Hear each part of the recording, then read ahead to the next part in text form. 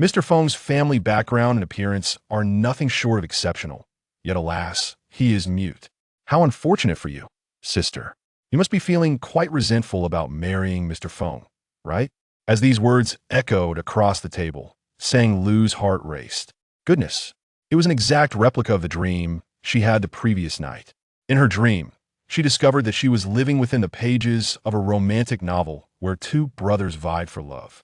She was neither the coveted heroine nor the rival instead. She was the wife of the elder brother. In other words, she was the matriarch of a wealthy family.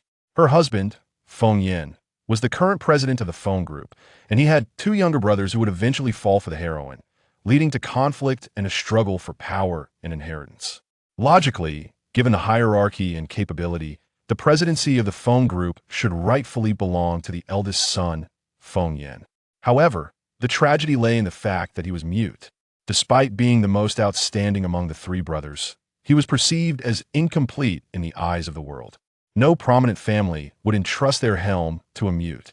Sang Lu hailed from a modest background and had never imagined that the childhood betrothal her grandfather whimsically arranged with a comrade would actually come to fruition. In the 3 months since their marriage, their encounters had been few and far between, and any semblance of affection was non-existent. The concluding vision of her dream depicted her transformed into a loathsome figure, snobbish, boastful, particularly after becoming sister-in-law with the heroine, engaging in daily comparisons, and secretly scheming to tarnish reputations. Ultimately, her vile plots would be uncovered, leading to her expulsion from the household. Sang Lu finally understood why her naturally cheerful disposition had soured of late. It was as if her life trajectory was being manipulated by a force known as plot, steering her toward the fate of a despised wealthy divorcee. A chill ran down her spine. If she allowed the story to unfold unchecked, it would be terrifying. Awakening to this realization, she resolutely decided not to let the narrative come to fruition. Weighing her options, she considered the perks of living in a grand apartment with a housekeeper to manage domestic chores, a wealthy yet taciturn husband who was handsome and kept to himself. As long as she behaved herself and avoided causing trouble, she could enjoy the luxuries of a wealthy life without interference. Such a fortunate situation was akin to winning the lottery. Oh, but wait, there was a difference. Lottery winnings were subject to taxes, hers were not. Sang Lu, what's the matter? Why are you silent? The woman across from her suddenly inquired. Sang Lu snapped back to reality. The woman, Guan Shiqing, was a junior employee in the president's office at the Feng Group whom she had recently befriended. Their camaraderie had blossomed through casual conversation. Today, however, it was this very friend who was covertly steering her toward speaking ill of Feng Yin. Thanks to the dream she had the night before, Sang Lu was aware that at this moment, under the tablecloth, Guan Shiqing was holding her phone, poised to record the moment she began to complain about Feng Yin, which would then be sent to him, igniting his disdain for her. Sang Lu remained silent for a few moments, casting a penetrating glance at Guan Shiqing before finally speaking. What's wrong with being mute? Being mute is fine, it prevents arguments. I am grateful to have married into the Feng family life. After marriage is simply splendid. Guan Shiqing was taken aback. Huh? This was not the bitter, resentful woman she had just encountered. It was as if she had transformed. Guan Shiqing remarked, Sang Lu, you're truly kind-hearted even when feeling wronged. You still project strength. You can share your feelings with me. It's getting late. Sang Lu interjected, gathering her belongings and standing up. Feng Yin is returning to the city today, so I must head home. This was a fabricated excuse. Feng Yin was on a business trip and wouldn't return for 3 days. Since their marriage, their text exchanges barely exceeded 10 messages. They were strictly functional, such as phone. 6 o'clock, dinner at the mansion. Sang Lu. Okay. Or Sang Lu. Shiqing invited me to go shopping today. Feng The conversation resembled a message board more than a dialogue. The last message from Feng Yin read, Feng, on a business trip, returning in 3 days. Sang Lu had never shared Feng Yin's schedule with Guan Shiqing. Using it as an excuse now would not expose her. She wished to avoid exerting energy dealing with Guan Shiqing and preferred to return home quickly to sort through her thoughts after her awakening. Sang Lu pushed open the CAF door and pressed a button on her car key. Beep, the orange scooter chimed in response. She skillfully mounted it, merging into the flow of traffic. Guan Shiqing stared at Sang Lu's departing figure, a look of disdain on her face. Huh. Poor people become rich but remain shabby. Even after marrying into a wealthy family, she still rode a shabby electric scooter such as small-mindedness. Guan Shiqing harbored a secret admiration for Feng Yan. She had worked hard to enter the president's office, hoping for more opportunities to interact with him, only to learn about his new marriage. If the boss wife were a wealthy heiress, that might have been acceptable. Instead, it was Sang Lu, who came from a commonplace background. Aside from her fair looks, what qualities did she possess? Guan Shiqing pondered. If Sang Lu could marry into such an elite family, could she not also aspire for the same? She had painstakingly befriended Sang Lu, becoming close friends with the intent of provoking her into disparaging remarks about the president, then subtly inciting discord to inch closer to Feng Yan. Who would have thought that Sang Lu would leave halfway through their coffee? Half an hour later, Sang Lu arrived at Qinghe by a tranquil luxury residential area in the city center, their new home after marriage. As she parked her electric scooter in the garage, she removed her helmet. Lacking a driver's license and preferring not to trouble a driver, she often chose to go out with Orange, the nickname she had given her scooter. The vibrant orange vehicle stood out among the numerous luxury cars. Yet Sang Lu felt no embarrassment about her little scooter. It was a coveted limited edition for which she had waited patiently. Entering the elevator, Sang Lu bent down to change her shoes at the entrance, cheerfully calling out, "I'm back." This was a habit ingrained in her since childhood, inspired by the animated series Crayon Shinchan. Regardless of whether she received a response, she would always announce her return home. Feng Yan had instructed the housekeeper to clean and cook only at designated times each day. The housekeeper resided in a separate room and entered through another door, rarely interacting with the family. Just as Sang Lu anticipated silence, a sound caught her attention from the living room. Leaning against the shoe cabinet, she peered inside. On the sofa sat a man whose silhouette was unmistakable. Feng Yan, tall and slender. The cool-toned lighting of the living room cast a pallid glow on his sharp features, accentuating his strikingly handsome yet frosty demeanor. He sat quietly, engrossed in a foreign newspaper. Upon hearing the noise, the man lifted his gaze slightly. Sang Lu's startled expression met his eyes. "Oh, you're home?" Sang Lu exclaimed in surprise. Wasn't he supposed to be on a business trip? Had he returned early? As she hesitated, searching for words, he merely nodded in acknowledgement, returning his focus to the paper. The warm yellow light from the entrance contrasted sharply with the cool tones of the living room, effectively dividing the two occupants into distinct realms. They were like a study in contrast, one warm and inviting, the other cold and aloof. They felt less like a married couple and more like two strangers sharing a roof. Silence enveloped the room. The only sound came from Sang Lu pacing back and forth at the entrance, which continued for about a minute without her stepping further inside. Though Feng Yan could not speak, his hearing was remarkably acute. He could hear the footsteps, but did not shift his gaze. He held no curiosity about her actions. Their marriage, arranged by their families, was devoid of emotion, merely two strangers cohabiting, at most, business partners. Nothing more. Fortunately, she too was tacitly aware that she would not intrude upon him without cause. Just as the man thought this, her footsteps grew closer. A head suddenly appeared in his line of sight. Sang Lu tilted her head slightly, her eyes sparkling as she asked, "Shall we have dinner together today?" Chapter 2. The Chatterbox and the mute. Sang Lu acknowledged that there was an element of gamble in her situation. In that fleeting moment, countless thoughts flickered through her mind. Awakening was one matter. Escaping a tragic fate was another. What if she awoke only to find herself once again ensnared by the plot? Rather than fretting over becoming a figure of disdain among the masses, it would be wiser to proactively reshape perceptions. First, by establishing fundamental trust with Feng Yan, fostering communication and interaction to cultivate a positive image. However, at this moment, being silently scrutinized by the man whose demeanor resembled an unyielding iceberg was undeniably oppressive. His gaze felt as if it bore weight, rendering her breathless. She could not ascertain how much time had elapsed. Perhaps just a few seconds. The man, indifferent, finally averted his gaze, nodding imperceptibly in tacit approval. The oppressive atmosphere dissipated, and Sang Lu's spirit lifted. In an instant, her face blossomed with a radiant smile. "I'll go inform Aunt Zhang. Once it's ready, I'll call for you." "Wonderful." The willingness to share a meal signified a glimmer of hope for their relationship. Sang Lu's steps were light as she made her way toward the nanny's quarters. The man turned his head, observing her retreating figure, which radiated undeniable joy. Despite the profound darkness of his eyes, a trace of confusion flickered within them. What was her intention? This thought merely flitted through his mind before dissipating. Never mind. It mattered little. He had no desire to expend energy deciphering the motives behind her every action. It was merely a meal. 40 minutes later, when Sang Lu reappeared before Feng Yin, she had changed into a set of bright yellow loungewear.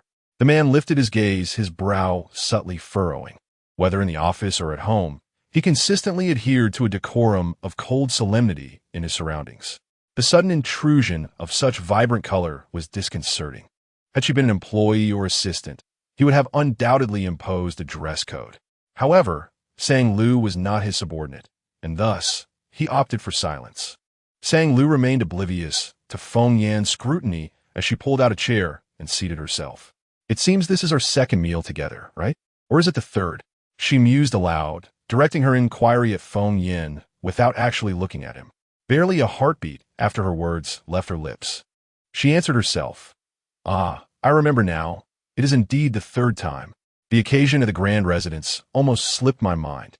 Feng Yin remained silent. At the dining table, each engaged in their own meal, Feng Yan's movements were delicate, his chewing almost soundless. In contrast, Sang Lu was animated, her chatter abundant. When the spiciness of the peppers overwhelmed her, she hastily reached for water. Upon tasting a delectable soup, she exclaimed, "Wow, this is absolutely delightful." Throughout this entire exchange, Feng Yin did not cast a single glance her way. Had Sang Lu still been the person she was before her awakening, she might have interpreted his series of indifferent behaviors as deliberate disregard, fostering resentment within her heart. Yet now, her mental well-being was remarkably robust. She was far from lost in baseless thoughts. It was only natural for someone who could not speak to enjoy a quiet meal, was it not?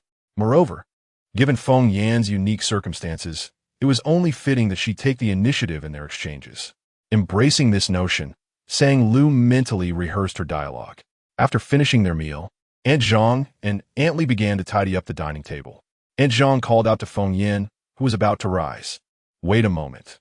The motion of standing up halted abruptly, and a cold, indifferent gaze was cast in her direction. Sang Lu, with a cheerful smile, tilted her head and said, "We rarely have the chance to meet. Since you are at home today, why not engage in a little conversation?" As soon as the words left her lips, Aunt Zhang and Aunt Li exchanged astonished glances from the kitchen, their hearts racing. Goodness, how could she dare? They thought. The term chat was a sensitive taboo, and the fact that she uttered it without a second thought left them in shock. It was well known that due to Mr. Feng's inability to speak, both the servants of the Feng family estate and the caretakers of the Qinghe Bay residence understood the need to remain as silent as possible in his presence. If one could refrain from speaking, they ought to do so, especially when it came to subjects that might evoke personal reflections from Mr. Feng. This was an unbreakable rule. Aunt Zhang and Aunt Li instinctively perked up their ears, straining to catch any sounds from the living room. They sensed that this might be the ominous prelude to a brewing storm. In the living room, Feng Yin wore a solemn expression. After a prolonged silence, he slightly furrowed his brow and retrieved a small leather notebook from his coat pocket. As he could not speak, he had developed the habit of writing during necessary exchanges. Unhurriedly, he removed the cap from his pen, and the nib met the paper with a soft rustle. After a moment, he placed the notebook on the table, turning it to face Sang Lu. Sang Lu looked at it, momentarily taken aback. The page bore a single, bold character, "M." Sang Lu thought to herself. After all the words she had spoken, she had expected Feng Yin to respond with at least a few sentences. To her surprise, he was so frugal with his words, offering only a solitary syllable, not even a punctuation mark, who claimed that the CEO required a period even for a cough. They should come forth and face the consequences. While she mentally ridiculed him, her lips formed a different phrase. Apologies. Apologies. The word apologies was all too familiar to Feng Yin. In company meetings and employee reports, sometimes he would merely glance at someone and they would inexplicably murmur, "Sorry." Mr. Feng. Their awkward expressions conveyed an unspoken subtext. I apologize for forgetting you are mute and for speaking so much in your presence. Feng Yan's gaze, deep as a serene pool, swept across Sang Lu's face. Meeting his penetrating yet not overly oppressive stare, she returned his gaze unwaveringly, continuing, "The question I posed was a bit lacking in substance. Aside from, it seems you truly have little to write." Sang Lu's eyes sparkled with mirth as she suddenly conceived an idea. "How about this? I will speak and you listen. Write down whatever you feel inclined to respond to. All right? By the way, how is it that your handwriting is so exquisite? I'm utterly envious. I practiced calligraphy in elementary school, but after just a month, I abandoned it. If only I had been more diligent, Sai. Have you trained in calligraphy? Ah, but that is not the first question. Haha." Due to her relaxed state of mind, Sang Lu's loquacious nature began to emerge. Around him, a mere utterance prompted a torrent of words. With each sentence spoken, the expressions of Aunt Zhang and Aunt Li in the kitchen grew increasingly grave. They were acutely aware of Mr. Feng's temperament. No one dared to be so loquacious in his presence. Feng Yan's gaze was devoid of warmth. He listened with an air of detachment, leisurely picking up his pen. Sang Lu's behavior today was certainly uncharacteristic. Yet, as they were ostensibly a married couple, it was only fitting to respond to his inquiries. "Yes, I have practiced for a while," she affirmed. Sang Lu leaned in for a closer look, marveling. Indeed, only someone who has practiced could produce such strokes. The extracurricular class teacher from elementary school did not deceive me. Feng Yan. For a second question, Sang Lu pondered briefly. "How many days in a month do you spend in the capital?" To avoid any potential misunderstandings, she added, "Not that I'm checking up on you, just curious." The man's hand faltered slightly as he grappled with the unfamiliar phrase emerging from Sang Lu's lips. He leaned back against his chair, his expression remaining impassive. The sound of his pen scratching against the paper filled the air. "I won't be traveling for business in the near future." As the man scribbled with his eyes lowered, Sang Lu found herself observing him discreetly. His lashes cast a shadow over his eyes, framing a distinctly chiseled jawline. His sleeves were pushed up to his elbows, revealing his slender, pale wrists, the long fingers that grasped the pen displaying hints of latent strength. She had an undeniable penchant for both aesthetics and dexterity. It had to be said, in terms of appearance and demeanor, Feng Yan was indeed impeccable. His brows, sharp yet expressive, conveyed an assertive allure.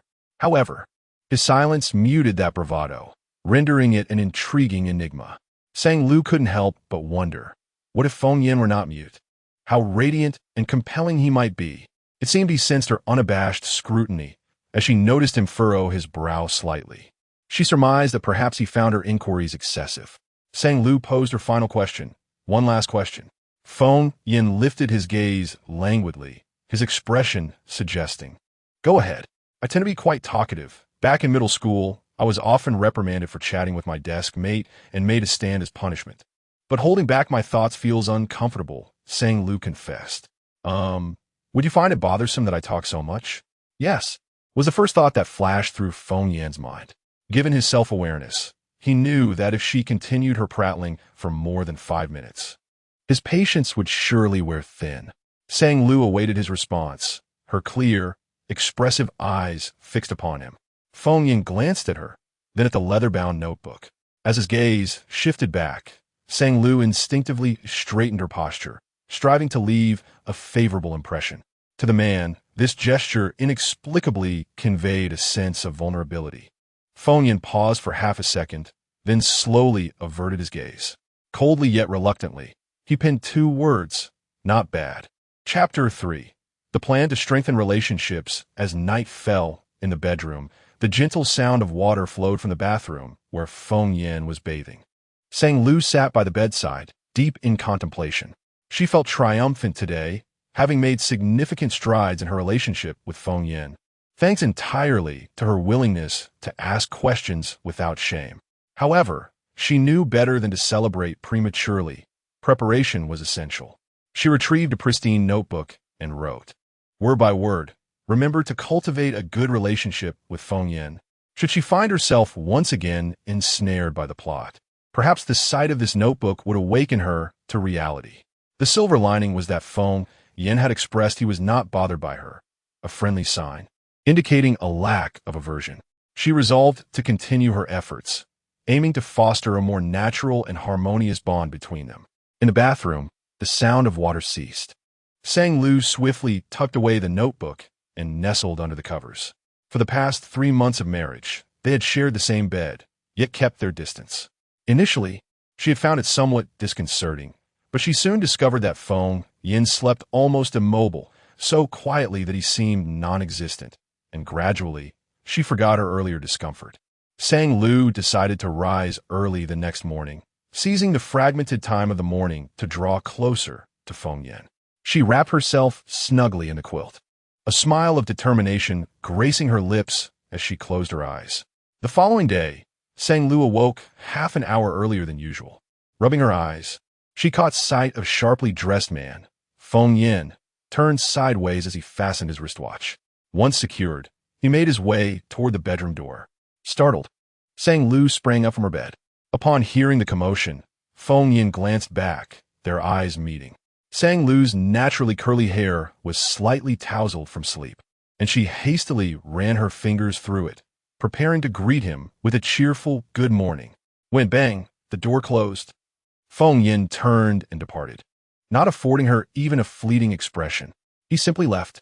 Sang Lu stared at the firmly shut door, tugging at her hair in frustration.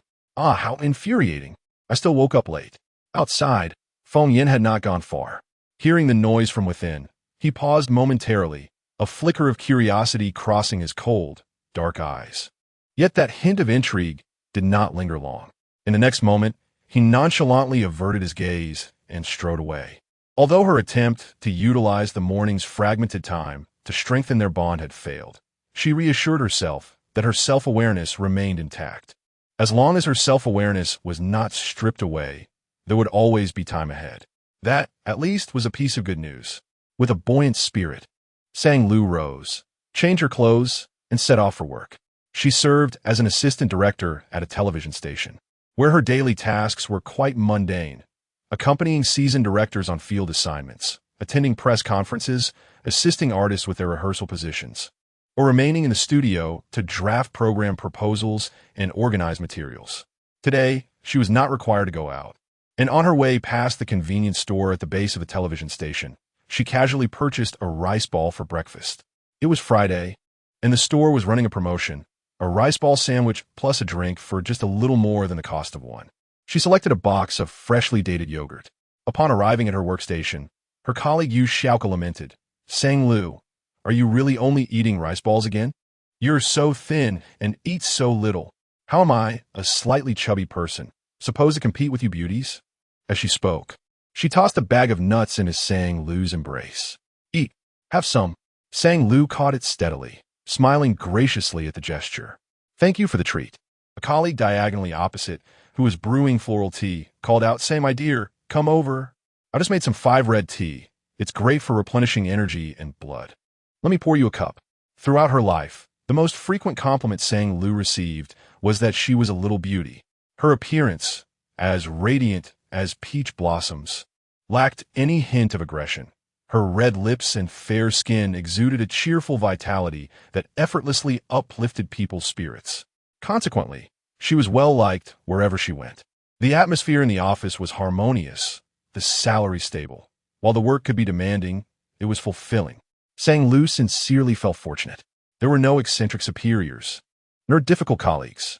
Her aspirations were simple: safety, health, and wealth. Presently, it seemed that with careful planning and by avoiding the path of public disdain, as well as maintaining a cordial relationship with that aloof gentleman, her life's dreams were on the verge of realization. At the phone group building, the work environment starkly contrasted with that of the television station. At 9:30, department heads punctually reported project progress to the president. Just as the minute hand pointed to 11, Assistant Fong knocked on the president's office door, neatly arranging the afternoon meeting schedule on the desk. Under the meticulous oversight of the man, known as Feng Yin, who resembled a finely tuned instrument, everyone at the phone group conducted their work with precision, daring not to deviate even slightly. 3 years ago, Feng Yin officially took the helm of the group. Initially, there were murmurs of doubt from the board. However, as he led the company to continuously expand its business horizons and absorb rival enterprises, skepticism gradually faded. Yet, the man at the center of power always bore a solemn and composed demeanor. As the captain of the Feng family, he felt compelled to remain eternally rational and correct, lest he become a target of criticism.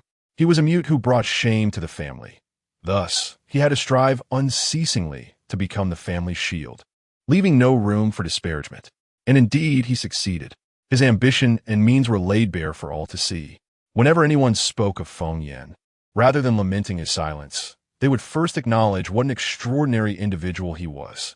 At noon, Guan Shiqing, seizing a moment while heading to the tea room, discreetly cast a glance toward the president's office.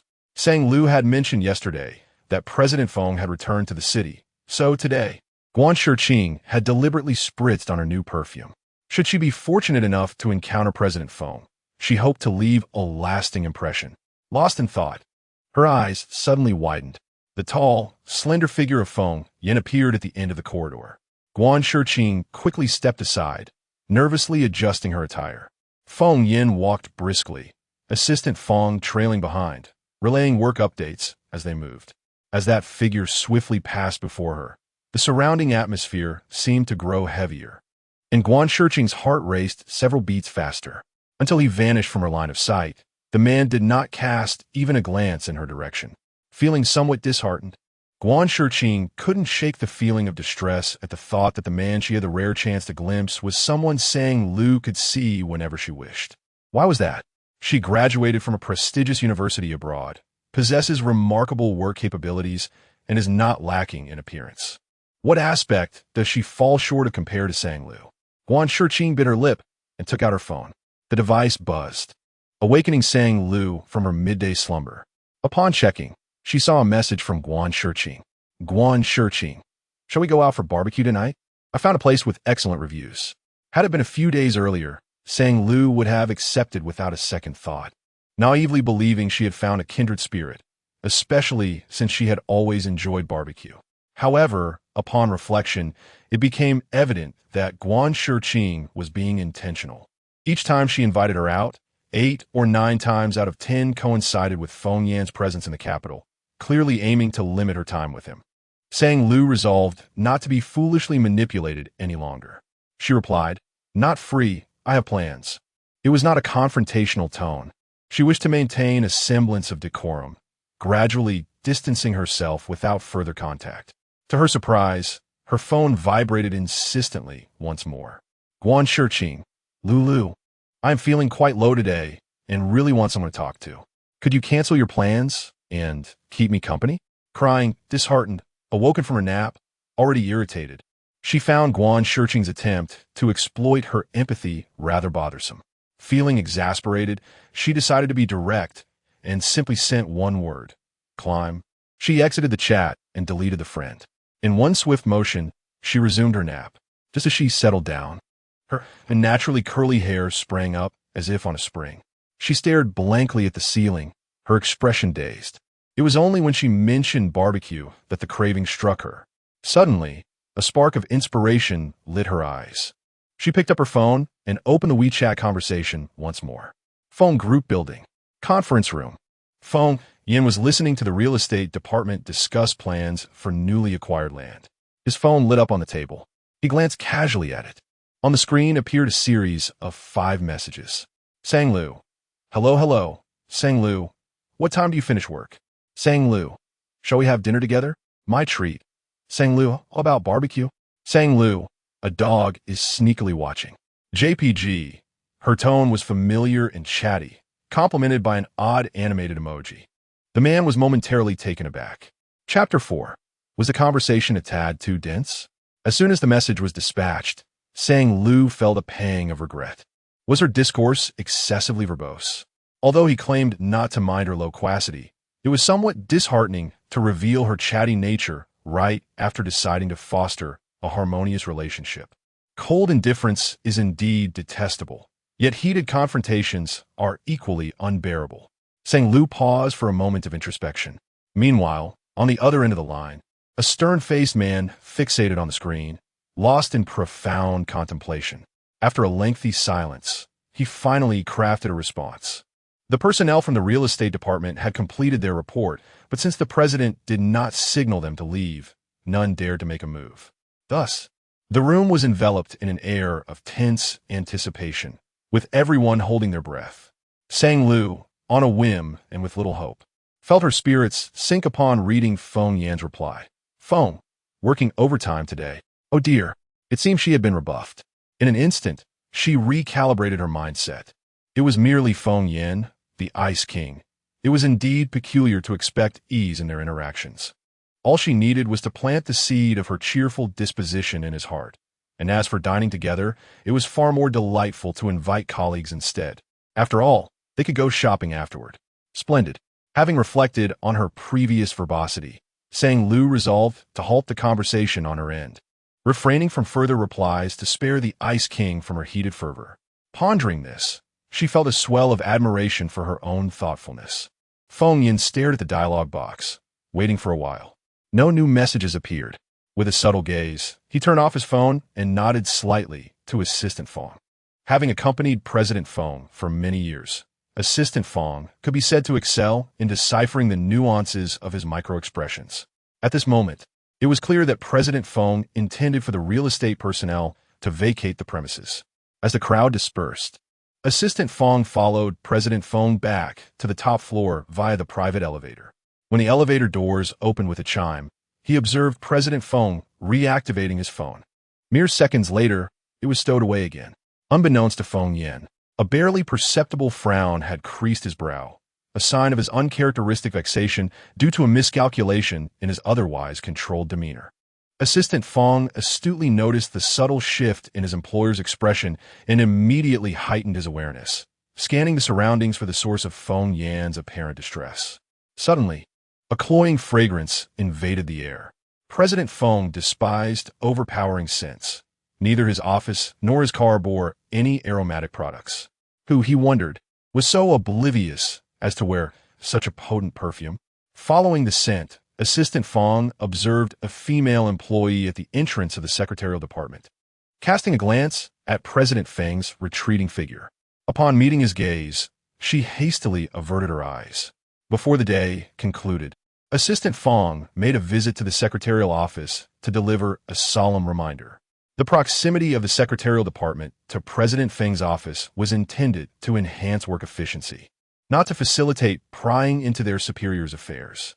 Moreover, he cautioned them to refrain from wearing strong perfumes in the workplace, as President Feng had a marked aversion to intense odors in the office environment. As the crowd exchanged glances, their attention ultimately settled on Guan Shiqing in the corner. Guan Shiqing, feeling bashful, lowered her head.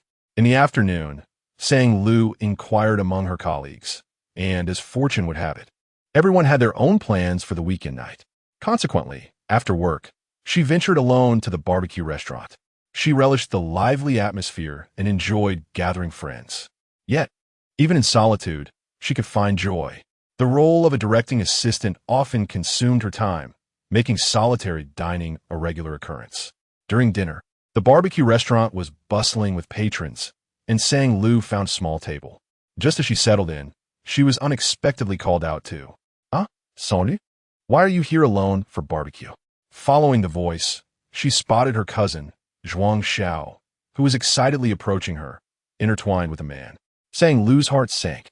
This distant cousin Zhuang Xiao was someone she particularly disliked, yet Zhuang's family frequently visited her parents under the pretense of familial bonding, which, in reality, was merely an excuse to mooch meals.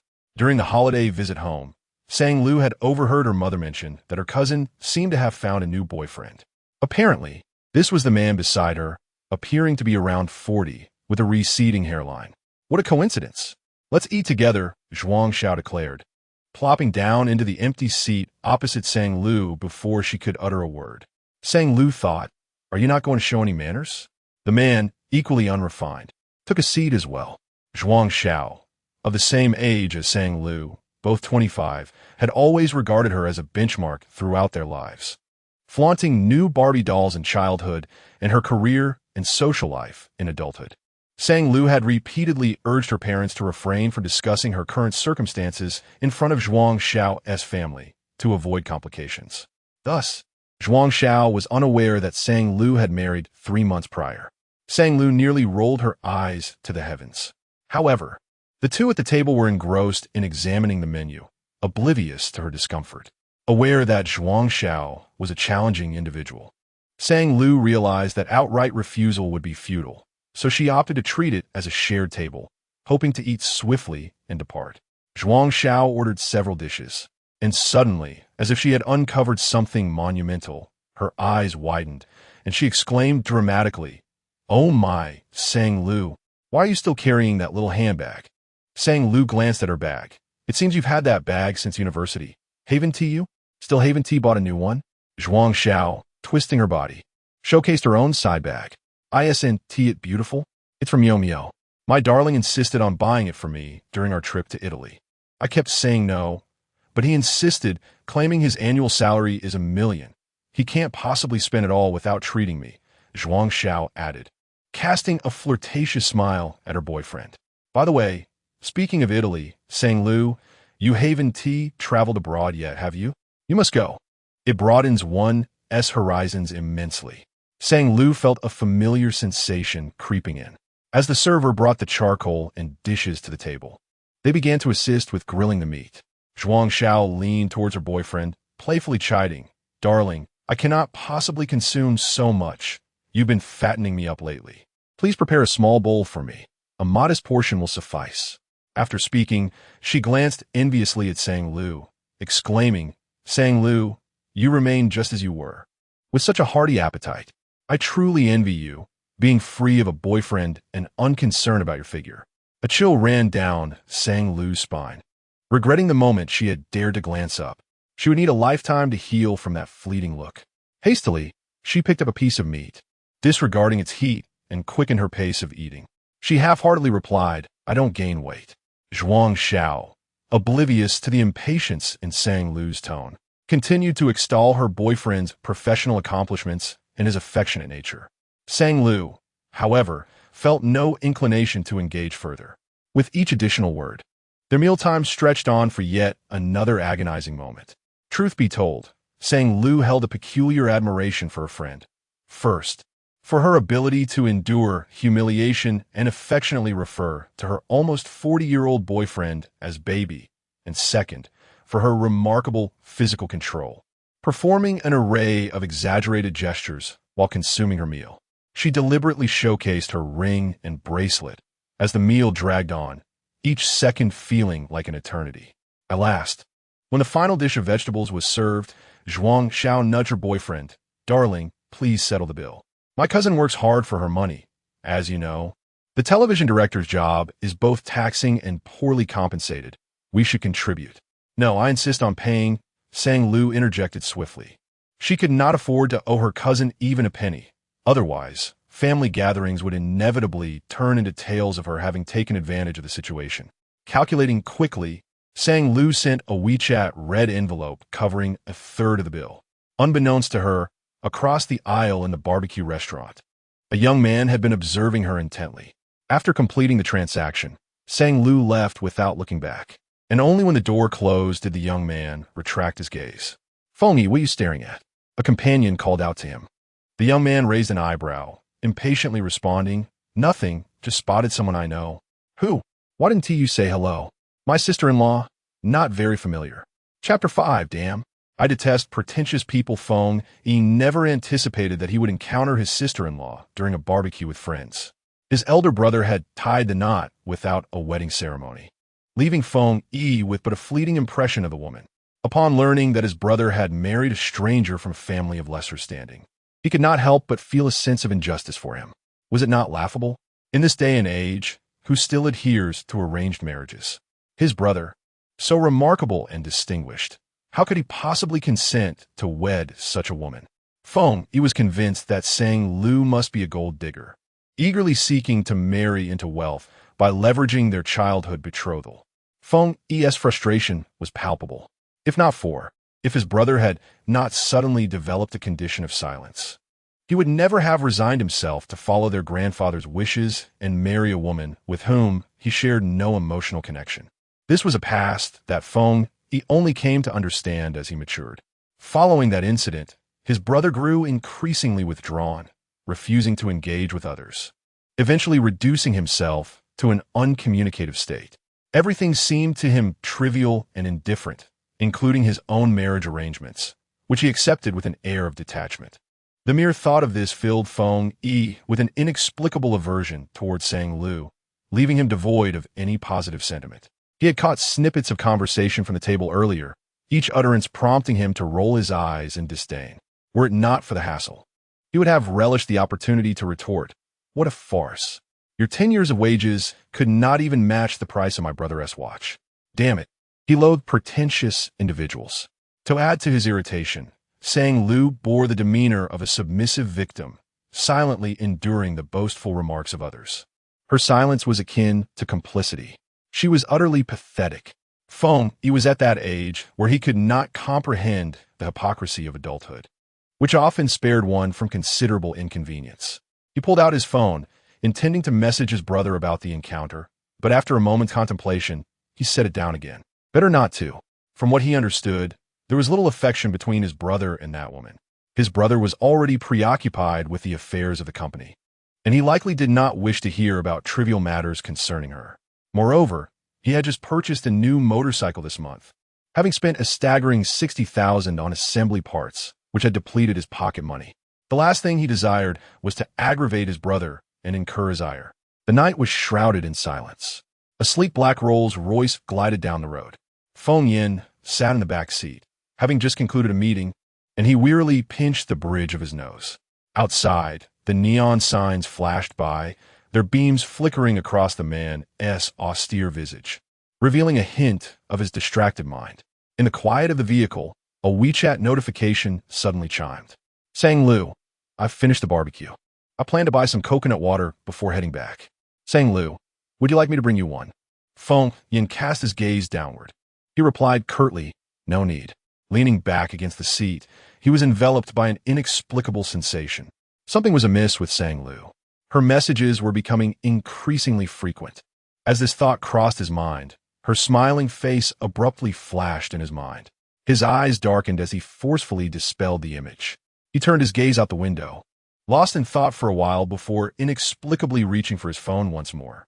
After a brief moment of hesitation, his finger hovered over a cartoon avatar of a green flying superhero girl in his WeChat list.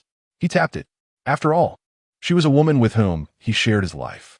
It was only fitting to understand her a little better. More than that, he sought to uncover the reason behind her inexplicable enthusiasm and loquacity towards him.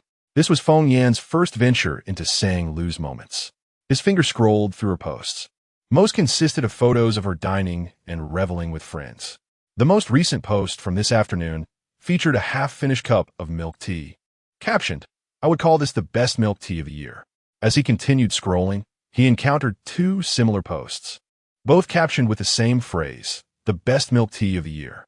Feng Yin frowned. 3 best of the year in a single week seemed perplexing. He could not fathom why this woman frequently changed her assertions, yet had the audacity to share them. Further down, he discovered a post from midnight. Ah, my husband is so handsome, it makes my mouth water. His hand clenched abruptly, and his pupils constricted. He glanced downward and found it was merely an image of a certain anime character. He exhaled in relief, yet his gaze subtly darkened once more. His fingertips swiftly scrolled past, and he stumbled upon a video, likely a recording she made during a mundane work outing, where she engaged in playful dialogue with 2 trash bins, laughing uncontrollably until the video concluded. Feng Yin exited her moments and turned off his phone. The world felt significantly quieter. Not a single post resonated with him. Just as his impression of her had suggested, excessively talkative and vibrant, they were inhabitants of disparate realms. He was still water, calm and unruffled. She was a rushing river, loud and boisterous. Maintaining a facade of marital harmony, they dwelled in separate spheres, a distance that suited them best. Time advanced to 8:30. Sang Lu returned to Qinghe Bay, cradling a coconut. Passing the study, she noticed Feng Yin working at his computer. The study was separated by a large glass wall, offering a panoramic view of the spacious living room. She gazed inside, and at that moment he looked up. Their eyes met. Sang Lu waved cheerfully, her eyes sparkling with mirth. Then she raised her hands above her head, pretending to wash her hair, mouthing, "I'm going to wash my hair." After every barbecue meal, she needed to wash her hair immediately, unable to endure even a moment longer in the lingering scent of smoke. As Sang Lu's figure vanished, the man in the study halted his typing. A hint of something unusual flickered in his dark eyes. First, she invited him to dinner. Now, she bombarded him with messages. Even trivial matters, like washing her hair, required her to inform him. What did she truly mean by this? Chapter 6, Is he dodging her? An hour had elapsed since Sang Lu emerged from the bathroom. Feng Yin remained engrossed in his work within the study. Sang Lu was accustomed to this scenario. He typically only graced the bedroom during the hours of slumber. The opulently decorated bedroom often served as her solitary refuge. She lay upon the bed. Engrossed in a recently aired urban drama, her interest peaked. In the narrative, a supporting female character, infatuated with the male lead, consistently engaged in inexplicable actions, drawing the ire of the audience. Each time she appeared, a torrent of disdainful comments flooded the screen. Gold digger. Get lost. Bitch, shame of women. Sudoni, sans lui jeter du pite. Her thoughts struck, as if by lightning. A premonitory dream surged to the forefront of her mind. In that dream, she too had been branded a gold digger. She had clandestinely siphoned $8 billion from Feng Yan's account, leveraging her status as his wife to introduce relatives into the Feng Corporation. Even her cousin, Zhuang Xiao, had been ensnared in her machinations. Furthermore, discontented by Feng Yan's indifference, she had discreetly engaged male models, maintaining 3 young lovers. When the truth emerged, Feng Yan's brother, Feng Yi, had kicked her and scornfully declared, "Shameless gold digger, get out with your impoverished relatives." Another brother, Feng Bai, had slapped her, proclaiming, "You are unworthy to be our sister-in-law."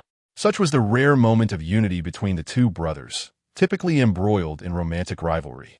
Ultimately, due to multiple financial crimes, she had been remanded to prison. A cold sweat broke out on Sang Lu's back.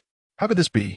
After graduating from university, she had moved out to live independently, maintaining scant contact with her relatives. She would even avoid her cousin whenever possible, rendering such actions utterly implausible.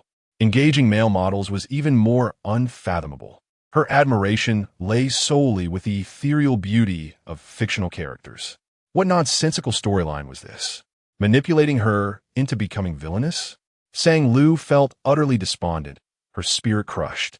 As she reflected on the dream's content, it dawned on her that, in her pursuit of a harmonious relationship with Feng Yan, she had entirely overlooked his 2 mischievous younger brothers, Feng Yi and Feng Bai. Feng Yi, 22 years of age, was arrogant and dismissive of others. Currently a graduate student, he claimed to be engaged in academic pursuits, yet spent his days tinkering with heavy motorcycles. Feng Bai, 20 years old, was a brooding youth who had abandoned his university studies to enter the entertainment industry. After 2 years of struggle, he had returned as an unknown. With determination, she retrieved her notebook and added 3 new entries. Do not be greedy. Refuse any money that does not rightfully belong to you. Do not introduce relatives to work.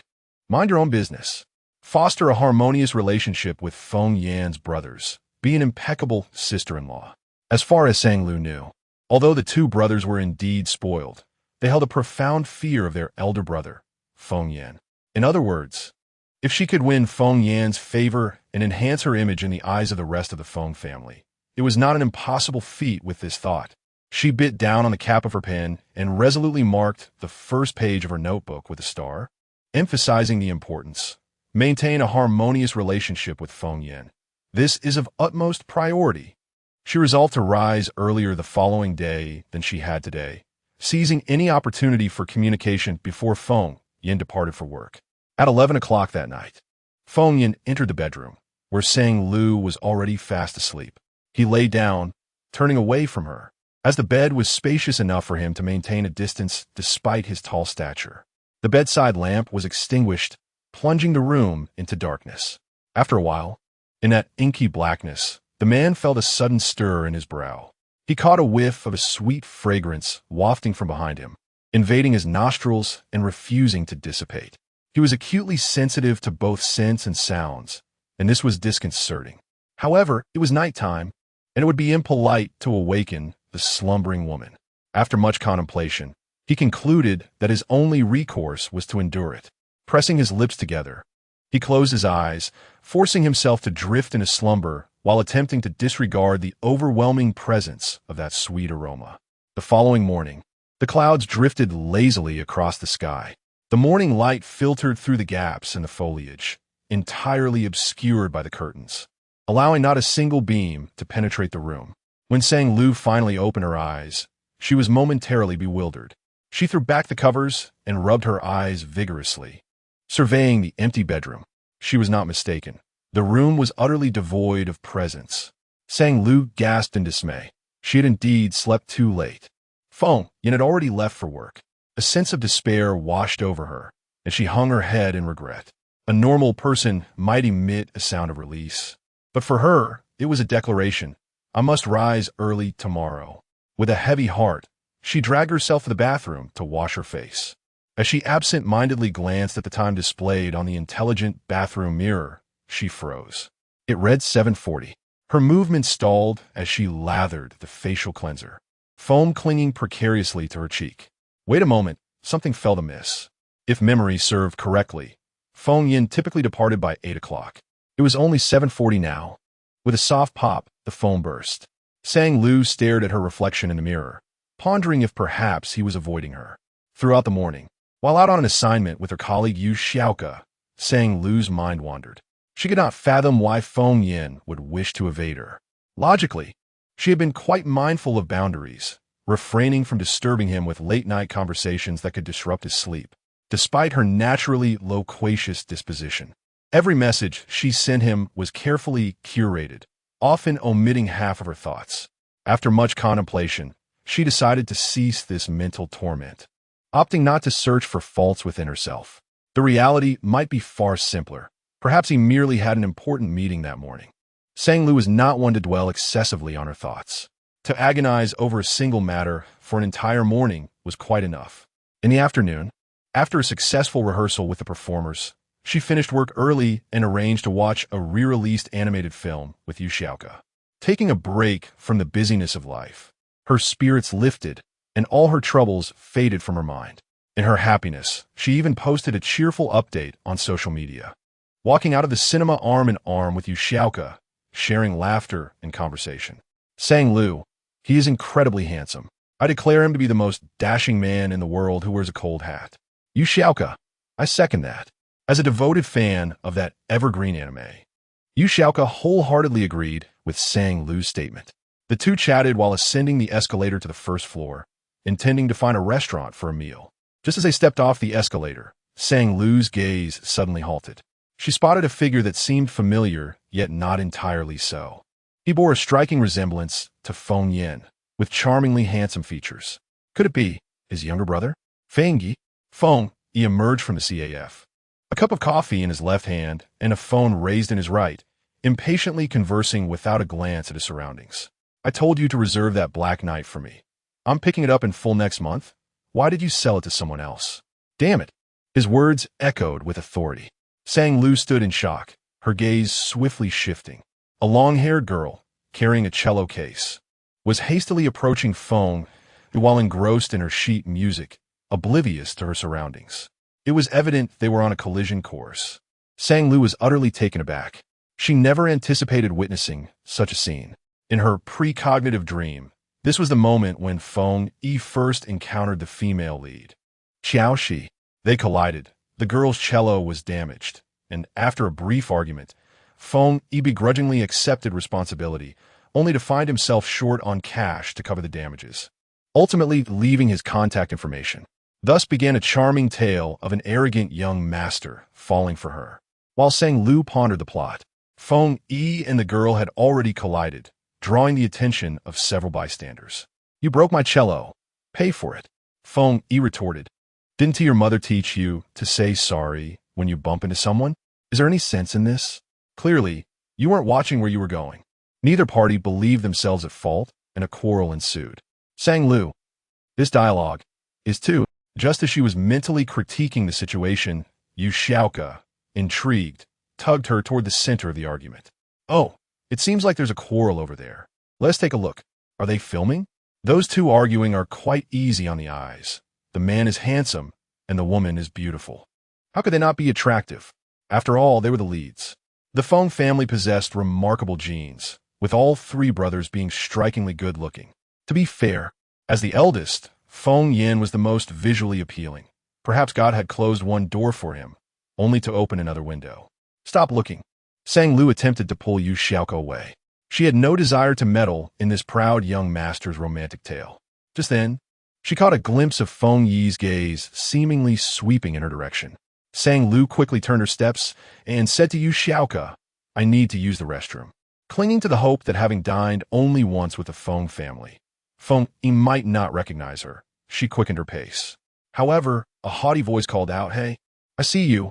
Why are you running away? Chapter 7 Wonderful, it's my sister-in-law. I am saved. Sang Lu was momentarily petrified. Yu Xiaoka nudged her with her elbow. That handsome guy seems to be calling you. Sang Lu. Oh dear. She realized she had been seen. Feng Yi approached her with a look of exasperation. Raising an eyebrow. Sister-in-law, do you have any money? Lend me some. I'll pay you back later. Though he was requesting a favor, his tone was more akin to issuing a command. Sans. How should I respond? If I help him, will it disrupt the narrative?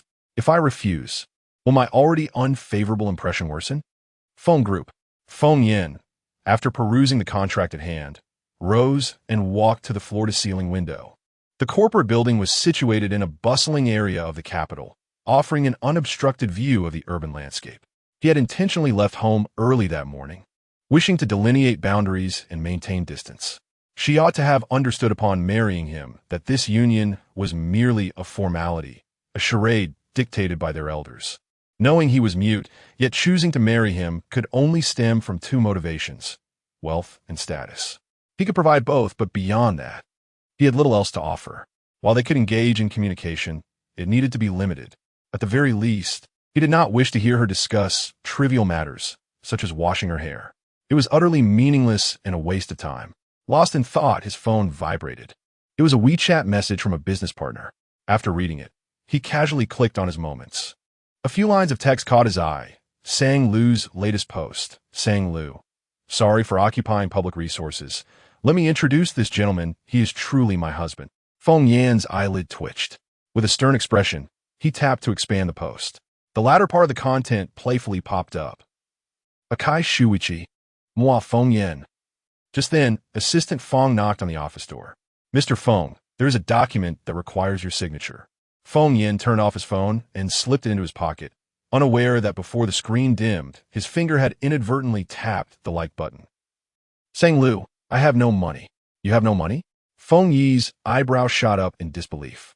It was inconceivable that she, having married his elder brother, could lack funds. Absolument impossible. To say you have none without even asking how much I need? Are you not even attempting to feign ignorance?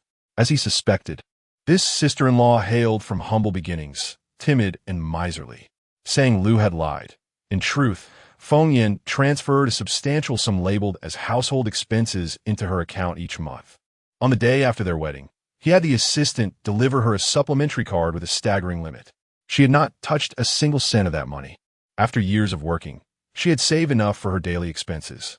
Though she was somewhat of a spendthrift, she refrained from extravagance, finding comfort in watching the numbers grow in her account, which provided her with an inexplicable sense of security. Seeing the expression on Feng Yi's face that seemed to question whom she was attempting to deceive, Sang Lu steeled herself and spoke up. My money is in a fixed deposit account. In a moment of inspiration, she raised her wrist to showcase her watch. How about this? You can take my watch. Perhaps you can find a pawn shop to exchange it for some cash. Are you jesting? What would I want with your watch? Feng Yi lazily remarked with a dismissive glance. It's nothing but a piece of junk. Sang Lu retorted, exactly, if you don't want it, then so be it.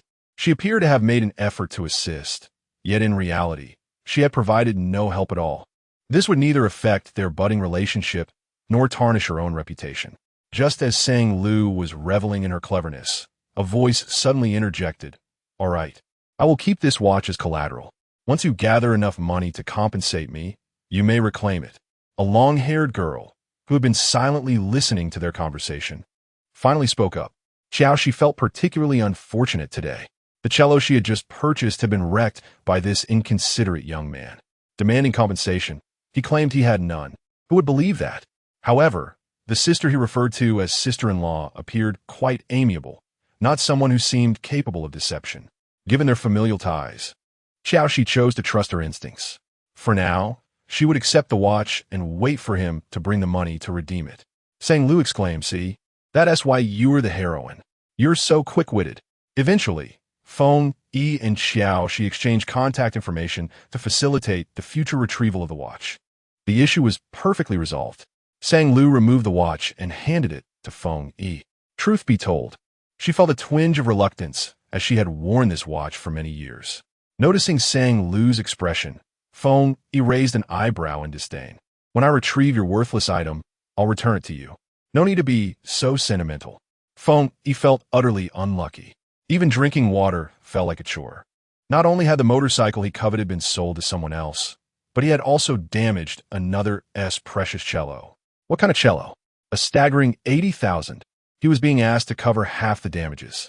If it weren't for the fact that his allowance of 200,000 for the month was depleted, he would have to engage with a sister-in-law he barely knew. This sister-in-law truly exuded a sense of pettiness, a mere broken watch, and she was reluctant to part with it. The embarrassment of pawning it would be his, after all. Suddenly, Feng Yi's expression tightened as he recalled something crucial. Turning to Sang Lu, "By the way, about today's events, don't mention it to my elder brother. If he finds out I overspent my allowance on a motorcycle, it would be disastrous." Sang Lu, afraid of Feng Yin finding out, are we? It seems the blood bond of siblings is indeed constraining. Sang Lu initially intended to agree, but upon seeing Feng Yi's boastful and infuriating demeanor, the words caught in her throat. She had truly endured for far too long. She refused to hold back any longer. Her expression abruptly shifted. "Hey, you." Feng Yi halted, thinking he must have misheard. "You?" Was she addressing him? "I put up with your eyebrow antics for long enough." Sang Lu raised her hand, pointing at his brow. "If you dare to raise your eyebrows again, I will immediately inform your brother of today's events." Beside her, Yu Xiaoka was momentarily taken aback, inexplicably reminded of that famous meme. "Are you really that impressive? Lower your stance." JPG. Sang Lu did not deny it. Indeed, she had inscribed on her notebook, "I aspire to be an impeccable sister-in-law." However, extending goodwill did not equate to subjugating oneself. After all, she had aided this young man. While she did not expect him to proclaim, "Wonderful, my sister-in-law has come to my rescue," at the very least, a modicum of courtesy would be appreciated, wouldn't it? Feng Yi was left speechless. No one had ever dared to address him in such a manner. Just as he was about to raise an eyebrow in provocation, the thought of his older brother's icy demeanor made him flinch, and he could not bring himself to do so. He uttered defiantly, "Do you dare?" "Oh, care to see if I do?" Sang Lu replied nonchalantly, retrieving her phone as if to threaten him with the prospect of reporting his behavior. All right, Feng Yi replied, his brow furrowed tightly enough to crush a fly. "I want to raise an eyebrow, okay?" Sang Lu tucked her phone away, smiling. "Very well." Having suffered a silent defeat, Feng Yi, in a fit of impatience, ruffled his hair, muttering a hasty goodbye, sister-in-law, before swiftly departing. Observing Feng Yi's retreating figure, Sang Lu couldn't help but smirk. A deep sigh of relief escaped her lips. She understood clearly, rather than fret about being kicked or slapped by her two younger brothers in the future. It was better to assert herself now, extend goodwill when necessary, and exercise authority when the time calls for it. After all, she was the sister-in-law. With the minor incident resolved, she could finally indulge in dinner, her stomach growling in protest. During the meal, Yu Xiaoka inquired curiously, "Was that just now your husband's younger brother? Speaking of which, with such a handsome brother, your husband must be quite dashing himself, right?" Sang Lu chuckled, choosing not to respond. Upon marrying into the Feng family, her mother had advised her to maintain a low profile. When an ordinary person marries into a wealthy family, they inevitably become the subject of gossip. The best course of action was to remain silent. Consequently, her colleagues were aware that she had recently wed, yet remained oblivious to the identity of her husband. Yu Xiaoke, not one to dwell on gossip for long, was soon diverted to other topics of conversation. After finishing dinner and while on her way home, Sang Lu picked up her phone to browse WeChat. The post she had shared after watching a movie that afternoon had garnered over a dozen likes and 8 comments in a short span of time. She scanned through them briefly, responding to each in turn. Classmate A, was to your husband just Sesomaro last week? Sang Lu replied, don't ask. It's just my ex-husband. Classmate B, did you go to the rescreening? I'm going tomorrow. Salut, Uri. P.S. worth it. Classmate C, nonsense. P.S. my husband. Glaring. Sang Lu, draw your sword, brave warrior. Her mother, Ms. Lin, chimed in, you never act your age. Sang Lu retorted playfully, I inherited that from you, silly face. Her father quickly followed with, aren't you a bit old to be watching cartoons? Sang Lu, Ms. Lin, Mom, Dad is bullying me. As she was engrossed in responding, Sang Lu's eyes suddenly widened in astonishment. She was taken aback to discover a solid black avatar among her friends who had liked her post. Could it be Feng Yin? How peculiar. Did Feng Yin just give her a like? Chapter 8. The moment of contact, the emotional knot that had troubled Sang Lu throughout the morning was suddenly unraveled. Indeed, it seemed she had overthought the situation. Feng Yin was not avoiding her. Rather, he had taken the initiative to like her post on social media. This was a clear signal of goodwill, a testament to the effectiveness of her recent efforts to draw closer to him. She felt compelled to press her advantage. Sang Lu tapped her chin thoughtfully, reflecting on the numerous posts she had shared, noting that Feng Yin had only liked this particular one. Could it be that he, too, had an affinity for this anime? The thought flitted through her mind, but she shook her head, murmuring, unlikely. He seems the type who only reads foreign newspapers. Yet, upon reconsideration, she pondered, what if, while it was permissible to be stern with his younger brother, it was wiser to cling to the elder? An idea sparked in her mind. She opened another app and sent Feng Yin a compilation video of a popular series that she had saved for quite some time. After all, good things ought to be shared, as Ms. Lin had taught her. Buzz, buzz, buzz. Her phone vibrated incessantly with notifications. Assistant Feng stood beside President Feng, awaiting his signature on a contract. The barrage of WeChat notifications drew a look of astonishment from him. Who dared to bombard President Feng with messages? It was well known among his associates that he disliked noise. Even during employee meetings, no one dared to stray into unnecessary chatter. Having worked alongside him for many years, Assistant Feng had never witnessed such a scene. He cautiously glanced at the slightly irritable expression on President Feng's face. The president, with a stoic demeanor, opened his phone. After a considerable pause, an expression of perplexity crossed his icy features, an emotion Assistant Feng had never seen before. Could there really be something Feng Yin did not understand? How curious. Moments later, Assistant Feng observed President Feng rubbing his temples, the look of resignation and inexplicable bemusement momentarily crossing his composed visage. At that moment, Feng Yin was deeply curious about what thoughts swirled within Sang Lu's naturally curly mind. As the cold moon hung high, at 9 o'clock in the evening, Feng Yin returned to Qinghe Bay, casually draping his suit jacket over one shoulder. Upon hearing the sounds at the entrance, Sang Lu perked up and hurried over, eager to engage Feng Yin in conversation about a movie, a splendid opportunity to strengthen their bond. Feng Yin towered over Sang Lu, who suddenly leaned closer, her presence inviting. He glanced down at her, inhaling the delicate, sweet scent that wafted from her. His gaze fell upon her soft sweater, likely imbued with the lingering fragrance of laundry detergent after washing. Sang Lu's eyes sparkled with excitement. You're back. Did you receive the messages I sent? Did you watch them? Feng Yin's gaze sharpened slightly as he recalled the myriad of messages she had sent him that afternoon. The chaotic content made his head spin. He had opened one but closed it within 10 seconds, unable to grasp Sang Lu's intentions. Nevertheless, he responded with a nod, indicating that he had received them. Have you watched them all? Sang Lu's smile radiated brightly. Indeed, as she anticipated, the audience for that evergreen anime is remarkably vast. Feng Yin offered no further explanation. Raising his gaze slightly, he noticed Aunt Zhang approaching from the entrance. As usual, he extended his hand to pass her his suit jacket for hanging. Observing his gesture, Sang Lu blinked in confusion. Is he implying that she should assist him in hanging his coat?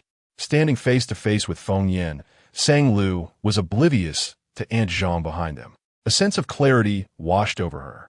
It's merely a trivial matter, just hanging a coat. If it could leave a favorable impression on this stoic gentleman, what harm would there be in sewing him a coat herself? Without hesitation, Sang Lu reached out, saying, "Let me help you." Feng Yan's gaze momentarily faltered. His arm suspended in the air for a few seconds. As she took the jacket, her fingertips brushed against the back of his hand. The delicate, soft sensation felt like a feather-light caress. Feng Yan's dark eyes revealed no discernible emotion. Meanwhile, Aunt Zhang stood astonished. Why was the lady usurping her task? How peculiar. Previously, the lady had never assisted Mr. Feng with his clothing. Had the sun risen from the west? Upon further reflection, it was indeed a positive development. Prior to moving to the new residence at Qinghe Bay, old Master Feng had instructed both her and Aunt Li to continue their diligent work, treating the lady from a humble background with the same respect as before. If they noticed any friction between the couple, they were to speak kindly to both sides to foster harmony. Currently, the couple's relationship was gradually becoming more harmonious, a delightful prospect. With this thought, the over 50 Aunt Zhang deftly turned around, swiftly returning to the distant maid's quarters, the entire process executed in silence. Feng Yin paused, glanced to Sang Lu, then slowly averted his gaze. Lowering his arm, he stepped further inside. Had he known she shared his interests, he would have invited her along for the viewing. Sang Lu hung his jacket on the coat rack at the entrance and followed suit, adding, "But I wouldn't mind accompanying you for a second round. I had assumed our interests were completely divergent, yet what a surprise. By the way, what other hobbies do you have? Perhaps we share more commonalities." I'll start with mine. I enjoy attending concerts. As Sang Lu opened up, her words flowed like a burst dam. I love comedy shows, talk shows, and I occasionally watch documentaries. However, I can't stand the trending, bickering reality shows. They make me cringe for the participants. You wouldn't believe how exaggerated it is, with dozens of cameras capturing every awkward moment. Just thinking about it makes me feel embarrassed. What about you? What type of variety shows do you enjoy? Unbeknownst to her, Sang Lu had effortlessly steered the conversation into familiar territory. As an assistant director at a television station, one of her daily tasks was to review various variety shows across major platforms, and she was well acquainted with the offerings in the market. Feng Yin walked at a leisurely pace, rolling up his shirt sleeves, unsure of how to interject as he listened to Sang Lu's animated chatter. He had never encountered someone quite like Sang Lu. In the presence of a mute individual, she effortlessly conjured an endless stream of topics without a moment's pause. The deliberate distancing she enacted in the morning left her utterly unfazed. On the contrary, it seemed to have an opposite effect. Chapter 9. The facade of marriage. He loosened his tie and sank into the sofa, retrieving a leather notebook. After all, she was his nominal wife and deserved a response. Remaining silent was not the epitome of decorum. He found himself incapable of such an act. "I've been busy with work, and haven't had the time to watch any variety shows," he replied succinctly. Sang Lu leaned forward, peering at the characters he inscribed. Suddenly enlightened, "Ah, I forgot. You don't even have time to dine with me." Feng Yin remained non-committal, leisurely lifting his teacup and taking a sip. Upon observing this, Sang Lu reacted, abruptly realizing that it might be misconstrued as her lamenting their lack of shared meals. She hastily clarified, "Please don't misunderstand. I'm not complaining about you not dining with me. It's entirely normal to have to work late, especially with new programs launching at the station. I often find myself in a frenzy too." She offered a few awkward chuckles. Any potential misunderstanding that might tarnish her reputation needed immediate rectification. The mere thought of being universally disliked filled her with dread. Feng Yin set down his cup, his gaze momentarily clouded as he regarded her, as if deciphering something profoundly perplexing. Sang Lu inquired, "Will you be home for dinner tomorrow?" Feng Yin initially contemplated shaking his head, but after a moment's thought, decided to write instead. I have a dinner engagement, a 1 TB returning. Perfectly convenient. Sang Lu had merely asked out of curiosity. She had other plans for tomorrow. And should Feng Yin have responded affirmatively, she might have needed to reconsider her schedule to seize the opportunity for a meal together. Now that she had his answer, no further arrangements were required, which suited her just fine.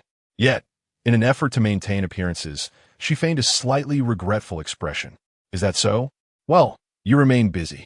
I, too, shall be absent for dinner tomorrow, as I'm visiting my parents. I will inform Aunt Zhang shortly that dinner need not be prepared. She felt she was excelling in her role as a wife, gracious, poised, and understanding. Not only did she harbor no grievances about her husband's absence at dinner, but she also remembered to add a thoughtful reminder. Do drink less at the dinner. Alcohol is harmful to the body. She was well aware of the art of conversation. Feng Yin remained silent. Just as Sang Lu reveled in her own articulate expression, she noticed the man had written a few more characters and pushed the paper towards her. Would you like me to accompany you back? Sang Lu froze, momentarily questioning her own perception. This was utterly unlike the icy demeanor of the man before her. She focused again on his strong, decisive handwriting, confirming she had not misread. Still reeling from surprise, she raised her gaze to meet his. His deep, dark eyes gazed back at her with an air of calm normalcy. Feng Yin had delineated the boundaries in his mind with crystal clarity, a facade of marriage. He understood precisely what actions were appropriate and which were not. At that moment, upon learning she intended to visit her parents, he inquired whether she required his company, categorizing it as an appropriate gesture, especially after she had made her peculiar admonition about drinking less at the dinner.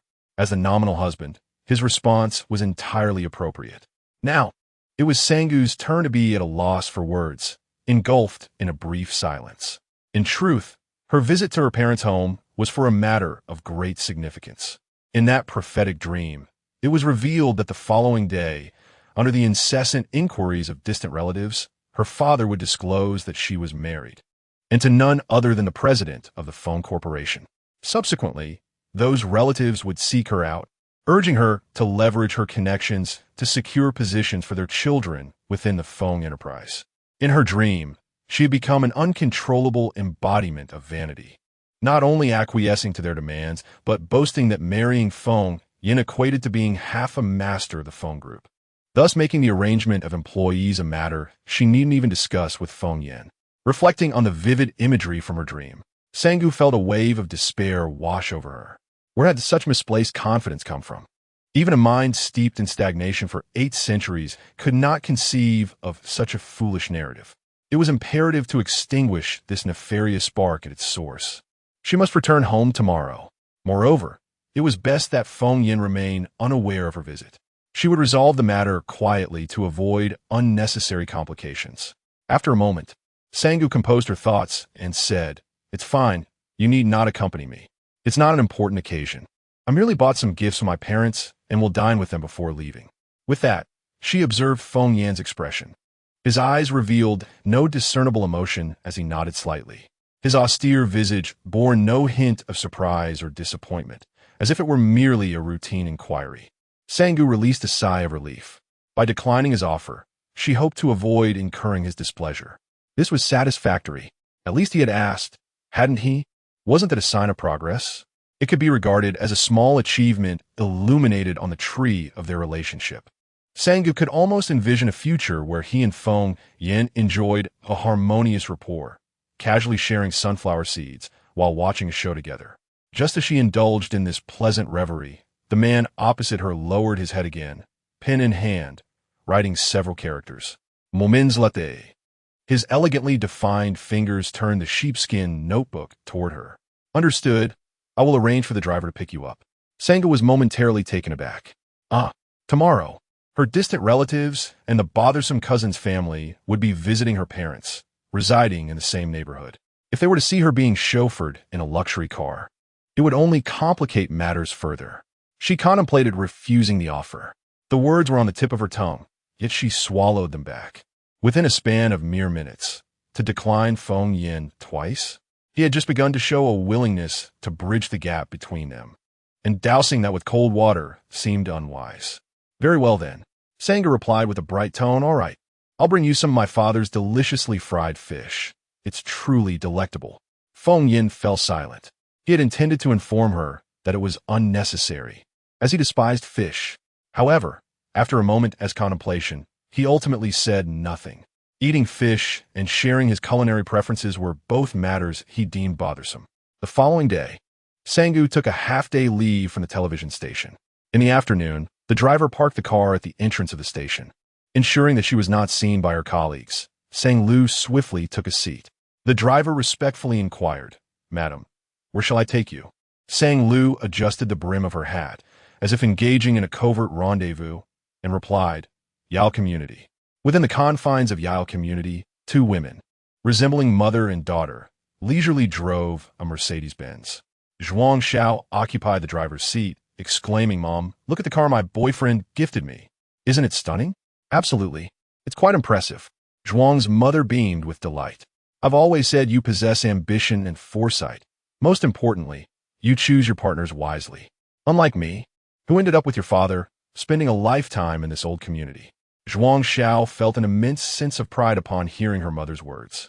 After persistently persuading her boyfriend for over a month, he finally gifted her this car, a Mercedes, costing a whopping 380,000 yuan. Xiao Xiao, you truly bring honor to our family. Her mother praised before shifting the conversation. Much better than your cousin Sang Lu. Throughout her life, countless suitors have pursued her. Yet here she is, still single. By the time she turns 30, who will still want her? The Zhuang family resided in Unit 3 of Yao Community, while the Sang family lived in Unit 2, separated by a fitness area. Zhuang's mother often went downstairs to exercise, frequently encountering Sang Lu's mother, Lin Yuan. Their mutual disdain had persisted for years, leading them to habitually compare their lives and circumstances. Zhuang Xiao remarked, speaking of which, I ran into Sang Lu the other day.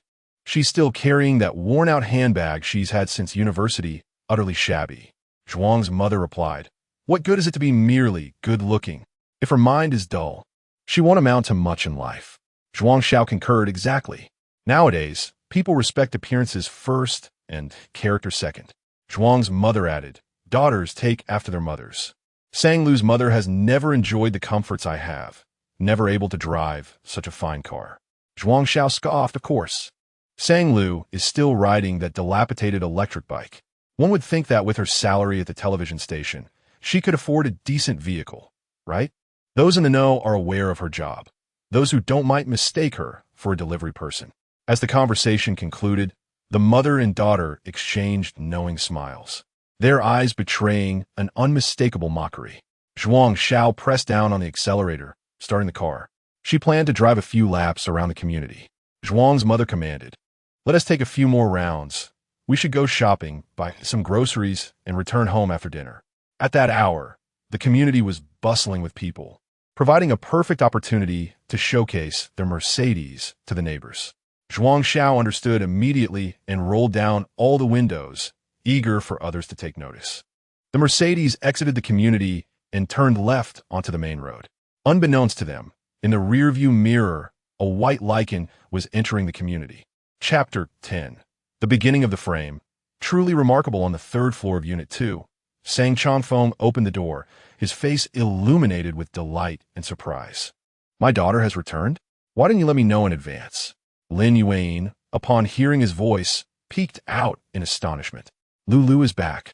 Sans-lui smilait de radiante, lifting the large bags of gifts in her hands. However, Sang Chongfeng's smile abruptly vanished as he furrowed his brows. You come back and bring gifts? Do you really think of yourself as a guest? Instantly, Sang Lu pouted and turned to complain to her mother, Mom, Dad is scolding me again.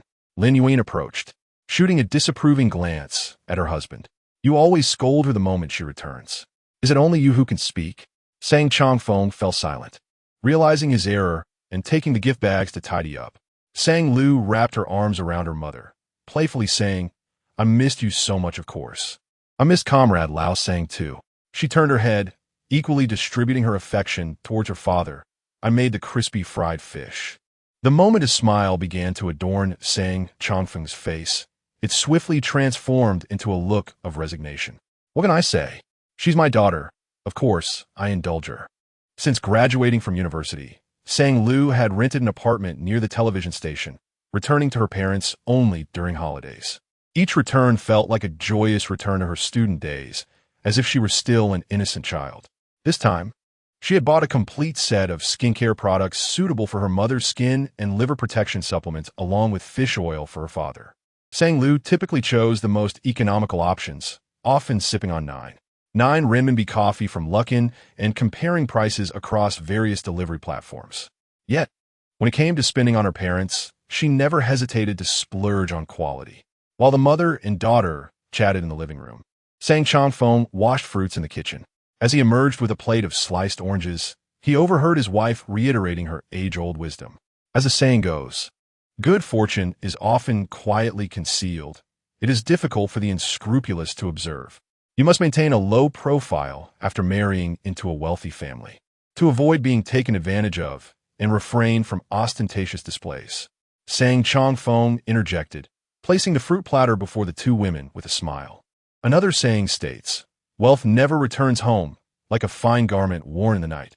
Lin Yuan responded with a silent pause, while Sang Lu remained quiet. Sang Changfeng continued, I don't understand why you two hide things. My precious daughter was betrothed as a child. She is not climbing the social ladder. Why shouldn't we speak of it? Lin Yuan frowned. Well, you know, you big oaf. Initially, Lin Yuan shared her husband's perspective. What was there to conceal from outsiders?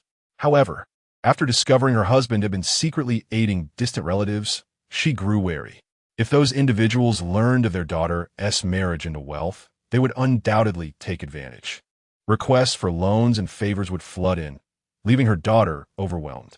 All right, I don't understand, Sang Changfeng conceded, raising a gesture of truce. I only know how to make delicious food for you two. Is that acceptable? Lin Yuan smiled. That's much better. Sang Lu chuckled as she watched her parents bicker, popping a piece of orange in her mouth. She understood her mother's good intentions and recognized her father's soft-hearted nature. Raising her gaze to glance at the clock on the wall, she noted it was 13:45. If all went as expected, soon her aunts and uncles, along with that insufferable cousin-in-law, would come knocking at the door. Suddenly, the doorbell rang. While her parents were still in a state of surprise, Sang Lu had already risen and rushed to open the door. Ah, Sang, let us share a couple of drinks tonight, her cousin-in-law exclaimed, not realizing it was Sang Lu who had opened the door, taken aback by her return. Sang Lu offered a professionally crafted smile. Behind her cousin-in-law, her aunts and uncles, who had decided to drop by, entered the home. In the past, whenever relatives visited, Sang Lu would always make excuses to retreat to her room or simply leave to enjoy some solitude. However, today marked a departure from her usual behavior. For a full 3 hours that afternoon, she sat upright on the sofa, attentively listening to the lively conversation around her, her earnest expression akin to that of a student focused on a listening comprehension exam. With younger relatives present, the conversation naturally gravitated towards them. Here ends remarks, Sang Lu. You become even more beautiful. How have you been? Is your job at the television station still demanding? Sang Lu replied, it's all right, quite manageable. Her aunt's gaze shifted. By the way, has your television station reduced salaries? I've heard many companies are cutting pay. I assume the station hasn't escaped that fate? Sang Lu, slicing into an orange, responded, no, actually, salaries have increased a little. Reflecting on her aunt's habitual condescension and veiled mockery, she nonchalantly added, perhaps the increase is greater than your pension's adjustment. Her aunt was momentarily at a loss for words.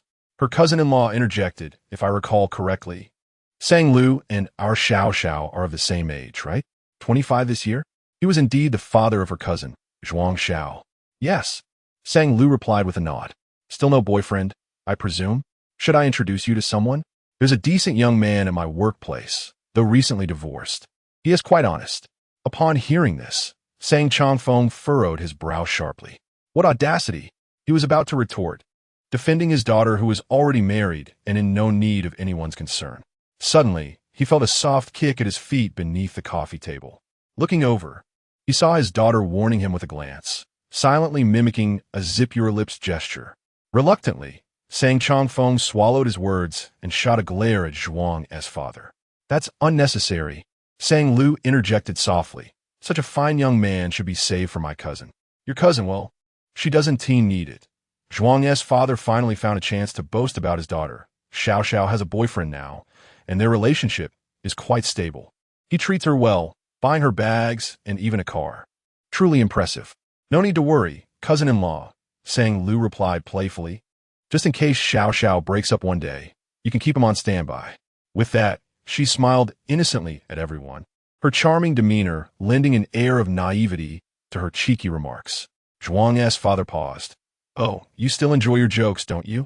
Feeling slighted, Zhuangfu retrieved his phone from his pocket, seeking to regain his composure. I shall call Xiao Xiao and have her give you a ride. She has a car. Sang Lu immediately declined. No need, Zhuangfu waved his hand, interrupting her. Your cousin has just acquired a brand new Mercedes. It's a splendid opportunity for you to experience it. To take a seat and enjoy. Once you start earning, you too can indulge in a luxury vehicle for comfort and stability. Sang Lu insisted. Really, it's quite unnecessary. Yet Zhuangfu seemed oblivious to her protests and had already dialed. Xiao Xiao, where are you?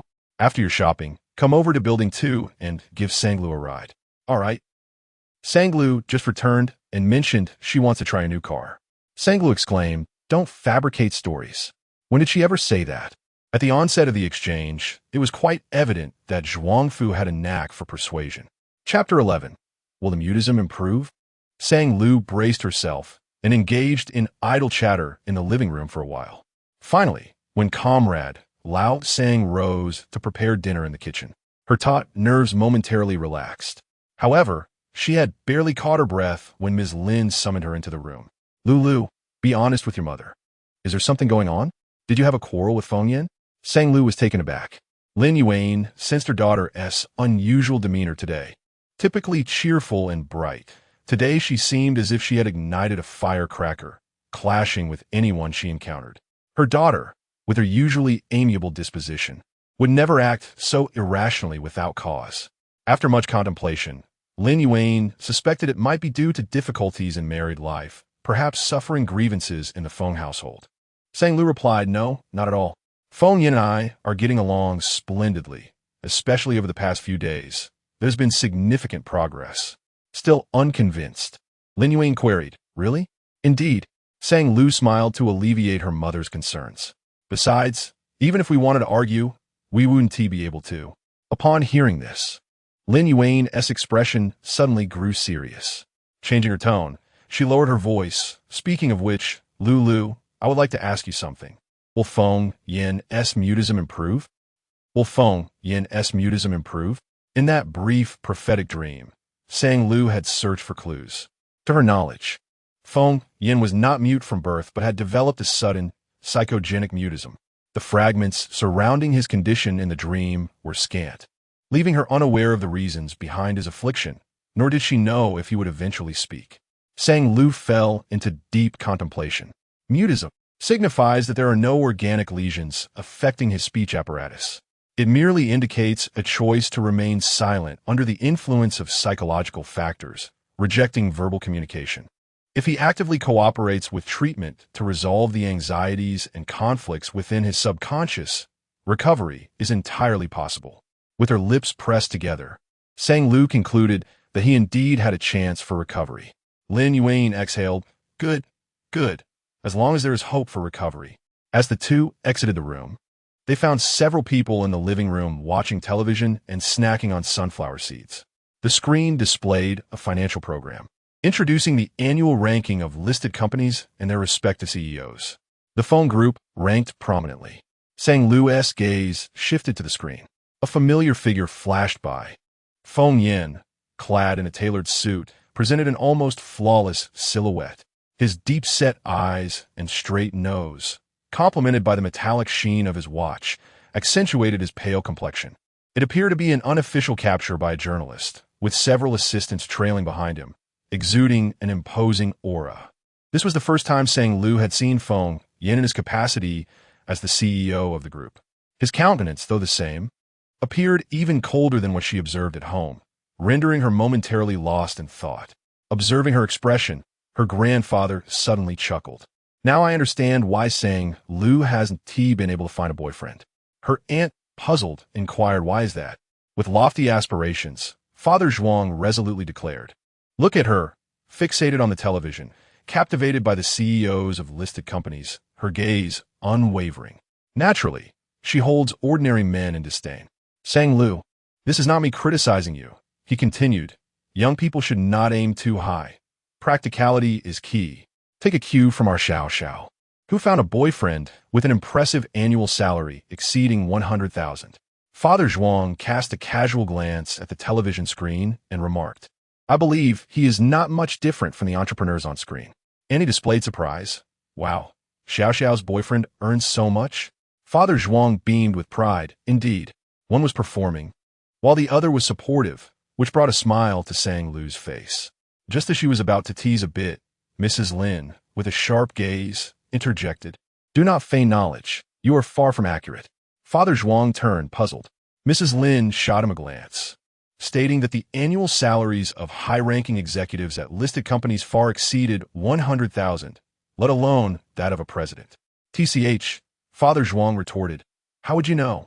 Lin Yuan replied, "ISNT, it obvious you're pretending to be knowledgeable? A simple online search would reveal the truth." Lin Yuan had indeed done this. Upon discovering her daughter had a betrothal with someone of the Feng surname, she had researched the Feng group online. While detailed information was scarce, she stumbled upon numerous gossip articles speculating about the family's wealth. The revelations were astonishing. Yet, that was not the crux of the matter. Father Zhuang, unwilling to lose face, sought to regain his ground, asserting that the fortunes of others bore no relevance to them. "Can those people truly take an interest in your daughter? I am merely trying to educate you. You must not aim too high." "You need not educate me," Lin Yuan interjected. "Besides, my precious daughter is obedient, filial, possesses a delightful character, and is attractive. Any man worth his salt would be worthy of her." Father Zhuang conceded defeat, irked, and picked up the remote, changing the channel. "Fine, I shall refrain from speaking. It seems I cannot win against you women." Mrs. Lin was not as easygoing as her husband.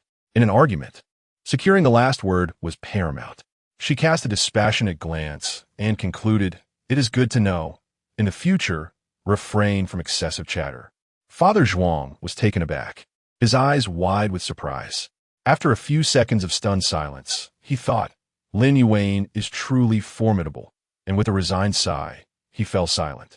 Sang Lu struggled to suppress her laughter, impressed by Mrs. Lin's ability to render Father Zhuang speechless with just a few words. After this brief interlude, the atmosphere in the living room grew somewhat delicate. The previously incessant chatter dwindled, and the group engaged in sporadic conversations while watching television. Feeling bored, Sang Lu rose and headed to the kitchen to assist her father with the vegetables. Upon entering the kitchen, she found her father adding small fish to the pot. "Dad, fry some extra." "Oh, it has been a long time since you had this. Are you craving it?" Old comrade Sang displayed a proud expression, insisting, "I am not boasting. My culinary skills surpass those of many restaurants." "Absolutely," Sang Lu encouraged, "so make plenty. I will take some back for Feng Yin to taste your cooking." Sang Changfeng paused for a moment, suddenly enlightened. "You ungrateful little one, I thought you were craving something." Sang Lu chuckled, a playful grin on her face. "Of course I want to eat. Everything Dad makes is the best." Sang Changfeng retorted with a laugh. "I believe you as much as I believe in a ghost. All you do is chatter." "You flatter me, dear old Sang." Sang Lu replied with a serious tone. "It's all inherited from you." They bantered back and forth, but Sang Changfeng still retrieved all the small fish from the refrigerator. During dinner, Sang Lu hurriedly shoveled a few mouthfuls of rice before excusing herself. She had no desire to encounter her cousin, Zhuang Xiao. The mere thought of their last, unexpected meeting at the barbecue restaurant sent shivers down her spine. Those nauseating, cringeworthy words made her toes curl in discomfort. Before leaving, she didn't forget to pull Ms. Lin aside, earnestly advising her to keep a close watch on old Sang and to tread carefully. Ms. Lin responded with a reassuring glance, as if to say, "Rest assured." Upon stepping out of the unit, she noticed the driver waiting by the side of the road, next to a large tree, promptly opening the car door for her. He stood respectfully by the door, hands at his sides. "Madam, please get in." "Sure. Lower your voice," Sang Lu whispered, pulling her hat down. In a swift motion, She slipped into the car. The driver started the engine just as a Mercedes-Benz approached from the opposite lane. Zhuang Zhao's eyes widened as she caught sight of the dazzling emblem and the sleek lines of the car. Oh my, a top-tier luxury vehicle? Such a car has appeared in our neighborhood? In the passenger seat, Zhuang's mother followed her gaze, puzzled. What car is that? I've never seen that emblem before. Is it better than a Mercedes? Goodness, there are too many questions. Zhuang Xiao was still in shock. That was a car emblem one would only see in magazines. She stared intently, eager to discern who was inside. As the two cars passed each other, Zhuang's mother gasped, Sang Lu? That person in the car looks like Sang Lu. Zhuang Xiao exclaimed, what? That can't be possible.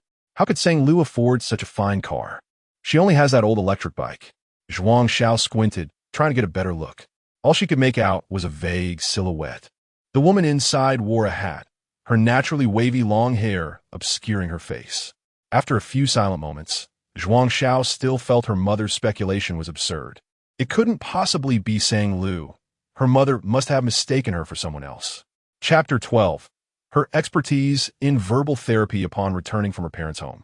Sang Lu contemplated for 3 consecutive days regarding Feng Yan's selective mutism. She realized that she needed to take action. Ideally, if Feng Yan were to speak, it would be a delightful occurrence. Building a closer relationship cannot be achieved overnight. Maintaining communication is undoubtedly more convenient through spoken words than written ones. A few days prior, after bringing home some crispy fried fish, she learned from Aunt Zhang that Feng Yan had never eaten fish. Just as she prepared herself to devour all the crispy delights alone, she was astonished to see Feng Yan pick up a piece with his chopsticks. Was it possible that Ice Cube Brother was eating fish? What an honor! Sang Lu was so elated that she felt like setting off firecrackers on the spot. Their relationship seemed to be gradually improving, and she was determined to continue her efforts.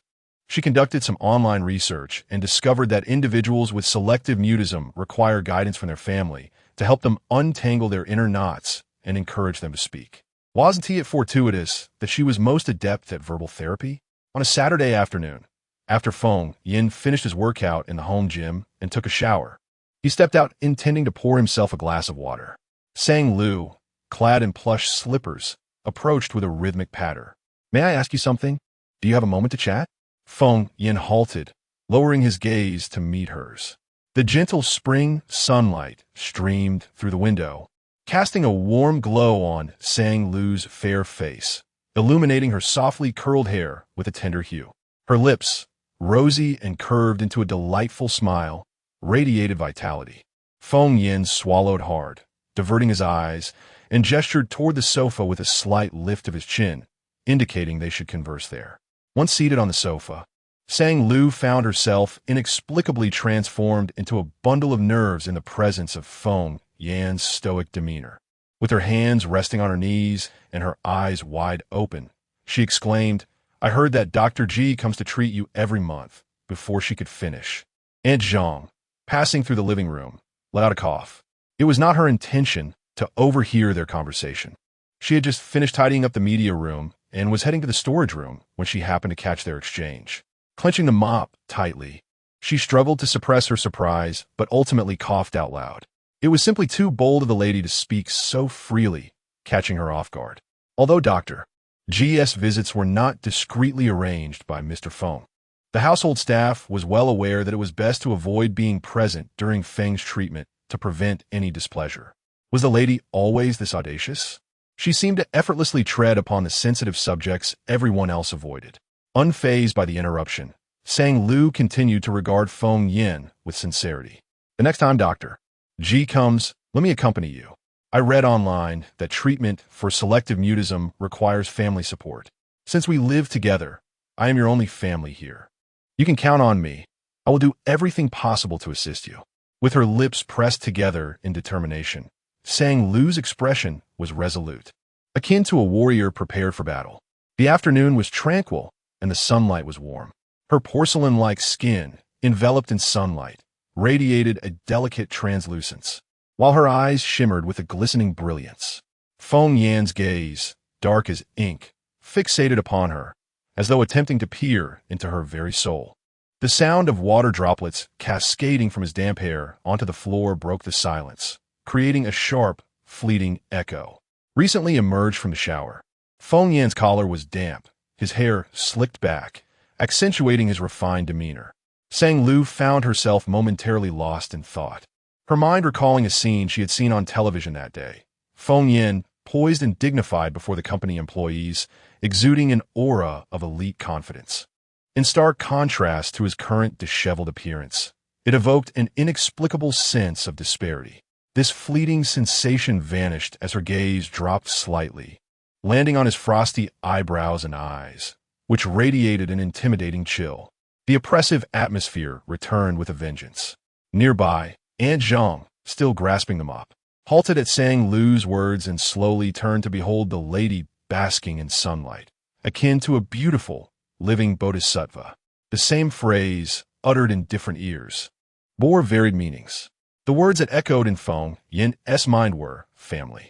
He had 3 individuals related by blood whom he could call family, yet their interactions bore little resemblance to familial warmth.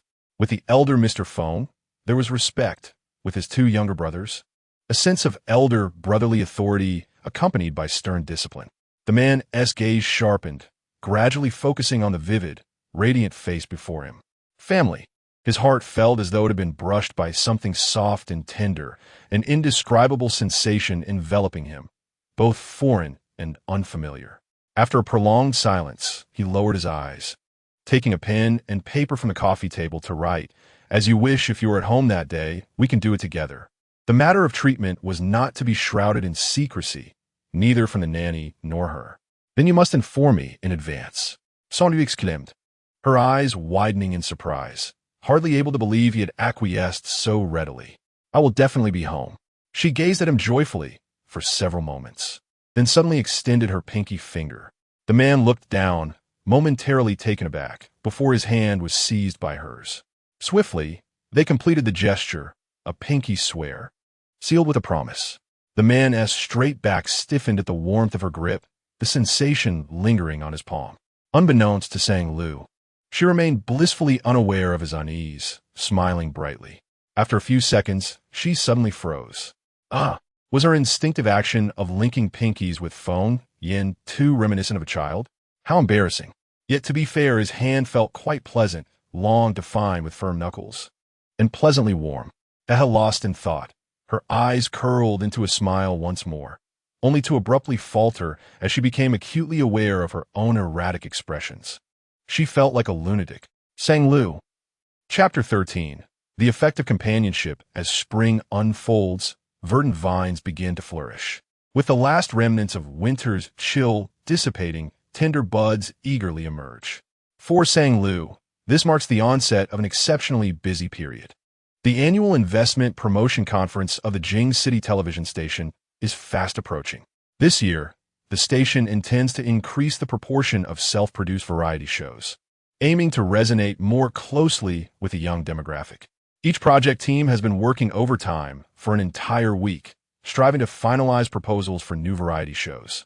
The myriad materials required for the conference, such as display boards and posters, are the responsibility of the assistants from each team. The time is short, and the workload is heavy. Recently, Sang Lu has been lugging various materials home each night to work late into the evening. Organizing the documentation is relatively straightforward. Simply sorting by category suffices.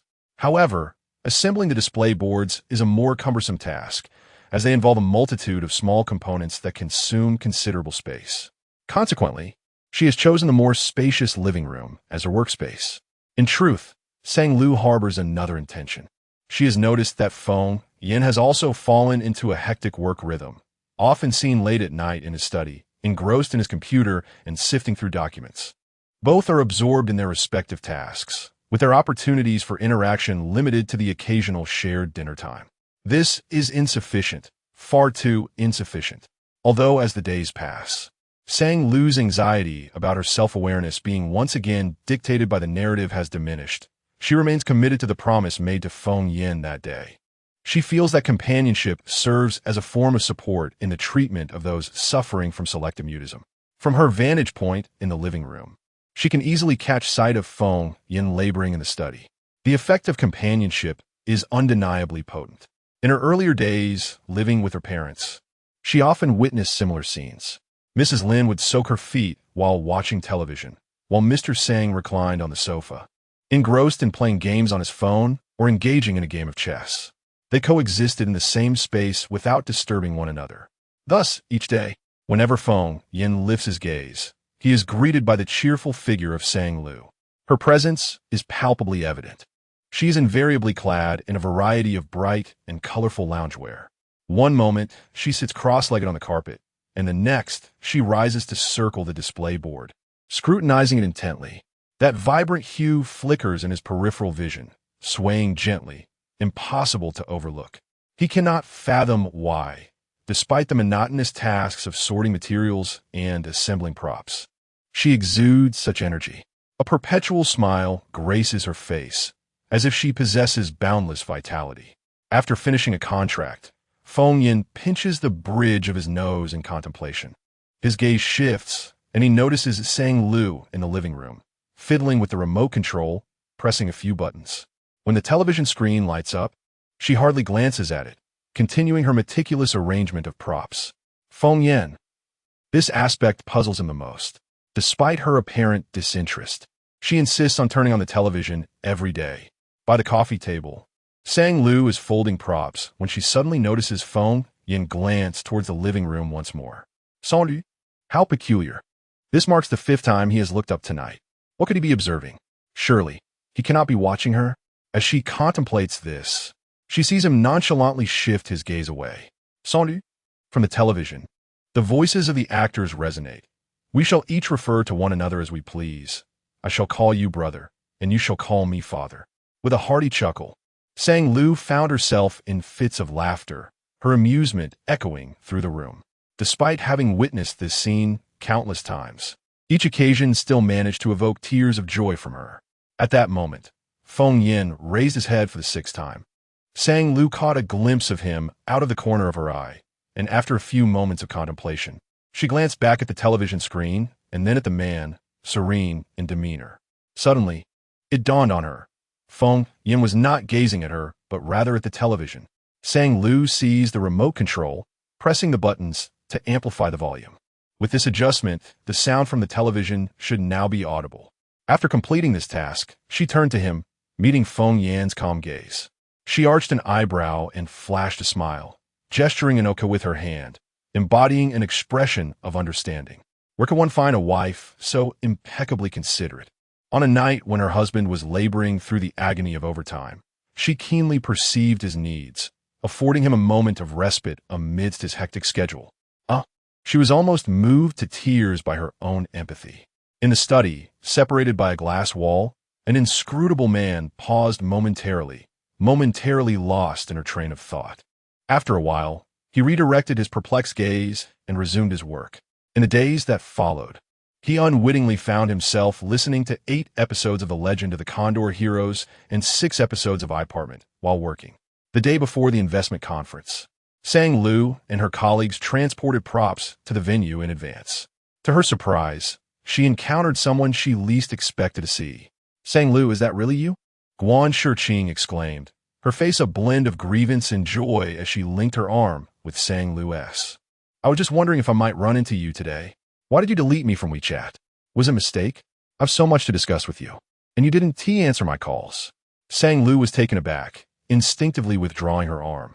What are you doing here?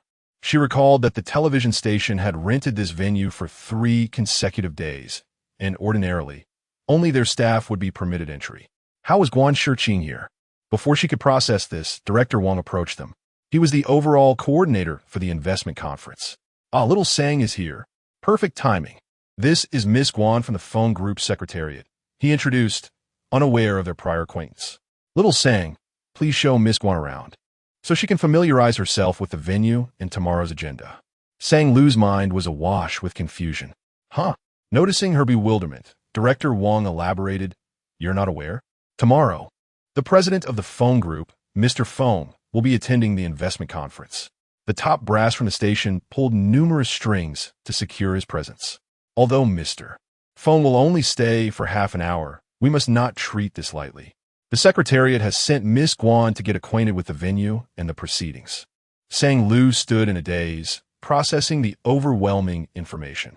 An investment conference, as the name suggests, invites numerous potential benefactors to witness the unveiling of new drama series and variety shows. In previous years, the station would invite renowned corporate presidents to attend, not for any other reason, but to elevate its prestige and attract greater business investment. To everyone's astonishment, this year, they managed to invite Feng Yan. The Feng Group's investment department has not delved deeply into the entertainment sector. Despite the eagerness of all online broadcasting platforms and local television stations to catch Feng's attention and secure funding, they found themselves unable to breach the formidable barrier of the Feng Group. Yet, unexpectedly, the station director succeeded. Moreover, rather than merely inviting a manager from the investment department, they secured the presence of the group's president himself. Sans-lui, a dirigeant worker was more concerned with the implications of Feng Yan's attendance than the surprise of his arrival.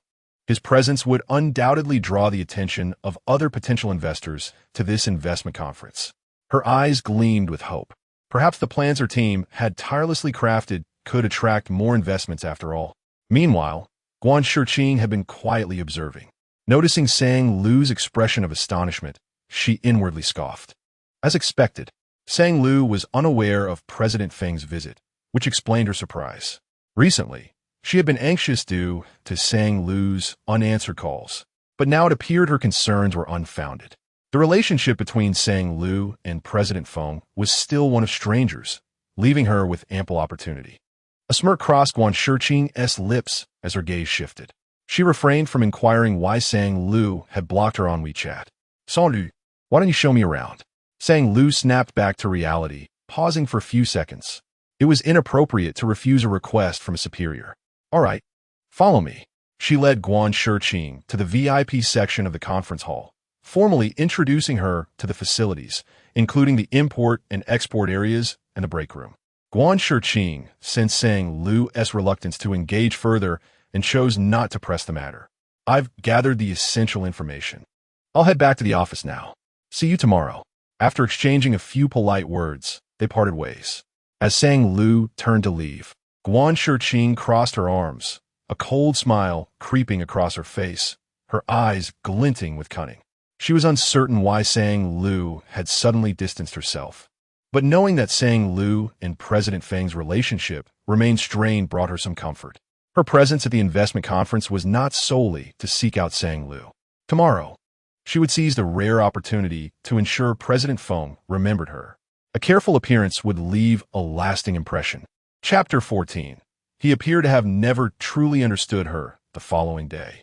At the venue of the promotional conference, Sang Lu was moving the exhibition boards from the preparation room when the door swung open. The voice reached before the person did. Ugh, how nauseating.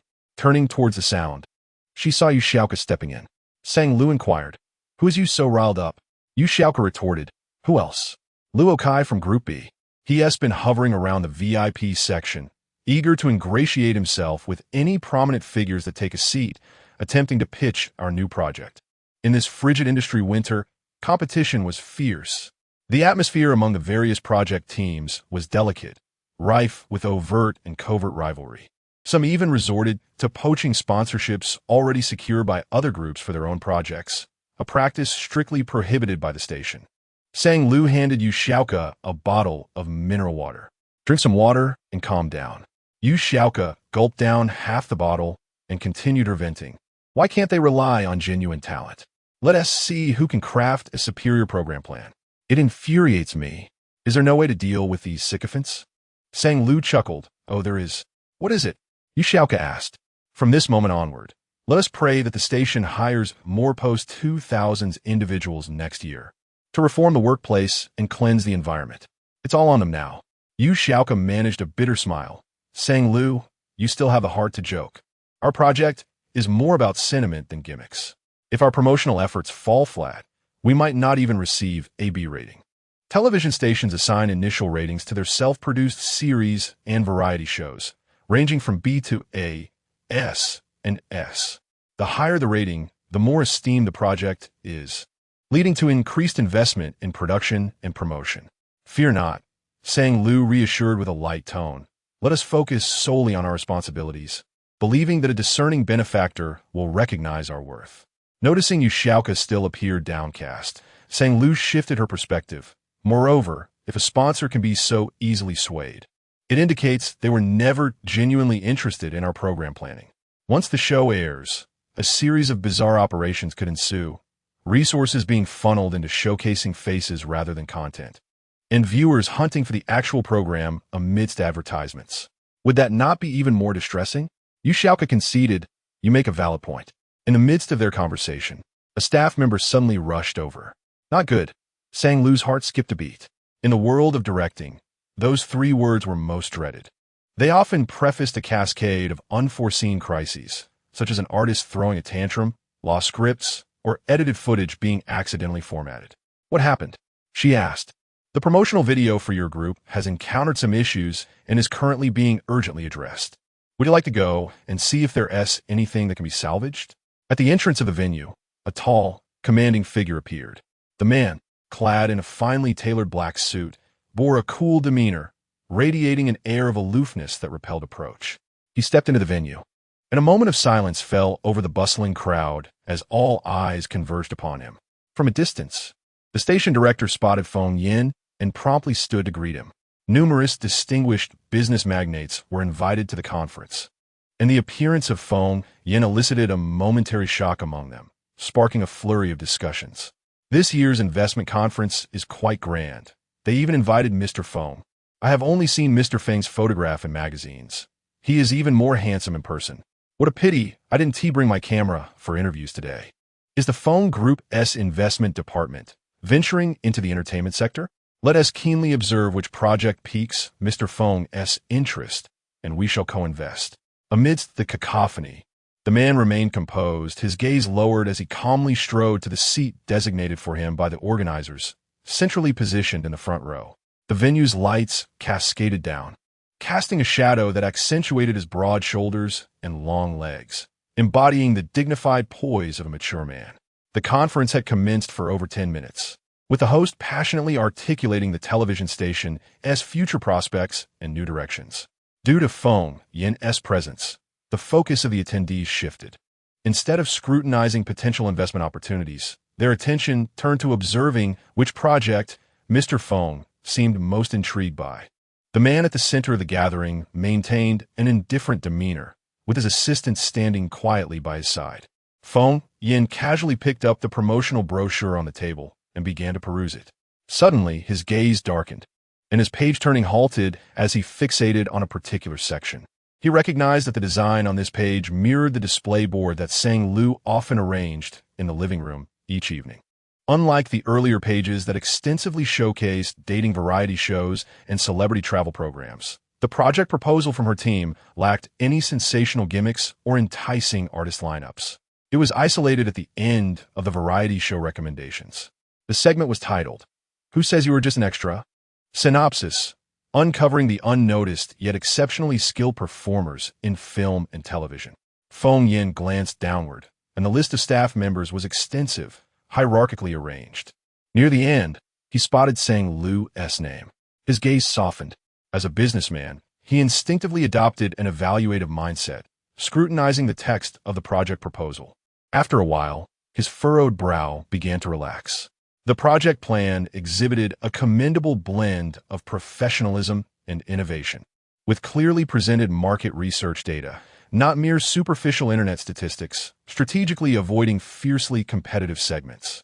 Seemingly inconspicuous, it actually targeted an untapped market. Feng Yan's obsidian-like eyes shifted once more to Sang Lu's name. For some inexplicable reason, an image of her in vibrant, bright loungewear, bustling around the living room to organize materials, suddenly appeared in his mind. So, this was what she had been occupied with. He recalled how Sang Lu had once excitedly shared her preferences for variety shows.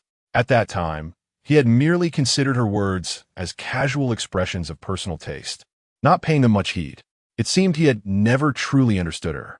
A subtle commotion arose from a distance. Feng Yin lifted his gaze and glanced over.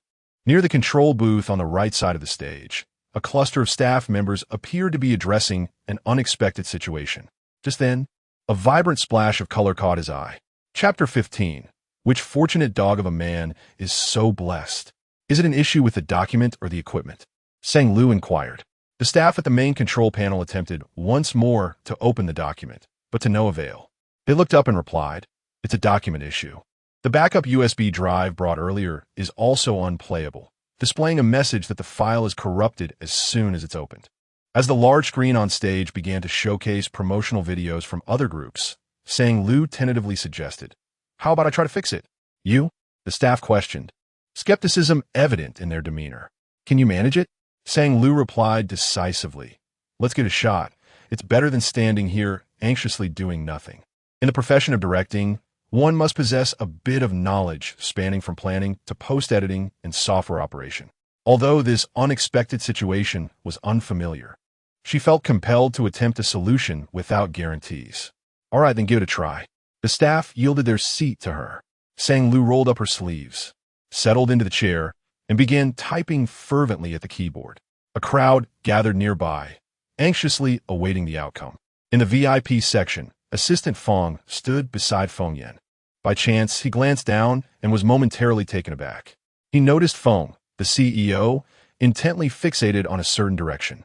Feng, known for his stoic demeanor, rarely displayed any emotion on his frosty visage. At this moment, however, his gaze was calm, profound, and perhaps curious. Assistant Fong found it intriguing and followed Feng's line of sight, only to be further astonished. Was that the wife? A few months prior, he had encountered her while acting as a driver, escorting Feng and his wife back to their ancestral home for dinner. He recalled that there had been no interaction between them, as they sat at opposite ends. Rubbing his eyes, Assistant Fong focused intently, confirming that he had not mistaken her identity. His astonishment grew. As time ticked by, the onlookers' expressions gradually shifted from skepticism, "Can she truly do it?" to a glimmer of belief, "Perhaps she can." Finally, after 10 minutes, Sang Lu exhaled a sigh of relief. "Phew, looks like it can play now." The staff widened their eyes, repeatedly verifying that the file had indeed been successfully repaired. They could not help but exclaim, "Truly impressive." Throughout the ordeal, Yu Xiaoke could not resist giving a thumbs up. "Amazing, my dear Lu Bao." Sang Lu, clad in a loose, light orange sweater, appeared radiant against her fair skin, exuding vitality. Yu Xiaoke mused inwardly, "I wonder which fortunate dog of a man is blessed enough to take such an exceptional girl like my Lu Bao home." In response to the praise, Sang Lu's eyes sparkled as she flashed a bright, dazzling smile. Unbeknownst to her, a gaze lingered upon her from the side. Assistant Fong felt a tumult of astonishment and confusion within him. His mind raced. Just 3 months ago, Feng's gaze toward his wife had been no different from that directed at a stranger. How had it changed so dramatically? Had feelings evolved rapidly? Just as Assistant Fong grappled with his perplexity, he noticed the wife turn her head, casting a glance in Feng's direction. Upon spotting him, she appeared momentarily taken aback, then subtly tilted her chin towards him, a gesture that could barely be construed as a greeting. Then, she quickly averted her gaze. This scene, observed by Assistant Fong, was indeed intriguing. Hiss! Did the lady not even grant a smile to President Fong? Just a fleeting glance. It was as if she wished to conceal her relationship with President Fong from others. What is the true nature of the relationship between President Fong and the lady? It is quite perplexing. Assistant Fong encountered a professional dilemma. Who prided himself on his ability to discern his boss's sentiments, found himself questioning his existence. After a prolonged moment of contemplation, he murmured to himself, "Regardless of the circumstances, it is evident that President Fong is in a good mood today." This much he could discern. Otherwise, why would President Fong willingly remain at such a dull investment conference for over half an hour? Just as Assistant Fong was pondering this, the aloof and distinguished man beside him glanced at his watch, appearing ready to depart. Assistant Fong. At that moment, a woman approached. She half-squatted and leaned in beside President Feng's sofa, speaking without hesitation. "President Fong, I am Guan Shirqing from the Secretarial Department, responsible for coordinating today's investment conference. Do you feel thirsty? There is warm tea in the break area. I can fetch a cup for you, or is there a project that piques your interest? I will be happy to introduce it." Assistant Fong. What is happening here? What are you doing? Is the Secretarial Department so idle? Considering the presence of others, Assistant Fong admonished her in a hushed tone. Do you require someone to come over? President Fong, at any event, was always accompanied solely by him. The secretarial department needed only to coordinate the process in advance. What does it mean to suddenly rush to President Fang's side? Is he not significant? Under Assistant Fong's scrutinizing gaze, Guan Shiqing's fingers curled slightly, yet she remained unmoving. In front of the man she had long admired, she mustered her courage to deliver the carefully considered opening line. She had deliberated that to approach a man like President Fong, mere beauty would be futile. Instead, she must find an opportunity to demonstrate her professional capabilities. All she required was a single chance. This was that opportunity. If President Fong granted her even a modicum of attention, she would undoubtedly seize it. Holding her breath, she maintained a cautious demeanor. The man before her had only heard a few words before diverting his gaze, his expression betraying no change. Guan Shiqing's palms tightened, her heart racing. An invisible pressure seemed to loom above her. Assistant Fong suddenly recognized her. Ah, it is you. The one who had clandestinely spied on President Fong at the office entrance last time. It is indeed this woman. Once could be deemed a misunderstanding, but twice left no room for doubt. Just as Assistant Fong was about to issue a stern reprimand, he noticed President Fong frowning as he adjusted his cuffs, rising with an ice-cold gaze before striding away. Guan Shiqing's throat tightened. Despite her deep-seated resentment, she dared not utter another word. The sound of her polished shoes on the carpet was nearly imperceptible, yet each step felt as if it were heavily pressing upon Guan Shiqing's heart. She lacked even the courage to glance up once more. The investment conference concluded 3 hours later. During the event, Sang Lu passed by the VIP area and noticed that Fong Yin had already departed. She felt no surprise whatsoever. The previous day, Director Wang had mentioned that Fong Yin had only agreed to stay at the investment meeting for half an hour, which suited her perfectly. She had no desire for her colleagues to be aware of their relationship, preferring to avoid any need for face-to-face greetings, allowing them to part ways without any entanglements. Sang Lu descended the steps of the venue, clutching 2 bags of unfinished promotional materials. Freeing one hand, she reached for her phone, intending to summon a car home. The early spring evening breeze still carried a hint of chill. As a gust swept by, she instinctively shrank her neck. Suddenly, she noticed a sharply dressed young man approaching her at a brisk pace. Her gaze shifted, and the window of a black sedan by the roadside slowly descended. Upon realizing that the occupant was a man with an imposing aura, whose expression resembled that of a frigid individual burdened by the weight of numerous lives, Sang Lu's eyes widened in astonishment. Before she could fully recover from her surprise, Assistant Fong had already taken the bags from her hands, respectfully stating, "Madam, please allow me to assist you into the car." Chapter 16, Column Rating. Outside the venue, Luo Kai extracted a cigarette from his pack. A colleague approached him eagerly, offering to light it. "Brother, your team is really shining today. Both projects secured sponsorships in the millions." Luo Kai smirked with pride. Just as he contemplated boasting about his extensive connections, he halted as he noticed a woman, identifiable by her television station badge, entering a luxurious car nearby. "Luo Kai, what the hell is that Sang Lu? Colleague, where? That little beauty from Group D?" As the luxury vehicle roared to life, the two exchanged knowing glances. Luo Kai scoffed derisively. "Ha! She usually puts on an air of purity and sweetness. Yet here she is, slipping into a car, most likely belonging to some investment mogul." The colleague chimed in, his tone lewd. "Brother, you know it. The more innocent they appear, the wilder they are behind the scenes." Luo Kai remarked, "It must be easier being a woman. I toil away, drinking and networking with bosses, yet they simply slip into a car and sleep their way through life. How convenient." "Shoo, brother, keep your voice down. You might be overheard." Luo Kai retorted, "So what if they hear? Am I afraid? If Sang Lu dares to do it, why shouldn't she face the remarks?" At that moment, a woman brushed past them. Guan Shiqing clenched her fist, her nails digging in her palm, her gaze fiercely fixed on the black sedan. She recognized it as Fong Yin's car. Suddenly, her phone rang urgently. Dazed, Guan Shiqing answered.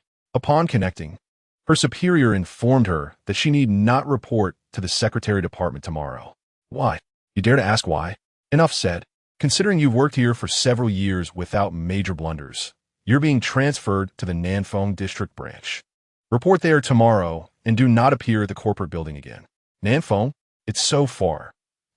Before she could finish, the line disconnected with a sharp click. Guan Shiqing gritted her teeth, tears streaming down her cheeks.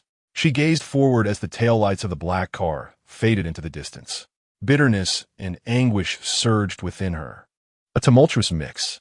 She did not regret approaching President Feng today. Rather, she felt resentment.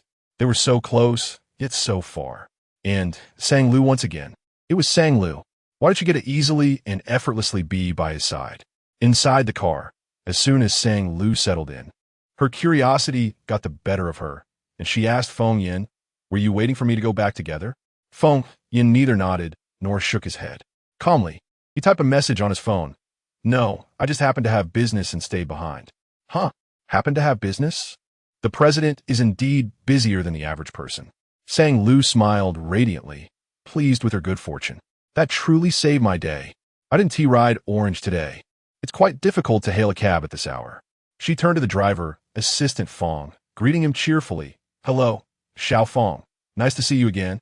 Assistant Feng paused for a moment, then smiled. "Yes, madam, it's great to see you again." Sang Lu, possessing an inherently warm and affable disposition, had previously encountered Assistant Feng while under the influence of a rather unkind script. Now, she had returned to her true self. Sang Lu smiled, expressing her gratitude. "Thank you for helping me carry my things." Assistant Feng replied, somewhat taken aback. "Not at all, it's my duty." He was pleasantly surprised by how approachable and cheerful she was, a stark contrast to his previous impression of her. Through the rearview mirror, Assistant Feng discreetly observed Mr. Feng. As always, Mr. Feng maintained a calm and composed demeanor. To Assistant Feng's astonishment, Mr. Feng did not, as was customary, close his eyes to rest once the car was in motion. Instead, he listened quietly to the conversation between Sang Lu and himself. This was indeed unusual. Assistant Feng became increasingly convinced that Mr. Feng was in a particularly good mood today. As he pondered the reason behind Mr. Feng's demeanor, a sudden, urgent ring of a phone interrupted his thoughts. Sang Lu raised her phone to her ear. On the other end, Yu Xiaoka's voice erupted with excitement. Lu, your prophetic words have indeed come to pass." "Really?" Sang Lu strained to recall what she had said earlier that day. Yu Xiaoka continued, "A benefactor has recognized the potential in our project. An exclusive sponsorship worth 80 million. Sang Lu was taken aback, sitting up sharply, nearly bumping her head against the ceiling of the car. Mr. Feng glanced over, briefly assessing the situation with a look that flitted between her head and the car's interior. "And the rest more good news," Yu Xiaoka teased. "Take a deep breath first." Sang Lu complied, inhaling deeply 3 times before replying. "I'm prepared now. Please go on." "Teacher Yu Xiaoka announced. "The director has declared our new variety show rated S. We're collaborating with top-tier teams in production and promotion." S. Sang Lu's voice trembled with disbelief. She could hardly fathom this, as her past projects had only ever achieved an A rating. "Excited, aren't you? If I told you who the investor is, you'd be so thrilled you'd jump up and perform a military-style workout. You know, I actually can do that," Sang Lu said, her excitement causing her to punch the air twice in glee, urging, "Who is this benefactor? Please tell me." In her enthusiasm, she inadvertently bumped her head against the soft top of the car. Mr. Feng cast a sidelong glance in her direction. Yu Xiaoka, raising her voice for emphasis, exclaimed, "It's Feng Group, Mr. Feng." The sound of her voice resonated sharply in the ears of a man with keen perception. Sang Lu froze momentarily, as if paralyzed, before slowly turning to face the man beside her. Mr. Feng, leaning against the car window, exuded an air of calm and detachment. His cool black shirt accentuated the sharpness of his handsome features, adding an element of danger to his demeanor. Noticing her gaze, Mr. Feng lifted his eyes. Sang Lu was utterly astonished, her expression bright and clear. In her exuberance, her brows arched into a delightful crescent, radiant as blooming peach blossoms. She tapped her phone with her fingers and silently gestured for him to wait a moment.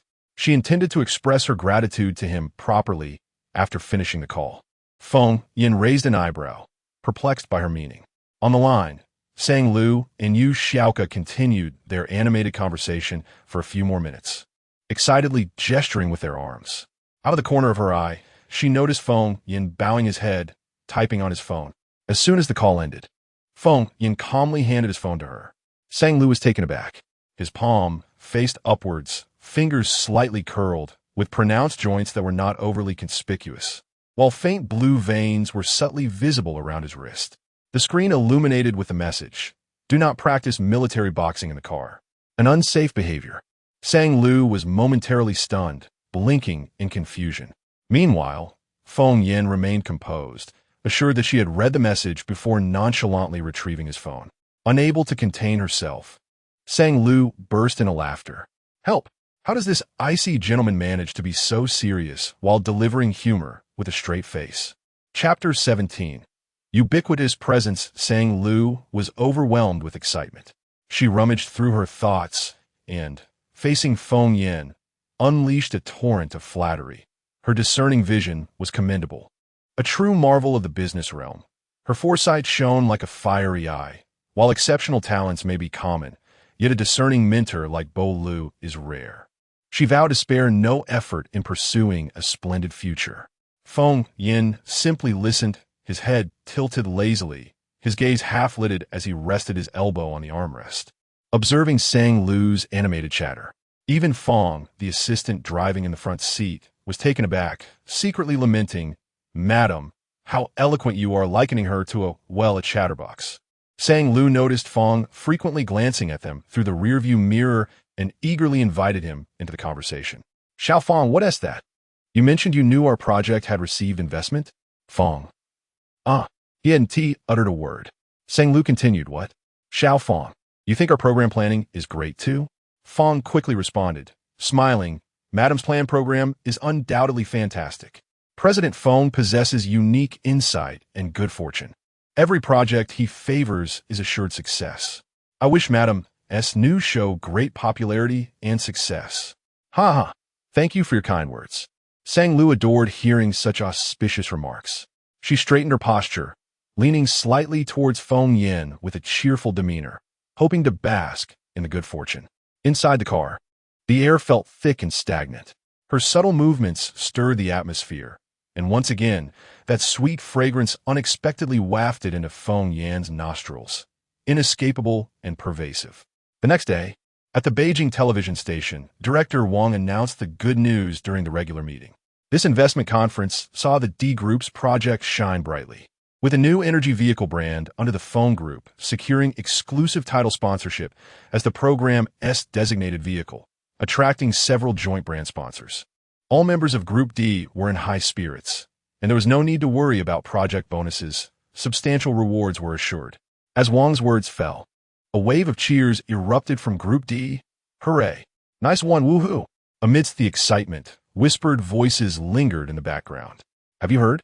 The D Group secured a significant investment, and someone has been secretly contributing quite a bit." "Secretly contributing? What do you mean?" The speaker cast a knowing glance around Sang Lu, suggesting with a meaningful look, "Could it be Sang Lu? That seems unlikely, especially since it said she is married now." "Exactly. It's precisely because she's married that she might be bolder." No wonder. I've only heard she recently wed, yet I've never seen her husband pick her up or drop her off from work." "Isn't that strange?" The noise continued, and Director Wang cleared his throat, regaining attention. "Sang Lu, for the new variety show, you will serve as deputy director. You've contributed significantly to the planning, so treat this seriously. It will also help you gain experience for leading projects independently in the future." Director Wang had long been a stalwart of the station and a part of its leadership. In each group, the promising talents are well recognized, particularly the admiration for Sang Lu and her commendable work ethic. "Thank you, Director Wang." Sang Lu responded with an excited and melodious voice. The meeting concluded, and Luo Kai, along with a few colleagues, retreated to the rooftop for a smoke. Rumors continued to swirl. "Did you see that?" One word for Director Wang, and she went straight from assistant director to deputy director. No need for me to elaborate on her efforts, right? It's unfortunate. Back when she first interned at the station, I even attempted to pursue her, but she completely ignored me. Turns out she looks down on ordinary folks like us, TSK. Indeed, you'd better be able to afford a luxury car. Otherwise, she wouldn't even consider you. The group exchanged lewd glances, enveloped in swirling smoke. Suddenly, a loud exclamation pierced the air. What nonsense are you spouting? Sang Lu is not that kind of person. Everyone turned to see it was Xiao Duan, and in turn from Group D. Luo Kai sneered, "Oh, look at you, rushing to play the sycophant and defender. Spare yourself, even if she were to climb the ranks. She would look twice in turn like you." Xiao Duan had only joined the station this year, assigned to Group D. The atmosphere in Group D was typically pleasant, and he was well aware that Sang Lu was nothing like the way Luo Kai described her. Moreover, the recent project proposal was the result of everyone's hard work, with Sang Lu contributing the most creative ideas. During late-night work sessions, she often treated everyone to milk tea and snacks. When Sang Lu was promoted to deputy director, the entire group celebrated her achievement without any dissent. It was unexpected to find Luo Kai and his associates spreading vile rumors behind her back.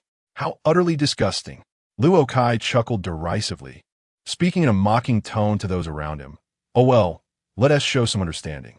The young ones from Group D don't want to hang out with him, so he has come alone to the rooftop for a smoke to ease his boredom." Xiao Duan's expression darkened as he extinguished his cigarette. "Your father didn't come to the rooftop to smoke. He came to check the feng shui of your grave." Xiao Duan, born in 2005, was the youngest intern in Group D, diligent and well-behaved. Yet, none in the group knew that online, he was a fiery figure with a reputation for being abrasive. His gaming ID was "I am your father, the piano player of the canyon." Luo Kai was taken aback by his abrupt retort, nearly dropping his cigarette in shock. "You dare insult me?" Xiao Duan scoffed. "I've had my rabies vaccination. Do you think I'm afraid of you?" "Luo, okay." Xiao Duan, "Did you have a laxative for breakfast? You're spreading rumors about a girl. I think you're the one trying to cling to the wealthy, right?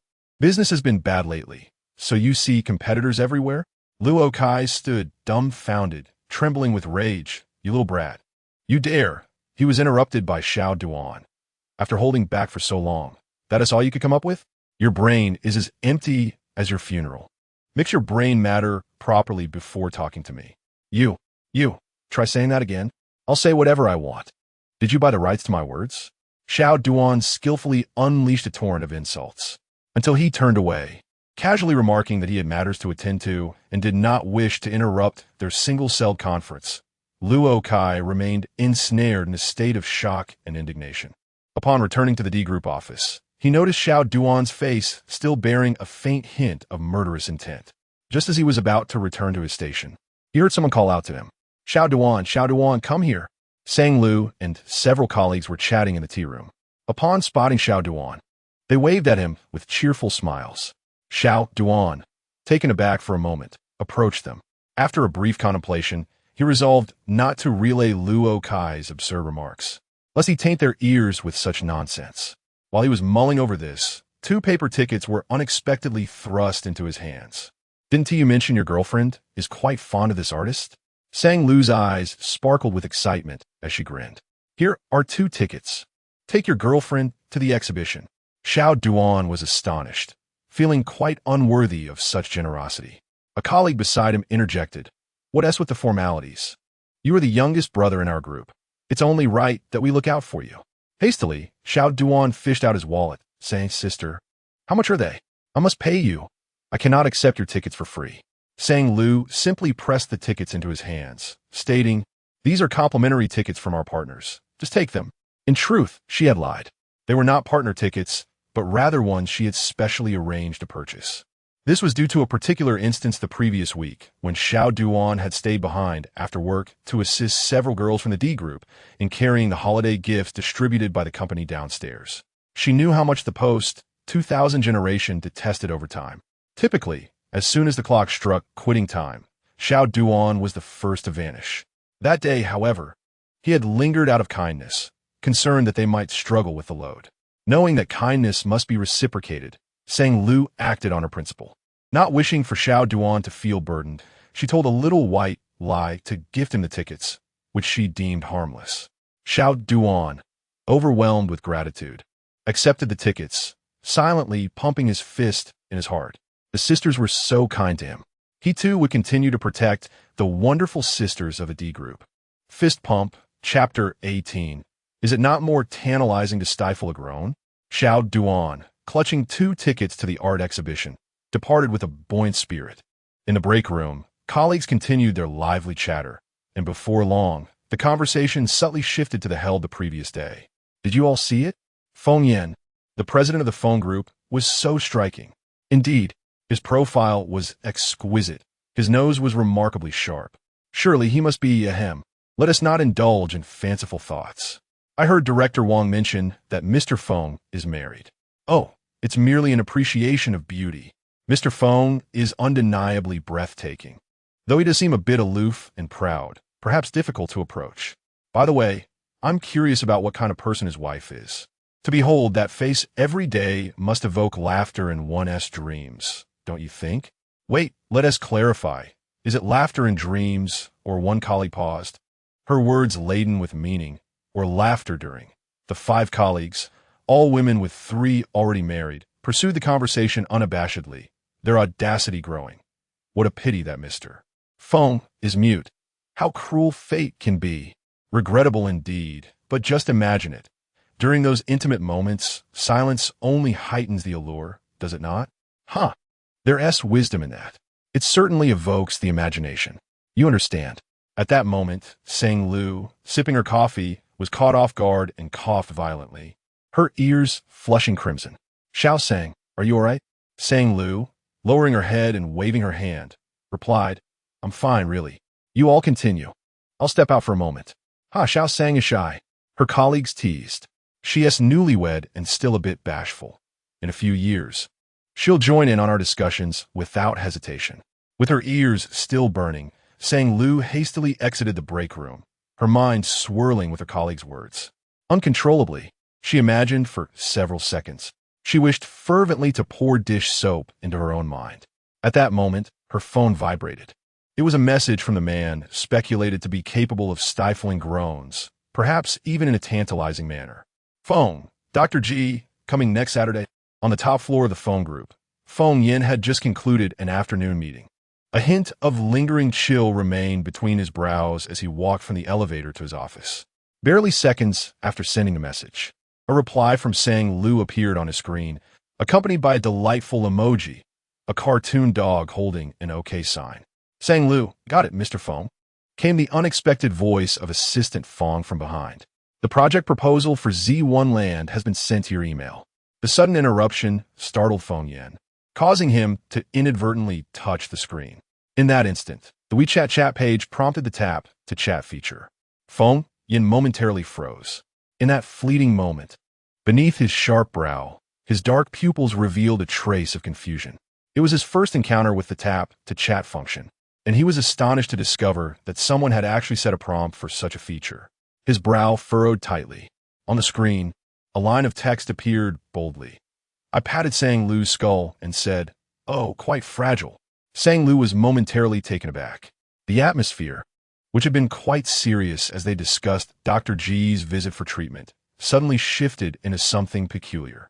The prompt on her screen read, Feng Yin patted your skull and said, "Oh, quite fragile," after a few seconds of silence. Sang Lu felt a wave of relief wash over her. She suddenly realized it was an interaction, a light-hearted exchange, perhaps. Though she did not comprehend why Feng Yin had acted in such a manner, she was never one to dampen the mood and readily reciprocated with her own taps.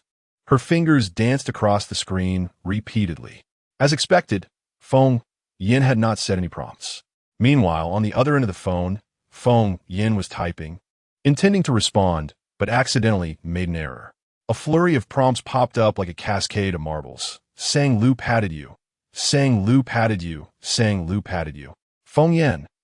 A subtle hint of helplessness arose in his dark, cold eyes. This was a mode of communication he had never encountered in his 27 years of life. For the first time, he found himself at a loss for how to respond. After a few moments of silence, he inexplicably deleted the 3 erroneous words he had not yet sent. Yilu Community. Building 3. Mom. Do you remember that top-tier luxury car we saw in the community that day?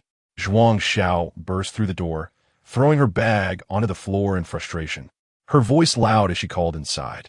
Zhuang's mother peeked from the kitchen. What car? The white one?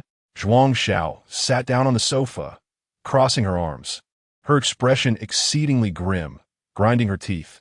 Yes, you did not mistake it. It was Sang Lu. The person in that car was indeed Sang Lu.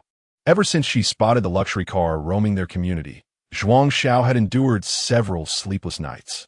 The more she thought about it, the more unsettled she felt. When had such an exquisite vehicle graced their neighborhood? What irked her the most was that the figure in the luxury car bore a striking resemblance to Sang Lu. She had also learned from her father that Sang Lu had indeed left just before they returned, the timing aligning perfectly. The more she pondered, the more disconcerted she became.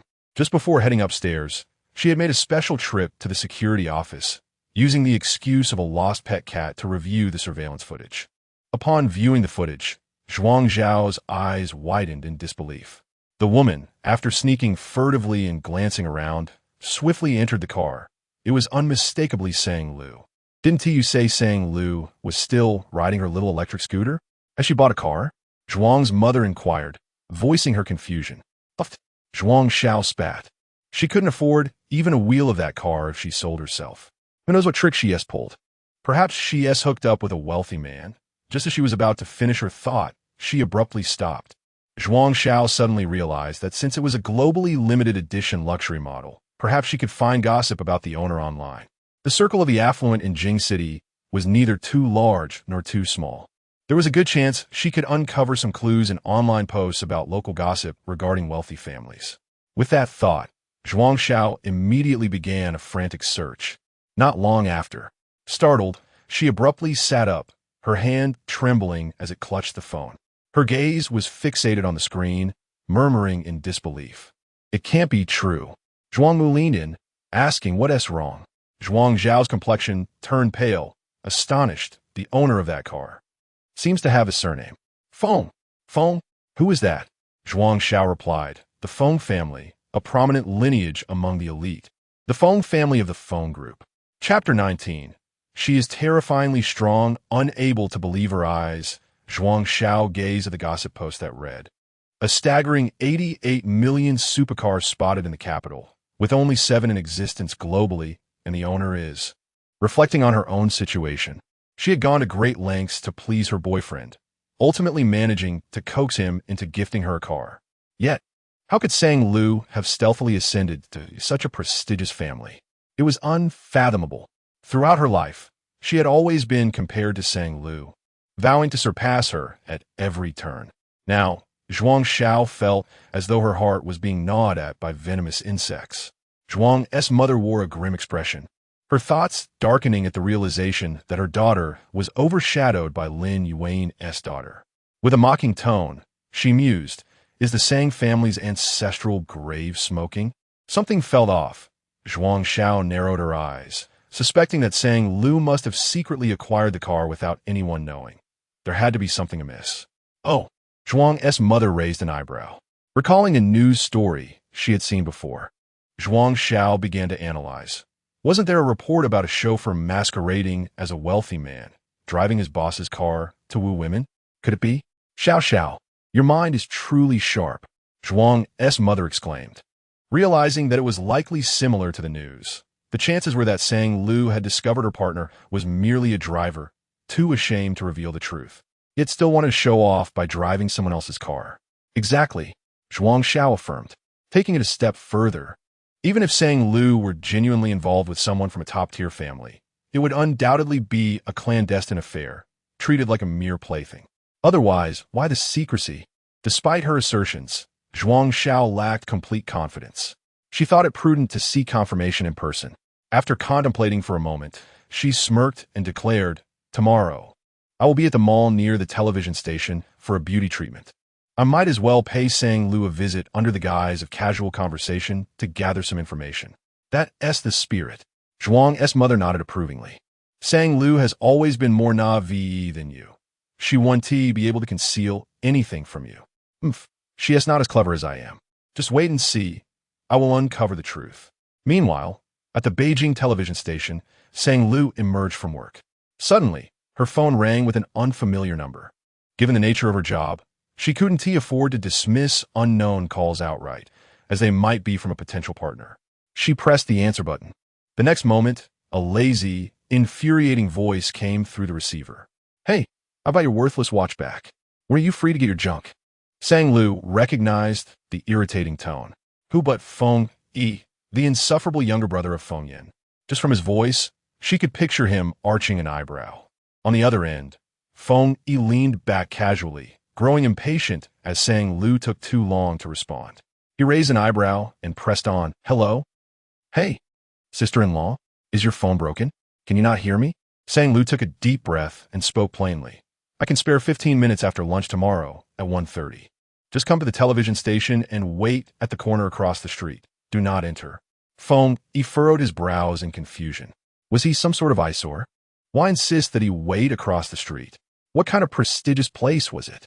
Was the second son of the Feng family not allowed entry? Moreover, without waiting for Feng Yi's response, Sang Lu reiterated, "Remember to wear a hat." Feng Yi's face darkened, to the point where it seemed he could squeeze ink from it. "Why should I wear a hat? Why should I heed your advice? Just because you married into a wealthy family through a childhood betrothal does not give you the right to command me." Sang Lu was momentarily taken aback. Why? The answer was obvious. It was due to his notorious reputation within the upper echelons of the capital's elite. He was infamously conspicuous, easily recognizable by anyone familiar with social gossip. To avoid unnecessary trouble and the hassle of explanations, it was better to remain incognito. Thinking this, she refrained from speaking too bluntly. What else could it be? Sang Lu chuckled lightly, shifting the topic. "It's simply because the sun will be strong tomorrow." Feng Yi, perplexed, responded, "What nonsense is this?" He struggled to follow Sang Lu's erratic train of thought and even doubted her mental faculties. "It's not just about avoiding a tan. I'm also looking out for you," Sang Lu said, her tone calm yet tinged with a hint of threat. "If you are recognized and word gets back to your elder brother, the situation could escalate." All right, I understand." Feng Yi raised an eyebrow and interrupted impatiently. Clearly, she had no good intentions, turning to threaten him with their elder brother. It was all so troublesome. He ended the call. Beep, beep. A busy signal echoed through the receiver. Watching the screen go dark, Sang Lu couldn't help but smile. "Ah, young man. It's not difficult for me to handle a younger brother who isn't ensnared by foolish plots." She felt an overwhelming sense of strength. The following day, during lunchtime, Sang Lu sacrificed a rest and donned a hat as she arrived at the corner across from the television station. The clock had just struck 1:30 when, with a whoosh, a black convertible sports car screeched to a halt before her. Feng Yi, clad in a black leather jacket, sported a slightly askew hooded sweatshirt, making a half-hearted attempt at disguise. Nevertheless, he remained strikingly conspicuous. With a casual lift of an eyebrow, he greeted her. "Sister-in-law," Sang Lu thought to herself. What a display of arrogance. She reminded herself that violence was not the answer and attempted to suppress her irritation. At the same time, she couldn't shake the thought that Feng Yi was one of the protagonists of this tale. She was bewildered. The young man, with his air of impatience and haughty demeanor, seemed to respond to every remark with tenfold retorts. He had yet to learn how to earn money and instead frivolously squandered it. Would such behavior truly endear him to the heroine? She could not fathom it. As the sister-in-law, she found him thoroughly disagreeable, perceiving him merely as an impolite young scion. A younger brother should embody the essence of a younger sibling. Had Feng Yi been her biological brother, she would have undoubtedly nurtured him to be sensible and well-mannered from a young age. Feng Yi, with his audacious demeanor, clearly lacks the trials of life that would temper his arrogance. Wait a moment. Sang Lu's gaze suddenly froze, locking onto the naive and insufferable young heir before her. She found herself lost in thought. Fragments of the premonitory dream flickered through her mind. Feng Yi and Feng Bai both enamored with the protagonist, Qiao Shi. The moment Feng Yi discovered the phone strap gifted to him by Qiao Shi, he realized that Feng Bai possessed an identical one. That fateful night, they raced up the mountain in the rain, venting their frustrations. Subsequently, Sang Lu murmured unconsciously, subsequently, a landslide occurred. and a falling rock struck her thigh. Feng Yi exited the vehicle, standing before Sang Lu, and waved his hand. Sister-in-law, what are you rambling on about? Chapter 20. An unexpected harvest. Feng Yi stood half a head taller than Sang Lu, resembling Feng Yin in his features, yet exuding an entirely different aura. If Feng Yin radiated a piercing coldness, Feng Yi was ostentatious and flamboyant, an immature younger brother. He extended her watch and a box of confectionaries. Sang Lu, lost in thought and reminiscing about the scene from her dream, did not reach out to accept them. Oh, this, Feng Yi assumed her silence stemmed from confusion and elaborated. This is from that girl named Xiao Shi. She insisted I bring it to you, saying it was rather embarrassing to have you leave your watch with her. So she prepared these treats as a token of apology. Feng Yi found the notion of an apology perplexing. Women were indeed a source of endless complications. With a nonchalant tone, he declared, I've delivered the items. I'm off now. Finally snapping back to reality, Sang Lu took the watch and the box of pastries. Her gaze still fixed upon Feng Yi. Despite his arrogant demeanor, which she found irksome, his vibrant expressions at this moment reminded her of the latter part of her dream, a scene that had not reappeared since. An injury to her thigh caused by gravel had damaged her nerves, impairing her ability to ride her beloved heavy motorcycle. Reflecting on this, she unexpectedly blurted, drive safely, and the same goes for riding a motorcycle. Please be careful. Her tone was reminiscent of a concerned elder, earnest and sincere. As Feng Yi settled into his convertible, poised to start the engine, her words caused him to pause momentarily. He turned his head. A look of bewilderment etched across his face. He doubted the reliability of his hearing and rubbed his ears, only to find Sang Lu's countenance calm, which further perplexed him. Sang Lu sensed her words had been abrupt and hastily added, Actually, your brother is worried about you. He often mentions his concerns at home, particularly regarding your safety while riding the motorcycle. She thought using Feng Yin as an excuse would be universally effective. To her surprise, Feng Yi's expression grew even more bizarre, as though he had heard something utterly shocking. Does my brother actually worry about me? He seemed to struggle to comprehend the Chinese language at that moment. Noticing Feng Yi's disbelief, Sang Lu waved her hand, urging him with her eyes, Stop dawdling, just leave. Don't delay my afternoon rest. Goodbye, drive slowly. With that, she turned on her heel and crossed the street back to the television station. Feng Yi tilted his head back, brows furrowed deeply, his gaze following Sang Lu's retreating figure, trying to unravel the mystery, but to no avail. After a prolonged moment, he finally started the engine and drove off with a swift motion. Meanwhile, on the opposite side of the crossroad at the television station, Zhuang Xiao sat in her Mercedes, observing the entire scene unfold. Her teeth nearly ground to dust in frustration. There was no need to confront Sang Lu directly. She had witnessed everything clearly. That man was the illustrious young scion of the Feng family, known throughout the capital, Feng Yi. The owner of the white lichen was indeed surnamed Feng. It was no ruse of a chauffeur masquerading as a wealthy individual. Even if she struggled to believe it, the truth lay starkly before her. When Zhuang Xiao was enveloped in doubt, she had not refrained from searching for information regarding the Feng family online. Upon entering the relevant keywords, the first entry that emerged was Feng Yin, the current president of the Feng Group. This name lingered in Zhuang Xiao's mind for merely half a second before she dismissed it entirely. It was utterly implausible. She had heard of this prominent figure, Feng Yin. Even if Sang Lu were to stumble upon a stroke of luck, there was no conceivable way she could be associated with him. Feng Yin, being young, was a well-known name in the business world, known for his decisive and ruthless methods, as well as his razor-sharp decision-making skills. Most importantly, he exuded an aura that kept others at bay. Unlike the heirs of other affluent families, he had never been embroiled in scandal. Under any circumstances, it would be impossible to link his name with Sang Lu's. Even if Sang Lu were to strike it rich and meet a member of the Feng family, it could only be one of the other two siblings. Feng Yi, being in an age where he craved novelty, had often been captured by paparazzi, surrounded by beautiful women. It was not entirely implausible for him to seek variety, engage in a romantic dalliance, and treat Sang Lu as a mere plaything. Despite Zhuang Zhao's disdain for Sang Lu, she had to concede that Sang Lu possessed a certain charm. Her lively and cheerful demeanor might indeed captivate some of the young masters accustomed to beauty. Zhuang Xiao pressed her lips tightly together, clenching her fists. Suddenly, a flicker of suspicion crossed her eyes.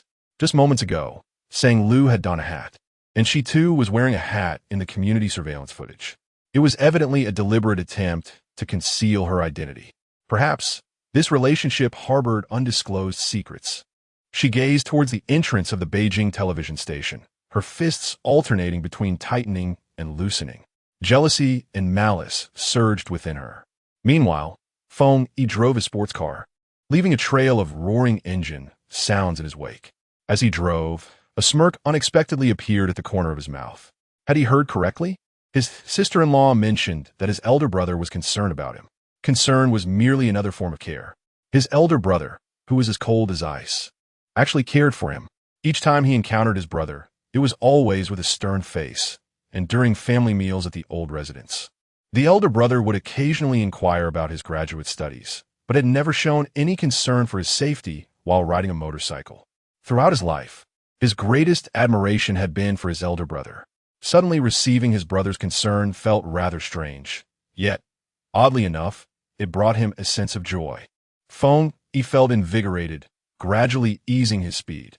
He rolled down the window, allowing the wind from the riverside road to rush against his face. He paid no heed to his disheveled hair and cheerfully whistled a couple of notes. If someone were to glance inside the car at that moment, they would be astonished to find the defiant and prickly second son of the Feng family grinning like a fool. The spring breeze was not as harsh as in the previous months, yet it could hardly be described as comfortable. After a prolonged exposure, his face felt somewhat numb. Just a moment ago, the jubilant second son of the Feng family sneezed from the sudden chill. He carelessly veered the car to the side of the road and, after some contemplation, retrieved his phone and transformed into a doting younger brother, messaging Feng Yin, "Yi Xiao, thank you, brother. You will always be my good brother." Upon receiving the message, Feng Yin stared silently at the screen, deep in thought, his brow furrowed. The reply was as frigid as his countenance. "Feng, if you've caused any trouble, just say it outright." Feng Yi's smile froze. Fearing that his astute elder brother might perceive his unease and trace his overspending of pocket money, which had resulted in damaging someone else's piano, his fingertips danced upon the screen of his mobile device. In merely a second, "Yi Xiao, I haven't caused any trouble. I haven't committed any errors, truly." Feng Yin, with a stern expression, scrutinized the screen. "Oh, no trouble caused?" Then the sudden message to curry favor with him could only imply one reason. Feng Yi's demeanor grew grave as he gazed at his phone. Suddenly, the notification chime rang out. An account ending in 3459 has received a transfer of 300,000 yuan. Feng Yi was elated, his eyebrows shooting up in astonishment. Such fortuitous fortune? A splendid windfall indeed. Chapter 21. A capable companion. Ready to assist Feng, he expressed his profound gratitude towards his elder brother in his heart. He also took a moment to extend a slight acknowledgement to his sister-in-law, who conveyed the message on his brother's behalf. To be fair, Feng Yi's initial impression of his sister-in-law was far from favorable. During the dinner at the family residence, even the ants passing by could sense her palpable resentment, her countenance replete with bitterness. Sitting alongside his aloof elder brother, she seemed to inhabit an entirely different realm. Were it not for the old patriarch's presence at the table, he would have certainly urged his brother to consider divorce right then and there. He was unwilling to allow such an overwhelmingly negative force to influence his brother. However, after two recent encounters, his sister-in-law appeared to be not as dreadful as he had initially imagined. Suddenly, she seemed to embody a forthrightness, exuding confidence and cheerfulness, qualities that complemented his brother's character perfectly. Just as this thought crossed his mind, Feng Yi furrowed his brow, scolding himself. Was it merely because she had assisted in relaying a message that he had begun to view her in a more favorable light, deeming her worthy of his brother? Absurd. Such a conclusion was undeniably hasty. He reminded himself that during his next visit to the family residence, he must observe her closely. Should he discover that Sang Lu was merely putting on a fade, he would certainly have a conversation with his brother and counsel him to divorce. He could not allow a capricious woman to hinder his beloved elder brother. Upon returning to the studio, Sang Lu belatedly recalled the item's phone he had handed her earlier. Aside from the watch, there was also a box of pastries. She first opened the small box containing the watch, which was meticulously wrapped in velvet cloth, its surface unmarred, appearing even cleaner than when she had last given it away. Inside the pastry box were several charmingly shaped cookies, exquisitely packaged, handmade by a girl named Xiao Shi. Sang Lu momentarily lost her train of thought. She had never anticipated that a chance encounter would lead her to intersect with the heroine of the story in advance. In the original narrative, Sang Lu and Xiao Shi only crossed paths in the latter half, and their relationship was anything but amicable. Sang Lu was compelled to engage in numerous nefarious deeds that contradicted her true nature, while Xiao Shi, too, had her own temper. Gradually, the two became irreconcilable. Sang Lu had overestimated herself. She had thought that with a moment of awakening, if she merely remained unobtrusive and refrained from meddling in the main storyline of the protagonists, she could exist as an unremarkable and overlooked elder sister-in-law in a wealthy family. Yet today, as she recalled Feng Yi's tragic experiences, she involuntarily adopted the role of the sister-in-law and could not resist offering a word of caution. At this moment, the carefully packaged watch and the handmade cookies lay before her, tangible and real. They were manifestations of Xiao Shi's earnestness and goodwill, something she could genuinely perceive. The images from her dreams were too fragmented to reconstruct the true narrative. In her mind, the two younger brothers of Feng Yin and Xiao Shi were merely stereotypical impressions. Sang Lu tore open the cookie packaging and tasted a piece. The rich aroma of cocoa spread across her palate. She pressed her lips together, contemplating whether she should continue to be an observer, harboring biases, since fate had granted her the opportunity to rewrite her life's script. She ought to use her own eyes to reevaluate them. Sang Lu had just been promoted to the position of deputy director. The first program I handled was particularly significant. If executed well, it would be a noteworthy addition to my resume. Conversely, failure could mean waiting several years for another opportunity to engage in an S project. The pressure is palpable. In recent days, Sang Lu has been tirelessly working from dawn till dusk, preparing for the show's initial stages and coordinating with various parties. Due to her amiable nature, colleagues with considerable experience in the team have been coming to her for discussions. Their intent is both to share wisdom and to express concern. During my first half-year of variety show production, I lost a significant amount of hair. Little Sang, maintain a good mindset. If you need assistance, do not hesitate to ask me. Work hard, but remember to balance it with rest. Do not overburden yourself. Yet, the individual in question remains astonishingly composed. Who could have anticipated that from the awakening of someone previously controlled, the foremost desire would not be to achieve monumental success, but rather to savor each moment? She genuinely adores her work, finding joy even amidst the hardships. With an exceptionally relaxed demeanor and abundant energy, she tirelessly engages in her tasks without an ounce of fatigue. In fact, she even finds time to research information on the treatment of selective mutism online. She holds her spoken commitments in high regard. Having promised to assist Feng Yin with his treatment, she diligently follows through. She reviews literature, curating insights from interviews with individuals who have recovered from selective mutism, and prints them out with the intention of presenting them to Feng Yin, hoping they might aid in restoring his language function.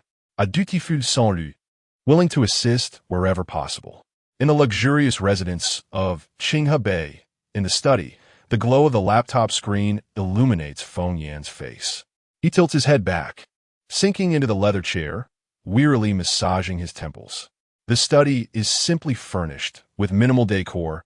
A single potted plant on the desk provides the only splash of color. After processing 3 project proposals in succession, he feels the need to take a brief respite. Rising, he heads to refill his glass of water. As he opens the study door, he pauses, momentarily entranced, as if stepping into another realm. The living room is brightly lit, and the cheerful sounds of a game fill the air. A glance reveals Sang Lu engrossed in playing on the Switch, engaged in a 2-player badminton game with Aunt Zhang. The two are wildly exchanging serves and returns, Aunt Zhang exclaiming, "Madam, watch this shot." Sang Lu leaps, declaring, "I'll smash it." The screen flashes winner. Sang Lu raises her arms in triumph, urging, again. Her naturally curly hair glistens in the light, creating joyful arcs as she moves. Madam, next round. I won't let you win. Aunt Zhang is surprised to find herself stirred by a competitive spirit. Feng Yin observes silently. Lately, he appears to have grown accustomed to the sight of Sang Lu as soon as he steps out of the study. After a moment, he averts his gaze and strides silently to the kitchen for water. Sang Lu is so engrossed in her game that she only realizes he has left when he returns to the study. Suddenly, she seems to recall something. Setting down the controller, she hurriedly said to Aunt Zhang, Aunt Zhang, I just remembered something important. Let us continue tomorrow. After speaking, she dashed towards the bedroom, leaving Aunt Zhang in the living room, panting and asking what? Madam, we shall continue tomorrow? Having crossed the age of 50, she found the physical exertion somewhat overwhelming. Aunt Zhang resolved to tidy up after dinner the following day and return to her quarters promptly, lest she be caught by the mistress and coerced into joining her in play. Although it was quite enjoyable, the activity was rather strenuous. She decided to take a day off and resume the fun the day after. Sang Lu had initially intended to hand the materials directly to Feng Yan, but feeling sticky and uncomfortable from perspiration, she opted to first return to her room for a shower. Chapter 22. Another world in the study. Just a wall away from the master bedroom, Feng Yin buried his head, his elbows resting on the table. He pressed his fist against his forehead, his lips forming a straight line, seemingly enduring a profound suffering. Suddenly, a low rumble echoed in his ears. His breath quickened, his throat constricted. Smoke and choking sensations engulfed him, accompanied by a sense of weightlessness and suffocation. It all rushed toward him, as if closing his eyes would plunge him into an abyss of darkness. It returned again, the scenes that tormented him daily. After a while, he took several deep breaths, gradually finding some relief and calming himself. His palms bore the shallow and deep imprints left by his nails.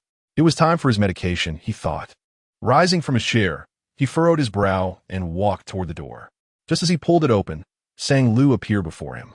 The door had been swung open abruptly, and Sang Lu was still mid-motion, her hand raised as if to knock, leaning slightly forward. Almost instinctively, Feng Yin raised his hand, using his height and long arms to steady her shoulder. The disparity in their sizes made Sang Lu resemble a small kitten being held up by him, regaining her balance only when he withdrew his hand. As she looked up, her gaze collided with Feng Yan's stoic and composed expression. She offered a surprised yet embarrassed smile, saying, "Thank you." Feng Yan lowered his gaze, maintaining eye contact with her. Sang Lu had just bathed. Her hair was half damp, still glistening with a few droplets. For a fleeting moment, he felt the warmth and humidity emanating from her, drifting towards him, a humid breath that alleviated the knot of pent-up frustration lodged in his chest. The warm vapor flowed through his throat, easing the tension. His vision gradually cleared, and he noticed Sang Lu extending a stack of documents toward him. These are some insights on the rehabilitation of patients with selective mutism. If you have time, perhaps you could take a look. It might be beneficial, she said, her eyes sparkling as she got straight to the point. Feng Yin paused slightly, his gaze still resting on her face. Her naturally curly hair, after being washed, had become straight and was gathered behind her. He noticed a strand of hair resting against her neck, slightly curling upward. Suddenly, a faint itch swept through his heart, as if her stray hair had brushed against him. Feng Yin stared at that strand, an inexplicable desire to smooth it out emerging within him. His thoughts jolted, clarity returning as he was astonished by the peculiar notion that had crossed his mind. Sang Lu had long grown accustomed to the man's impassive demeanor. She glanced around the study and noticed his laptop still illuminated. "Well, you continue with your work. I'll head back to the bedroom. Do remember to take a look when you have a moment," she said, shoving the documents into his arms. Feng Yin bowed his head, accepting the stack of papers. In the next instant, as he grasped the documents, Sang Lu turned with a cheerful demeanor and disappeared down the corridor. Feng Yin remained at the threshold of the study, lost in thought. The light from behind cast a shadow on the floor, accentuating the sharp lines of his shoulders and the uprightness of his form. The window stood ajar, allowing a few wisps of evening breeze to drift in. The moon shone brightly, stars twinkled, and the gentle wind mingled with the heavy dew. A faint, ethereal light flickered in his obsidian pupils. Relying on his keen sense of smell, Feng Yin detected a delicate fragrance wafting through the air. Instinctively, he cast a glance at the verdant plant on his desk, a Japanese black pine bonsai, an odorless specimen. The scent did not emanate from it. As he shifted his gaze back towards the end of the corridor, a fleeting moment of realization washed over him. He suddenly comprehended the source of that alluring aroma. His large hand, resting at his side, curled slightly. It seemed his earlier assumption was erroneous. It was not merely the transition from the study to the living room that felt like entering another realm.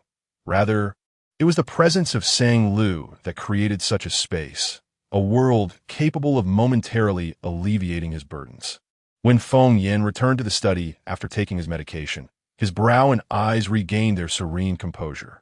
Standing with his back to the door, he directed his gaze to the stack of documents. After considerable contemplation, he decided to send a message to Sang Lu. "Feng, thank you." It was evident that the materials were not merely printouts of online literature. Sang Lu had meticulously highlighted key points in various colors. Sky blue indicated cutting-edge foreign literature. Grass green denoted case studies on anxiety response, psychological counseling, and orange contained her personal notes. Beneath a segment detailing a patient's interview insights, she had written, "Non-authoritative data, but it might be worth a try." Her handwriting was elegant and rounded, starkly contrasting with his own. Feng Yin could almost envision the scene of her composing that line. In the study, at the moment she received his message, Sang Lu was engrossed in a novel on her phone, laughing joyfully at the sweet moments. A notification popped up at the top of her screen, catching her off guard. Huh, could it be? The ice cube guy has broken the ice? He took the initiative to message her for the first time. Elated, Sang Lu sat up, cradling her phone as she replied. "Which thank you? This morning or just now?" "Ha!" She recalled clearly sharing several popular videos with him in the morning and just sending him the materials. Which was he thanking her for? She was eager to clarify. This time, after several minutes of waiting, Feng Yin finally responded. "Feng, thank you." "Thank her?" He answered, yet did not fully respond. This could be interpreted as him appreciating both the videos and the materials. Indeed, it was no surprise. After all, he possessed a certain eloquence in his speech. Sang Lu smiled as she replied, "Who are we to each other?" She felt immensely fortunate to have a partner who was neither paternalistic nor preachy, one who allowed her the freedom to pursue her dreams while providing a comfortable living situation as support. It was utterly delightful. The fruits of her labor were truly rewarding. What was there to discuss about gratitude? Who are we to each other? Sang Lu's eyes sparkled with amusement. She intended to say more, but suddenly realized she had already sent him several messages today. It was excessive, bordering on overwhelming. She restrained herself, choosing to let the conversation rest. Before Feng Yin could respond to the messages, she sent a few emoticons as a closing touch. Knowing when to stop and end the conversation, she turned her attention back to the pursuit of the latest chapters of her novel. The pent-up emotions found an outlet as she furiously typed in the comment section, passionately urging for updates. Married to a Phoenix man for 3 years, bullied by my in-laws. Receiving a divorce agreement on the day of childbirth. I can no longer endure this. Please, dear author, update 10 chapters in a row. As I listened to my revenge plan. Meanwhile, Feng Yin observed 6 messages popping up on his phone in quick succession. Sang Lu. Who is who between us? Sang Lu. Shoulder to shoulder. JPG. Sang Lu. Just discovered that your pot hose in the study is thriving. You've done well with it. Thumbs up. Sang Lu. Urgent notice. I have exceeded my quota of nonsense for today, detecting the onset of drowsiness. Sang Lu. Good night, cat under the blanket. JPG. He felt a slight disturbance in his eyes, yet his dark pupils remained calm and unruffled, devoid of any signs of impatience. After a brief moment, his brows gradually relaxed, and the corners of his eyes lifted into a subtle arc of pleasure, accompanied by a barely audible chuckle that escaped his lips. Chapter 23. Silent? Is she silent? On a Friday afternoon at the capital city television station, Director Wong, as per his usual routine, sipped his tea and opened his email. Just as he was about to clear out the spam, his eyes widened in surprise. How unusual! He had received an anonymous tip-off. It had been quite some time since he had last received such a report. Clicking the mouse, the screen immediately displayed the text. A denunciation of employee Sang Lu for allegedly exploiting her position to engage in illicit transactions to attract investment.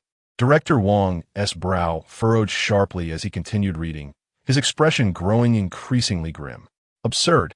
In a fit of anger, he slammed his palm on the table. According to the informant, they had witnessed Sang Lu in the company of the second son of the Feng family at a certain residential complex, behaving suspiciously, presumably engaging in illicit activities to secure investments. Such conduct was expressly forbidden by the station and utterly intolerable. Yao community. Xiao Xiao, are you certain the tip-off will be effective? Mother Zhuang inquired uneasily. Can Sang Lu's superiors see it? Zhuang Xiao took a bite of her apple, brimming with self-satisfaction. Of course, the email shows it has been received. A smirk played at the corners of her mouth as she glanced at her watch. I imagine Sang Lu's superior is already looking for her to discuss this. In a place like a television station, scandals are the bane of their existence.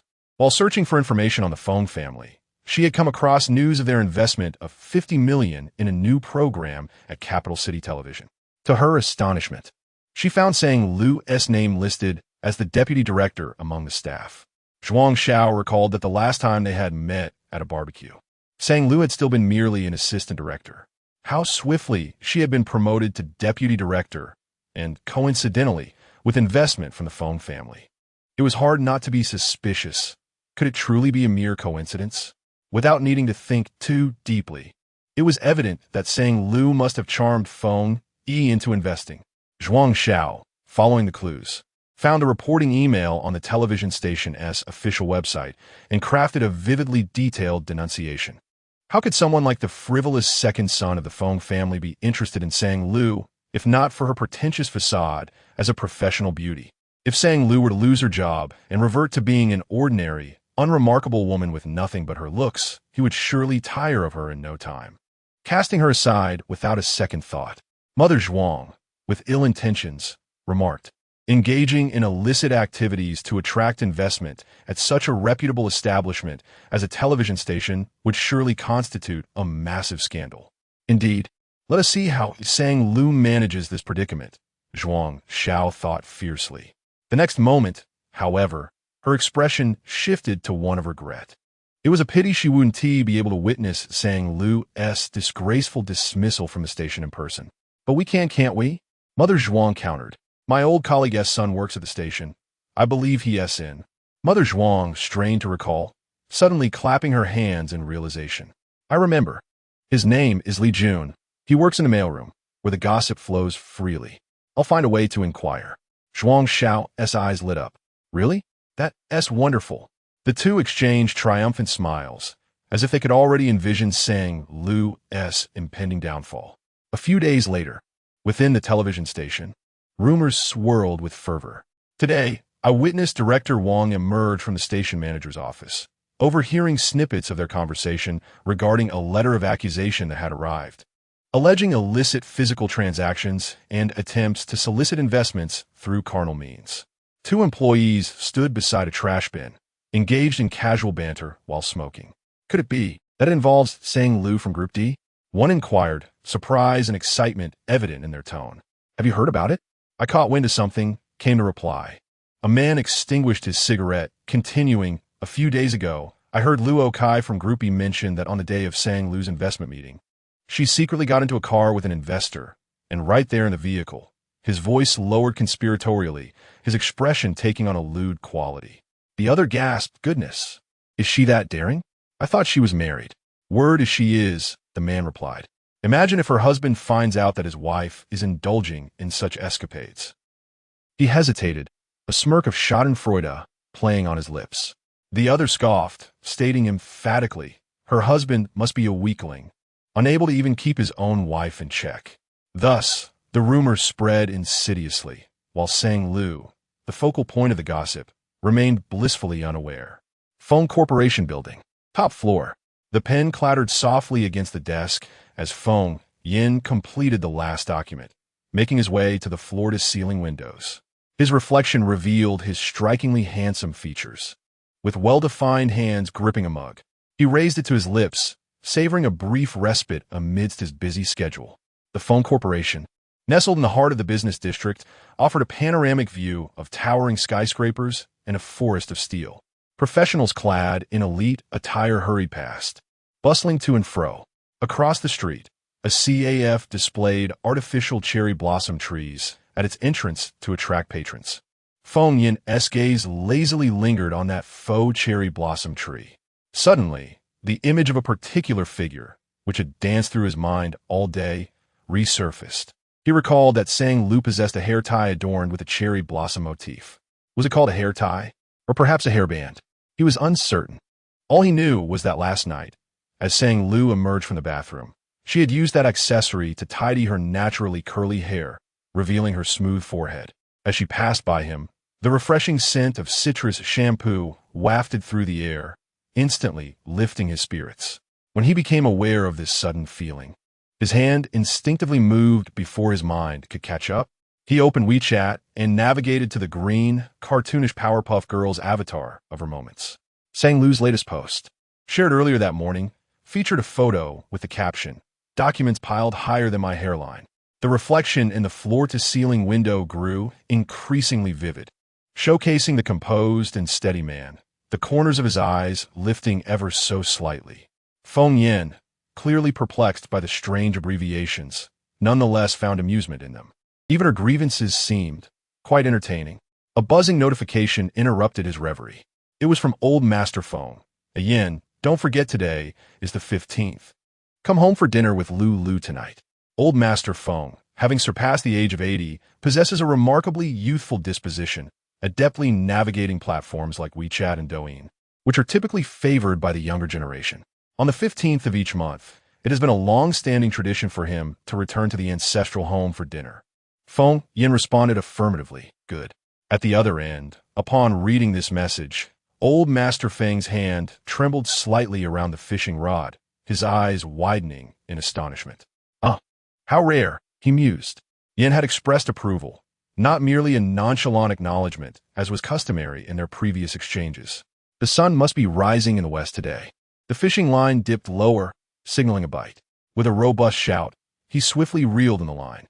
However, as he turned the reel, a sudden realization dawned upon him. His puzzled expression transformed into one of benevolence. He entrusted the fishing rod to his steward beside him and, with a beaming smile, responded to his eldest grandson's message. Old Master Feng wrote, "Indeed, I have not erred in choosing a granddaughter-in-law. Lu is gentle and serene, which has undoubtedly improved your temperament." A sense of pride swelled within him, affirming the wisdom of his arranged match. Truly splendid. As he gazed at the screen, Feng Yin felt a twitch at his temple. Serene? Was Lu truly serene? The whispers he had recently heard were more plentiful than in an entire year. Feng Yin's long, elegant fingers glided slowly over the screen as he replied, "In a few days, I shall arrange for the family doctor to conduct a health checkup." Old Master Feng's expression turned to one of rejection. What more is there to examine? I had a checkup just last month. Vision, Feng Yin clarified. Just then, there was a soft knock at the office door. Assistant Feng stood at the threshold, appearing hesitant to speak. Feng Yin lifted his gaze, gesturing for him to enter. After a moment of contemplation, Assistant Feng began, "President Feng, I just returned from the television station regarding the investment contract, and I heard some rumors concerning your wife." Chapter 24. The rumors will collapse on their own. Assistant Feng cautiously relayed the words he had heard, glancing nervously at President Feng. With his back to the door, President Feng stood before the floor-to-ceiling windows. From this angle, only his profile was visible, his brow furrowed, and his gaze cold and devoid of warmth, making it difficult to meet his eyes. Assistant Feng trembled for a while, and only after President Feng waved his hand did he dare to exit softly. The office returned to its former silence. The typically composed man felt an inexplicable surge of agitation in his chest. A person adept at navigating the intricacies of the business world could naturally discern the underlying logic of events. By piecing together the fragmented rumors, he could ascertain the general outline of the situation. At present, such absurd tales were circulating primarily due to his 3 months of willful ignorance regarding Sang Lu. Consequently, she lacked the confidence to publicly acknowledge her identity as the matriarch of the Feng family. What was she concerned about? Feng Yin lowered his gaze, his expression darkening momentarily. An unsettling thought crossed his mind, prompting him to reach for his phone and send a message to Sang Lu. I will pick you up from the television station tonight and take you back to the old residence for dinner. He deemed this the most efficient way to dispel the rumors. At the television station, Sang Lu spent the entire afternoon in a frenzy, scarcely able to pause for breath. After concluding a 2-hour video conference in the meeting room, she was immediately summoned by Yu Xiaoke, who informed her that there were discrepancies in the proposed schedule for several artists. Just when she finally managed to complete her tasks and return to her desk, eager for a moment's respite, the office blinds were suddenly pulled aside. Director Wang's gaze scanned the room until it landed on her. Come to my office for a moment. Sang Lu hastily gulped down a mouthful of her now-cold coffee and followed him. Director Wang sat at his desk, fiddling with his thermos, hesitating before speaking, saying, "There have been some rumors circulating in the station lately." Sang Lu raised an eyebrow, puzzled. Director Wang continued, "About you and that gentleman from the Feng family." At this moment, outside Director Wang's office, a young man with a dark complexion and a crew cut peeked in, glancing furtively around the office as if confirming something. He then quickly returned to the reception area on the first floor and dialed a phone number. "Hello, Auntie. The person you asked me to keep an eye on was just called into the office by the boss." Madame Zhuang had been eagerly awaiting this call. Elated, she inquired, "Are you certain? Did you see clearly?" "Yes, I saw very clearly." The boss looked exceptionally displeased. "All right, Xiao Jun, thank you for your help. I'll treat you and your mother to dinner another day." After hanging up, Madame Zhuang could scarcely contain her excitement as she called her daughter to share the good news. "Hello, Xiao Xiao. There's news from the television station." "News?" Zhuang Xiao, who was in the midst of a beauty treatment, instantly straightened up, startling her beautician. It had been several days since the report was submitted, and there had been no follow-up. Finally, the awaited news had arrived. Zhuang's mother. "It is absolutely true. Xiao Jun saw Sang Lu being summoned to the office by the director, and it must be today, to address her violations." Zhuang Xiao could hardly contain her laughter. "All right. Mother, I happen to be near the television station for a beauty treatment. I shall take a chance and see if I can witness Sang Lu being unceremoniously dismissed from the station." After hanging up, Zhuang's mother felt a wave of relief wash over her. Ever since she learned that the daughter of the Sang family drove a luxury car worth over 80 million, she had been seething with indignation, feeling a heaviness in her chest.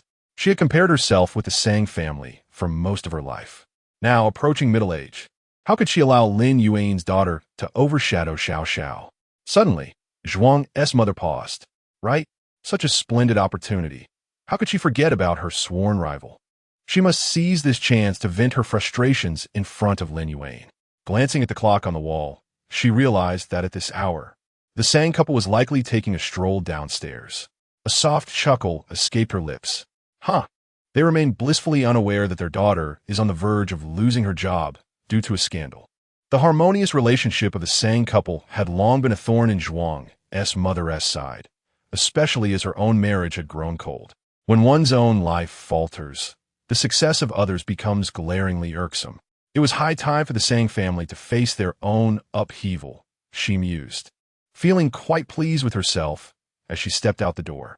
She intended to personally deliver this delightful news to them. At the television station, the members of Group D were all aware that Sang Lu had been called into the office by Director Wang. The specifics were unclear, leading to casual chatter among them. Could it be that the project bonuses are being distributed early? Are we all to go collect them? One speculated. Confusion abounds. When has Director Wang ever concerned himself with such trivial matters? Another replied. Indeed, what could it be? Sang Lu had been inside for some time. The youngest in turn, Xiao Duan, listened intently, his expression growing increasingly grim. Suddenly, he spoke up. There is something I'm uncertain whether to disclose. What is it? Someone inquired. Xiao Duan hesitated. It's just, there have been some unsettling rumors circulating about Sister Sang. Rumors? What rumors? Group D was like a close-knit family. and the camaraderie among them meant that sharing news within the group was akin to broadcasting it to the entire station. It created an invisible barrier that kept rumors at bay. So, the other day, I overheard some people from group be talking on the rooftop. Xiao Duan stammered. They mentioned seeing Sister Sang get into a car belonging to an investor on the day of the investment meeting, and are spreading rumors about her. As Xiao Duan recounted the events of that day, Yu Xiaoke slammed her fist on the table, rising in outrage. This is utter nonsense, groundless fabrications. Surely Director Wang cannot believe such drivel. A seasoned colleague furrowed his brow and shook his head, analyzing the situation. The station strictly prohibits any misconduct. What if they are looking to make an example out of someone? Could Sister Sang be wrongfully accused? The group engaged in a lively discussion, expressing their determination to confront Director Wang and seek justice for Sang Lu. Confronting the situation directly, I had taken but a few steps towards the office area when a figure appeared before me.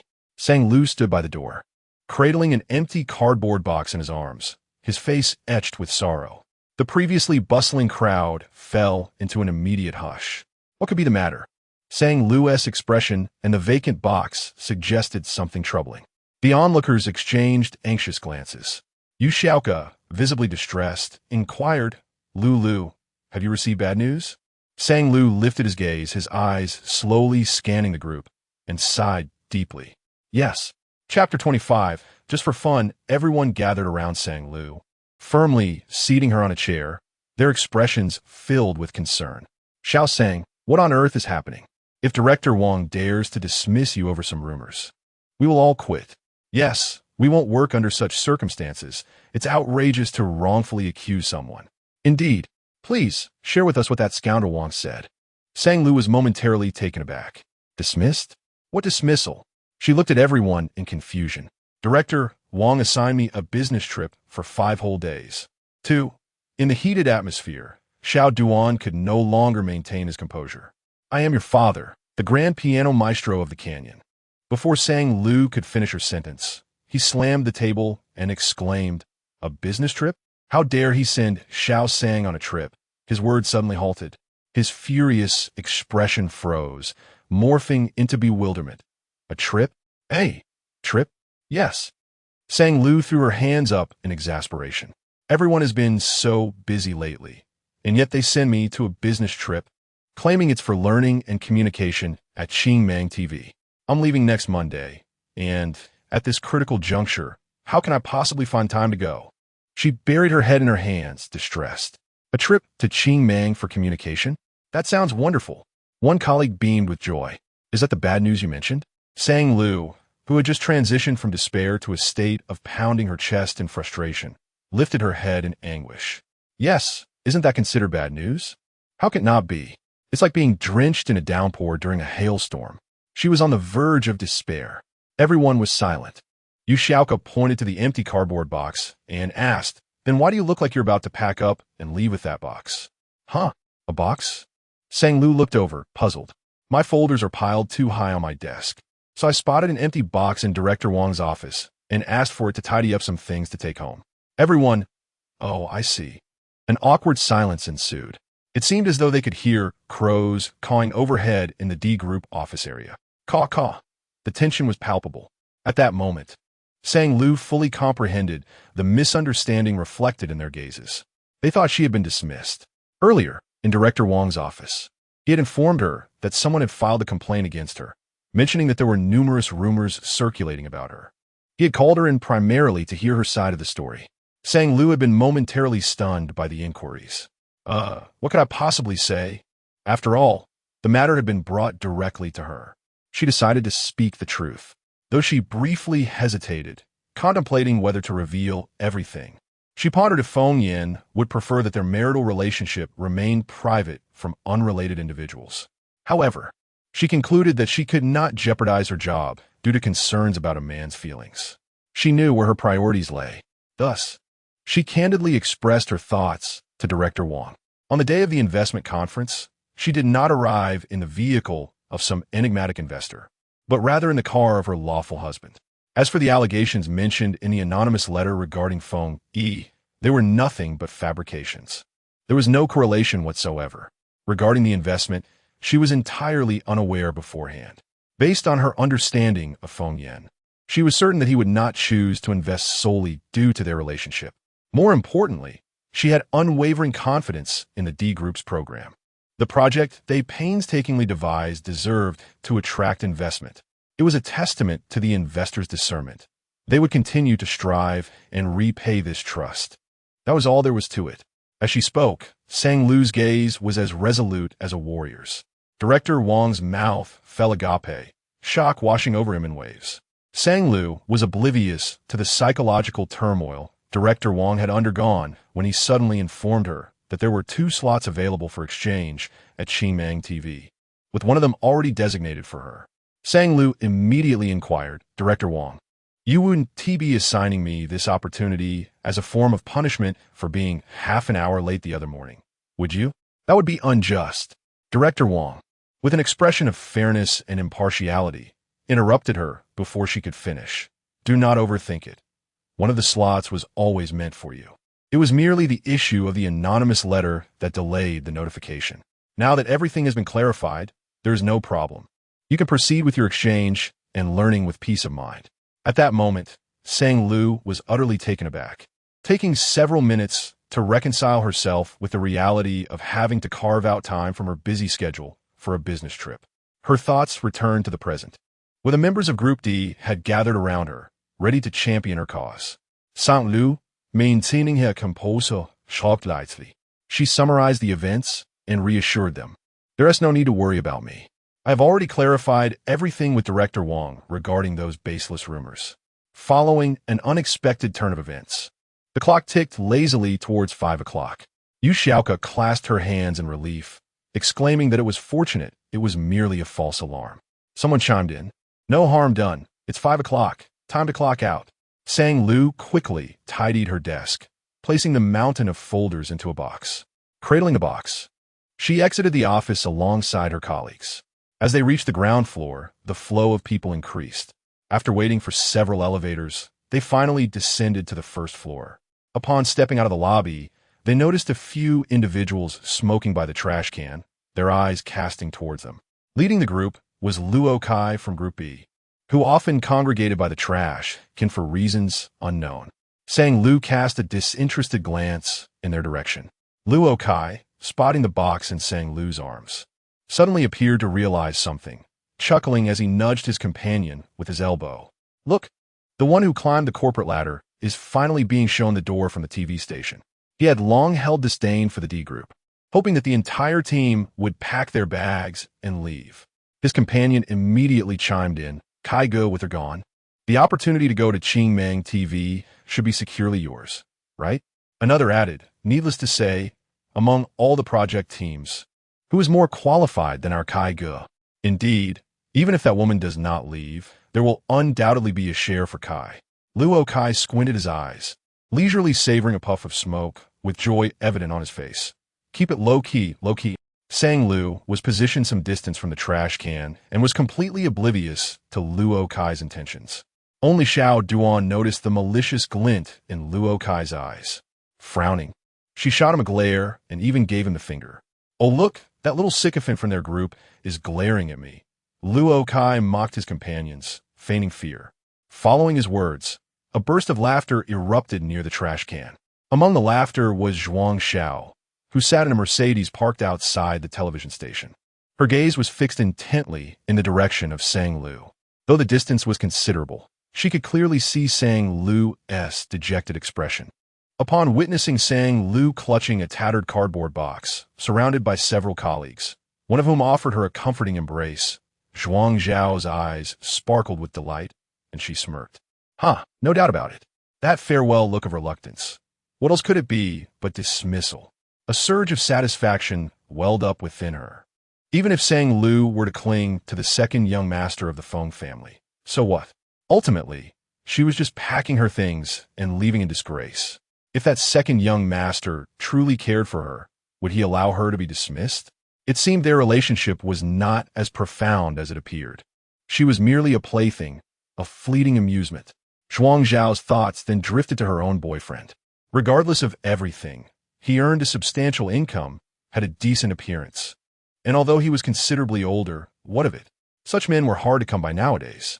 One must not set their sights too high. Those who, like Sang Lu, aspired to reach the heights of the clouds often found themselves plummeting harder and more painfully. Within Zhuang Xiao, a blend of satisfaction and complexity arose. After all, Sang Lu was her distant cousin, and seeing her in such a dire state inevitably evoked a flicker of sympathy. Yet this sympathy was fleeting, a mere momentary flash. In its place, a triumphant and composed light ignited in her eyes. From another perspective, Sang Lu should indeed be grateful to her, for she had hastened her awakening to reality. She was, in fact, doing her a favor. Chapter 26. Has Feng Yin come to capture her? Zhuang Zhao's gaze reached the end where Sang Lu was engaged in conversation with her colleagues. Someone inquired, "Little Sang, are you heading straight to Qingmeng on Monday? Aren't you stopping by the station?" Sang Lu nodded helplessly, yes. Suddenly, Yu Xiaoku sighed dramatically, her face clouded with sorrow. "I won't see you for several days. I will miss you so much."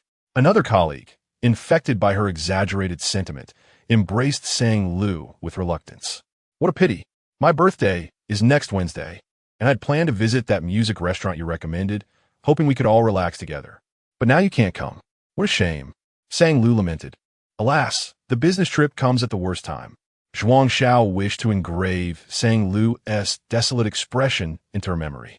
Ever since childhood, she had detested Sang Lu's perpetually unflappable demeanor, which she found insufferably feigned. The last encounter at the barbecue restaurant had also showcased that indifferent facade. What a charade.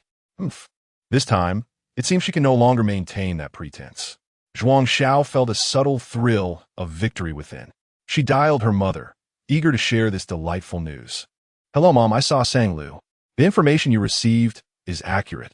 She has indeed been dismissed. It's truly gratifying." From the other end of the line, Zhuang Mother's laughter resonated. "Wonderful." Just as she arrived at the community garden, she was scanning the bustling neighbors when suddenly her eyes sharpened. "Xiao Xiao, I can't chat right now. Something important has come up." Hastily hanging up, Zhuang Mother, her face alight with triumph, approached a middle-aged couple strolling arm in arm. "Oh, isn't that Sang Lu's mother? With such a significant event occurring, you two still have the leisure to stroll?" Her voice rang out, sharp and piercing, drawing the attention of nearby residents who turned to look. Lin Yuyin, hearing the commotion, turned her head in confusion. Upon recognizing her adversary, she instinctively clicked her tongue.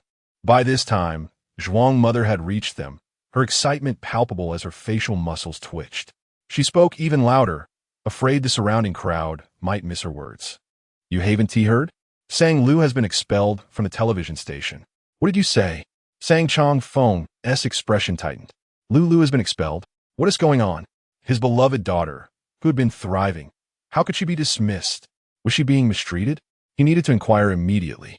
Just as Sang Chong Feng was about to accept this information, his wife tugged at his arm.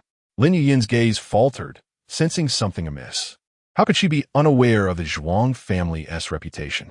They thrived on others' misfortunes, often scheming behind the scenes. The inconsistencies in the earlier claims were glaring. Remaining composed, Lin Yuyin asked, "Where did you hear this news? Why would our Lu be dismissed? Please elaborate." Zhuang Mother, realizing that this was a moment she had been prompted to declare before the neighbors, thought to herself, "You can't blame me for speaking harshly now." Zhuang Mu feigned concern, her brows knitted in a manner that suggested a desire to speak yet hesitated in her expression of regret. Why would the television station terminate an employee? Surely, it must be due to a scandal of considerable magnitude. As she initiated this discourse, she noted that the neighbors began to engage in hushed whispers, their collective gaze fixated upon her, which only heightened her excitement.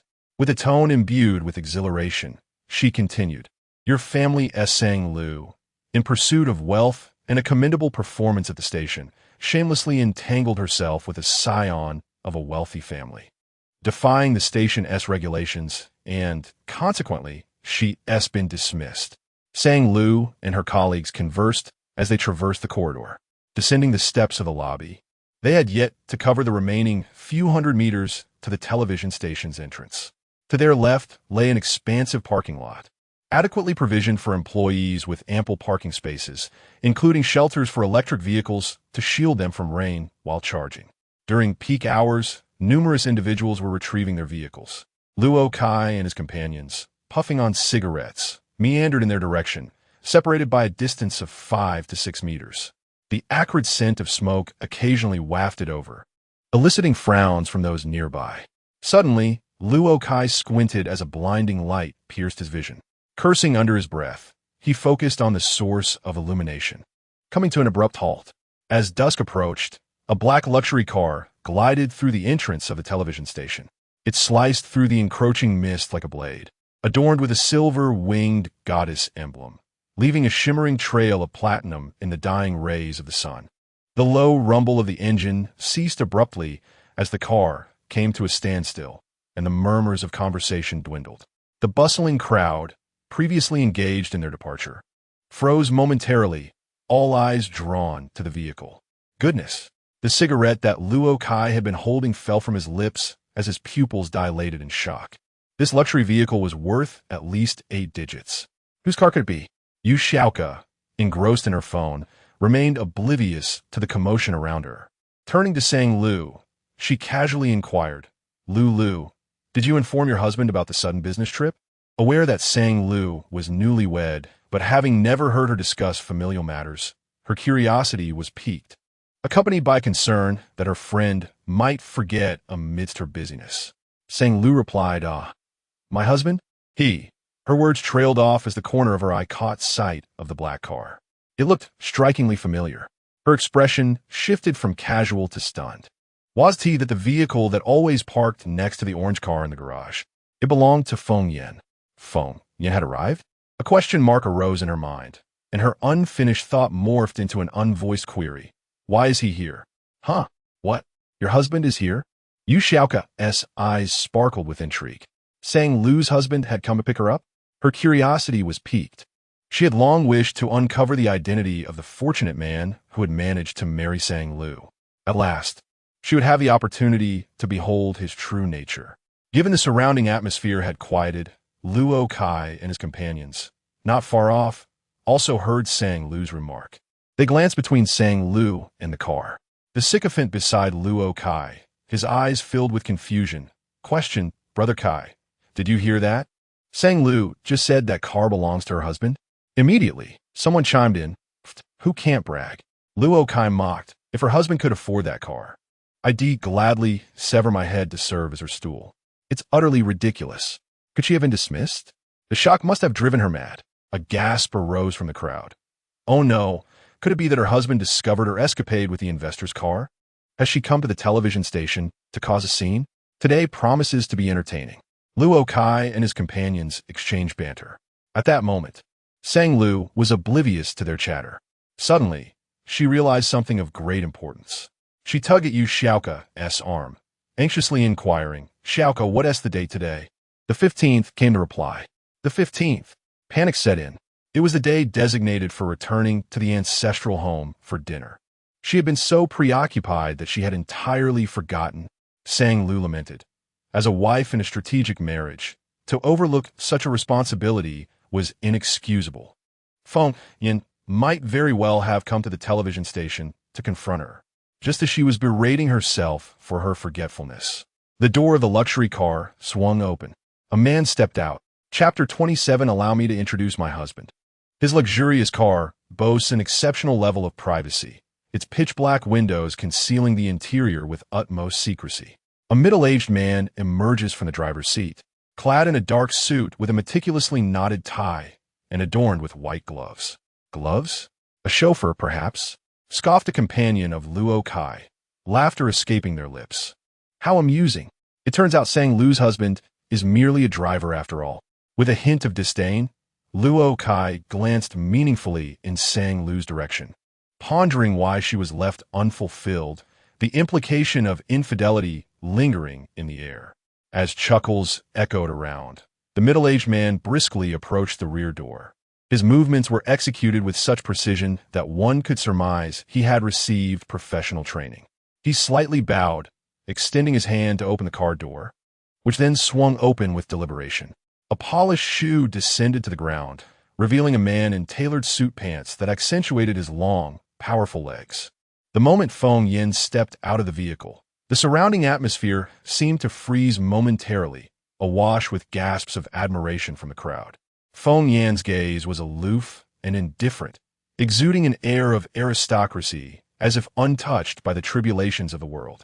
His commanding presence stood resolute against the encroaching twilight, embodying an aura of unattainable allure.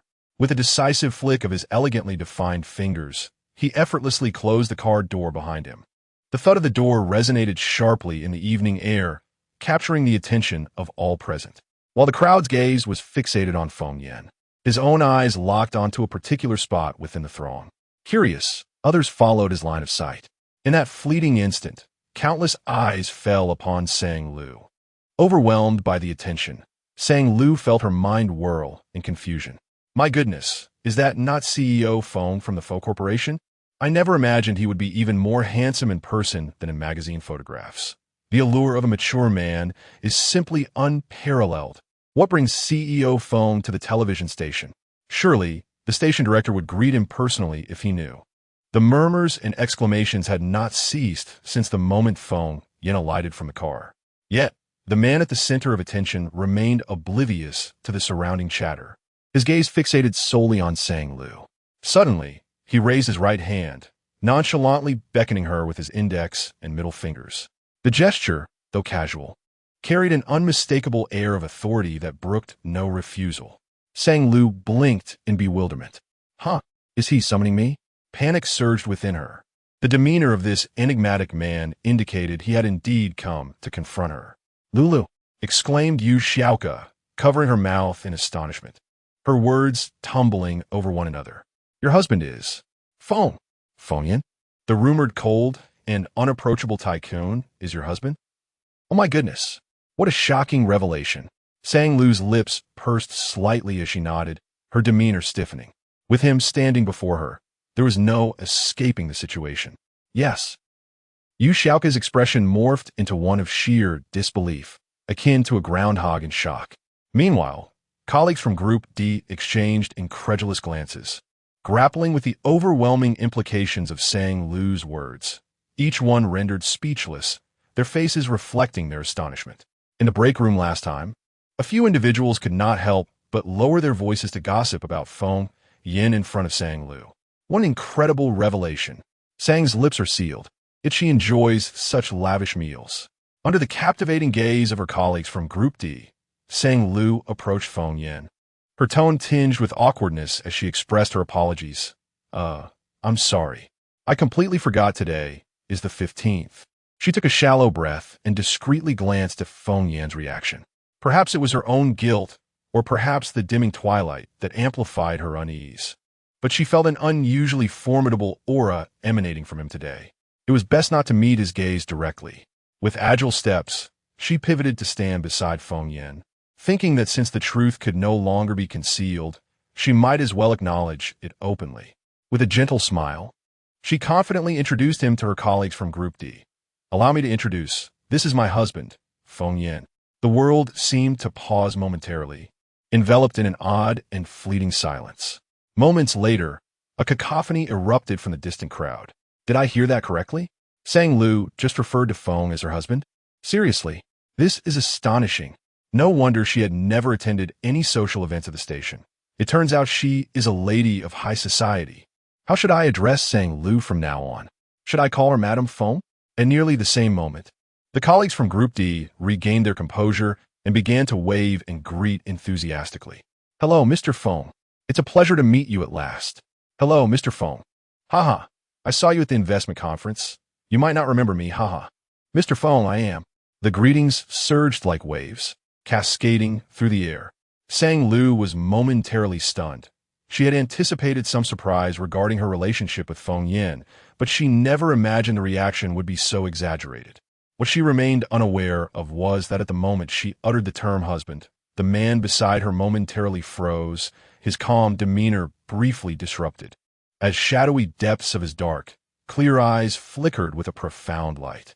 He silently regarded her for a considerable time before turning to acknowledge her enthusiastic colleagues. His naturally cool gaze swept over the crowd. Feng Yan nodded coolly in response. Meanwhile, Luo Kai and his companions were already rendered speechless, their eyes darting back and forth between Feng Yan and Sang Lu, desperately seeking confirmation of their mounting dread. Could it be? Sang Lu's husband is the president of Feng Corporation. Feng Yan? He is a top-tier magnate. How could this be? And that car she got into at the investment conference, could it also belong to Mr. Feng?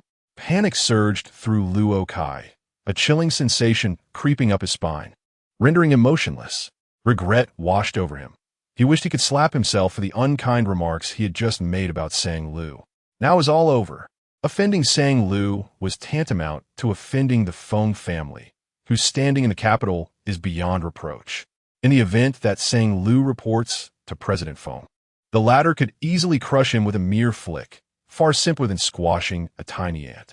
Luo Kai dared not contemplate further. Perhaps it was the innate astuteness that accompanies merchants. Feng Yan's gaze merely brushed past Luo Kai, yet he swiftly discerned the trepidation emanating from him. One only feels apprehensive when harboring a guilty conscience. Feng Yan's gaze lingered on that individual for a fraction longer. At that moment, Luo Kai's body trembled. His legs felt unsteady, as if they were made of jelly, and his eyes darted about, seeking to evade that chilling, terrifying gaze. It was utterly horrifying. He yearned to flee, to vanish into the ground.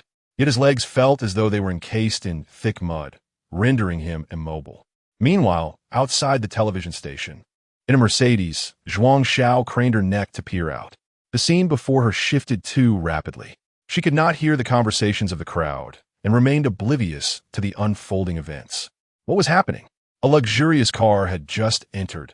A man emerged from within, and suddenly the expressions of those around transformed. Why had Sang Lu abruptly approached that man? Why did everyone regard Sang Lu with eyes brimming with envy and flattery? Hadn't Sang Lu been dismissed? How could he remain so composed? Chapter 28. The genuine husband Zhuang Xiao was engulfed in confusion. She rubbed her eyes vigorously, trying to discern the scene before her in the dim light. It was only when she spotted the elegantly composed man, seated in the back of the car alongside Sang Lu, that she erupted in astonishment. Her hands gripped the steering wheel tightly, her mouth agape as she struggled to articulate her shock. Feng Yan, it cannot be a mistake. That man is indeed Feng Yan. She had spent considerable time admiring that very face during her online searches. What on earth was happening? How could Feng Yan possibly be in the same car as Sang Lu? Was it not his younger brother, Feng Yi, who was romantically involved with her? Zhuang Xiao watched as the black sedan departed from the television station, her mind racing in confusion, unable to pinpoint where she had misjudged the situation. In frustration, she slammed her hand onto the steering wheel, causing a sharp honk to pierce the air, her freshly manicured nails digging into the leather. With a crack, the nail broke, sending a jolt of pain through her finger. Yet, her gaze remained fixed on the direction in which the car had vanished. Suddenly, a troubling thought crossed her mind. Could it be that Sang Lu was playing both sides? What audacity Sang Lu possessed! How could she possibly tread upon both of Feng's illustrious vessels simultaneously? Jealousy surged through her mind, and Zhuang Xiao's brows knitted tightly together. She could not bear the thought of Sang Lu surpassing her, even marginally. Yet at this moment, she felt eclipsed. One was in the heavens, the other in the depths. No, absolutely not. A fierce determination ignited in her eyes. She must find a way to drag Sang Lu down from her lofty perch. Think. Surely there must be a way. Sang Lu, so shameless, who had ensnared the younger brother, now entangled with the elder. Did the Feng family know? She must expose her scandalous behavior. Yao community. Central Garden. Zhuang's mother pieced together the fragmented information she had gathered, embellishing it as she related to Lin Yuan. The neighborhood elders had formed a circle, engaging in spirited discussion. No way. Are you referring to the daughter of the old Sang family, Lulu? That child has grown up before our very eyes. She's a fine young lady and would never stoop to such folly. Indeed, don't spread unfounded rumors. Zhuang's mother grew anxious. How could I be mistaken? My daughter and I witnessed it with our own eyes. What did you see? Someone inquired. Zhuang's mother replied. Just recently, on the day Sang Lu returned to the community, she arrived in a luxury car, worth over 80 million. Can she possibly afford that? Oh, now that you mention it, I recall seeing a rather extravagant car. One that seemed out of place. It was that very car, White. Zhuang's mother asserted firmly. The others began to recollect. Yes, it was indeed White. With the confirmation of others, Zhuang's mother raised her brows in triumph. Lin Yuan, who typically flaunted her husband's affection and her daughter's obedience, would surely face humiliation in front of everyone now. Just look at what kind of daughter you have raised. Gold-digging, willing to seduce men by any means necessary. Like mother, like daughter. The entire family is a bunch of pretentious individuals. Mrs. Zhuang stands with her arms crossed, eagerly anticipating the moment when her sworn enemy, Lin Yuan, will find herself in an awkward situation. The thought brings her immense satisfaction and relief. However, after quite some time, Lin Yuan remains silent and does not attempt to defend herself. This behavior is unlike her. How peculiar. Mrs. Zhuang glances over and is suddenly taken aback. Why does Lin Yuan appear completely unfazed? Instead, she shares a few whispered words with her husband before breaking into laughter. This is also puzzling for Sang Chongfeng, who had been so impulsive just moments ago, now sporting a look of utter tranquility. Yuan, Chongfeng. Mrs. Zhuang steps forward, pressing. Did you hear what I said? Sang Lu is out there flirting with men and jeopardizing her future. The man she's involved with seems to have the surname Feng. How can you still be laughing? Could it be you already knew? The old neighbors can't help but express their confusion. What on earth is happening with the Sang family? Their daughter is embroiled in such a significant scandal, yet they remain so unperturbed. At last, Lin Yuan turns her calm gaze toward Mrs. Zhuang. Her eyes are so serene that they send a jolt through Mrs. Zhuang's heart. Lin Yuan speaks casually, as if discussing the weather. Oh, you have it wrong. The one driving the 8 million car is our son-in-law, Feng Yan. Please refrain from spreading false rumors. Son-in-law, Feng Yan? Mrs. Zhuang recalls her daughter mentioning that Sang Lu was involved with a wealthy man whose last name was Feng, but she had no knowledge of his full name. Now, Lin Yuan speaks it so earnestly that it almost seems credible. What a joke. A son-in-law? A wealthy heir becoming a son-in-law? This is a dream she would never dare to entertain. Yet Lin Yuan has already woven it into existence. Stop boasting and fabricating stories. Protecting your own isn't done in such a manner. Why are you making things up? Mrs. Zhuang laughs in disbelief. When did Sang Lu ever get married? You've never mentioned it before. Do you think we need to consult your family before marrying off our daughter? Her grandfather arranged a betrothal. Do you expect me to ask him in the heavens? Lin Yuan remains composed. Though her words come swiftly, each one is articulated with remarkable clarity. You, Mrs. Zhuang, is left speechless. Observing Lin Yuan's unwavering conviction, her heart sinks further. Could it be that what Lin Yuan claims is true? After a few moments of stunned silence, she refuses to accept it. After all, she personally received a call.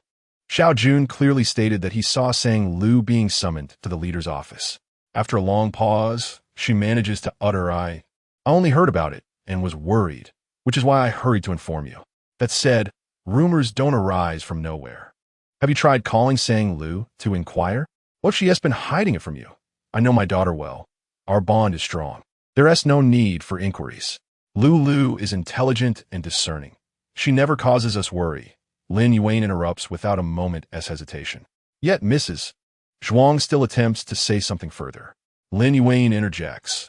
Instead of fretting over my precious daughter, perhaps you should focus on your own household matters. The surrounding neighbors begin to murmur, their remarks turning toward Mrs. Zhuang. Indeed, from dawn till dusk, it is your family that remains the most idle, gossiping incessantly about others. Lu is a virtuous child, ever dutiful and sensible throughout her life. I refuse to believe such nonsensical talk. Yes, I too suspect it to be mere fabrication. She often revels in exaggeration and grandiosity. Indeed, not a word that escapes her lips bears the truth. An elderly gentleman, clearing his throat and stroking his beard, reminisced. In the days when old Sang was still alive, I recall him mentioning that he had arranged a betrothal for his granddaughter. In an instant, The winds of conversation shifted, igniting a tempest of anger within Madame Zhuang. Shock and embarrassment coalesced within her, rendering her speechless. A glance at Lin Yuan, who wore a calm expression, provoked a torrent of vicious curses to surge within her, yet she could only swallow them down. Just then, the phone rang. The neighborhood's incessant critiques did not cease. Amidst the chorus of reproach, Madame Zhuang seized the opportunity of the call to make her hasty escape from the scene. Once the call connected, Zhuang Zhao's voice came through. "Mom, I've uncovered something extraordinary. Sang Lu is doomed this time. Don't say you've discovered something else." Madame Zhuang shouted, disregarding her demeanor. "I am the one who has unearthed the truth. Raising you has been in vain. You pale in comparison to your cousin, leaving me utterly humiliated before the neighbors." She unleashed her fury entirely upon her daughter. "After toiling for days, what have you achieved? The wealthy individual you've been investigating is your cousin's legitimate husband." "What? Her legitimate husband?" Zhuang Xiao exclaimed, stunned, as if the sky were about to collapse. Madame Zhuang retorted, "Get back here, you disgraceful child." Chapter 29. He insisted on embracing her waist beneath the darkened veil of night. A sleek black car traversed the elevated bridge. As she gazed out at the retreating scenery, Sang Lu felt a sense of disorientation enveloping her. Beside her, Feng Yan's striking features were partially obscured by the dim light. She clutched a cardboard box filled with documents, which now occupied the spacious back seat, rendering it somewhat cramped. "Are you feeling squeezed?" Sang Lu suddenly inquired. As her words echoed, the man, who had been staring out the window, shifted his gaze. His eyes lowered, and he noticed that her shoulder was brushing against his arm. The unfamiliar sensation, as though it possessed a life of its own, coursed through him, amplified by the sweet citrus fragrance that lingered around her. As the car passed over a speed bump, it jolted slightly, causing Sang Lu's knee to inadvertently graze his thigh. He swallowed hard, his gaze dropping as he shook his head. "As long as you're not uncomfortable," reassured. Sang Lu continued, "By the way, why didn't you let me know you were coming today? It was rather unexpected." She mused that her colleagues must have been startled by his sudden appearance. In saying this, she subtly aimed to preempt any admonishment from Feng Yan for her lapse in remembering the date, hinting that had he informed her earlier, she certainly would not have forgotten. Upon hearing her words, Feng Yan paused momentarily. He then turned his head slowly, resting his elbow on the window frame, his expression leisurely as he regarded her. His dark eyes shimmered with a soft light, scanning her face with an unhurried intensity, revealing a hint of amusement as he seemed to detect the veiled reproach in her tone. A gentle breeze wafted through the cracked window, carrying the refreshing scent of early spring foliage, brushing against Sang Lu's face. Although it should have been a pleasant sensation, she felt inexplicably stifled under his gaze. After a few seconds, she noticed the corner of Feng Yan's brow lift slightly. He raised a hand resting on his lap and tapped his phone with elongated fingers, producing a couple of soft knocks, a clear indication. Sang Lu puzzled. What does this mean? Could it be that he had sent me a message earlier? Her eyes widened in realization as she immediately opened her phone, discovering an unread message from Feng Yan lying quietly in the chat window, untouched amidst her afternoon chaos.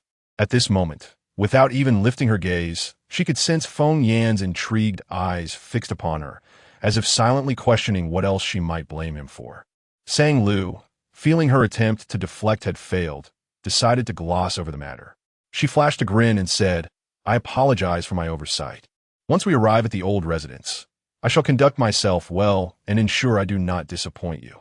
As her words fell, she caught a flicker of curiosity in the depths of his gaze. Regarding the last dinner at the grand residence, her memories were hazy.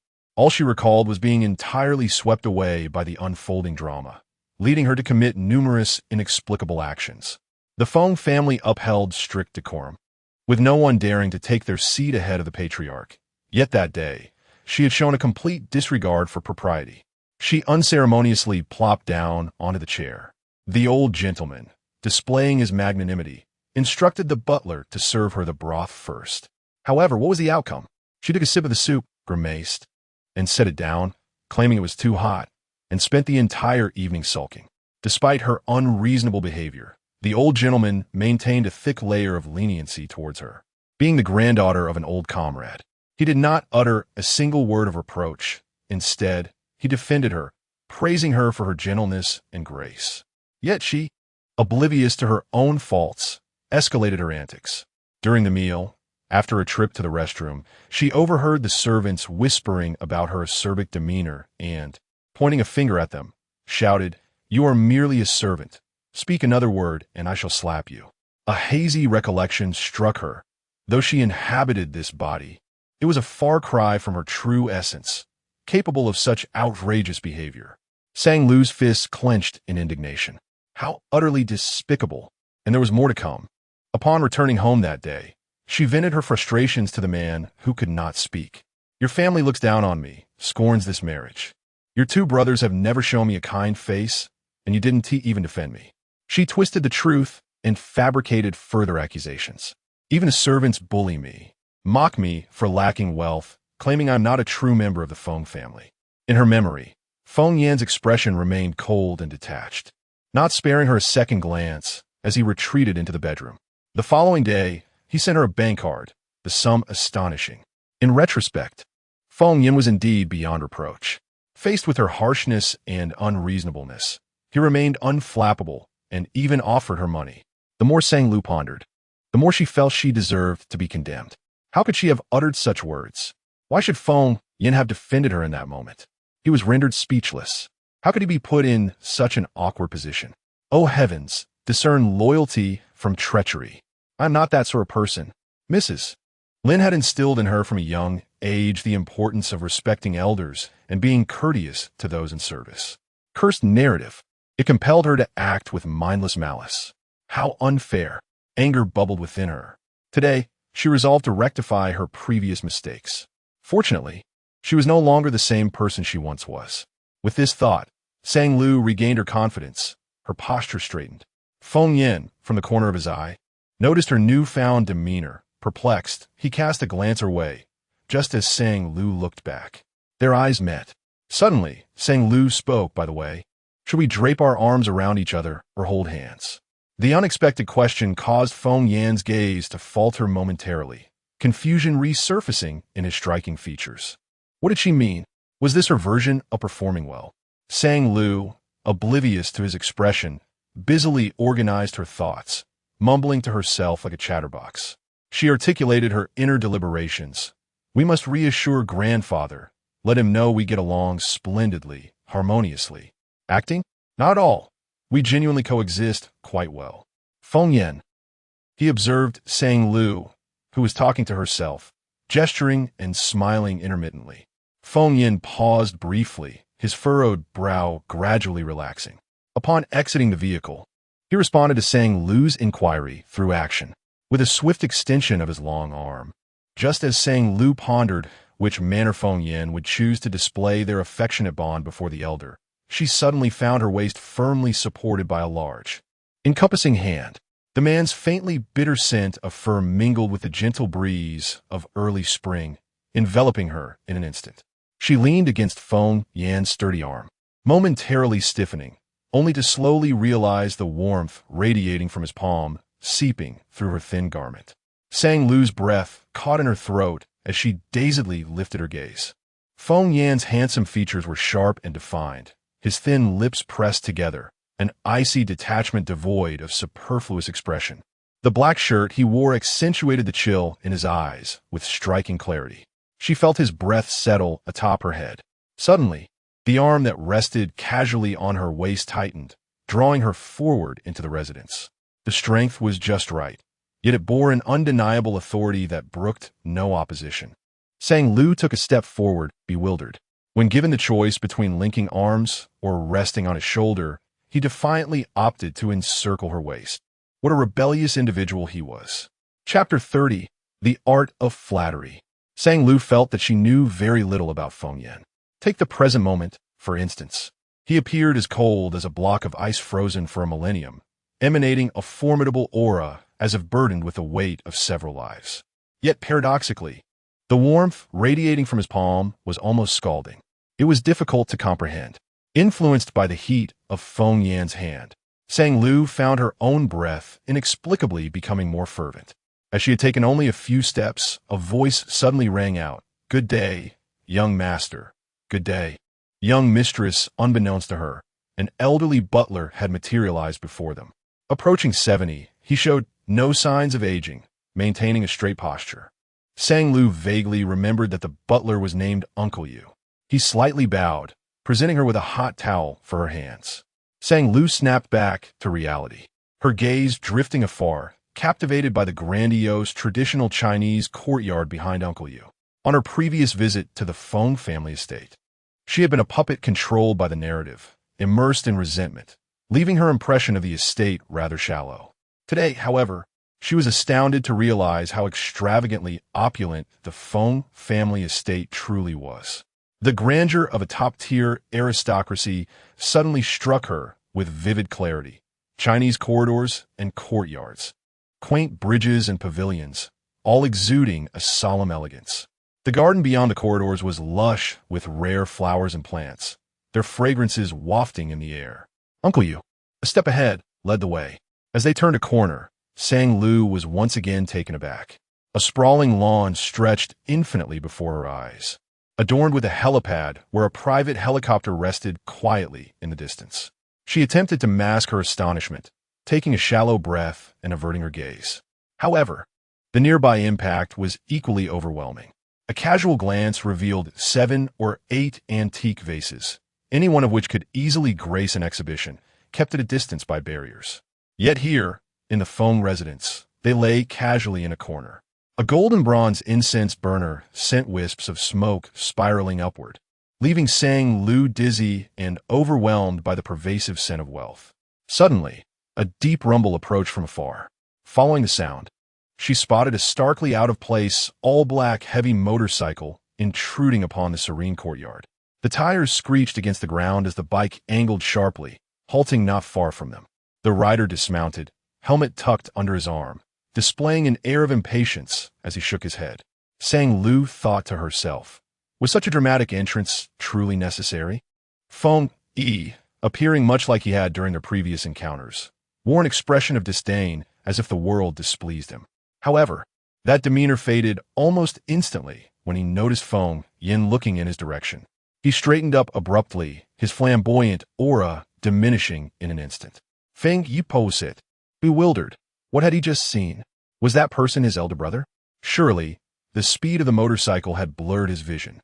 The icy demeanor of his brother was now wrapped around his sister-in-law's waist. It was an unfamiliar sight. "Greetings, elder brother and sister-in-law," Feng Yi greeted as he approached. Though his tone remained languid, his eyes were gentle and his demeanor humble. Sang Lu could distinctly sense Feng Yi's trepidation towards Feng Yin. Feng Yin merely cast a fleeting glance at Feng Yi, who immediately displayed an expression of awaiting judgment. Was he truly that fearful? Sans répondre. Feng Yi exhibited such deference to Feng Yin, yet spoke to her with bravado. Logically, both elder sister-in-law and elder brother belonged to the same generation. How could this young man display such double standards? Nonetheless, Sang Lu found herself regarding Feng Yi with a modicum of approval. How to describe it? Perhaps he could be considered somewhat humanized. Originally, Feng Yi had approached with the primary objective of observing whether the sister-in-law was merely putting on an act, planning to persuade his brother to divorce at the first sign of suspicion. However, when Feng Yan's scrutinizing gaze fell upon him, he felt a tightening in his chest. Any notion of tasks was entirely cast aside. Anxiety gripped him as he suddenly recalled certain, less than pleasant memories. On one occasion, he had donned a trendy new jacket from a popular brand while dining at the family residence. Throughout the meal, his brother had directed several piercing glances his way. Afterward, during tea, his brother had calmly typed a few words on his phone and handed it to him. "Are you planning to go to the amusement park to work as a clown after dinner?" He had been taken aback. On another occasion, he thought he had outsmarted the situation by wearing a suit, believing, surely, that he would avoid any mistakes. Yet, unfortunately, due to riding a motorcycle, the hem of his suit had acquired a slight wrinkle. He swore it was no longer than the length of a pinky finger. The meal had passed uneventfully, but upon returning home, he received a transfer of 100,000 yuan from his brother. accompanied by the admonition to express any difficulties rather than rummaging through trash for clothing suitable for a person. Feng Yi was left speechless. The words rummaging through trash and clothing suitable for a person struck him like a thunderclap, leaving him sleepless through the night.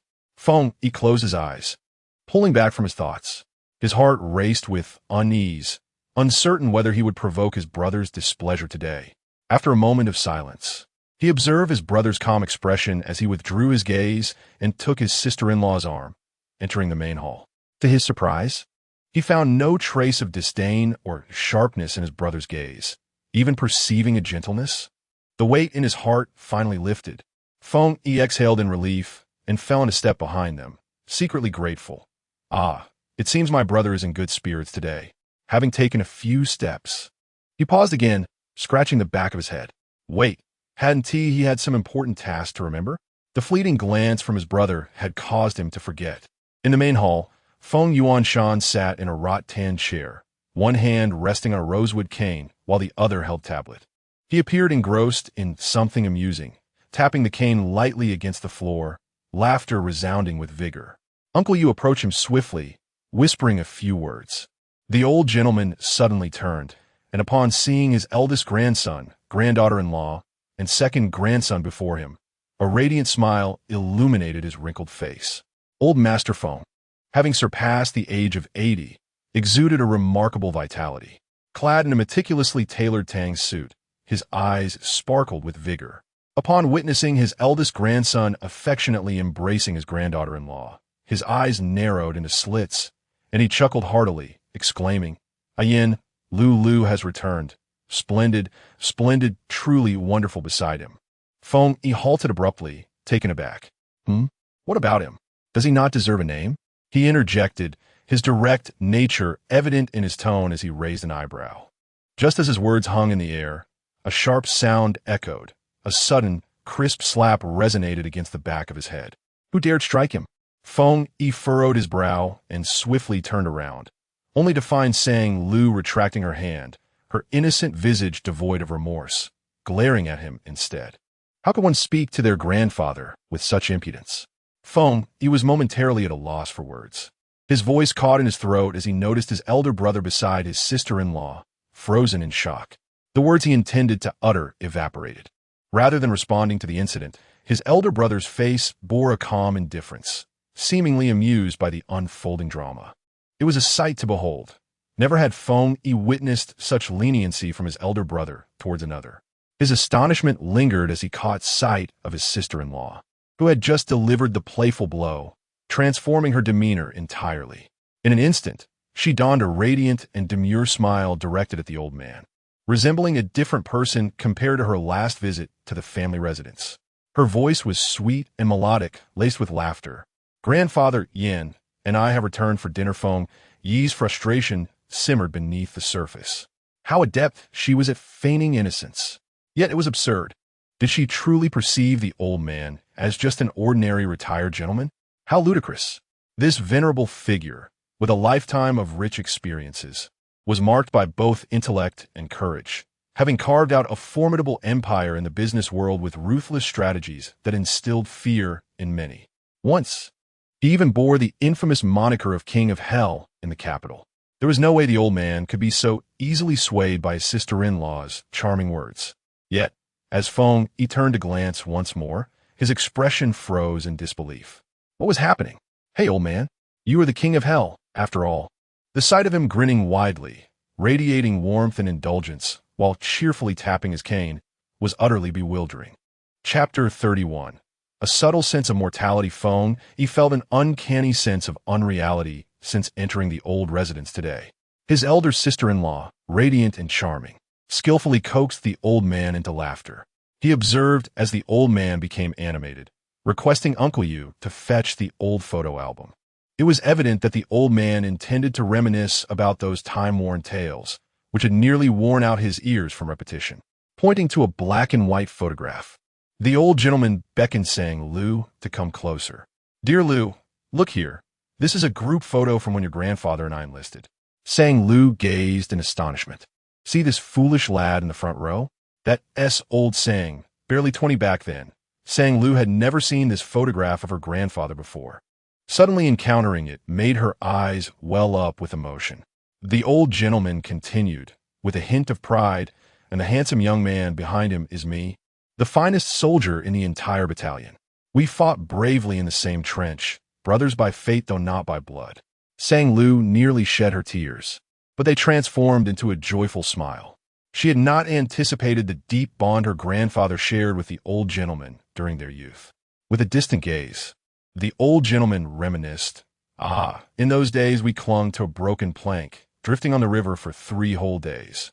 Your grandfather, bless him, saw I was on the brink of collapse and selflessly gave me his last compressed biscuit, deceitfully claiming he had another. Can you believe his foolishness? Though he was naive, I was not. I merely took a small portion of it. You cannot fathom the taste of a biscuit soaked in murky water for days. It was hardly palatable. I told old Sang to imagine it as my family chef's braised pork, each bite a struggle to swallow. Sang Lu envisioned the scene, feeling a mix of sorrow and admiration for her 2 grandfathers, both brave and endearing in their hardships. Just then, she heard the old gentleman chuckle and tease. Your grandfather was quite shrewd.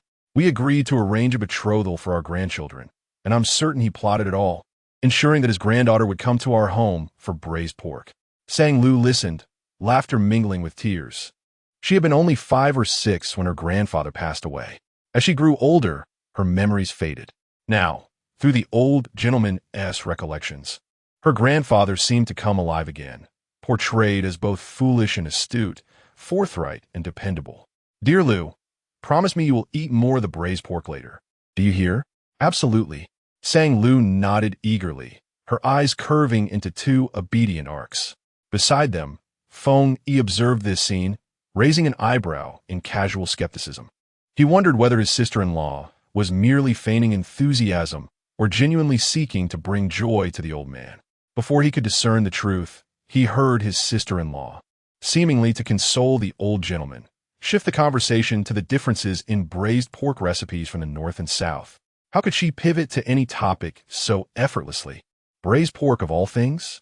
Feng Yi discreetly glanced at his elder brother, expecting him to share his bemusement, perceiving his sister-in-law as chatter as rather tiresome. Unexpectedly, the elder brother's expression revealed no hint of surprise, remaining composed and unruffled. Wasn't he the one who despised noise the most?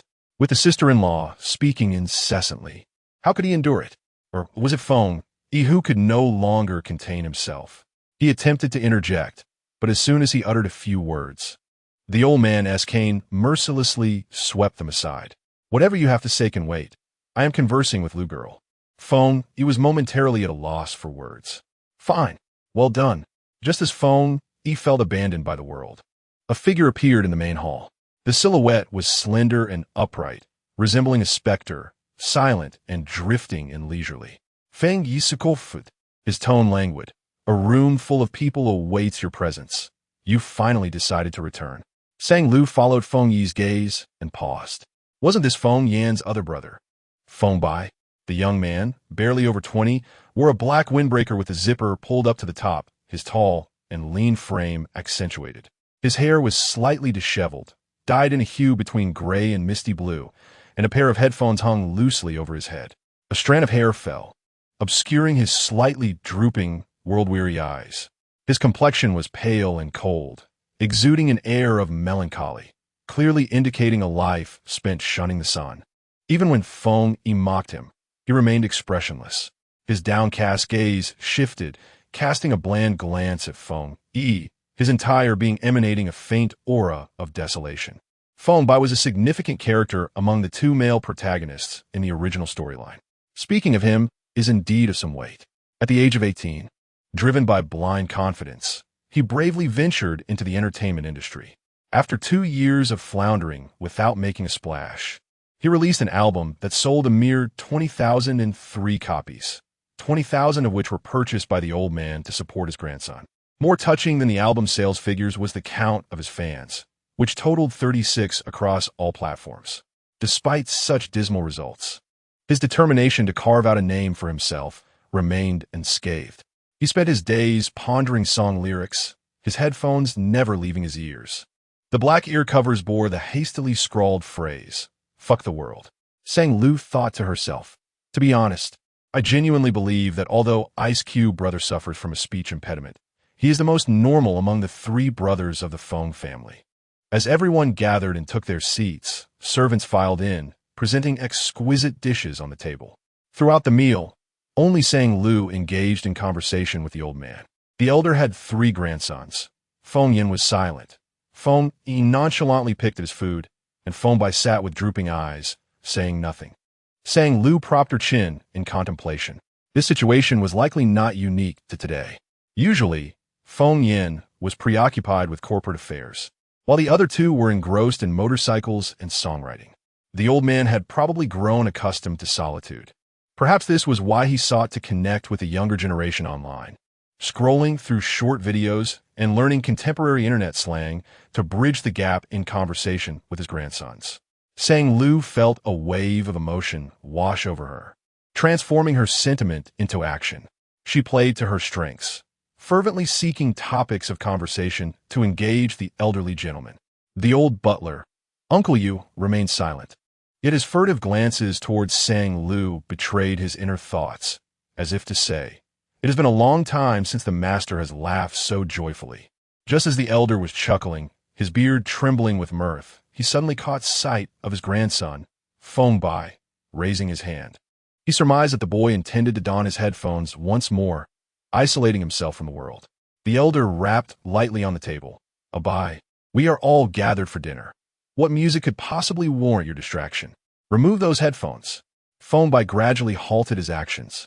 The elder's eyes glinted with disdain, shifting his gaze between Fong Yi and Fong Bai. "You 2 youngsters, could you not emulate your elder brother, allowing me a modicum of peace and perhaps prolonging my years?"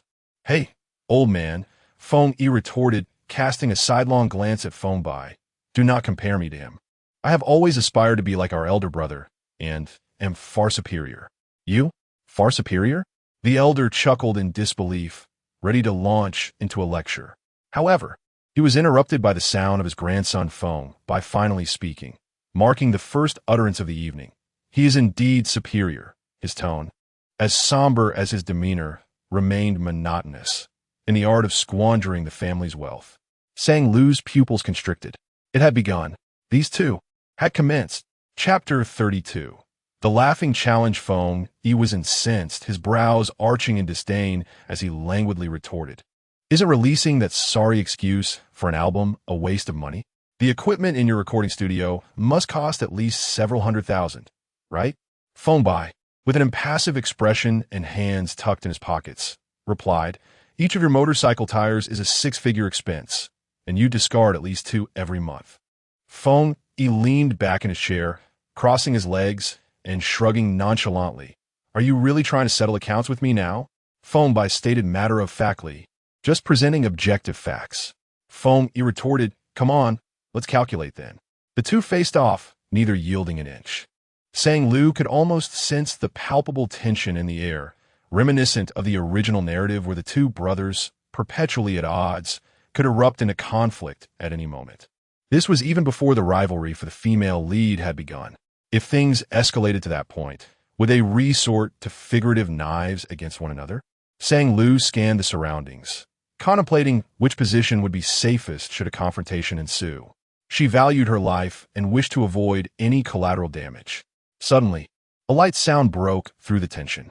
Sang Lu turned to see Fong Yin placing his chopsticks on the table, his brow cool and his eyes languidly lifted, exuding an inherent sense of superiority. With just a glance, he silenced the 2 adversaries. Despite Fong Bai's lingering defiance and Fong Yi's bravado, they dared not continue their quarrel. Eldest brother rarely lost his temper, but when he did, the effect was formidable. The mere intensity of his gaze was enough to send shivers down their spines.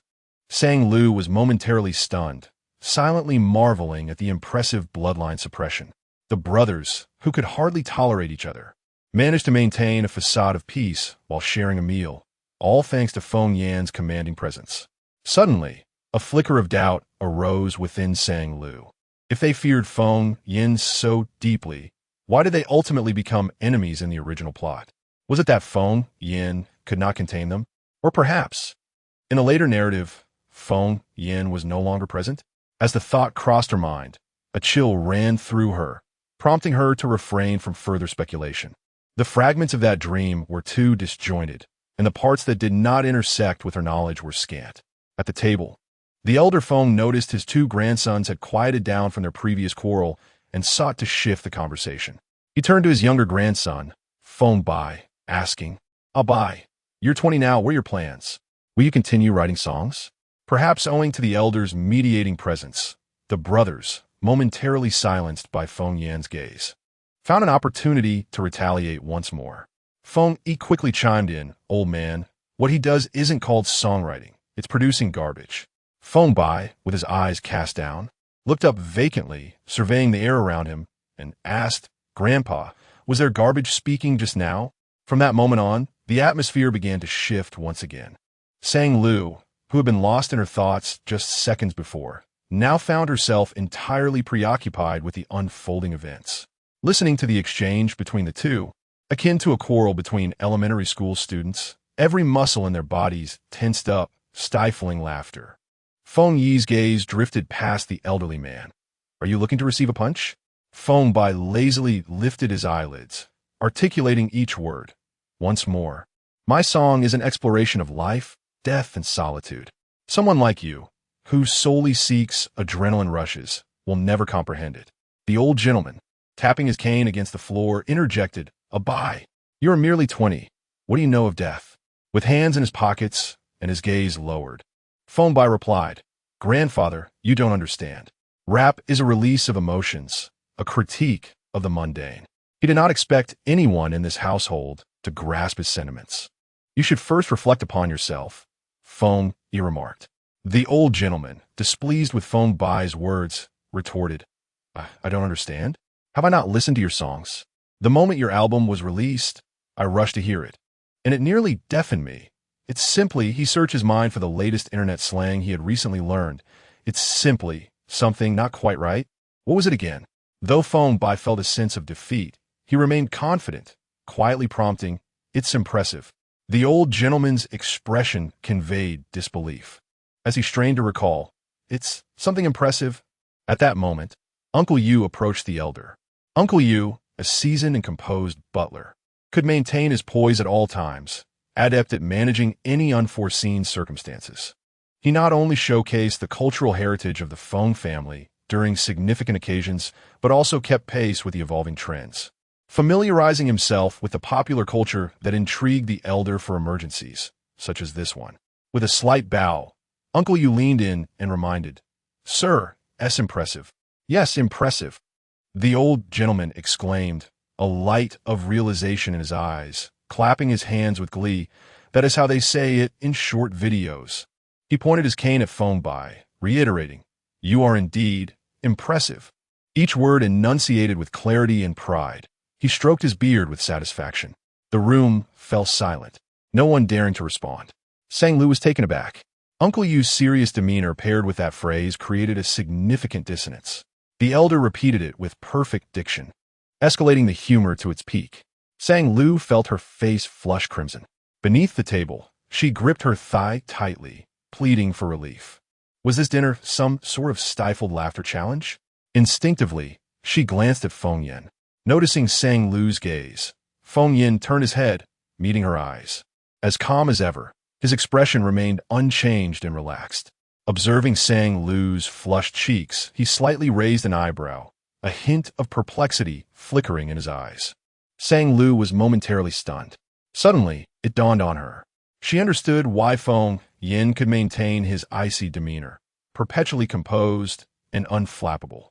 Growing up in such an environment filled with high-intensity, bewildering dialogues, it was only natural that he would remain unfazed by any situation. He had been conditioned for it. However, Sang Lu was not. This was her first encounter with such a scenario, and suppressing her laughter was proving to be quite the challenge. After enduring a tirade from the old man, Feng Bai showed no inclination to defend himself, as though he had grown accustomed to the world's lack of understanding.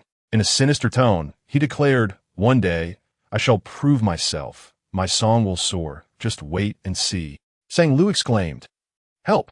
That line is far too melodramatic. If this is truly a challenge to suppress laughter, then it has gone awry. She could no longer contain herself. Bursting into laughter.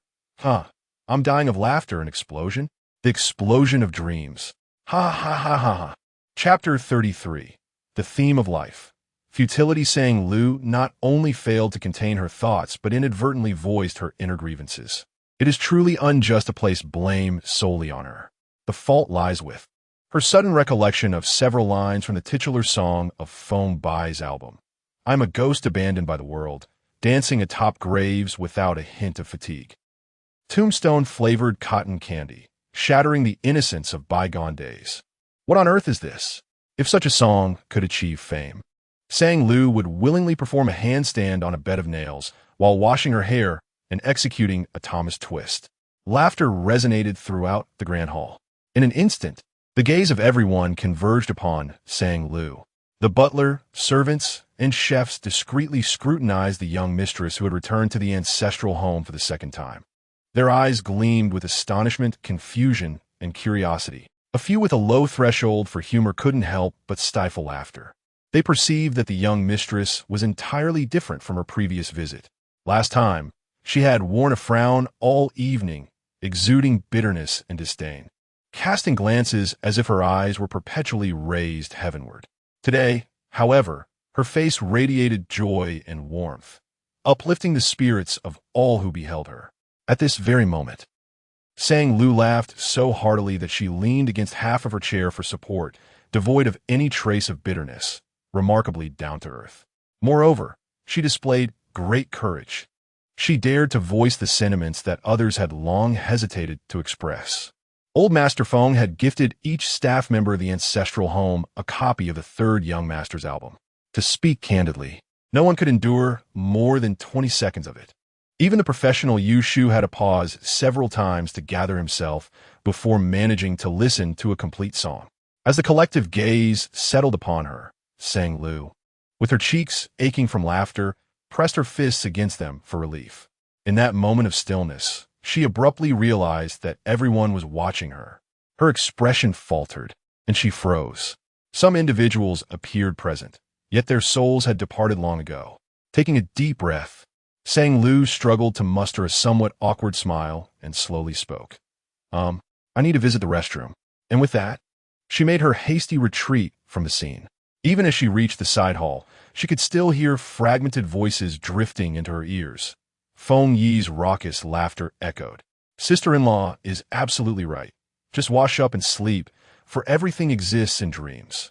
Feng Bai's tone was somber, as if he were lodging a complaint. Elder brother, is sister-in-law mocking me? The old master's deep voice interjected. Lao Yu, what did that girl mean by what she just said? Is it a phrase popular among the youth? Uncle Yu, with a serious demeanor, elucidated. Master, I did some research. The explosion in dreams is typically a term used in fan circles, employed in arguments to ridicule the main subject. Oh, Master, it is crucial to note that in this context, the main subject refers to the idol. The old master nodded in realization. I see. It appears I have much to learn. I must have Lu teach me more in the future. As Sang Lu quickened her pace, she mused that there was no need for old Master Feng to be so eager for knowledge. Amidst the chaos in the grand hall, one individual remained as steadfast as a mountain. Feng Yin reclined in his chair, raising a hand to gently pinch the bridge of his nose, his handsome features softening into a relaxed smile.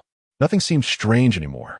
After finishing their meal, the group lingered over tea with the elderly gentleman for a while longer.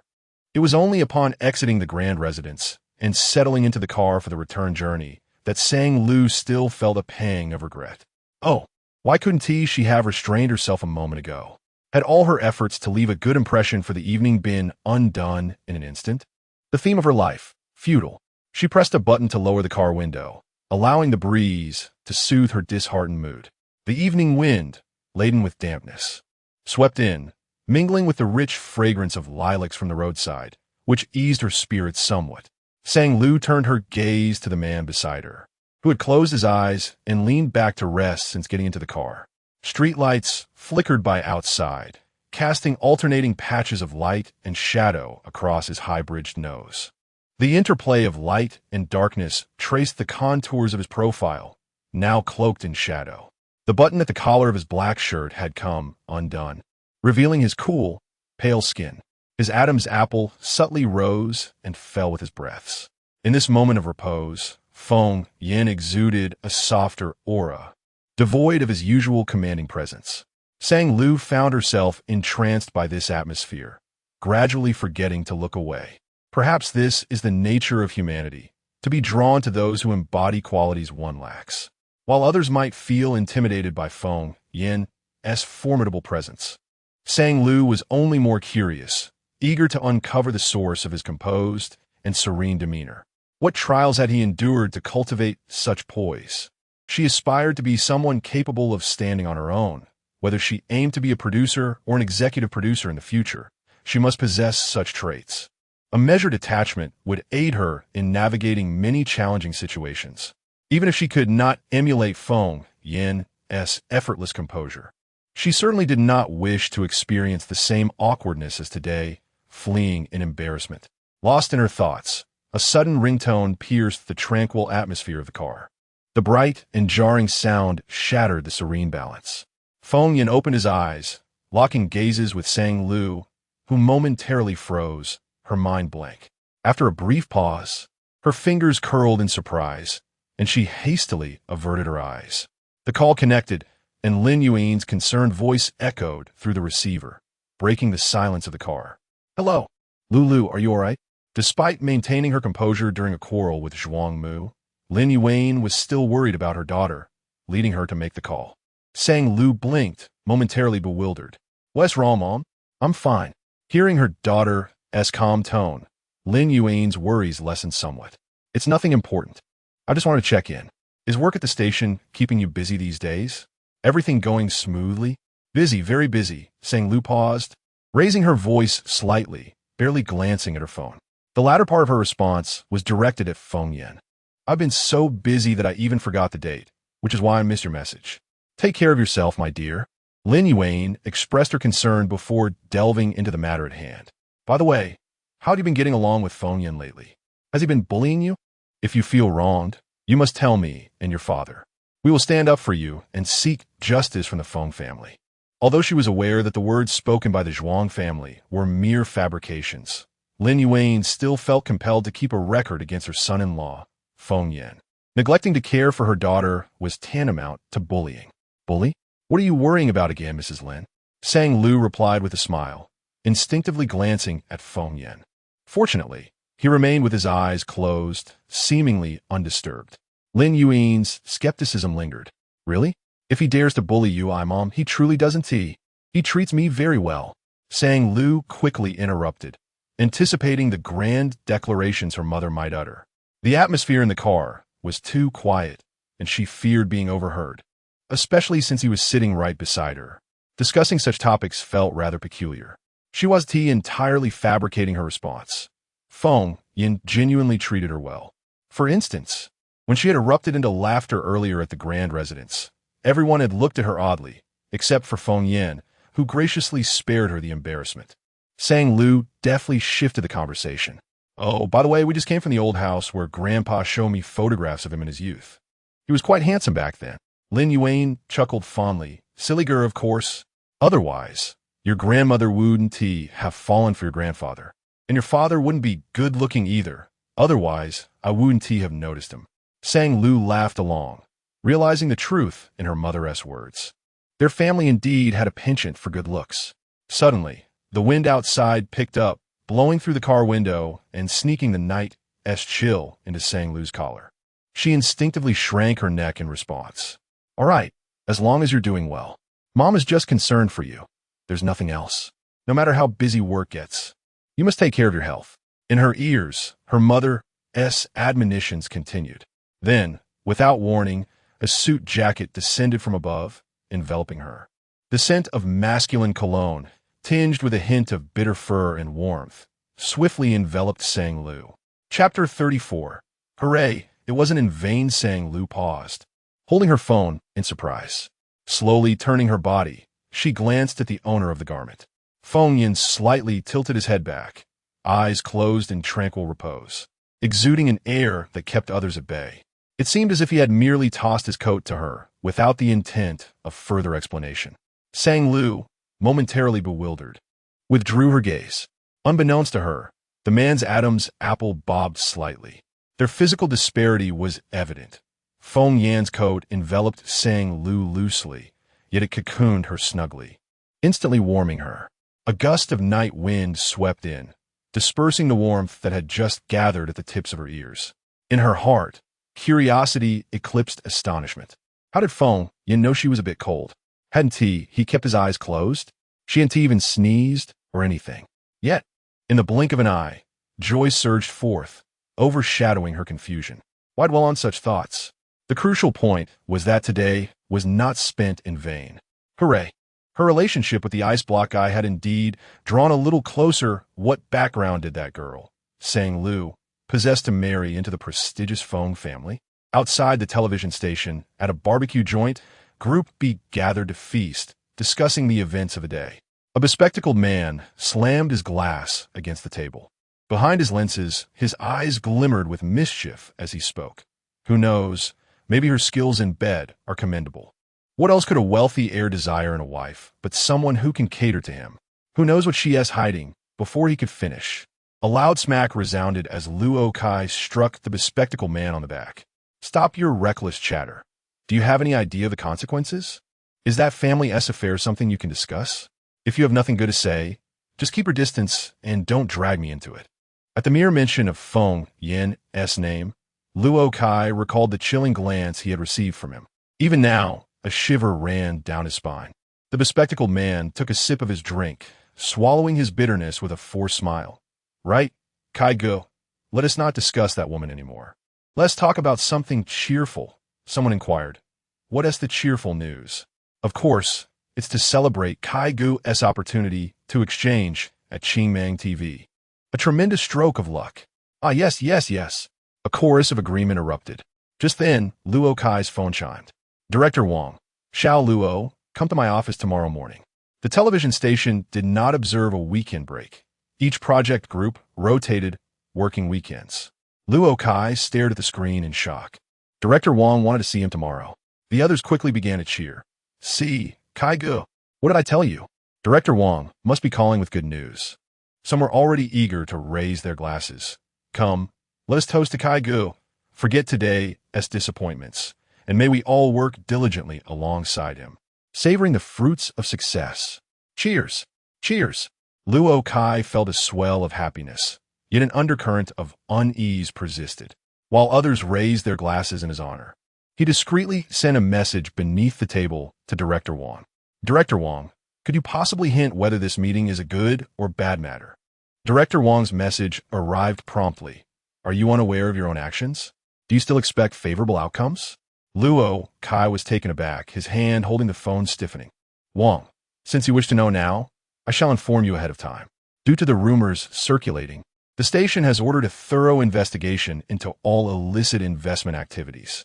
Xiao Luo, you have been implicated in more than one matter. Luo Kai's expression suddenly darkened. Wang's message was succinct. Choose between dismissal or voluntarily resigning. The decision lies with you.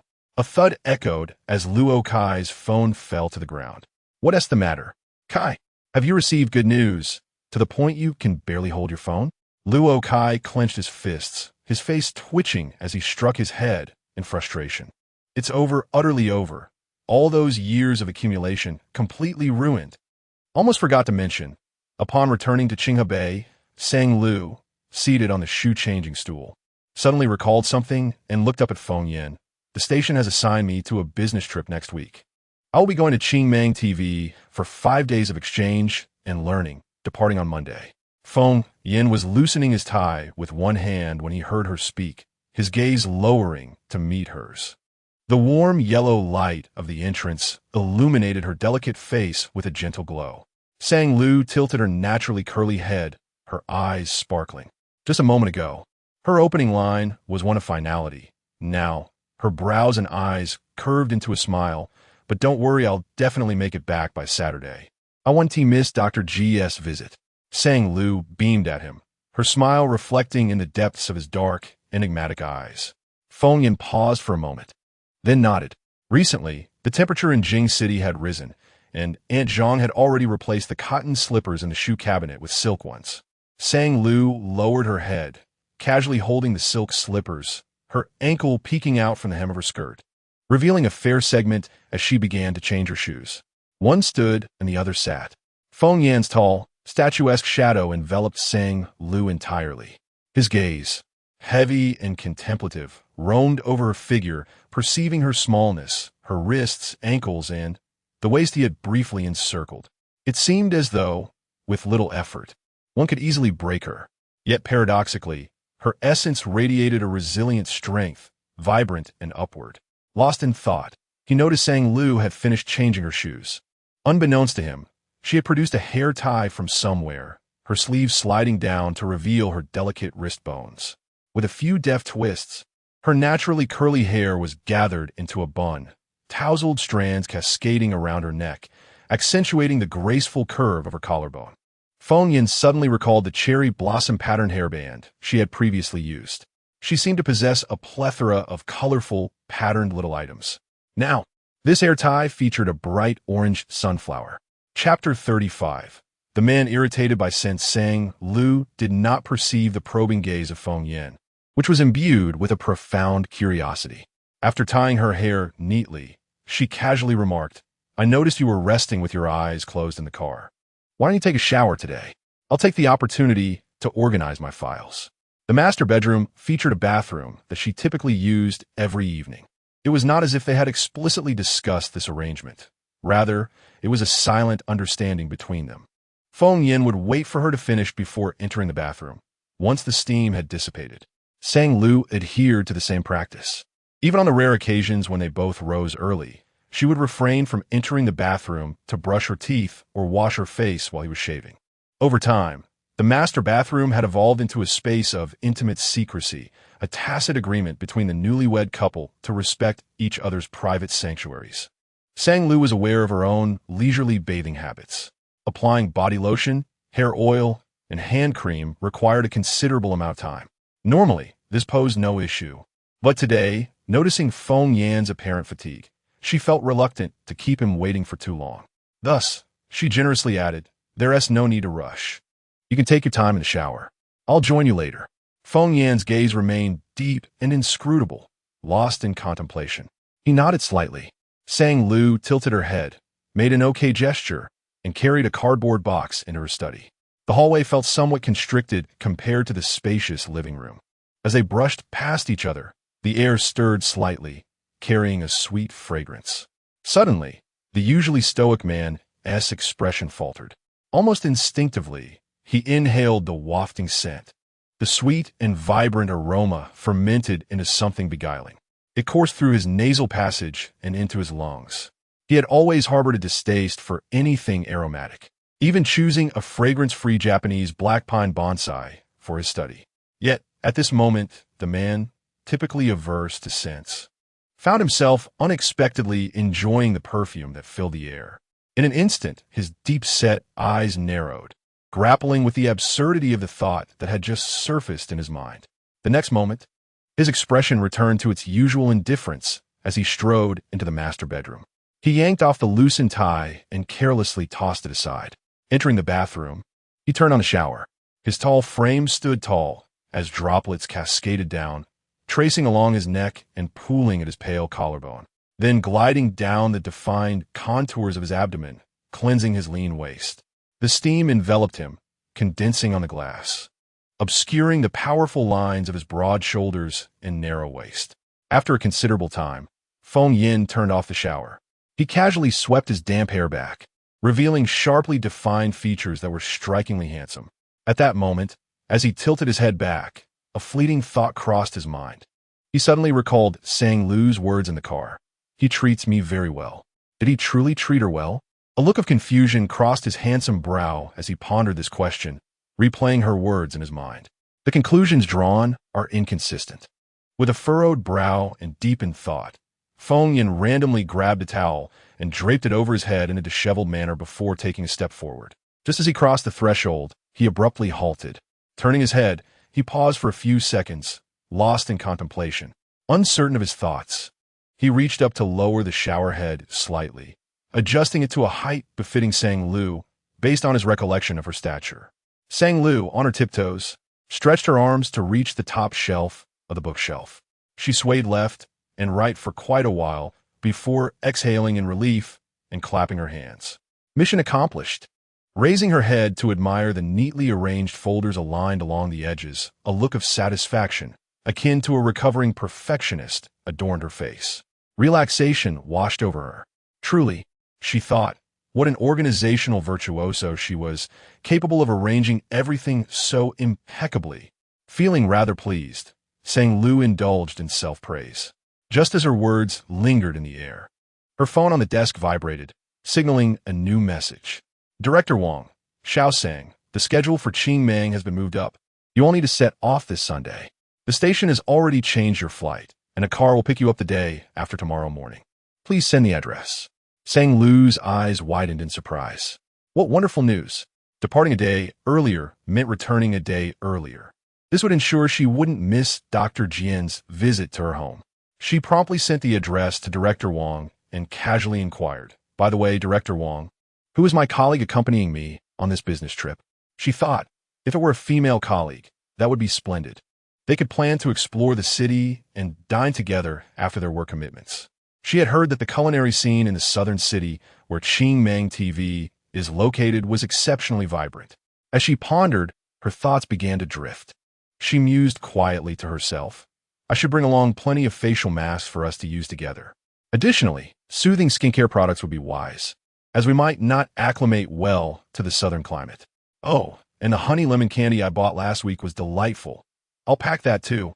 Perhaps some digestive tablets as well, considering this trip would likely entail indulgent feasting. While she was lost in pleasant daydreams, her phone vibrated again. Director Wong had sent 3 words, Xia Xinan. Xia Xinan. Sang Lu felt a wave of darkness wash over her. The vision of joyfully shopping, applying face masks, and snacking with a newly acquainted female colleague shattered in an instant. An ominous premonition settled in her mind. This trip to Qing Mang would undoubtedly be tumultuous. Xia Xinan, 27 years old, had recently transitioned from a rival station, having previously hosted a phenomenally popular variety show. With a deep, resonant voice and a gentle, ageless visage, he had garnered a legion of devoted fans, his popularity rivaling that of second-tier heartthrobs. Sang Lu's mind conjured vivid images. Sharing a business trip with him would surely attract throngs of admirers. She might even be compelled to play the role of an impromptu bodyguard, navigating through the crowd while apologetically calling out, "Excuse me, coming through." Sang Lu felt the weight of despair pressing down on her. With a long, drawn-out sigh, she resigned herself to the situation. On that Sunday morning, sunlight streamed through the floor-to-ceiling windows of the luxurious penthouse. In the gym, Feng Yan's veins bulged with exertion, his body taut as a bowstring.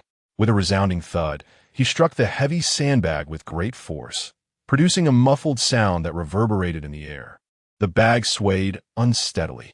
After a considerable time, the hem of the man's t-shirt was lifted slightly as he casually removed it and stepped into the bathroom for a shower. Upon his emergence, he donned a fresh black t-shirt, his hair still partially damp.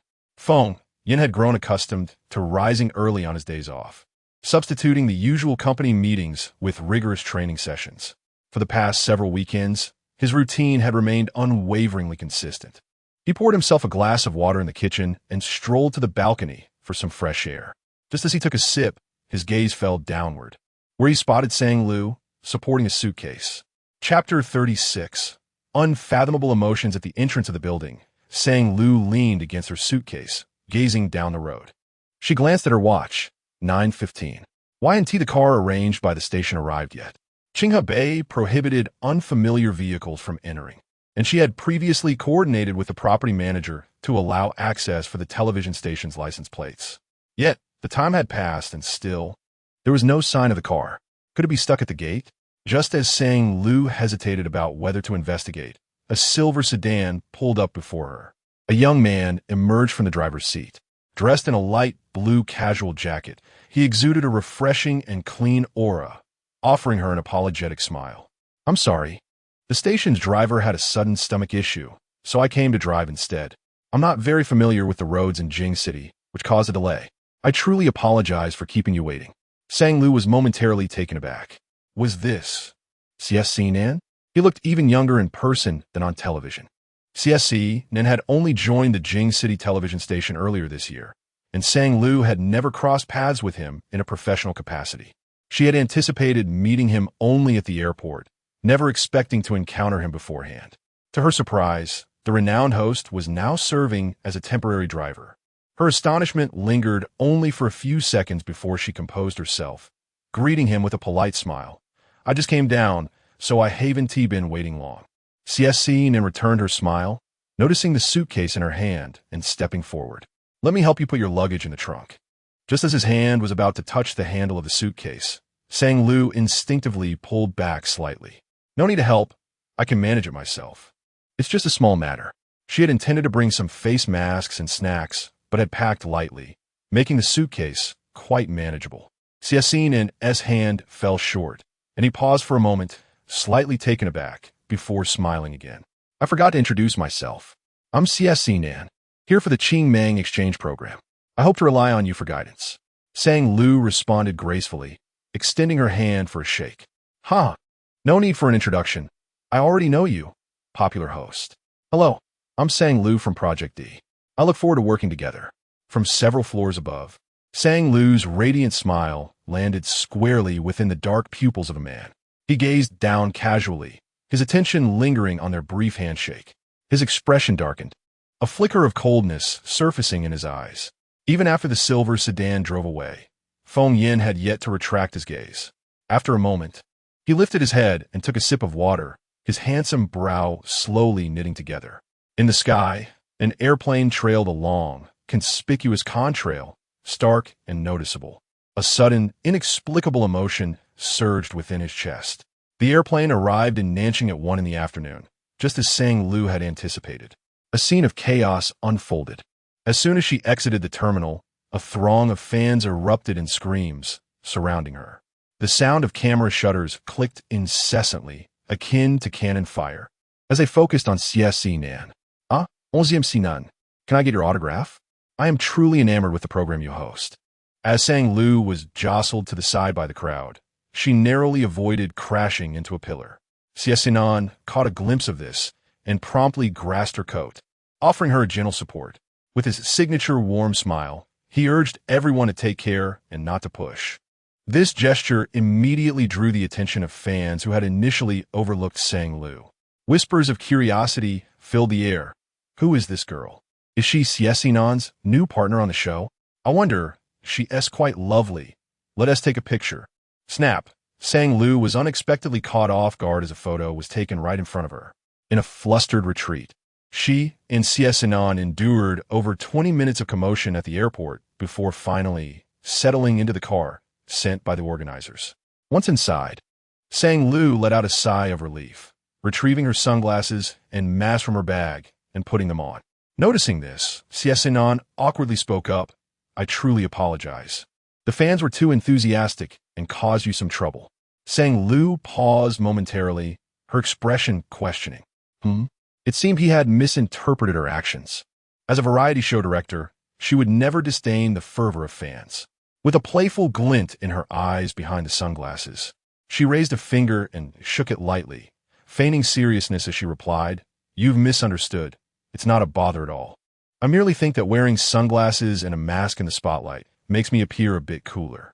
CSC Nan was taken aback for a moment, but the awkwardness swiftly dissipated as he laughed heartily, exclaiming, You are truly amusing. In the following 3 days, they spent their time at Qingmang TV, engaging in tours, learning, meetings, and discussions. Their schedule was nearly bursting at the seams. Amidst such a fulfilling itinerary, CSC Nan was astonished to discover that Sang Lu exhibited no signs of fatigue. On the contrary, she was vibrant and full of energy, seemingly finding time to explore many places in the South City. Impressive. In the capital city, at the Qinghe Bay Mansion, Feng Yin concluded a day's work. Lifting his gaze from the light reflected off his laptop, he casually picked up his phone, entering the chat with Sang Lu. His finger glided up and down the screen a few times before he exited, only to re-enter. The content remained unchanged. The last message he had sent her lingered from the day they returned to the old residence, to which she had not responded. It had been 5 days since then. The man who had once frequently received messages from Sang Lu now furrowed his brow and leaned back. His mind pondered why he had once again opened his phone, but his finger acted faster than his thoughts, clicking into Sang Lu's moments. Over the past 5 days, she had posted a dozen entries.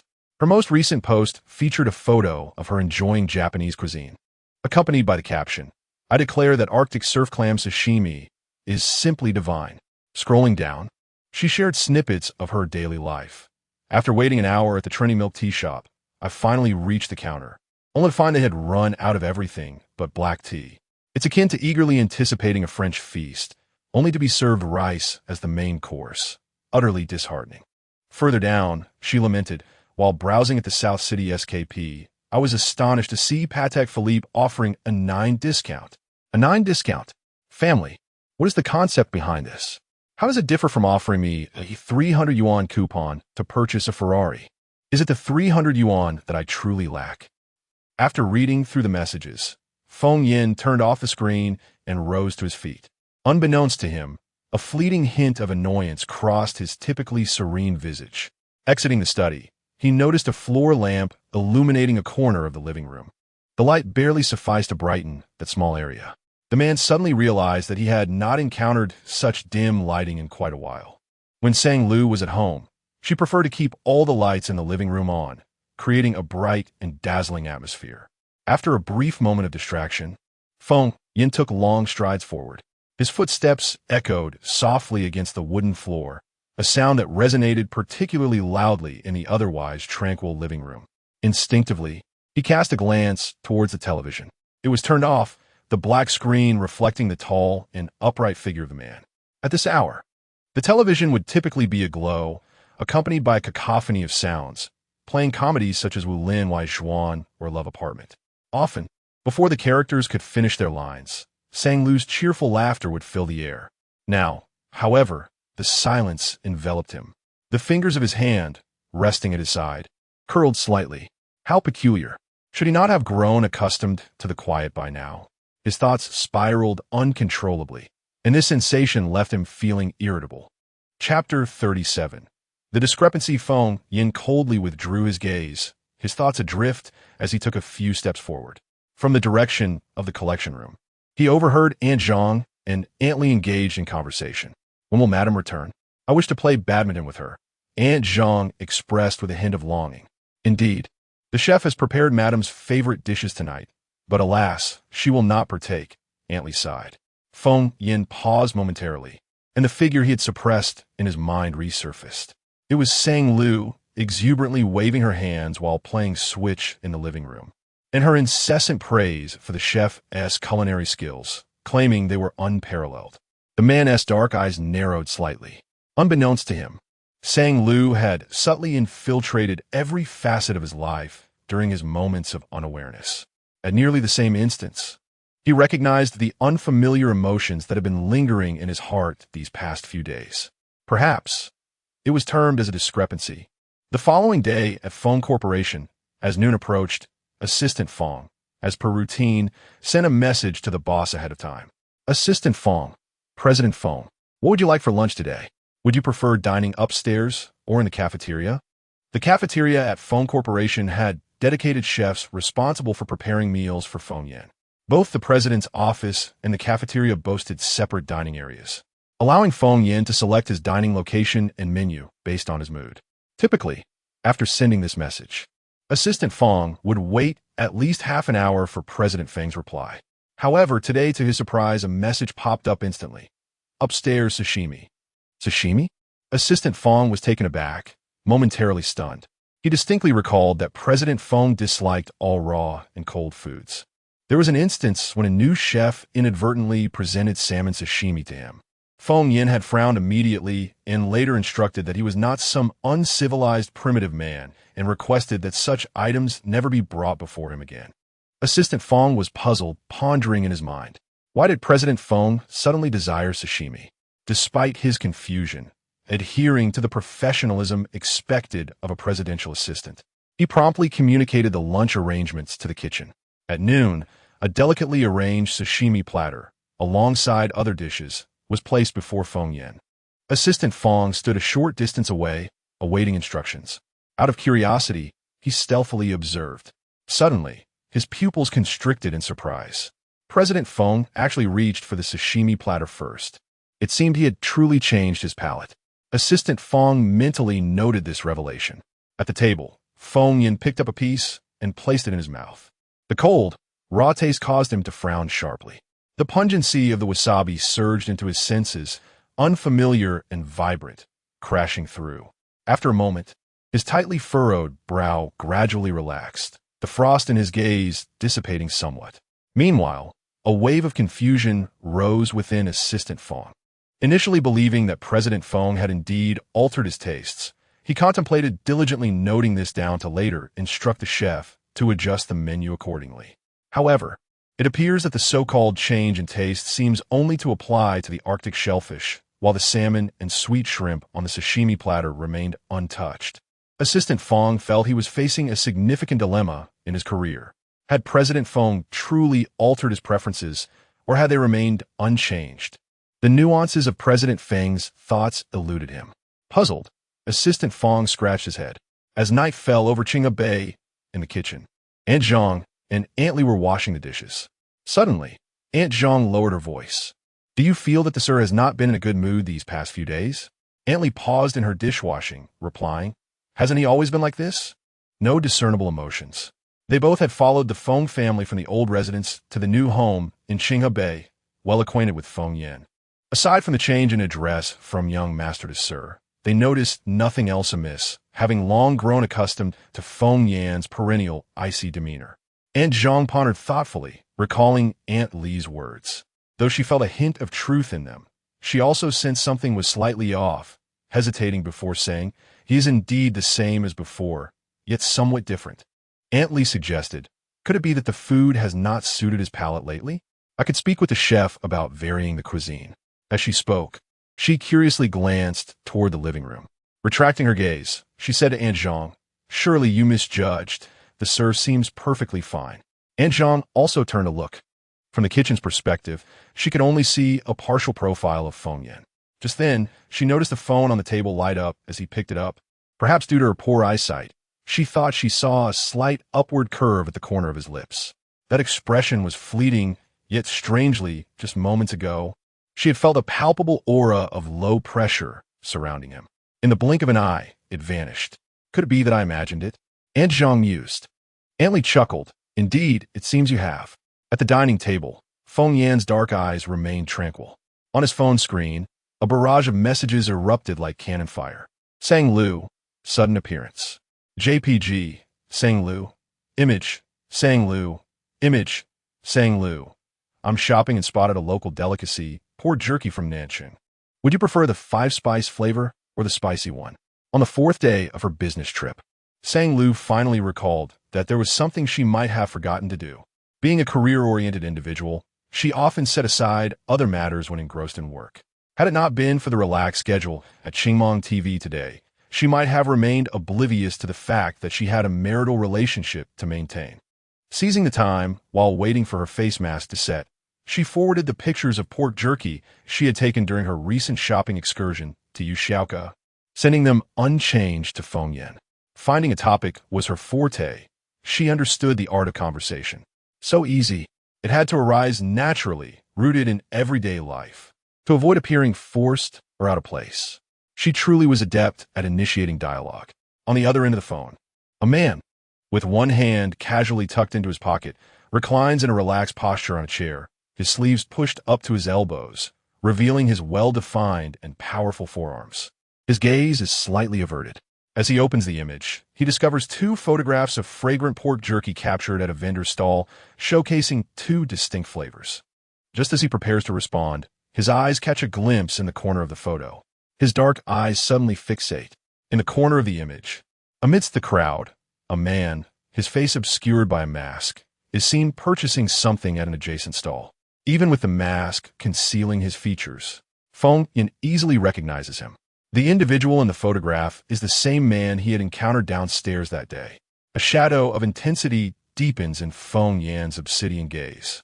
Unbeknownst to him, an invisible shroud of darkness lingers over the pronounced contours of his brow. Chapter 38.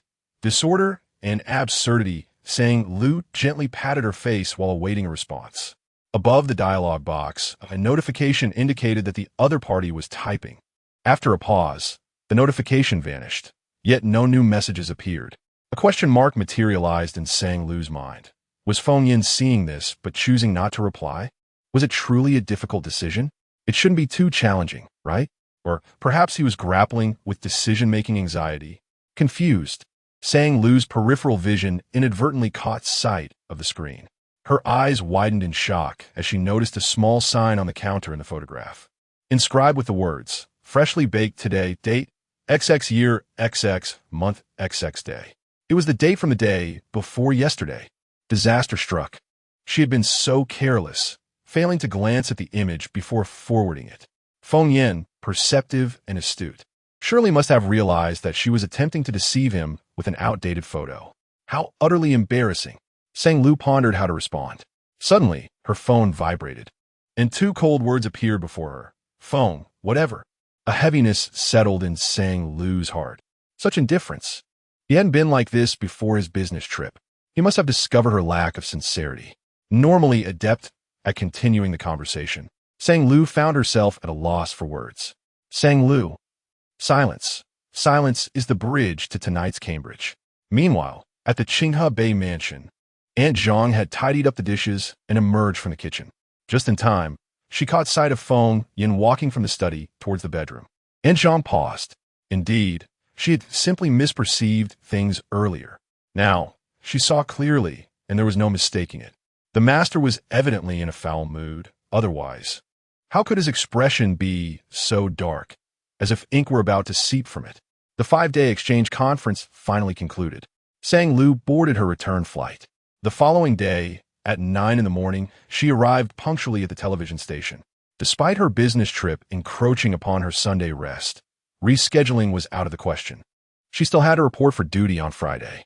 The humble worker, Xiao Sang, approached her workstation, placing a large bag of items on her desk. Rejuvenated, she smiled brightly at her colleagues, exclaiming, "I'm back. I had such wonderful food in the South City that my face has rounded a bit. I brought some local specialties for everyone. Come and share." Before her words could settle, 4 or 5 people suddenly charged towards her, whisking her into the pantry. Bang! The door closed, creating a cozy space for unrestrained conversation. Yu Xiaoke, grinning, initiated the topic. "Lulu, our concern isn't about how well you dined in the South City.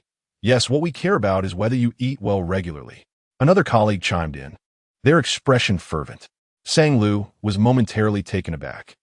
The colleagues exchanged knowing glances and raised eyebrows, teasingly asking her if something was useful. What was deemed useful? Sang Lu stood there in confusion for a few seconds.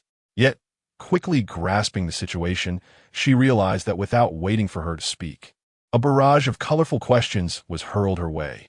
Individuals of great stature, such as President Feng, often exhibit a certain domineering presence, do they not? Might they possess peculiar preferences? When they emit a low hum, is it invigorating? At this moment, Sang Lu felt a sudden warmth in her ears. Caught off guard by the probing questions, how should she respond? She was at a loss, having never contemplated such matters. Turning her back, she nervously fiddled with the coffee machine, feigning the act of pouring coffee. Her gaze lowered, she attempted to divert the conversation.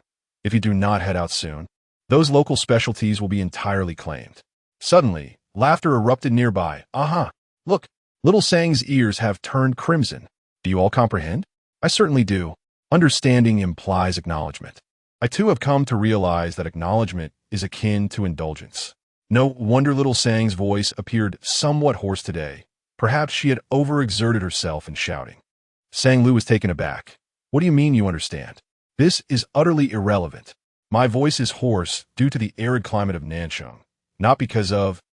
No, I didn't tea. Just as she began to articulate her explanation, Yu Xiaoke interjected with a shushing sound. Hush, sister, there is no need for excessive words. Rest your voice. There is ample time ahead. Conserve your energy. while Sang Lu was momentarily stunned by the whirlwind of conversation.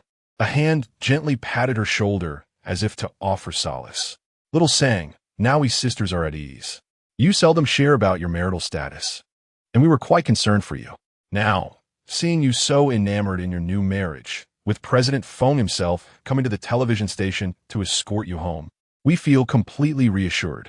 They did not afford her a moment to respond, bombarding her with knowing expressions that conveyed their shared relief.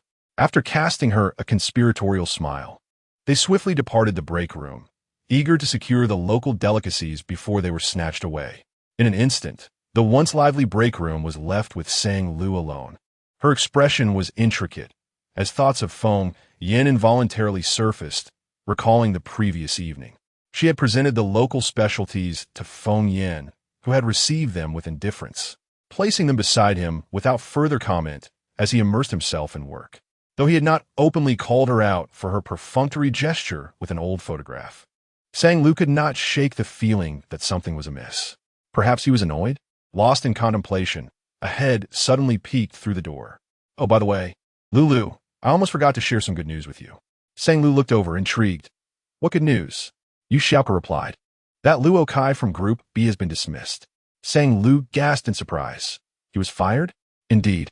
The entire Group B was thoroughly investigated by the station, and Luo Kai had engaged in numerous violations.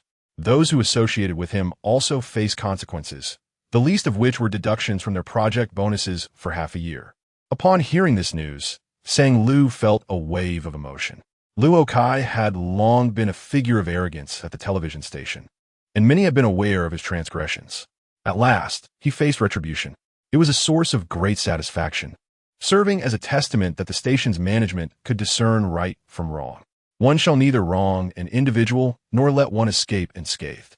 With this thought, Sang Lu felt a sudden clarity, casting aside her inner distractions. She realized that perhaps many matters could unfold naturally, leading to the finest arrangements. Enough of this. Rather than fixating on whether Feng Yin has discerned her half-heartedness, it would be more prudent to devote greater energy to her work. The plans for the year are determined in spring, a season most suitable for diligently pursuing one's career. Furthermore, overthinking would yield nothing but futile conjectures.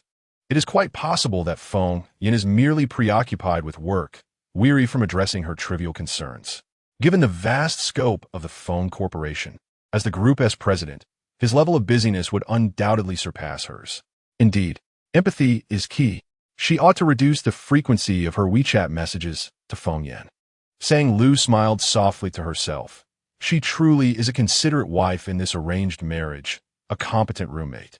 Ah yes, tomorrow Dr. G will be coming to their home for treatment. She will also be a remarkable assistant in the process. At the Feng Corporation, the president's exclusive elevator descended to the ground floor.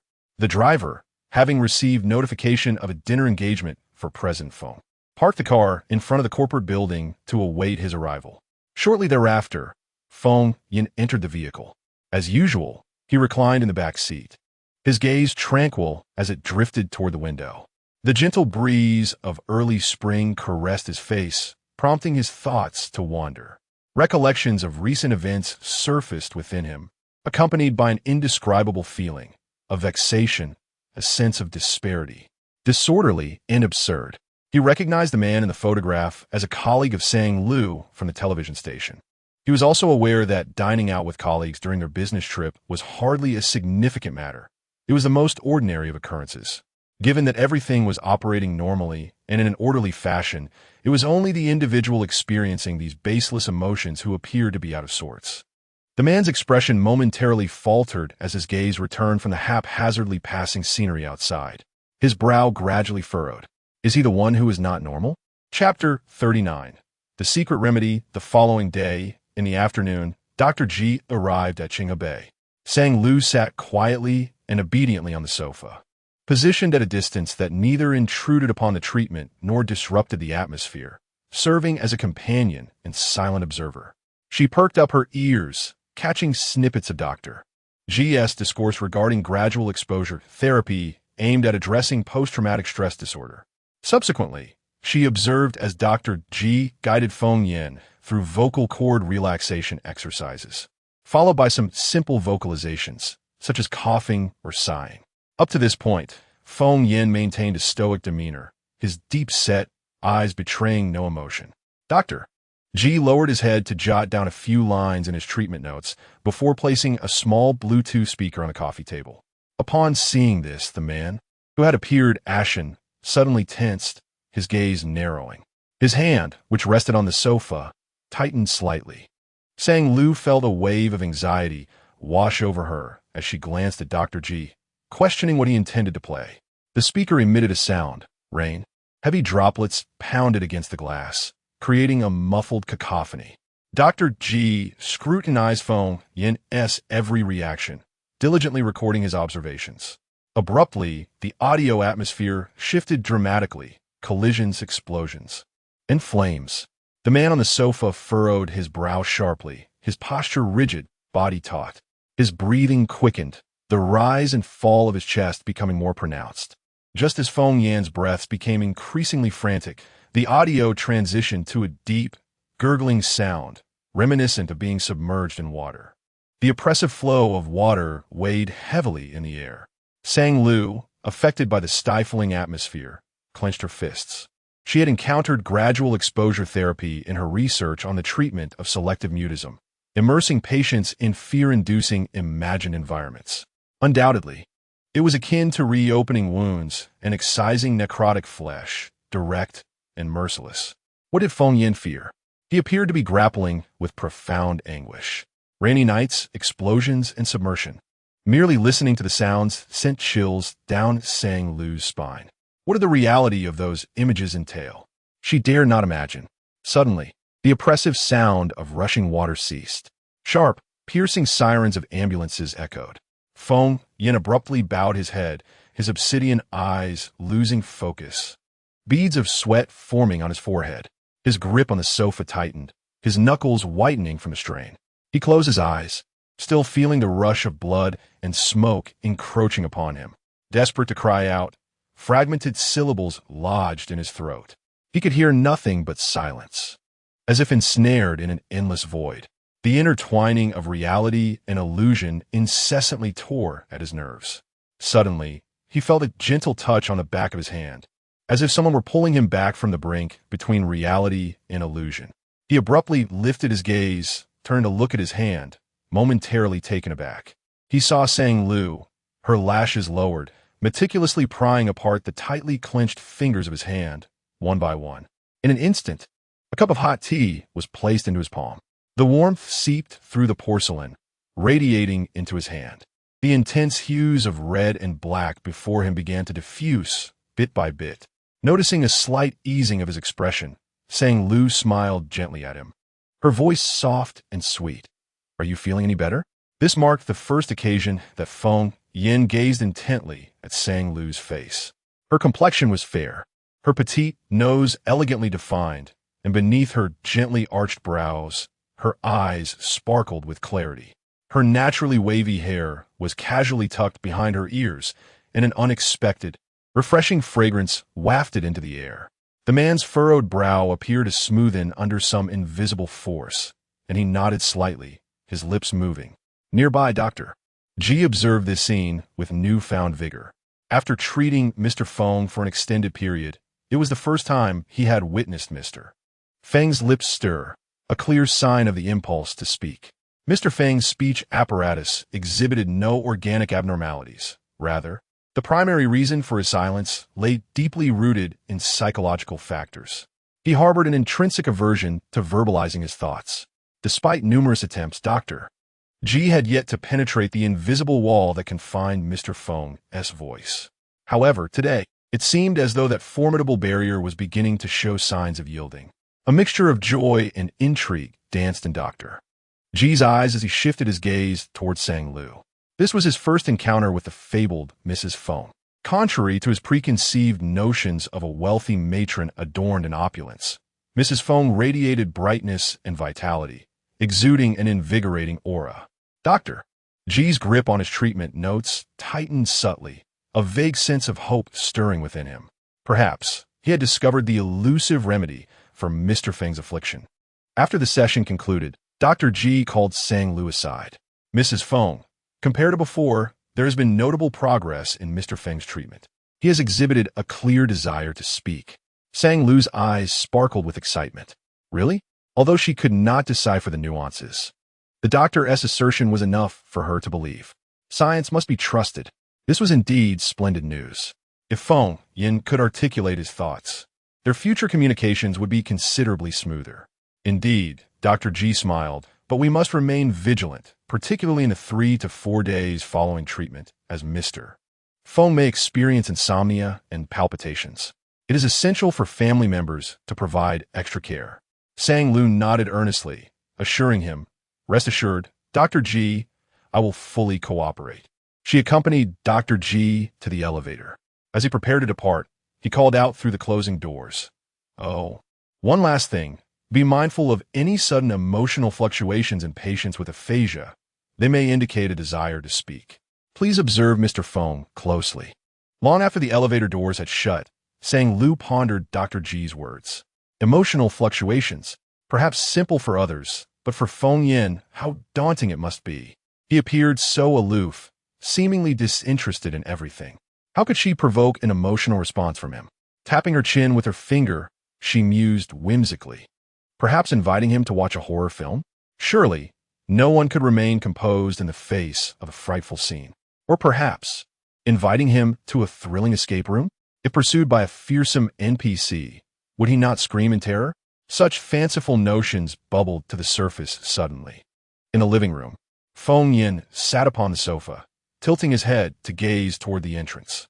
After a brief respite, he felt considerably more at ease, his breathing calming. He observed Sang Lu entering, her finger resting thoughtfully on her chin, embodying a pensive demeanor.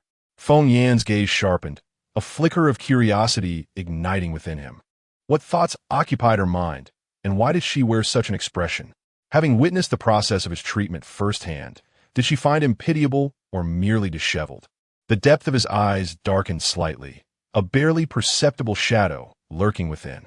Later that evening, as Feng Yin emerged from the bathroom, Sang Lu suddenly appeared before him, her face alight with a radiant smile, blocking his path. A moment of confusion flickered across his brow as she presented a steaming bowl, offering it with grace. Her bright eyes sparkled with gentle mirth. "A calming soup, drink it for a restful sleep." Feng Yin paused in his motion to dry his hair. Silence enveloping the air for a few seconds. His fingers, defined and elegant, accepted the bowl. Just as he took it from her, he witnessed Sang Lu nimbly pivot and ascend the bed with remarkable speed. She reached for the lamp on her side, extinguishing its light. Her clear, melodious voice floated through the air, almost like a declaration. "Tonight, I shall not disturb your rest. I shall retire early, quietly, without engaging with my phone, refraining from videos, making no noise, nor emitting any light. I hope you can sleep soundly until dawn. Good night." With that, Sang Lu cocooned herself in the blankets, lying flat. As he beheld the mound of covers on the bed, Feng Yan's dark eyes lingered, momentarily entranced. Chapter 40.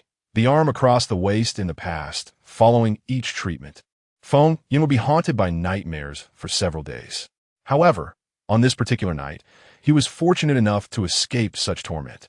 As the morning light began to break, he experienced a fleeting dream, the details of which had already faded from memory upon awakening. All he could recall was a lingering, sweet, and soothing aura enveloping him, leaving him feeling both physically and mentally rejuvenated. A tall man stood at the foot of the bed, gazing down at the woman still peacefully asleep. Perhaps the calming soup he had consumed, prepared by her, had worked wonders, he mused. Silently, he fastened his watch and cufflinks, then strode out of the room. Once the door closed behind him, in the darkness, a pair of eyes suddenly opened. Sang Lu blinked in confusion, dazed and lost in thought. In truth, she had awakened half an hour earlier, when Feng Yin had drowsily leaned over, his arm resting across her waist beneath the covers. Sang Lu had diligently followed the doctor's advice, preparing the calming soup for several consecutive days. Each night, she had watched as Feng Yin, with a stern expression, lifted the bowl to his lips and drank it down. Yet by the 4th day, she felt it was time to cease delivering the soothing concoction. Firstly, Excessive consumption of medicine could be detrimental. Dr. G had mentioned that the days requiring special care were only a few after the treatment. Secondly, it seemed that Feng Yan's response to the calming soup differed from that of others. In recent days, she had been roused from sleep by the weight of his arm pressing against her waist. Whether Feng Yan's sleep therapy had improved remained a mystery to her, but her own sleep quality had plummeted, worsening with each passing day. This morning, in a state of drowsiness, she felt the man behind her unconsciously tighten his embrace, pulling her closer as his warm breath brushed against the nape of her neck. Although Sang Lu was of above-average height among women, she felt dwarfed beside a man nearing 6 feet 3 inches. The imposing presence of his tall frame did not diminish even in repose, and his broad shoulders, coupled with the strength of his arm across her waist, rendered her motionless. Sang Lu was taken aback. Indeed, she wished for a more harmonious relationship with Feng Yan, to draw closer in a figurative sense, but not in this physical manner. By 5:30 that morning, sleep had eluded her entirely. To make matters worse, the instigator of this predicament appeared blissfully unaware. With his usual stoic demeanor, he went about his morning routine with a calmness that betrayed no knowledge of the turmoil he caused, dressing and leaving for work as if nothing had transpired, as if he were not the very man threatening to break her in half with his embrace. Xiao Sang, having boxed lunch again? A voice suddenly called out to her. Sang Lu snapped back to reality, responding with a distracted, "Ah, yes." She looked up, her dark circles evident, and managed a wry smile and a nod. The person addressing her was a liaison for the filming location. Recent days had been consumed with coordinating the rental of venues for a new variety show, leaving her occupied with external work and exempt from returning to the studio. The location was situated in the outskirts of Beijing, where dining options were scarce. The only available takeaway option was a solitary establishment, and she had been consuming the same box meal from it for 3 consecutive days. Each time she prepared to eat, she would engage in 5 minutes of mental fortification. The taste was reminiscent of gnawing on the soles of shoes that had been sun-dried for 3 years. Abstaining was not an option. She needed the energy to endure the afternoon's workload. Furrowing her brow, she struggled to finish her meal and subsequently vented her frustrations on social media, lamenting her unfortunate fate. Sleep eluded her, nourishment was unsatisfactory, and her workload showed no signs of diminishing. In the office of the CEO of the phone corporation, Assistant Fong brought in a cup of coffee and, as per routine, proceeded to brief Feng Yan on the itinerary for the upcoming week. Feng Yan reclined in his chair with a detached expression. Having enjoyed restful sleep recently, he sat at ease, lacking the usual air of solemnity. While listening to Assistant Feng's report, he also perused his phone. "Feng, tomorrow at 9 a.m., you have a video conference with Chongjing Group, and at 11, executives from other divisions will report on Q1 performance." Assistant Feng maintained a steady tone, but the man behind the solid wooden desk appeared somewhat distracted. He had noticed a new post from Sang Lu on social media, a photo accompanied by the caption, "This takeaway is truly dreadful. It has been added to my list of adversaries. Who will save this poor foodie?" Seaweed tears. His gaze drifted down to the image, which showcased several disheveled takeaway boxes. Despite the complaint about the unpalatable food, the name of the establishment was conspicuously omitted in the photograph. Assistant Fong, accustomed to his boss's divided attention, continued his briefing. "Lucas, president of MK Group for the Asia-Pacific region, has sent you another invitation to a French dinner he is hosting." Feng Yan listened with mild interest, his eyes flickering with recognition as he recalled a prior post from Sang Lu. His long, slender fingers scrolled upward a few times until he located the entry. An hour wait at a trendy milk tea shop, and after all that, only red tea remains. It feels like the helplessness of eagerly attending a long-anticipated French dinner, only to discover that the final dish is rice. Does she enjoy French cuisine? This thought caused the corners of Feng Yan's brows to lift slightly, his gaze still fixed on his phone. Yet, Assistant Fong, ever astute, detected even the slightest change in his employer's expression. He promptly elaborated on the agenda. "Feng, Lucas's dinner is scheduled for the day after tomorrow at 6 p.m. The chef is a Michelin 3-star culinary artist, and most attendees will be partners of MK Group in the Asia-Pacific region. Will you be attending?" After a moment of contemplation, Feng Yan nodded calmly. Assistant Feng was momentarily taken aback, instinctively marking the schedule with a trembling hand. Doubts began to swirl within him.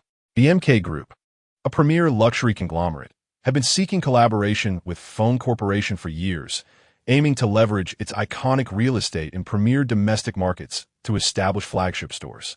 The French were keen on hosting grand banquets. They had sent at least a dozen invitations to Feng, all of which had been declined.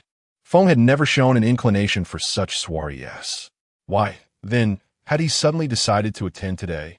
Assistant Feng cast a discreet glance. Eager to discern the underlying reasons reflected in her boss's expression, she noticed that Mr. Feng had already turned his chair away, his gaze lingering downward as if engrossed in a conversation over WeChat. The incessant buzzing of her phone jolted her back to reality while she was still laboring at the outdoor site, with more work awaiting her. She hastily settled for a quick meal. As she slurped on instant noodles, her phone propped up on the table. She seized a moment of respite to indulge in her favorite series. Suddenly, a new message popped up at the top of the screen. Feng, do you have time tonight, after tomorrow? Join me for a French dinner. Chapter 41. He is not so idle, saying Lou paused mid-slurp of her noodles. A French dinner? Could it be the kind portrayed in television dramas, where presentation is paramount and exquisite dishes are artfully arranged on oversized plates, each morsel no larger than a peanut? The imagery flooded her mind, and she found the aroma of her Kong, shui bo, braised beef noodles suddenly less appealing. She quickly sent 3 messages in a row. Sang Lu, I'm going. Sang Lu, hand raised. JPG, Sang Lu, eagerly raising hand. JPG. This was the first time Feng Yan had invited her to accompany him to a dinner event. It was evident that he was not so free as to summon her without reason. He must require her presence for a formal occasion. Setting aside any objective reasons, just the mere mention of a French dinner piqued Sang Lu's interest immensely, and she was eager to participate. A smile crept on her lips as she typed. Is it formal? Should I wear an evening gown or something? She wanted to inquire in advance to avoid any embarrassment. Feng Yan replied promptly. Feng, it's casual, dress as you wish. Sang Lu. Okay, through the screen. It seemed Feng Yan could perceive Sang Lu's exuberance. Yet, a trace of confusion flickered across his otherwise stoic features. Okay seemed reasonable, but okay? He understood, yet did not comprehend why she would use reduplication even in English. Feng Yan's emotions at this moment mirrored those from previous encounters. He could not fathom why she approached the mundane task of organizing trivial flyers with such enthusiasm. He was perplexed by her incessant desire to share myriad topics on her social media. He could not grasp why she would repeatedly watch a comedy, having memorized every line with ease. He was bewildered by her insistence on playfully tugging at his hair, even for a simple task like washing her hair. A man accustomed to delving into the underlying logic of matters found himself lost in contemplation once more. His long eyelashes cast shadows over his profound gaze as he endeavored to uncover the answers. After a moment of silence, he remained at a loss. At the end of the workday, the executive elevator in the lobby chimed open. A man with a stern expression stepped out, his tailored suit accentuating his tall silhouette. As he passed the front desk, 2 employees were engaged in hushed whispers. Wow, I just saw the fan photos of CSC Nan at the airport on Weibo. He looks so handsome. One employee handed her tablet to her companion. The other leaned in closer, exclaiming, so handsome. The close-up shots are stunning. And hey, there's a girl in the frame too. Her looks are striking as well. They complement each other. Are they partners in a new program? According to the comments, it seems she is merely a colleague from the TV station. Oh, is that so? Are there any videos from the airport? I want to hear his voice. Listening to him speak is sheer delight. Exactly. His voice is gentle and amiable, and he is so quick-witted, never allowing the conversation to falter. I'm also quite adept at banter. I've never heard you use so many adjectives to praise me. You? Please, compared to CSC Nan, you might as well be mute. As the sound of polished shoes approached, the 2 abruptly fell silent. Upon lifting her gaze, she was startled to find President Feng before her heart nearly leaping from her chest. Although it was after working hours, and engaging in casual conversation was not deemed inappropriate, the sudden appearance of the CEO caught her off guard. As employees of Feng S Corporation, they had grown accustomed to the commanding aura that surrounded him, his stern visage betraying no emotion. Yet, perhaps it was merely an illusion, for it seemed that President Feng had cast a fleeting glance at the tablet screen, his expression more piercing than usual, enveloping the atmosphere with an undeniable pressure. It was a disaster. She couldn't help but wonder if he had overheard their conversation, even though the company had no explicit regulations against such discussions. The term mute was a taboo subject among them. Regret washed over her. She lamented having indulged in idle gossip in the company lobby. Initially, Sang Lu had perceived overtime work as a strenuous endeavor. However, upon receiving the unexpected news of attending a French banquet, her fatigue dissipated entirely. Humming a cheerful tune, she busied herself with the final preparations on site. Suddenly, the phone rang, interrupting her melody. Upon recognizing the caller's name, she pressed the answer button. "Hello, Director Wang?" "Hello, Xiao Sang," Director Wang replied, noting the sounds of crew members directing the movement of props in the background. "Still working late, I see." "Yes. There are a few arrangements left to finalize, but I'll be done shortly." Good, he said, his tone tinged with relief. Since learning that Sang Lu was the wife of Feng Yin, the president of Feng S Group, he had felt a certain awkwardness. He was unsure how to address her in a professional capacity. Previously, there had been instances where young, attractive women, upon marrying well, became less dedicated to their work. Some transitioned to less demanding roles, while others resigned altogether to focus on domestic responsibilities. Although Director Wang voiced no concerns, he harbored worries in his heart. With Sang Lu's fortunate marriage, would she remain committed to her role? He held her capabilities in high regard, and it would be a pity if she were to leave. However, Sang Lu's dedication exceeded his expectations. She did not relinquish her career after marrying into wealth, remaining tirelessly engaged in her work. "Director Wang, is there something specific you needed when you called?"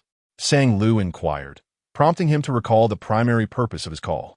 Yes. I wanted to ask if you and Xiesinan could prepare to share your insights from the recent exchange at Qingmong TV with several project leaders next week. Please coordinate with each other on how to present." "Understood, Director Wang," Sang Lu replied. Once the call ended, a friend request from Xiesinan appeared on her WeChat. With a few taps, she accepted it. Xiesinan's message popped up. "Hello, Xiesinan. Did Director Wang speak to you?" Sang Lu, "Yes. I just finished a call with him." Xiesinan, "All right, I'm currently recording a program. Let us have a phone conversation later to discuss it. Is that convenient for you?" Sang Lu replied, "Okay, that works for me." As she contemplated the hours spent working overtime and the impending discussions about work that awaited her at home, Sang Lu felt compelled to treat herself. After all, she had exerted considerable effort. Thus, before heading home, she took a detour to a supermarket. Located in the affluent district of Jing City, near several luxurious residential complexes, there stood a high-end supermarket catering exclusively to the affluent residents of the area. Sang Lu typically avoided this supermarket, primarily due to its exorbitant prices. The audacity of selling a gift box containing 6 lychees for an astounding $399 was simply outrageous, as if the nearby homeowners were being exploited. However, with the hour growing late and the inconvenience of traveling to another store, she reluctantly resigned herself to becoming a willing patron, having saved some money over the years. And with a substantial sum in the card gifted to her by Feng Yin, coupled with a generous allowance from her parents before marriage, she realized her financial situation was quite stable.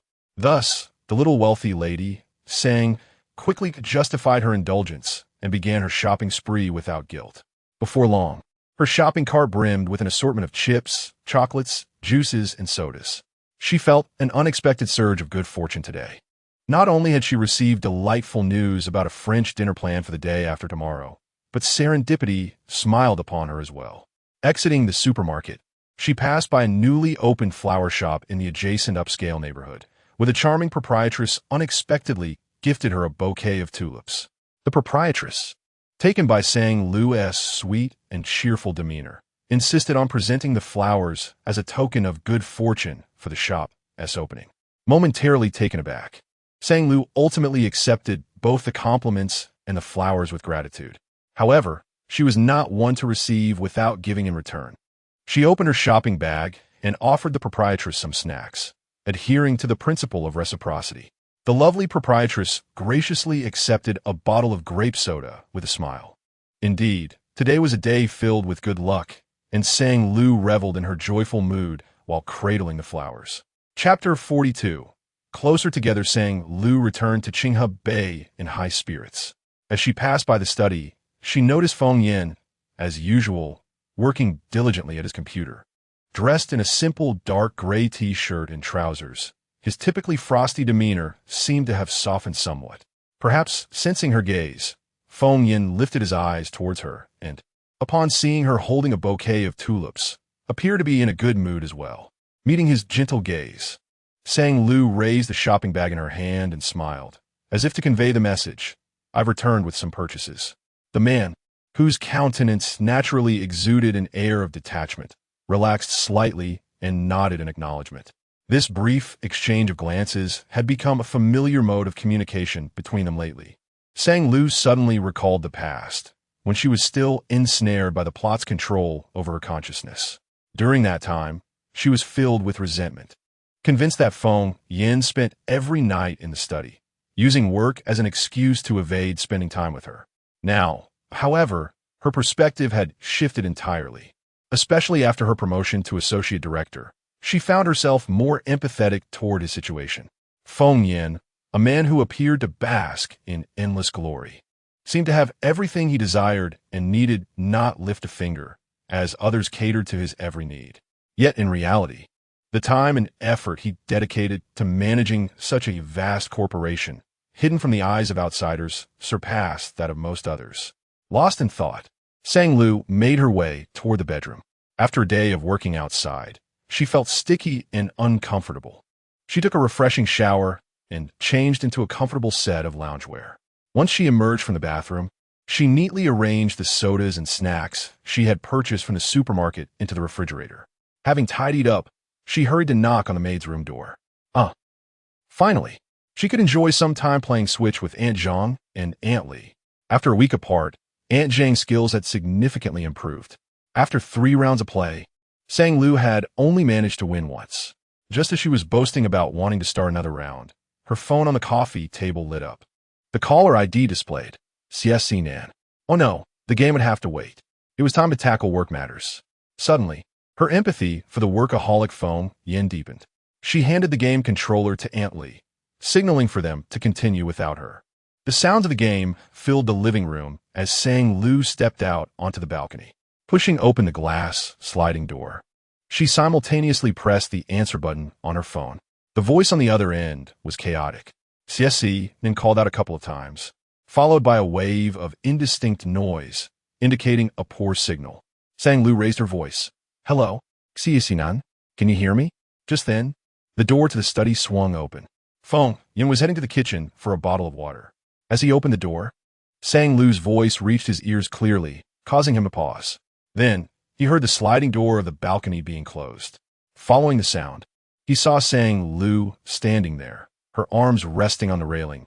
Her expression relaxed as a gentle breeze tousled her hair. She laughed at something, looking quite cheerful. Feng Yan's brow furrowed slightly, as he recalled the conversation he had overheard earlier between 2 employees.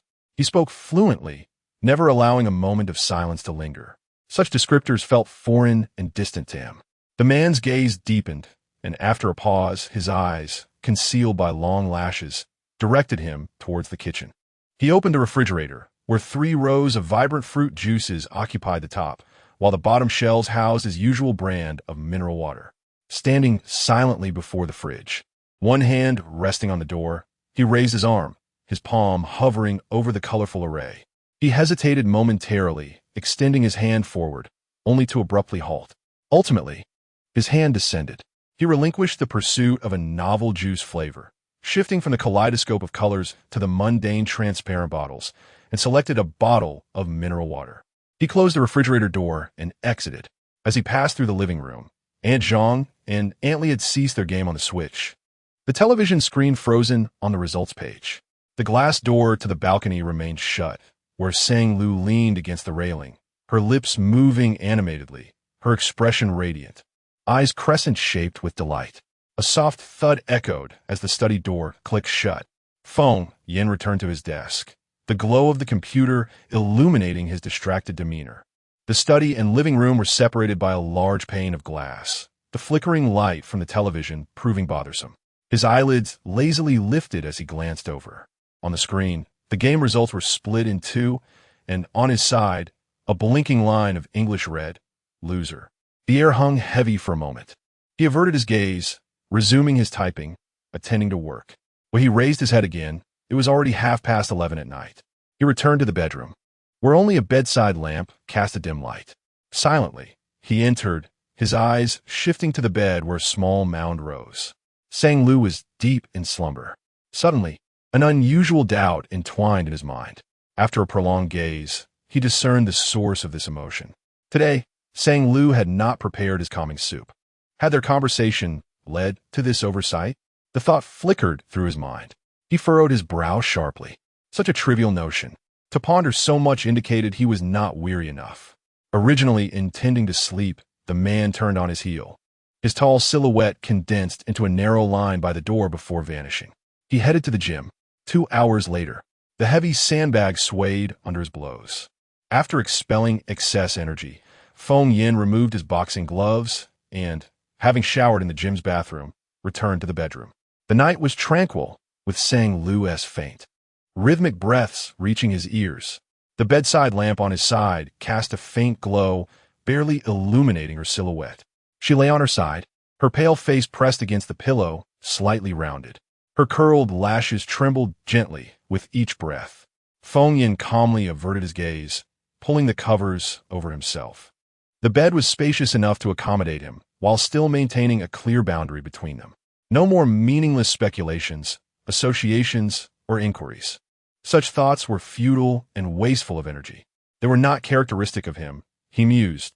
The following day, as the morning light filtered through the crevices of the curtains and illuminated the room, Feng Yin emerged, as usual, invigorated and refreshed. The gentle sound of the bedroom door closing resonated softly. Suddenly, Sang Lu swiftly opened her eyes once more, her expression filled with profound bewilderment. What on earth was happening? She had deliberately refrained from preparing the calming herbal tea for Feng Yin the previous day, so why on earth was his arm still draped across her? Moreover, it felt even more tightly pressed against her than in the days prior. Chapter 43. Who can withstand such trials? Sang Lu once again found herself plagued by restless slumber. Reflecting on the recent events, Feng Yin's nose nearly grazed the nape of her neck. His steady breath, warm and inviting, stirred her senses, leaving her in a state of disarray, her heart racing with unbidden thoughts. Each time she felt the need to shift, the man behind her tightened his grip as if fearing her escape, holding her firmly in place, rendering her unable to budge even an inch. Heavens above, despite her unwavering focus and commitment to maintaining the invisible boundary of their marital union, she could hardly withstand the presence of such a strikingly handsome man, who encircled her waist and rubbed against her neck day after day. Who could endure such trials? Was he truly asleep, oblivious to his actions? Yet each time, his behavior seemed remarkably consistent. He would ease his hold just before waking, turning away with an air of nonchalance, as if entirely unaware of his previous conduct. Sang Lu was bewildered. What on earth was happening? Was it a side effect of the treatment? Should she consult Dr. G? By noon, as Sang Lu stood in line at a coffee shop adjacent to the television station, she continued to ponder this perplexing question. Perhaps it was the result of her thoughts manifesting into reality. Suddenly, she caught sight of a figure on the second floor of the shopping center, momentarily mistaking it for Feng Yin. She looked up. Upon recognizing the similar profile of that familiar face, Sang Lu paused. A pair of distinctive, drooping eyes accompanied by a head of ash-blue hair. It was unmistakably Feng Bai, the very person she had encountered at the old residence not long ago. The shopping area next to the television station was not particularly bustling. It typically saw scant foot traffic. The ground floor was dominated by a few cafes and tea shops occupying the prime spots, while the second and third floors housed various training institutions, beauty salons, and music studios, lacking the allure of trendy brands favored by the youth. What was Feng Bai doing here?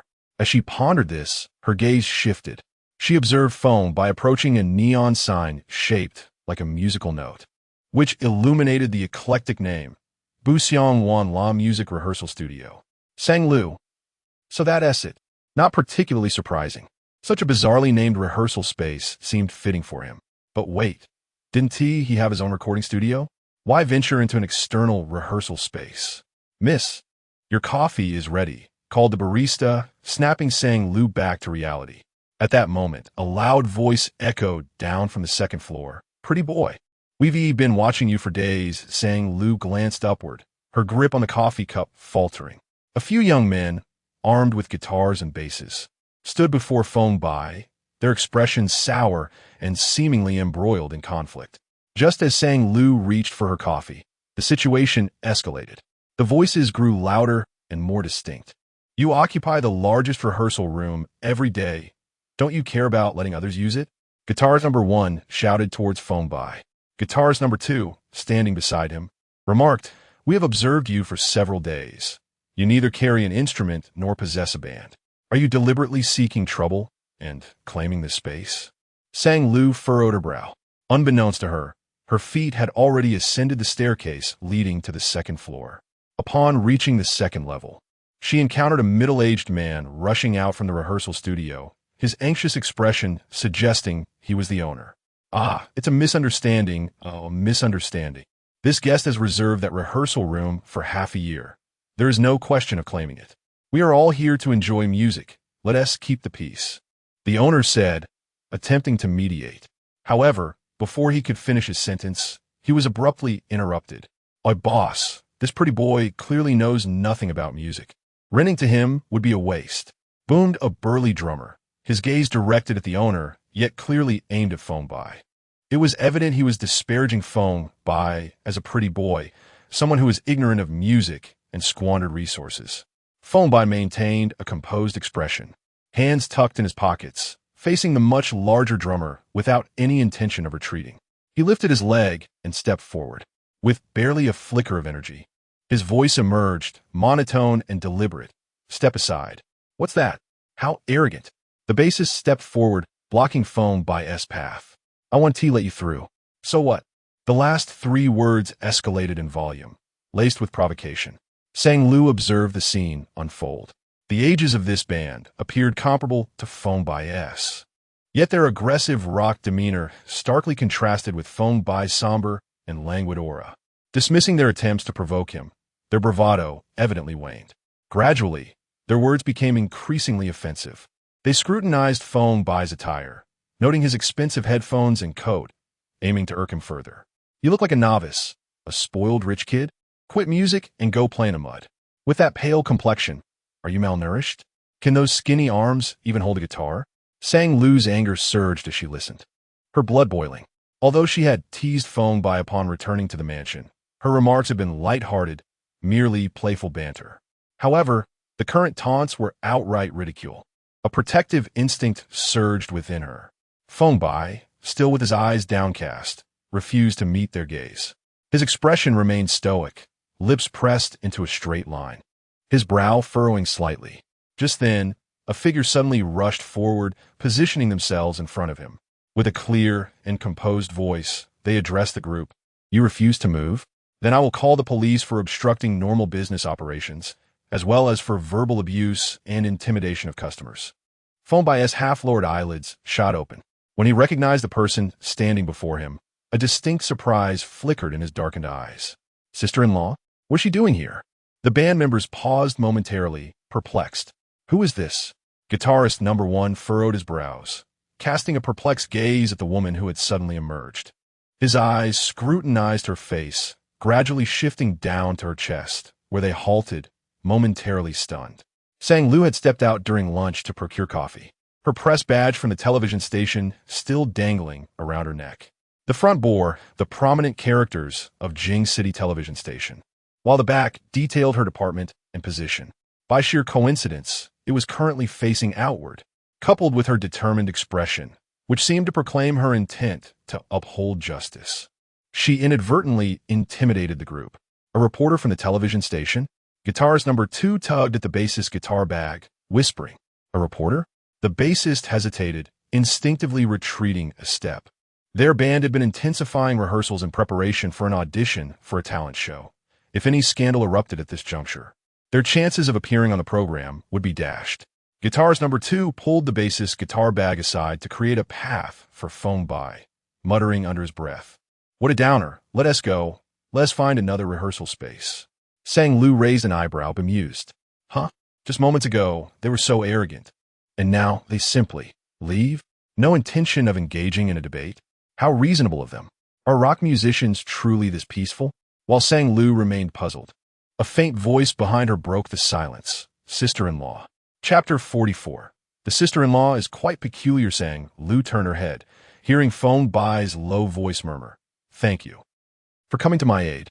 Clearly, Phone by was not adept at expressing such sentiments. After uttering that brief phrase, his brows furrowed and his gaze drifted elsewhere, leaving him feeling rather perplexed. What baffled him even more was the sight of such a slender woman boldly confronting a group of tall, robust men from the band, standing protectively in front of him. How could she muster such courage? The unexpected gratitude left Sang Lu momentarily stunned. After a few seconds, a radiant smile broke across her face as she waved her hand dismissively. "We're family. There's no need for thanks. If those rascals hadn't run off so quickly, I would have certainly caught them and made them apologize to you for their rude remarks." Phone by was taken aback, his pupils slightly widening, making the drooping of his eyes appear even more pronounced. Family? While her words held truth, he had never considered this woman, whom he had met only twice, to be a member of the Phone family. To him, she seemed like an oddity who had appeared from nowhere and suddenly married his elder brother. Contemplating this, Phone by's gaze deepened with curiosity as he pondered. What kind of person was this sister-in-law? His expression, previously shrouded in gloom, inexplicably gained a hint of vitality from his intrigue. Sang Lu's impression of Phone by was still rooted in their first encounter at the old residence, where she witnessed his sharp verbal exchanges with Phone, characterized by a biting sarcasm that showed no signs of yielding. To her surprise, this young man was capable of saying thank you. Compared to the several meetings it had taken to finally perceive Phone as somewhat human, she found herself more favorably inclined toward Phone by after just their second meeting. Perhaps she had been too quick to judge, unable to resist. Sang Lu's Vutin Feng by Gulosi. The last time they met, his head had been bowed, obscuring his features, and she could only recall his ashen blue hair and drooping eyes. Now, from a frontal perspective, he was barely 20, transitioning from boyhood to young adulthood, with his features still in the process of full maturation.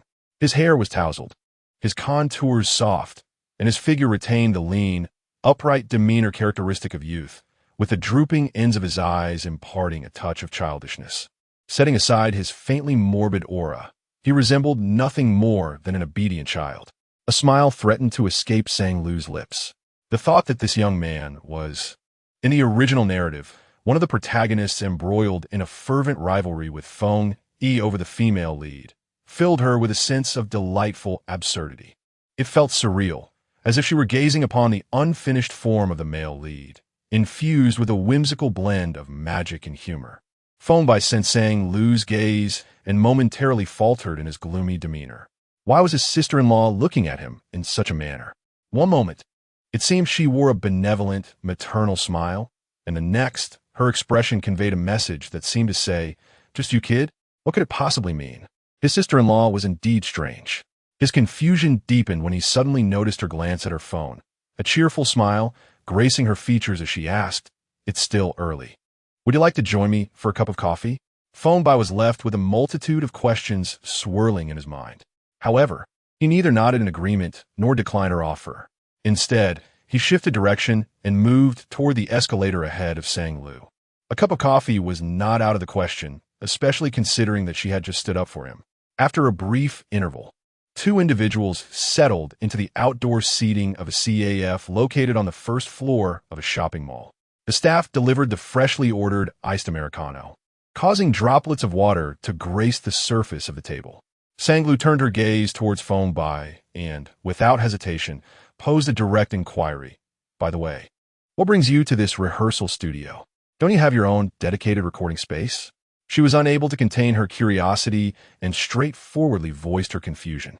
Upon hearing her words, Phonbai lifted his downcast eyes slightly and replied in a nonchalant tone, "That rehearsal room contains an old drum set with a unique timbre, which I utilize for sampling my new songs, so I occasionally come here."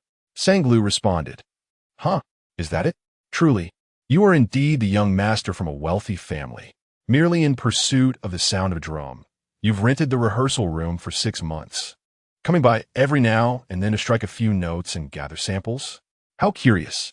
Suddenly, I empathize somewhat with those band boys. To be honest, Phonbai does seem to be occupying a prime spot without contributing anything substantial." Noticing the complex disdain etched across Sanglu's face, Phonbai remained oblivious to her thoughts. He refrained from overthinking, opting instead to enjoy his coffee in silence.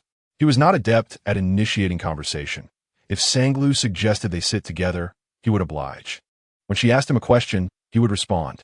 His impression of her was neither particularly positive nor negative. He recalled the day at the old residence when she had remarked disparagingly about his music, claiming it lacked the potential to become popular. Remembering this, Phonbai's expression grew somewhat colder. He abruptly queried, "Sanglu, do you genuinely find my songs unpleasant?" The question carried a hint of seeking retribution, reminiscent of settling old scores. Sanglu, lost in her thoughts, reacted without much consideration, exclaiming, "They truly are quite terrible," the moment the words left her lips. She caught a glimpse of the stiffened expression on Phonbai's face. Sanglu internally chastised herself, thinking, "Why did I blurt out such an unfiltered truth?" Frantically, she sought to salvage the situation, extending her statement to the extent of being a rather unique song.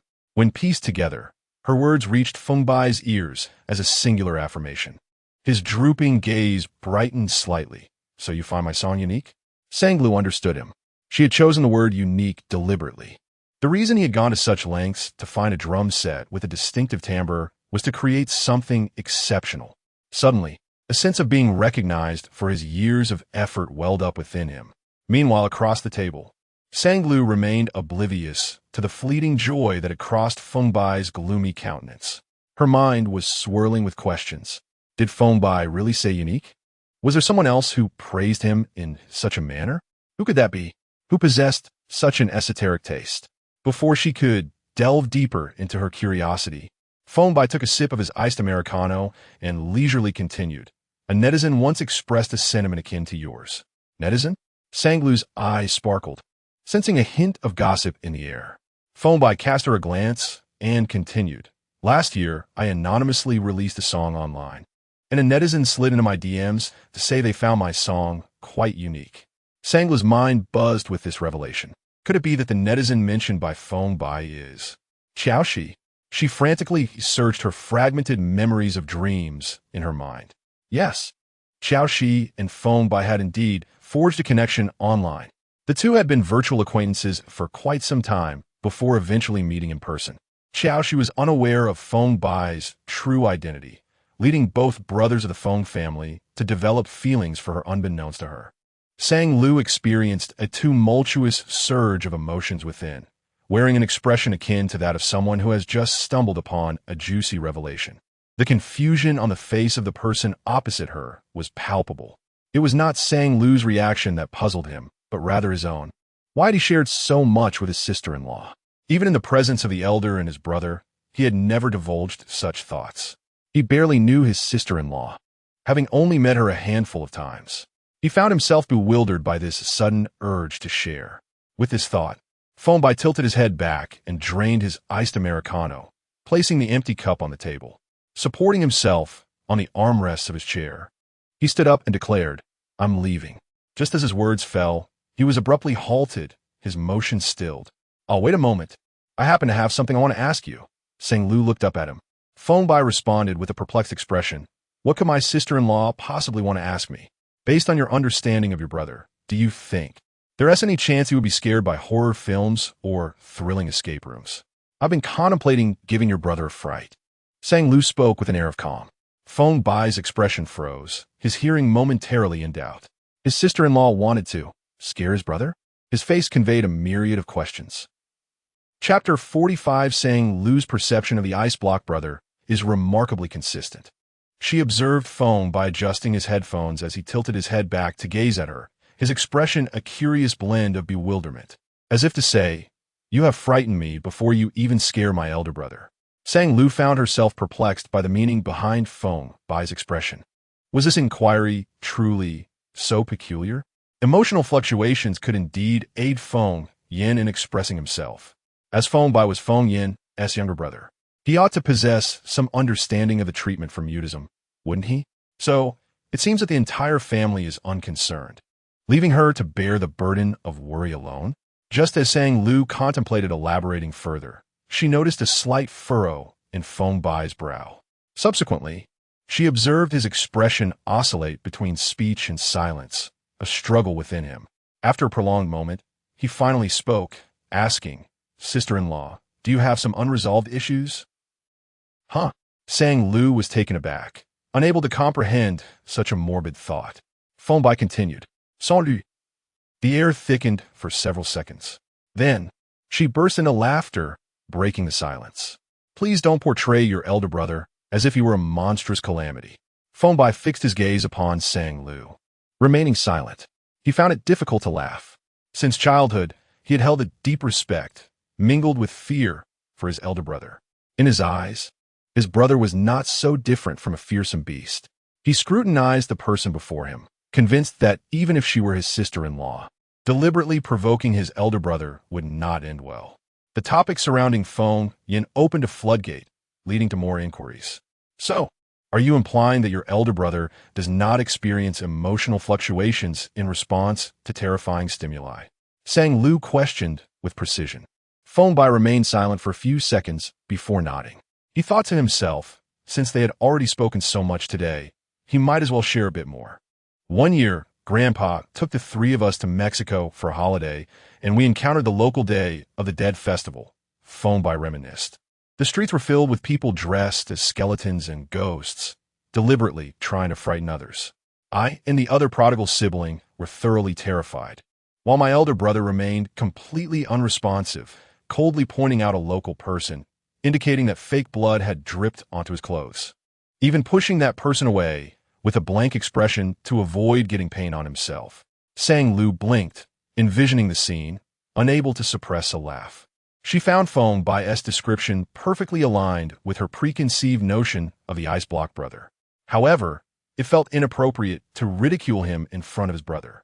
Sang Lu adjusted her stance, adopting an attitude that aligned with Feng Yin, saying, "After all, he is your elder brother, older and more composed, which is to be expected." Feng Bai calmly raised his drooping eyelids. "That year, my elder brother had just graduated from elementary school." Sang Lu was taken aback. That indeed felt rather mature for his age. Hearing Feng Bai's words, she completely abandoned the absurd notion of provoking Feng Yan's emotional responses through horror films and thrilling escape rooms. Feng Bai stood with his hands in his pockets, reflecting that ever since he could remember, his elder brother had always been a person of unflappable demeanor. He shunned the clamor of crowded places, eschewed evening galas, and seldom attended business dinners. Thus, he spoke earnestly to his sister-in-law, advising her against deliberately provoking his brother's temper. Sang Lu, nibbling on her straw, casually replied, "Is that so? Tomorrow we're supposed to attend a French dinner together." "A dinner? A French one? That's hardly conceivable." Feng Bai's serious expression solidified as he processed Sang Lu's words. "Impossible. My brother is quite particular about his food. He shuns raw or cold dishes, finds fish troublesome due to its bones, and holds a disdainful view towards the extravagant presentation often found in French cuisine. A French meal, from apéritif to hors d'oeuvres and finally to the ostentatious desserts, could easily consume 3 hours. My brother values efficiency. Such a protracted affair is simply not in his nature." He was convinced that his sister-in-law was speaking nonsense. What do you mean impossible?" Sang Lu was perplexed. She assumed Feng Bai was suggesting that Fei Yin, the solitary and aloof man, would never invite her to an evening event. Thus, she clarified, "Perhaps it's a gathering that necessitates companions, which is why I was specifically invited." At her words, Feng Bai's brows knit tightly in disbelief. Still reeling from the earlier shock, he was struck once more. He gazed at her with palpable skepticism. You must be jesting. Specifically invited you? How could that be? He harbored profound doubts about the veracity of his sister-in-law's assertion. For his brother, there had never been occasions requiring the presence of companions. In essence, no one could impose requests upon him. The term specifically stood in stark contrast to his brother's cold and indifferent demeanor. Impossible, Feng Bai asserted decisively, leaving no room for argument. Sang Lu, baffled, retorted, What makes that impossible? That seems rather peculiar. She pondered what Feng Bai was questioning, aware that her impression on him was rather mediocre. After all, their last meal at the ancestral home had been disrupted by an ill-timed smile. She wondered if her standing had deteriorated to the point where Feng Bai believed his brother would refuse to accompany her. In her contemplation, Sang Lu's gaze traversed Feng Bai's face. To him, her expression appeared to convey a dismissive challenge to his doubts. Instantly, Feng Bai felt a surge of competitive spirit, as if to say, Do you know my brother better than I do? He lowered his gaze, his eyes heavy with contemplation, staring at Sang Lu. The atmosphere grew subtly tense, a silent contest in Feng Bai's mind, while Sang Lu found the situation perplexing and disjointed, thinking him rather odd. However, the tension did not linger for long. As the elder sister-in-law, Sang Lu deemed it beneath her to engage in a quarrel with her younger brother-in-law. She skillfully redirected the conversation to discuss matters concerning their father-in-law. After a brief exchange, noting the time, she took her leave to return to the television station. Once Sang Lu departed, Feng Bai remained seated, lost in thought, still ruminating on the need to ascertain whether his sister-in-law was indeed speaking fancifully. He took out his phone and sent a message to his elder brother. Brother, I just ran into sister-in-law near the rehearsal room by the television station, and we happened to share a cup of coffee. After a while, Feng Bai's phone vibrated. Phone, yes. Feng Bai pondered his words, typing each letter slowly, and inquired. I heard from sister-in-law that you're going to have French cuisine tomorrow. The elder brother's response was still succinct. Phone, yes. Gazing at the screen, Feng Bai fell into deep contemplation. His earphones slipped down slightly. The palm of his hand trembled as he received another message. Phone. He promptly replied, It's nothing. I was just asking casually. Brother, you must be busy. I'm off to record a song. He set down his phone. Feng Bai remained silent for 5 minutes, perhaps even longer. In the past, their father had mentioned several times at the dinner table that a man changes after marriage, becoming a different person than before. At that time, he had not believed it and had scoffed at such notions. Even if other men were like that, the men of the Feng family would undoubtedly not conform to such a stereotype. Now, it seemed, he had no choice but to accept it. He could not fathom why his elder brother suddenly wished to dine on French cuisine and specifically invited sister-in-law along. However, since his brother chose to do so, there must be a reason behind it. Chapter 46. A strange obsession with her waist the following day upon leaving the television station. Sang Lu made a brief stop at Chinga Bay, perhaps spurred by the rebellious spirit ignited by Feng Bai's suspicious gaze the previous day. Sang Lu resolved to enhance her appearance, aiming to embody the essence of a distinguished socialite for the evening's gala. She sent a message to Feng Yan, requesting him to pick her up from her residence. The clock struck 5:40. Her phone vibrated with a message from Feng Yan. Phone, garage. Just as she finished changing, she replied, Okay, I'm coming down. In the private garage, the chauffeur had parked the car at the elevator lobby. Feng Yan stood casually by the front of the car, donned in a meticulously tailored black suit that accentuated his dignified demeanor, his shoulders sharp and aristocratic, exuding an air of cold elegance. With a chime, the elevator door slid open. Hearing the sound, Feng Yan nonchalantly turned his head. Suddenly, his dark gaze froze for a brief moment. At the end of his line of sight, Sang Lu approached him, radiating a bright smile, her eyes sparkling with confidence. She wore a lake blue strapless gown that cinched at her delicate waist, sculpting her figure into alluring curves. The spring temperature was still mild. She casually draped her shoulder-length hair, which cascaded in natural curls, the ends swaying gently with her movements, exuding a playful charm. While she typically favored vibrant colors, her makeup today was slightly more pronounced. With her lips painted a vivid red that complemented her fair, luminous complexion, making her appear vivacious and full of life. Upon noticing Feng Yin waiting for her, Saint Lu quickened her pace. Standing before him, her smile was radiant, illuminating her presence as she spoke in a clear, melodious tone. I refuse to believe your notion of a light meal. I chose a dress that is a touch more formal. What do you think? Surely, it won't tarnish the esteemed reputation of the illustrious President Feng. The air in the private garage felt enclosed. In an instant, a sweet fragrance wafted from her, enveloping his senses. He towered over her, his gaze slightly lowered as he met her eyes, reflecting her confident, brilliant smile. Sang Lu did not expect a response from Feng Yan. His approval was of little consequence. What mattered was her own satisfaction and joy, prompting her to indulge in a moment of self-praise. After speaking, she confidently strode towards the back seat of the car and settled in. In the next moment, the tall and imposing man bent down to join her. His stern features softened, the chill in his demeanor dissipating. The spring breeze had turned the branches verdant. On a road flanked by rows of trees, a black Rolls-Royce glided smoothly.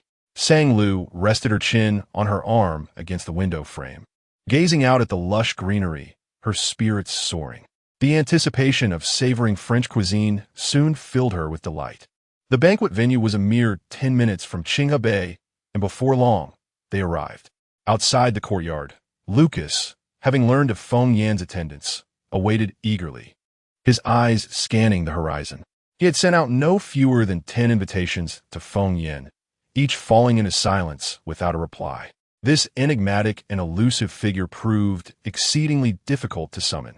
Little did he expect that today, Feng Yan would graciously accept the invitation to attend. He waited in the courtyard, demonstrating his respect for Feng Yan. Soon enough, Feng Yan's vehicle arrived. Lucas's face lit up with joy, his blue eyes brimming with enthusiasm. Without waiting for the driver to fully open the car door, he stepped forward to greet him in his somewhat halting Chinese.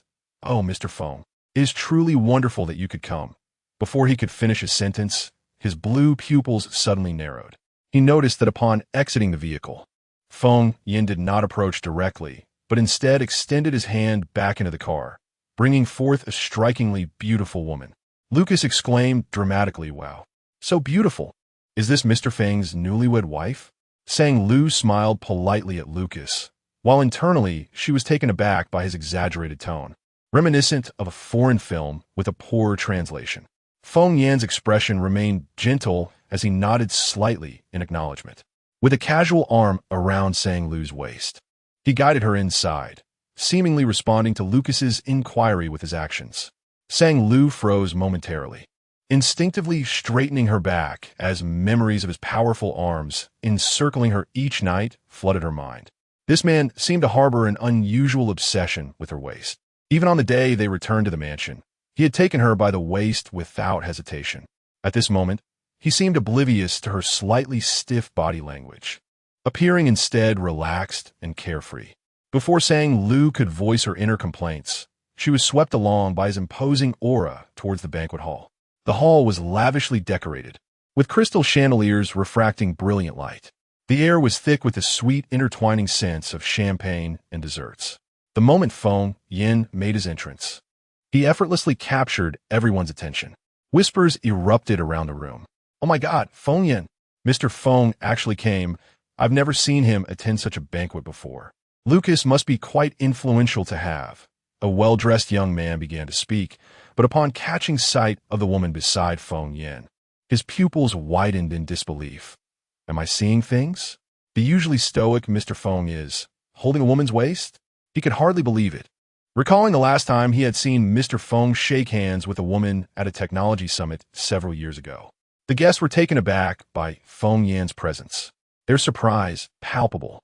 However, the astonishment only intensified upon seeing the stunning woman at his side. The murmurs grew exponentially. In an instant, the attention that had initially been on Feng Yan shifted towards Sang Lu. Lucas, being French, had invited guests from various backgrounds, many of whom were partners of the MK group. The foreigners wore their curiosity openly, observing Sang Lu's every move with unabashed scrutiny. Sang Lu felt increasingly uncomfortable under their gaze. All she had wanted was a delightful meal to heal her heart, which had been weary from recent takeout. Instead, she found herself the center of attention. It was exhausting. She felt akin to an animal in a zoo, being scrutinized by visitors without restraint. Bearing the heavy burden of being Feng Yan's wife, Sang Lu had no choice but to force a smile, attempting to respond warmly to the probing glances of others whenever they were not looking. She gently tugged at the hem of the man's suit beside her, unable to refrain from commenting, "Is this what you call a casual meal? I feel as if they're scrutinizing me to the bone, like a giraffe in a zoo. Their gazes traverse from my head to my feet and back again, as if conducting an X-ray scan." Hearing this, Feng Yan lowered his gaze. His pronounced brow cast a shadow over his deep, obsidian eyes, which exuded an overwhelming presence even in moments of neutrality. Sang Lu had grown accustomed to the chill of his aura, no longer feeling the weight of his intensity. Meeting his gaze, she continued, "If I am a giraffe, then you must be a polar bear." Pausing for dramatic effect, she relished the moment. Feng Yan, perplexed, pondered. A polar bear? Just as he was lost in thought, he caught sight of Sang Lu's smile blossoming, playfully raising an eyebrow at him. The icy lump in the polar bear exhibit. Through the dazzling light, Sang Lu's gaze was unwavering, her laughter twinkling in her eyes. The man fell silent for a few seconds. Suddenly, he was touched by her mirth, and a fleeting smile flickered across his frosty visage, as delicate as a whisper. Chapter 47. He spoke. Upon entering the seating area, Sang Lu adjusted her stiff back. Numerous individuals approached with champagne flutes in hand, greeting Feng Yan and clinking glasses. She occasionally smiled politely and joined in the toast, but her mind was consumed by two words: hunger. Even a minuscule portion of French cuisine would suffice. She longed for the dishes to be served promptly. However, it was not long before the plates began to arrive one after another, and her thoughts morphed into four words, like sitting on pins and needles. Just the appetizers and pre-dinner drinks were served in 3 rounds. Over the next 2 hours, 4 starters, 2 main courses, followed by a cheese cart and desserts graced the table. Each course was devoured within mere minutes. Yet she was obliged to listen to the sommelier and chef elaborate on the stories behind the dishes, the culinary techniques, and the specially crafted sauces. It would not be an exaggeration to say that Sang Lu nearly dozed off while eating. The food was exquisite, yet torturous. For a fleeting moment, she found herself wanting to apologize to the takeout meals she had previously criticized. After all, even takeout had its merits. Throughout the meal, Lucas consistently engaged Feng Yan with discussions about the strategic landscape of the MK Group, expressing great anticipation for a potential collaboration with the Feng family. A few foreign faces at a nearby table frequently glanced in their direction. From a distance, the main table could not discern their hushed whispers. Lucas had never shown such fervent enthusiasm towards them. There is a Chinese saying, "One's demeanor towards others reflects their intentions." After spending a few years in China, Lucas had certainly grasped this concept. What a pity it was. Had Lucas been willing to establish a luxury store within their group's commercial sphere, they would have accorded it significant importance. Unfortunately, the prime plots were firmly held by individuals like Mr. Feng, leaving them without any bargaining power. Post-dinner, the banquet seamlessly transitioned into a cocktail party. Groups of people formed, glasses clinking in a symphony of social interaction and obligations. Sang Lu felt a bit stifled. After exchanging greetings with Feng Yan, she excused herself to the restroom. Upon exiting, she took a towel from the waiter to dry her hands. The corridor leading to the banquet hall was infused with the fragrance of sandalwood, and as she walked a few steps, she overheard fragments of conversation in French. Mr. Feng's companion is truly a beautiful and radiant woman, like a blooming French rose. Sang Lu's eyes brightened. Oh, were they speaking of her? Back in high school, her school had encouraged students to choose a minor language. During that period, captivated by Sophie Marceau's stunning beauty, she opted for French. Although she hadn't delved deeply into it, she could comprehend simple dialogues. Unbeknownst to her, a smile crept onto her lips, thinking how delightful it was that international friends praised others behind their backs. She planned to return a friendly smile as she passed by, showcasing the elegance of a courteous nation. However, the voices grew increasingly distinct. What a shame for such a face. One speaker lowered their voice, married to a mute. Not a shame. A mute suits a vase, a perfect match. Another chimed in with laughter. Sang Lu's smile faltered, and her brow furrowed slightly. The French accent dripped with malice and jealousy. The Chinese are indeed not picky eaters. Even a mute can be elevated to great heights. What does it matter how successful one is in business if one is akin to a toothless wolf? Indeed, if I were in his position, I would prefer to leap into the Seine River early on. As these words fell, a few derisive laughs followed. Sang Lu moved closer, finally discerning the faces of the two speakers, brown hair, blue eyes, those who had been casting glances towards the main table. Upon noticing Sang Lu, their faces momentarily reflected terror, quickly replaced by feigned calmness as they smiled and nodded in a friendly manner.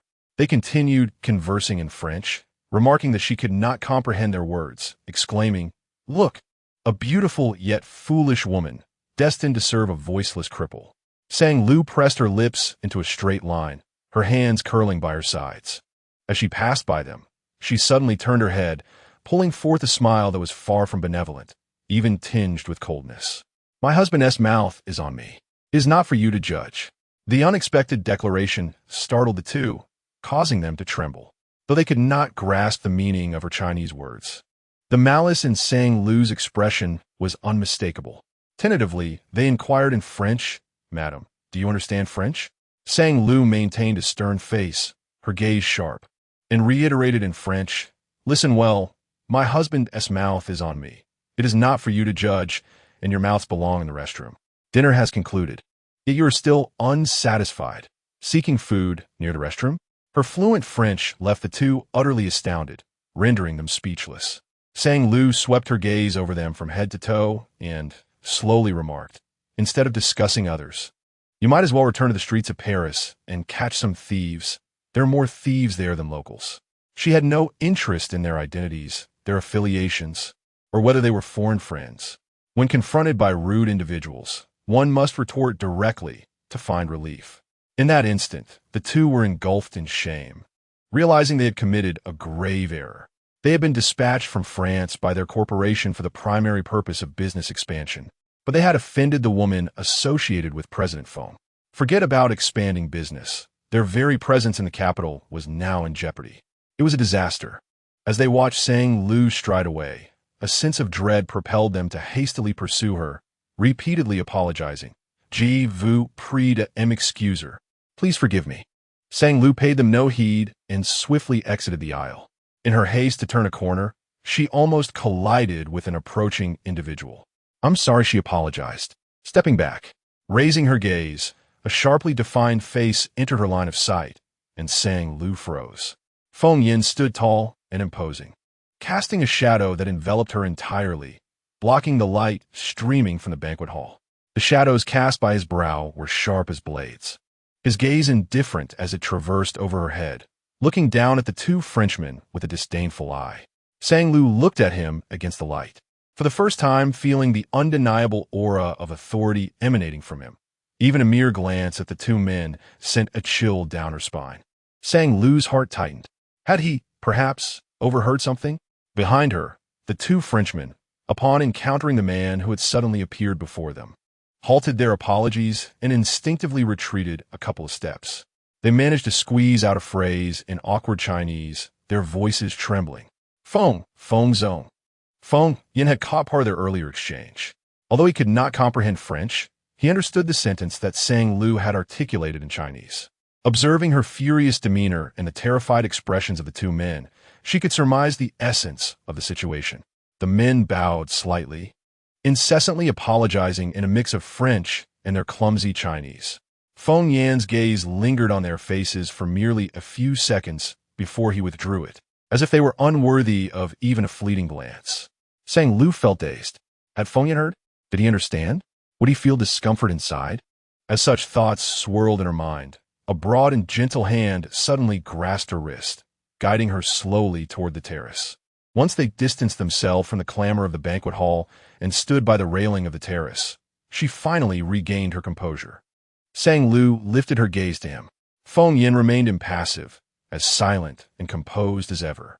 However, in that moment, his silence took on a different hue in Sang Lu's eyes, evoking an inexplicable sense of pity. She felt regret. She should have scolded them more thoroughly.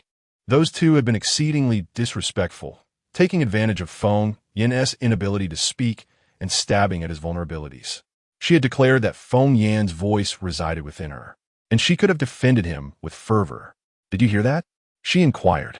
Feng Yan did not respond, his gaze cast downward, long lashes shielding his eyes. As he studied her with an inscrutable intensity, as if seeking answers in her expression, the more silent he became, the more unjust she felt on his behalf. No, the more she thought about it, the angrier she became. She resolved to confront them again. She knew how to curse in French, and she would kick those two French scoundrels a few times. Her vexation caused her lashes to flutter. Her voice became indignant, and she ground her teeth in frustration. Furrowing her brow, she turned on her heel. Yet, before she could take 2 steps back toward the banquet hall, her arm was suddenly ensnared by him again. The gentle force guided her back. A voice descended from above. "Sang Lu, come here." The words were clear, deep, and magnetic, their final syllable laced with a hint of amusement, as if they had brushed against her heart. Sang Lu's head jerked upward. What she saw was Feng Yan's elegantly shaped jaw and the unfathomable depths of his dark eyes. Her mind went blank as she stared at him, dazed. There was no one else on the terrace. She was certain of it. That sentence had emanated from Feng Yan's lips. He had spoken. He had uttered words. Chapter 48. Flattery and coaxing. Sang Lu's eyes widened, her face still puffy with indignation. Before her, Feng Yan's deep-set eyes sparkled with amusement as he gazed at her, seemingly entertained by her display of anger. After a brief moment, he lowered his long lashes, slightly turned his head away, and let out a soft chuckle from his chest. The light from the banquet hall streamed through the glass, illuminating the exquisite contours of his profile. The previously aloof aura around him suddenly dissipated, making him appear more animated. While Sang Lu stood there, bewildered, Feng Yan typed on his phone and handed it to her.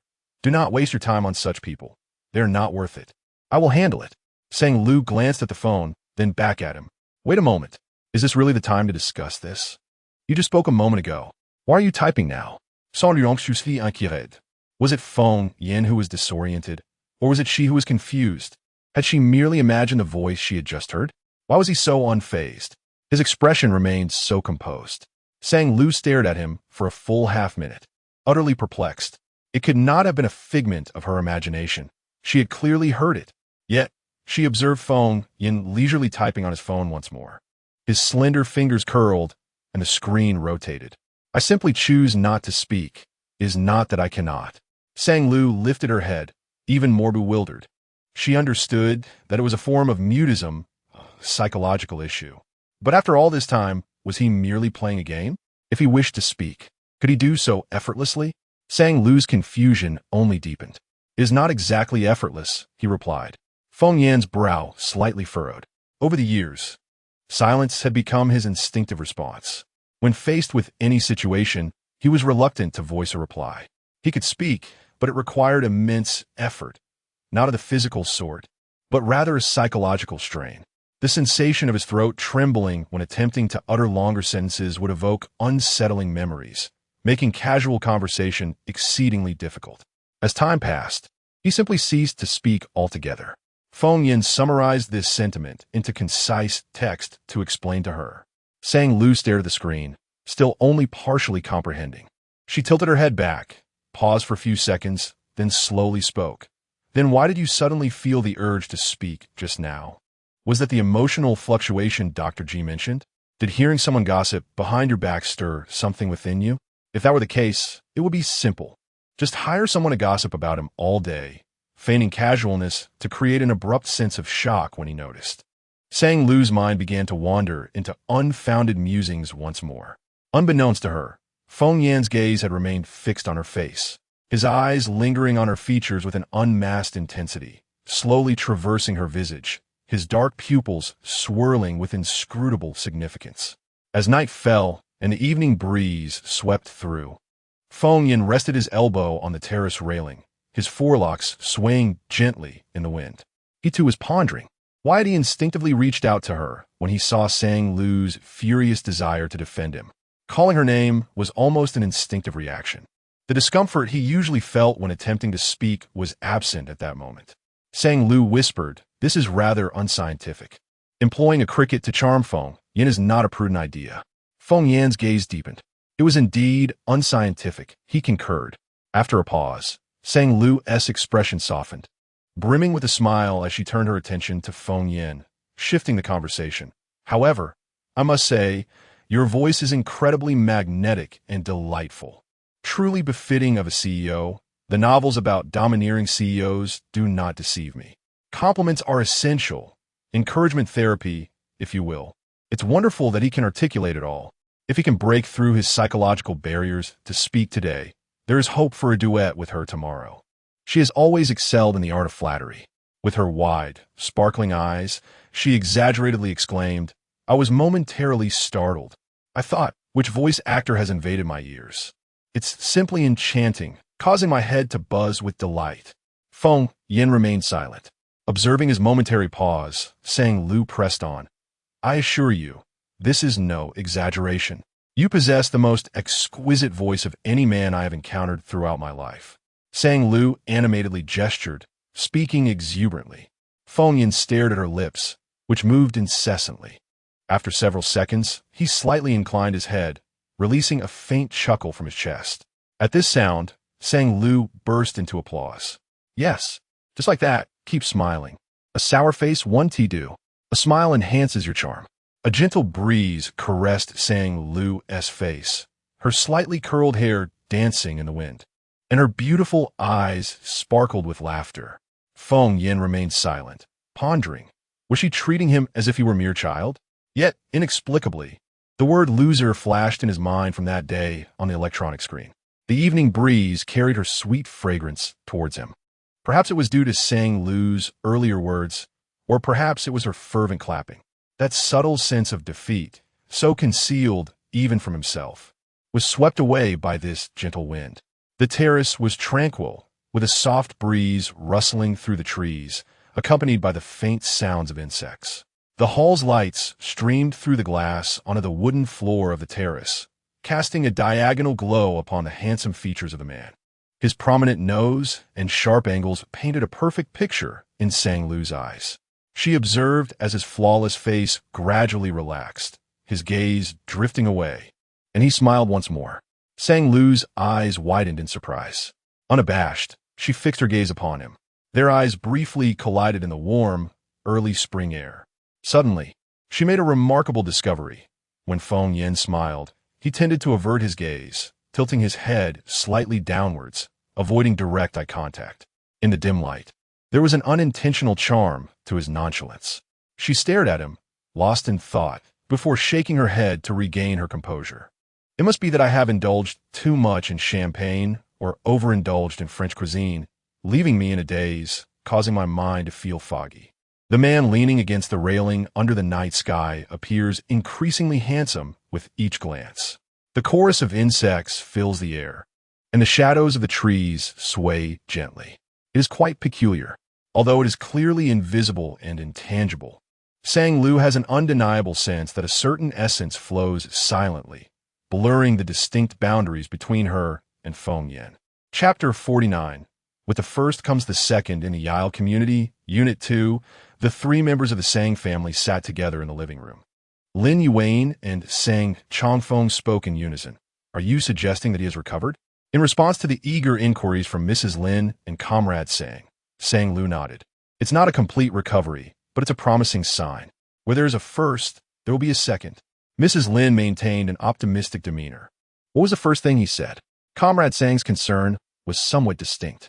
Sang Lu replied, "He called my name." Suddenly, Sang Chongfeng wore a knowing smile, patting his thigh. "Well, that's not bad. It bears a resemblance to my own charm." "What charm?" Lin Yuan regarded her husband with confusion. Sang Chongfeng responded, "The charm of a devoted husband." "Sans Lin Yuan." Sang Chongfeng looked at his daughter and said, "Only those who truly care will unconsciously call out her name. Even when I'm asleep, I end up calling your mother's name. Oh, please. Every time you fall asleep and I go to grab the remote, all you ever say is, 'Don't turn off the TV. I'm watching,' never once calling my name," Lin Yuan teased, giving her husband a playful shove. "Sans chuckled." Lin Yuan shot her husband a sidelong glance, steering the conversation back on course as she turned to her daughter. Lulu, you should pay more attention to that boy, Ian. His illness is truly distressing. Just thinking about it makes my heart ache. Sigh, his parents passed away early, and now he only has his grandfather left. Sang Lu paused. Her mother's repeated reference to that boy felt slightly off. Feng Yin, towering nearly 6 feet tall, with a muscular physique, emanated an aura that often intimidated those around him. If Feng Yin were present instead, her mother would undoubtedly struggle to express such a mild opinion. Noticing her daughter's distracted expression, Lin Yuan furrowed her brow. I'm discussing something serious here. You need to be more earnest. Sang Lu composed her expression. I'm being serious. Lin Yuan continued. You should find a time to bring Ian home for dinner. You've been married for several months now. It's about time he came over for a meal. Otherwise, it might seem like our family disapproves of him as a son-in-law. Sang Lu's sunny confidence and strong sense of belonging were entirely inherited from Mrs. Lin through exposure. In discussing bringing Feng Yin home for dinner, Lin Yuan expressed concern that their family might appear dissatisfied with him, rather than fearing he might disapprove of them. Reflecting on her mother's words, Sang Lu murmured, That's a splendid idea. Firstly, she genuinely hoped that Feng Yin could harmonize with her family. In the unlikely event that she found herself once again ensnared by the whims of fate, perhaps that favorable impression would lead Feng Yin to care for her parents. Secondly, given their family's relaxed atmosphere, it might even thaw his icy demeanor and help him conquer his inner demons. On the evening of the dinner, Feng Yin spoke only 4 words. Sang Lu harbored a wish that next time she would hear him articulate a complete sentence. With this small hope in her heart, she gave Mrs. Lin an approving thumbs up. No problem. Once the station is less busy, I will inquire about his availability so we can dine together. Sang Changfeng interjected, stating that once a time is established, he should be informed in advance so he can procure the groceries. He added, This is splendid now. When relatives and friends ask if I have ever shared a drink with my son-in-law, I can respond affirmatively. Upon hearing her father's words, Sang Lu's expression suddenly stiffened, an alarm ringing in her mind. Just as she contemplated speaking up, Ms. Lin preemptively voiced her thoughts.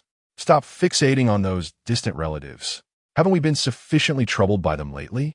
Sang Changfeng, who dotes on his wife and cherishes his daughter, possesses but one flaw. He is easily swayed by others. In the past, he had lent money to distant relatives multiple times, accumulating a considerable amount of bad debts that remained unreclaimed. Recently, due to the turmoil caused by Zhuangmu in the community, Lin Yuan was reluctantly compelled to disclose Sang Lu's marital status. It was unclear how those distant relatives learned of the news, but they frequently visited, merely sitting for a few minutes before subtly inquiring about Sang Lu, hoping she would facilitate employment for their sons and daughters at the Feng family's establishment. Lin Yuan's expression grew serious as she recounted her husband's unfortunate history of lending money and failing to retrieve it, delivering an ultimatum. Sang Changfeng, listen closely. If those people set their sights on Lulu again, do not blame me for not preserving your dignity in front of others. Sang Changfeng initially intended to counter her remarks, thinking that since they were relatives, he might as well provide some assistance. However, witnessing the resoluteness in his wife's tone, which suggested she was serious, he immediately fell silent and raised his hand in assurance. Rest assured, my dear wife, I will absolutely prevent those individuals from targeting Lulu. Meanwhile, in the same community, Unit 3, Zhuangmu forcefully pushed open the door, startling the occupant within. Oh, mother, how many times must I tell you to knock before entering? You are my own flesh and blood. Must I seek permission to enter your room? Zhuang Xiao muttered a few complaints, rolling her eyes. Zhuangmu retorted, I find your idle demeanor utterly irritating. Look at you, without a job while your neighbor, the Sang family, has at least secured a respectable position at the television station. I had hoped you would find a good man to surpass her. Yet what is the outcome? Zhuang Xiao rolled her eyes once more. Zhuangmu's frustration surged. Are you really throwing a tantrum? Because of you, I have lost all face. And you still dare to show me attitude? Annoyed, Zhuang Xiao tossed her phone onto the bed. I'm not giving you attitude. I am merely upset. Upset at Sang Lu. Why do all the good fortunes always seem to land in their lap? A few days prior, she had seen her second aunt and her family carrying large bags of gifts towards Unit 2. When she greeted them, they completely ignored her. Zhuang Mu replied, they're likely attempting to curry favor with the Sang family. Zhuang Xiao continued, and what about my third uncle's family? They came to our community, but did not even stop by our home. Zhuang Mu sighed, they must think our family is inferior to the Sang family. Zhuang Xiao retorted, why should that be the case? The Sang family's reputation among relatives and friends is solely due to Sang Lu marrying into a wealthy family. However, everyone knows that not just anyone can navigate the intricacies of a wealthy household. I refuse to believe she will have an easy life in the Feng family. Zhuang Xiao prides herself on her intelligence, believing that even if she were to enter a wealthy family, she could not guarantee her standing. How much less can Sang Lu? Anger is futile. She simply cannot compare to Sang Lu, and this perception extends to her relatives and friends who also look down upon her family. Zhuang's mother cast a disdainful glance at her daughter. Biting her lip in contemplation, Zhuang Xiao thought, if they look down upon us, then we must find a way to elevate their view. Mother, what do you propose? Zhuang's mother queried. What could they possibly gain by lingering around the Sang family? I have a plan. You should invite Aunt Er and Uncle San along with their family, telling them that we are treating them to a vacation at the most luxurious hot spring hotel in the capital. The comparison will reveal which family truly possesses strength and which merely basks in superficial glory. Zhuang's mother was taken aback. But that will cost a substantial amount of money. You need not worry about finances. I can manage that. I can sell a few of the designer bags that my boyfriend gifted me. Life's worth is not solely determined by one's own declarations. The perceptions of others hold equal significance. At last, Zhuang's mother displayed a sense of relief. Now that it's more like my clever daughter, thoughtful and resourceful. That evening, upon returning to Qinghe Bay from her parents' home, Sang Lu found the clock striking 8. Feng Yin was in the living room, perusing foreign newspapers, his legs crossed in a relaxed manner on the sofa. Upon noticing Sang Lu enter, he lifted his gaze. Unlike before, Sang Lu did not greet him with a glance. Instead, she walked directly to his side and sat down. She had spent the journey home contemplating her mother's words, realizing their truth. Where there is a first, there will be a second. She resolved to engage Feng Yin in conversation, consistently posing questions. Perhaps, at some moment, he would be inspired to respond. A playful smile graced Sang Lu's face as she launched 3 questions in quick succession. Reading the newspaper? What news captures your attention? Any significant international events lately? The weather has been quite lovely, don't you think? Oh, and by the way, my parents asked me to inquire when you might be free to come over for dinner. What do you think? When would you have time? Feng Yin froze for a moment, noticing the faintly encouraging and expectant glint in Sang Lu's eyes. It was the kind of gaze one might use to coax a child. Moreover, she placed particular emphasis on the phrase, what do you think, elongating her tone. Feng Yin felt a twitch at his temple. Chapter 50. Disrupting his abdominals, Sang Lu casually posed a series of insipid questions, attempting to pry open Feng Yin's lips with her inquiries. To her surprise, he indeed responded to each one, typing on his phone. Sang Lu. Undeterred, she swiftly concocted another 8 questions in her mind. Just as she was poised to continue her interrogation, the phone resting on the coffee table began to ring. Their gazes shifted simultaneously towards the device. Caller, CSC Nan. To avoid disturbing Feng Yin, who was engrossed in reading the newspaper, Sang Lu stepped out onto the balcony before answering. Hello, Director Xie, she greeted cheerfully. The balcony door was not fully closed, and her jubilant voice slipped through the crack, settling comfortably in the ears of the man on the sofa, who remained absorbed in his reading. Good evening, Director Sang, CSC Nin replied, mirroring her enthusiasm. They had previously communicated via WeChat, sending the PowerPoint presentation for review by Director Wang ahead of time. CSC Nan's call primarily aimed to discuss the division of their respective sections for the presentation. While they could have continued their conversation over WeChat, they both preferred the efficiency of a phone call for work-related matters. Leaning against the railing, Sang Lu delved in the main topic. Director Wang mentioned to me today that he reviewed the PowerPoint and found it quite impressive. Thank you for your hard work. In recent days, she had spent little time at the station, constantly on the move, and most of the presentation had been meticulously organized by CSC Nan. CSC Nan chuckled softly, I owe it all to your meticulous notes during your business trip. Otherwise, I wouldn't have had so much content to work with. Indeed, I too have worked hard, Sang Lu acknowledged graciously, accepting the praise without modesty. Just then, she noticed someone walking a dog on the lawn below, a Siberian husky. Seizing the opportunity while its owner was distracted, dashed onto the grass, digging furiously and sending dirt flying. It then frolicked back to its owner, shaking its body exuberantly and covering them in grass. Sang Lu laughed. Dogs are truly delightful. On the sofa, the man with a stern demeanor subtly withdrew his gaze. Turning the page of the newspaper, a barely perceptible frown creased his brow as the words blurred before him, his focus drifting. Meanwhile, on the balcony, Sang Lu rested her arms on the railing, exuding a relaxed and casual air. She continued to observe the antics of the husky while conversing with Nan. They meticulously divided the sections outlined in the PowerPoint, engaging in a detailed discussion that lasted around 10 minutes. As the conversation neared its conclusion, Sang Lu had just said her farewells, "See you at the station next week," when the glass door of the balcony was suddenly pushed open. Feng Yin stood calmly at the threshold, his expression tranquil. Sang Lu pressed the button to end the call, momentarily taken aback, and asked, "Did my voice disturb you?" The man before her, with dark hair cascading over his brow and an air of aloof handsomeness, slightly parted his lips. Abruptly, he raised his arm, shaking the phone in his hand. In a deep, resonant voice that seemed to materialize out of nowhere, he stated, "The old gentleman is looking for you." Sang Lu froze momentarily. Vocal. Feng Yin spoke again. The timing of his second utterance was entirely unexpected, another sudden revelation. Was it the series of questions she posed earlier that finally prompted him to respond? Sang Lu stood in a daze, momentarily reflecting on the content of Feng Yan's words. "The old man is looking for me?" She pondered, feeling a twinge of confusion. Feng Yan nodded slightly, his expression neutral as his gaze fell to the ground. Only when he noticed her putting her phone back in her pocket did he withdraw his gaze and observe her face anew. "What does he want with me?" "Sans doute inquiète." Feng Yan handed her the phone, suggesting she read it for herself.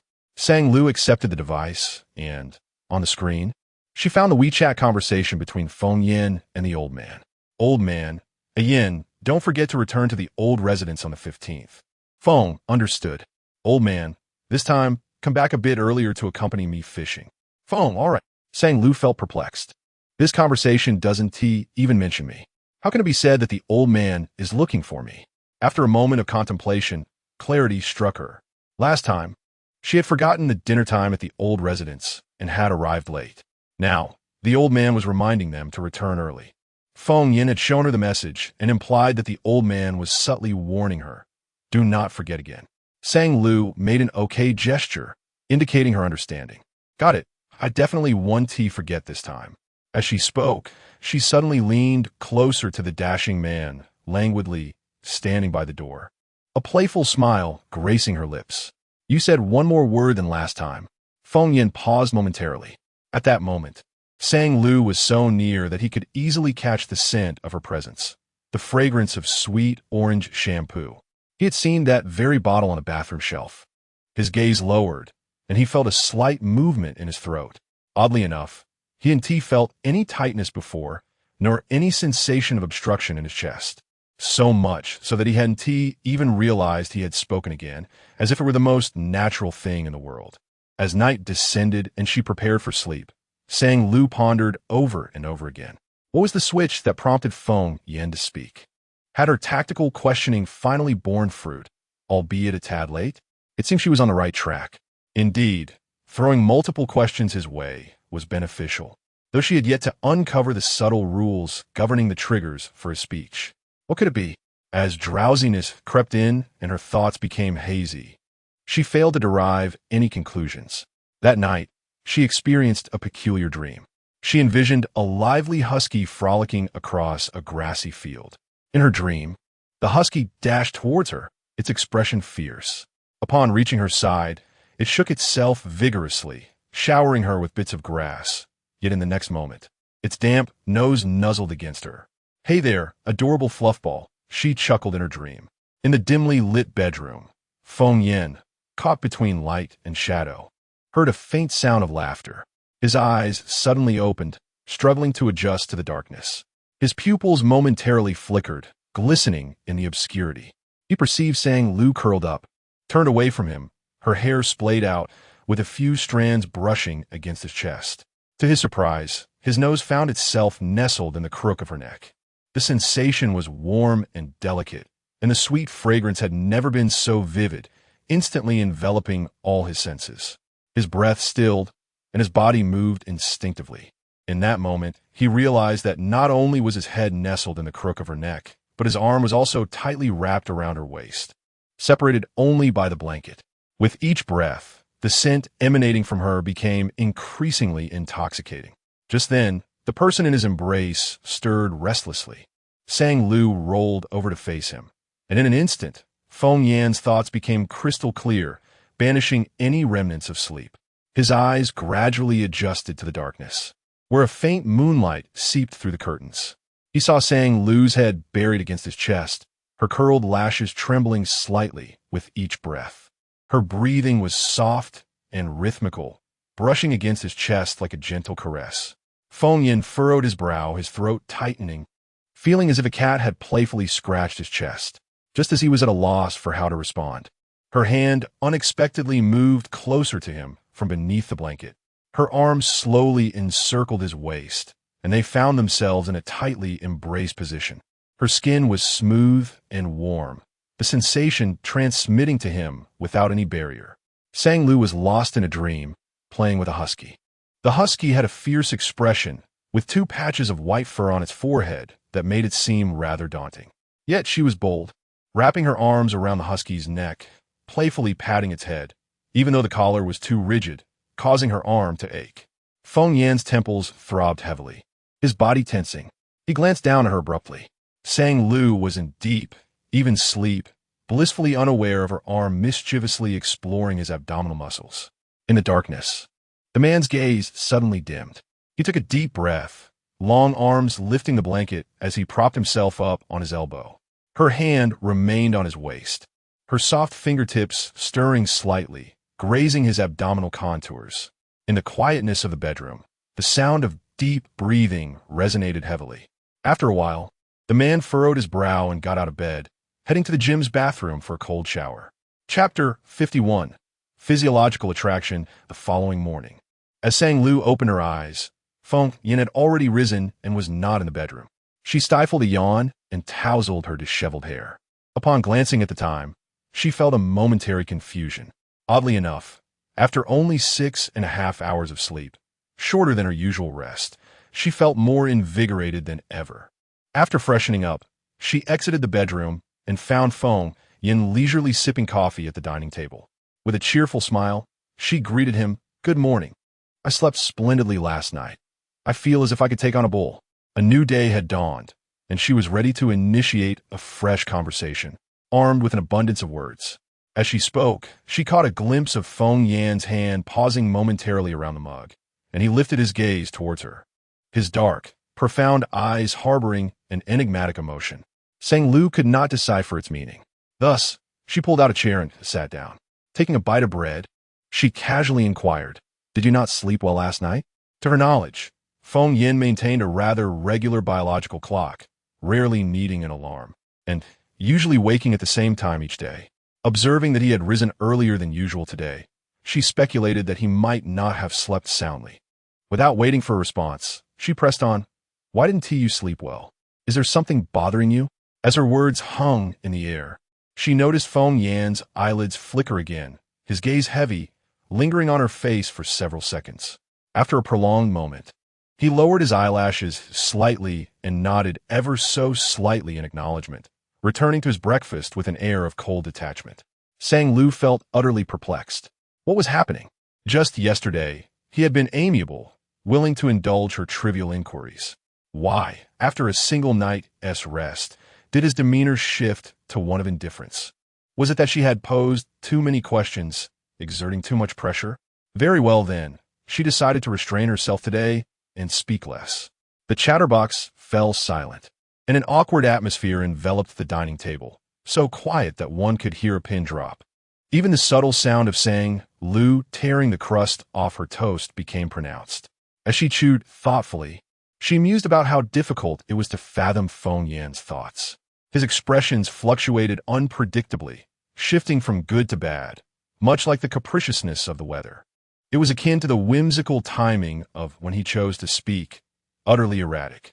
She began to harbor doubts that Feng Yan resembled the domineering CEOs from the novels she often read, perhaps the type who would dismiss an employee for stepping into the office with a left foot first. It was all rather baffling. At the Feng Corporation building, in the president's office, Feng Yan sat with a slight furrow in his brow, leaning back in his chair, lost in contemplation. Throughout the morning, whether signing documents or listening to reports from subordinates, his brow remained furrowed as a persistent question nagged at him. What was happening? Why had he inexplicably wrapped his arms around saying Lu's waist while asleep? The cold, aloof man felt a shadow of darkness cross his gaze, troubled most by his own reaction at that moment. Rational thought urged him to release her from his embrace. Emotions, however, have cast reason aside. He did not release his grip immediately. A sense of disorder lodged itself in his chest, scattering the calm and composed thoughts that usually characterized him. He was agitated by his own disarray and simultaneously perplexed by Sang Lu's sudden embrace, as her tone that morning suggested an obliviousness. A multitude of tangled thoughts swirled within him, leaving him unable to find a thread to unravel them. Buzzing, his phone on the table vibrated suddenly. Assistant Feng, Mr. Feng, what would you like for lunch today? Would you prefer dining upstairs or at the cafeteria? His long fingers hovered above the screen. Although he had already formed an answer in his mind, he changed his decision at the moment of pressing. Feng, the cafeteria. The exclusive dining area of the cafeteria was separated from the employee dining section by a wall, with a lively sound from next door occasionally filtering through. This not-so-quiet environment would aid him in forgetting some matters that had been swirling in his mind all morning, allowing the noise to drown out the clamor within his heart. During lunchtime, the cafeteria buzzed with activity. Feng Group was renowned in the capital, not only for offering higher salaries than other companies, but also for providing biannual overseas trips and an endless supply of snacks and beverages in the break room. The quality of the employee meals was equally impressive, adhering to the standards of a five-star hotel buffet.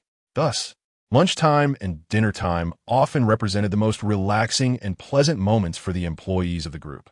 At a table near the entrance of the cafeteria, several marketing department employees engaged in cheerful conversation while eating. Have you all come across that trending topic online about physiological attraction? One of them asked. Yes, I've seen it multiple times, but what does it actually mean? Another replied. It suggests that when a person is attracted to another, their body signals this before their conscious mind does. Which signals? Someone interjected, eager for more details. A person across the table quickly searched on their phone and read aloud. For instance, smiling at you constantly or maintaining eye contact while speaking. And, on a deeper level, sharing a bed with the other person leads to a restful sleep, and one enjoys the scent of the other. Their voices grew louder, easily heard from several tables away. At that moment, the sound of steady footsteps and polished shoes approached the entrance. Feng Yan walked in, passing by the group. Wow, mister. Feng actually came down for lunch today? The voices at the table lowered, and upon seeing Mr. Feng enter the exclusive dining area, their chatter resumed with renewed vigor. It's been a while since we've seen Mr. Feng downstairs. I hope he comes more often.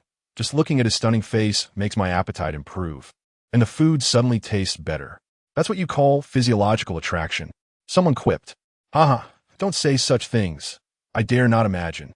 I prefer to call it appetite-based admiration. Laughter filled the air, blending seamlessly with the cafeteria's ambient sound.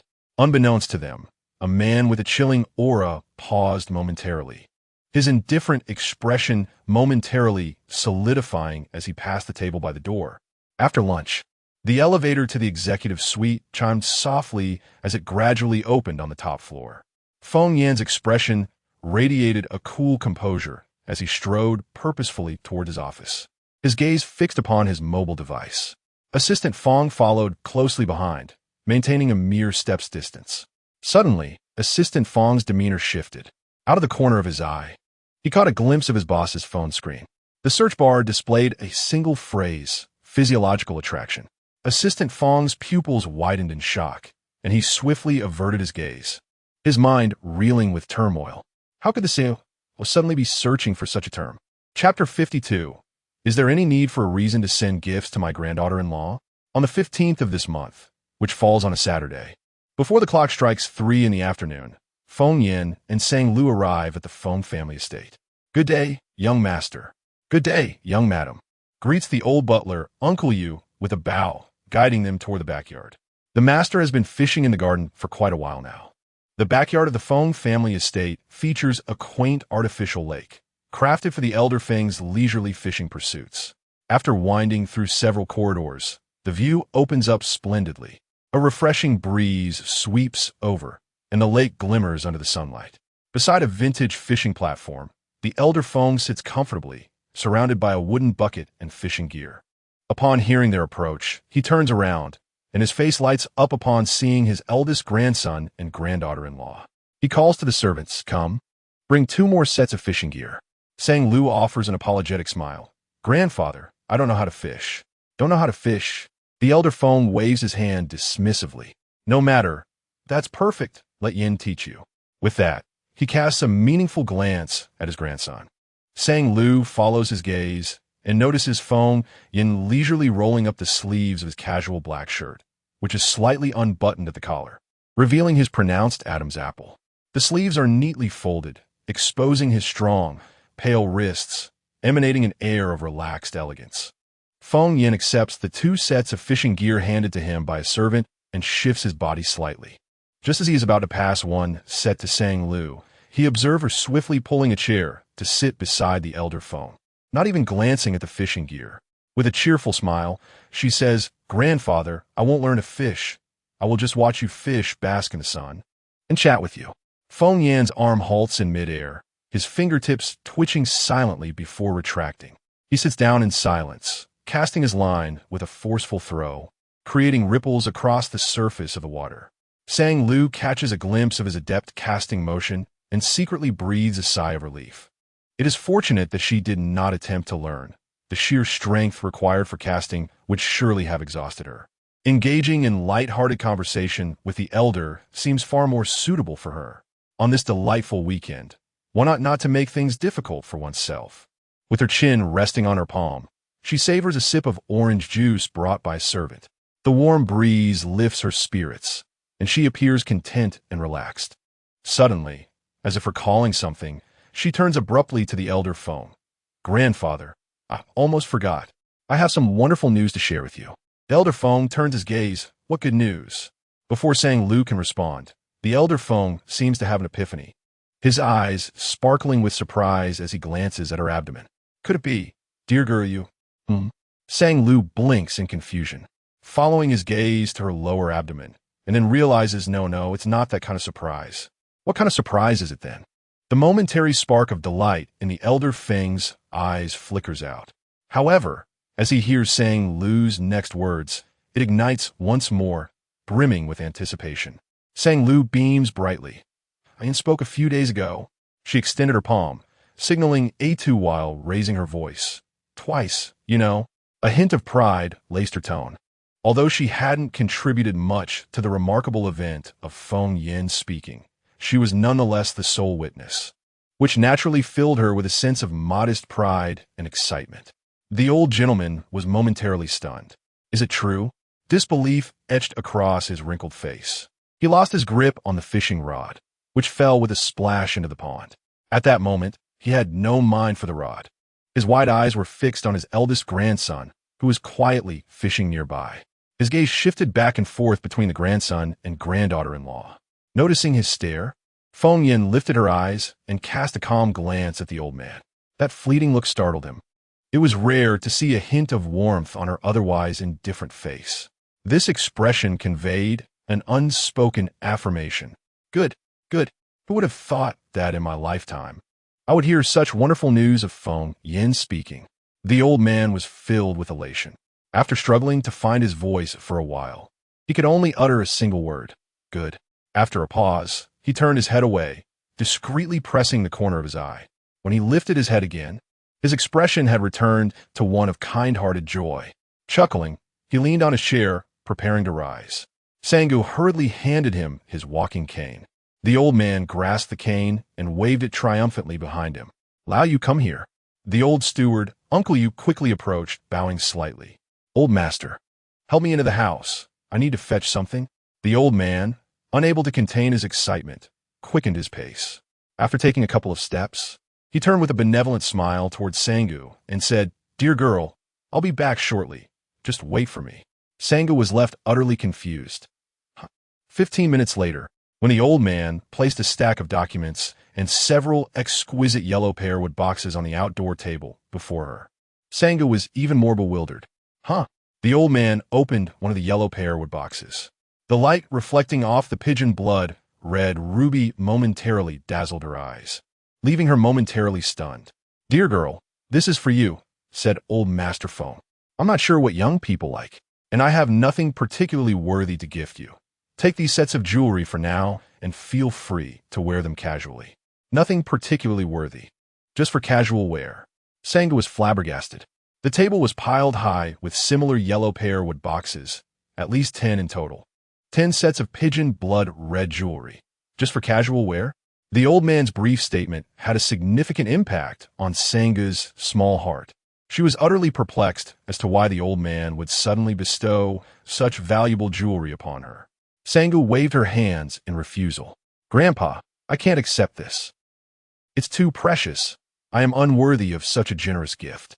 Upon her marriage, old Master Phone had already transferred considerable property into her name, and the bank cards she possessed could last her several lifetimes. She was a lover of wealth, but not greedy. Upon hearing her refusal, the old man suddenly adopted a stern expression. "What do you mean you can't? Does giving my granddaughter-in-law a gift require justification?" In the next moment, stroking his beard with a smile, he remarked, "Ayan's willingness to speak is largely due to your influence. You are a great benefactor of the Phone family." "Grandpa, I truly haven't contributed much," she replied candidly. "If we must speak of benefactors, perhaps those two Frenchmen deserve more credit." Her lips quivered as if she wished to say more, but the old gentleman was quicker to interject. He withdrew a stack of documents and pushed them towards her. "These are the property deeds for an island. When you feel inclined to learn fishing, have Ayan accompany you. He's quite skilled at it." Sang Lu's pupils dilated in astonishment. The old man was actually gifting her an island.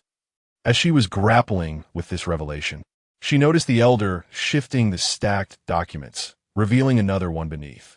He pointed to it, stating, "These 2 islands are not far from Beijing. You can reach them by yacht in no time." Sang Lu, her pupils trembled with shock. Not just 1, but 2 islands. Her mind buzzed. She had forgotten to consult the almanac before leaving home. What fortuitous day was this that such unimaginable wealth had descended upon her? The old man showed no signs of stopping. He pushed another thick document towards her and spread it open. "This one is a resort hotel. Though less appealing than the islands, its proximity means you can visit any time you wish." Sang Lu stared blankly down at the name of the resort on the property deed, her heart racing. She recognized this hotel. It was the most luxurious hot spring resort in the capital. During her search for venues for a new program, it had been her top choice due to its picturesque scenery, perfect for outdoor shoots. She had even called the hotel to inquire about renting the space for filming, only to be turned down. Reluctantly, she had to abandon her best option.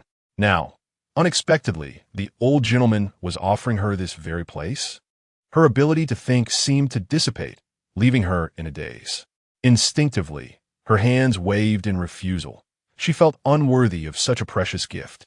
Seeing her reaction, the old man's face softened with a benevolent smile typical of a grandparent toward a grandchild. "The property transfer will be handled by your father-in-law. You need not worry about it." His tone was gentle, yet sincere. "Remember, dear Lu, you are the matriarch of the Phone family. With Ayan's grandmother and mother having passed away, you are essentially the only lady of the house. These gifts hold little value. You need not feel burdened. They are given to you by your grandfather, so accept them graciously." Sang Lu blinked in confusion. Little value. Such a phrase struck her as incomprehensible. She felt as though she could no longer grasp the meaning of the Chinese language. Chapter 53.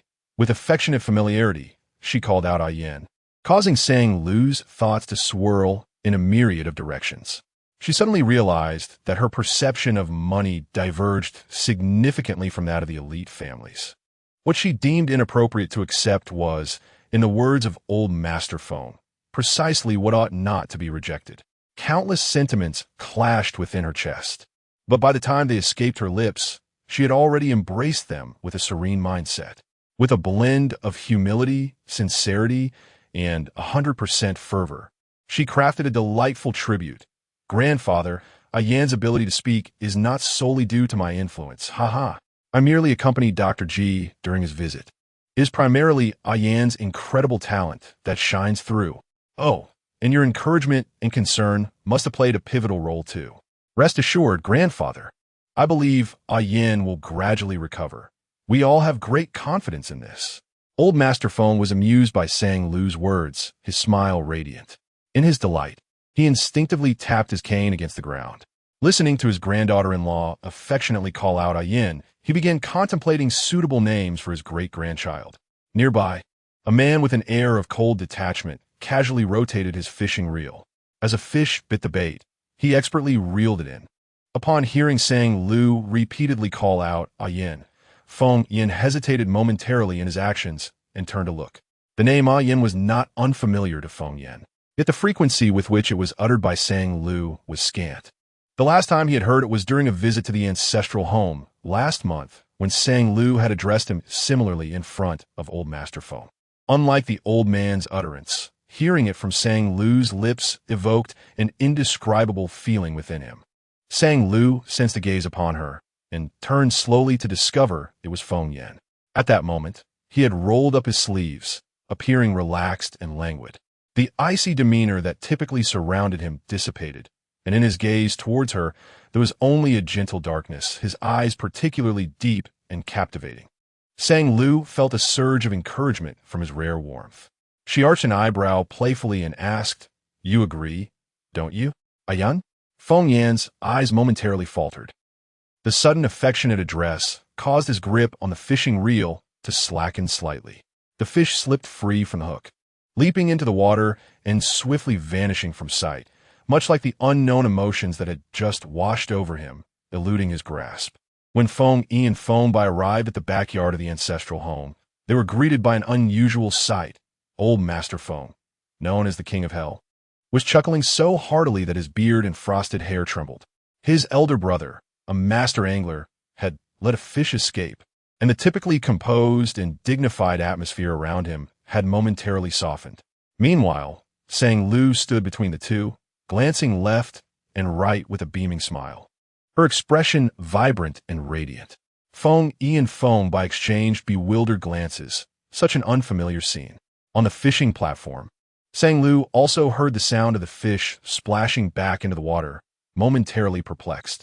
Did the old gentleman not mention that Feng Yin is quite adept at fishing? How could he lose the hook just as he was about to reel it in? Although she lacks the finesse of an angler, she excels in the art of language. Alas, what does it matter if the fish slipped away? She and Feng Yin are now allies in this venture. Having received such a substantial gift from Grandfather Feng, she could easily spin any tale to her advantage. A smile of sheer admiration graced Sang Lu's lips as she brightly declared, "Grandfather, look, Ayen has released a fish." The old gentleman shifted his gaze to his distinguished eldest grandson, who was reattaching bait to the fishing hook. Sang Lu's eyes sparkled with joy. Surely, Ayan's ability to speak again was a blessing from the heavens, undoubtedly linked to his habitual acts of releasing fish, which must have accumulated considerable karmic merit. Feng Yin paused momentarily, silence enveloping the air for a few seconds. He pinched the bridge of his nose, a hint of a wry smile surfacing on his handsome visage. Not far away, Feng Yi and Feng Bai stood frozen in place, their expressions ignited with astonishment and delight upon hearing Sang Lu's words. The elder brother has spoken. Is it true? How wonderful! Yet, doubts lingered regarding the credibility of the sister-in-law's words. Her subsequent statements seemed somewhat far-fetched. Did the elder brother frequently release fish? They had never heard of such a thing. Feng Yi and Feng Bai hesitated for a moment. In moments of uncertainty, One often turns to the person nearest to them. Slowly, they both turn their heads, their gazes colliding in the air, sparking an unspoken tension. Suddenly, their expressions shifted. Feng, he turned away with a look of disdain, while Feng Bai simply rolled his eyes. Feng, he was the first to break the silence, greeting them with old man, elder brother, sister-in-law. I have returned. His brows lifted slightly, his tone restrained, yet unable to mask the innate air of aristocratic arrogance that accompanied him. The three at the fishing platform turned to acknowledge him. At that moment, Feng Bai withdrew his hands from his pockets, casually raising one in greeting. His voice remained flat as he said, "Hello, grandfather. Hello, elder brother and sister-in-law." Sang Lu waved at them with a smile, internally noting that it was not a matter of her undermining anyone. In comparison, Feng Bai's manner of greeting and tone were indeed far more agreeable than Feng Yi's. As the two approached the fishing platform, Sang Lu began to observe the two brothers standing together. Feng Bai had opted not to wear his usual headphones today. Tufts of gray-blue hair stuck up adorably from his head. His drooping eyes, though somewhat vacant, carried a hint of youthful innocence that contrasted with his otherwise somber expression, lending him a subtle charm.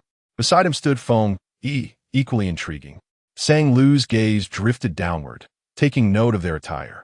Feng Bai sported a black sweatshirt and gray sweatpants, a quintessential outfit for a young man, appearing refreshingly like a character straight from a comic book. Meanwhile, Feng Yi was also dressed stylishly. As they stood before her, Sang Lu naturally struck up a conversation with Feng Bai. "Have you encountered those individuals from Bu Xiang Wanla recently? They haven't been bothering you, have they?" Feng Bai did not expect his sister-in-law to initiate a conversation with him. Slowly turning his head, he spoke in a deep voice. "I haven't encountered them, and even if I did, I wouldn't back down." His tone was rather indifferent, yet his words were resolute. Sang Lu smiled, reminiscent of an aunt's laughter. She had always enjoyed various anime, and Feng Bai reminded her of a brooding yet kind-hearted young man from those stories. The more she observed him, the more pleasing he became. She mused to herself how wonderful it would be if Feng Bai were her younger brother, allowing her to ruffle his gray-blue hair to her heart's content. Across from her, Feng Bai's eyes were half-lidded as he regarded Sang Lu, filled with suspicion. The last time they met near the television station, his sister-in-law had donned a similar expression. It was quite peculiar, almost as if she were gazing at a pet.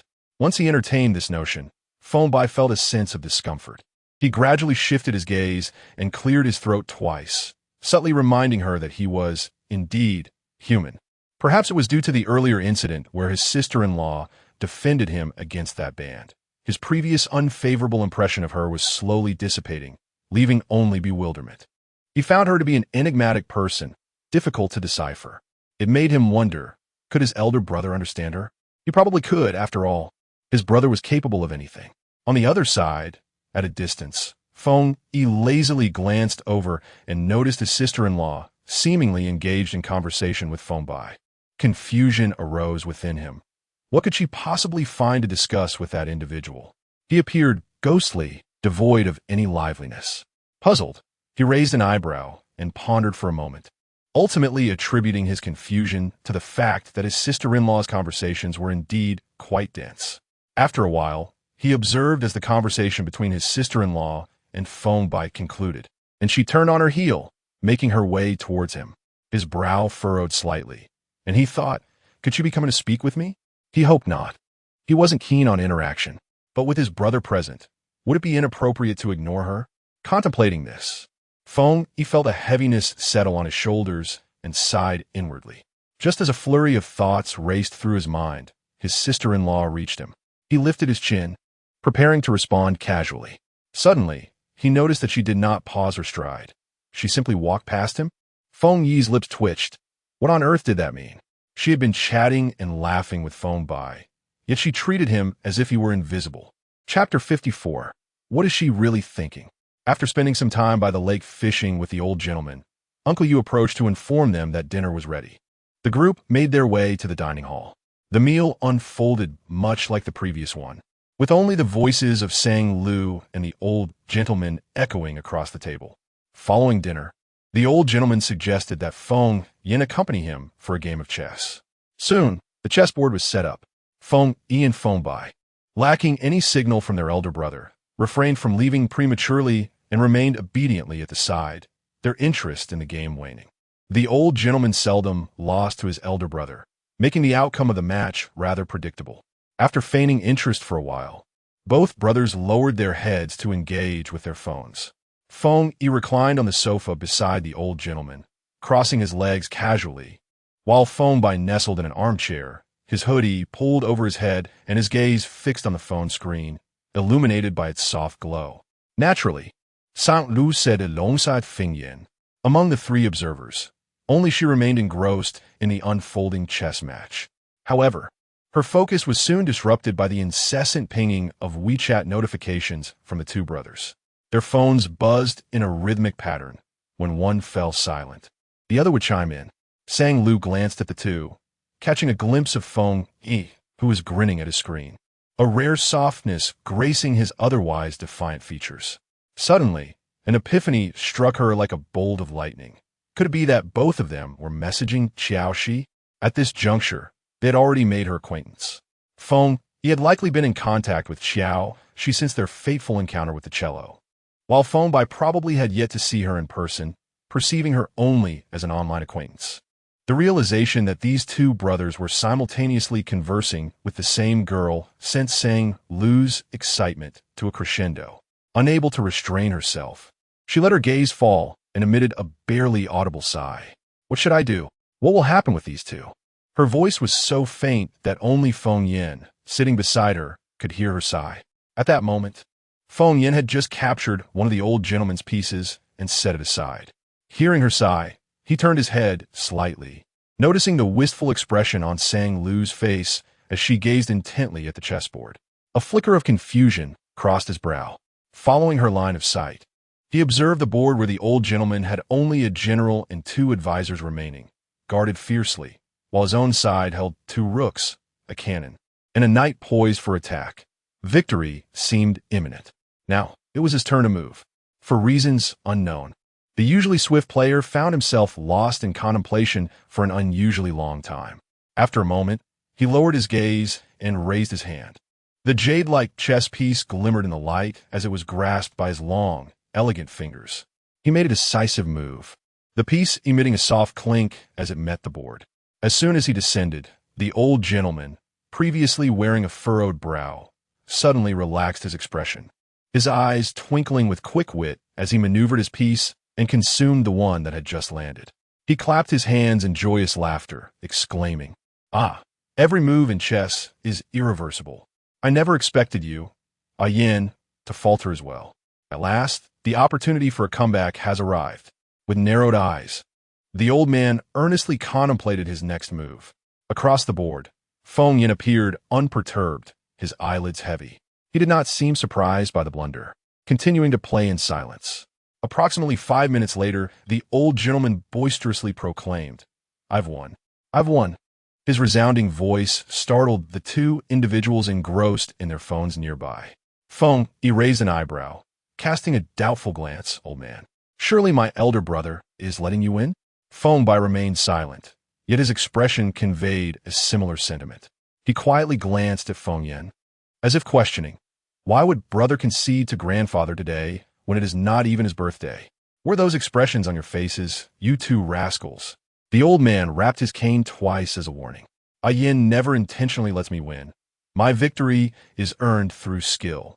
Feng Yi lazily replied, "Indeed. The old man's chess skills have improved."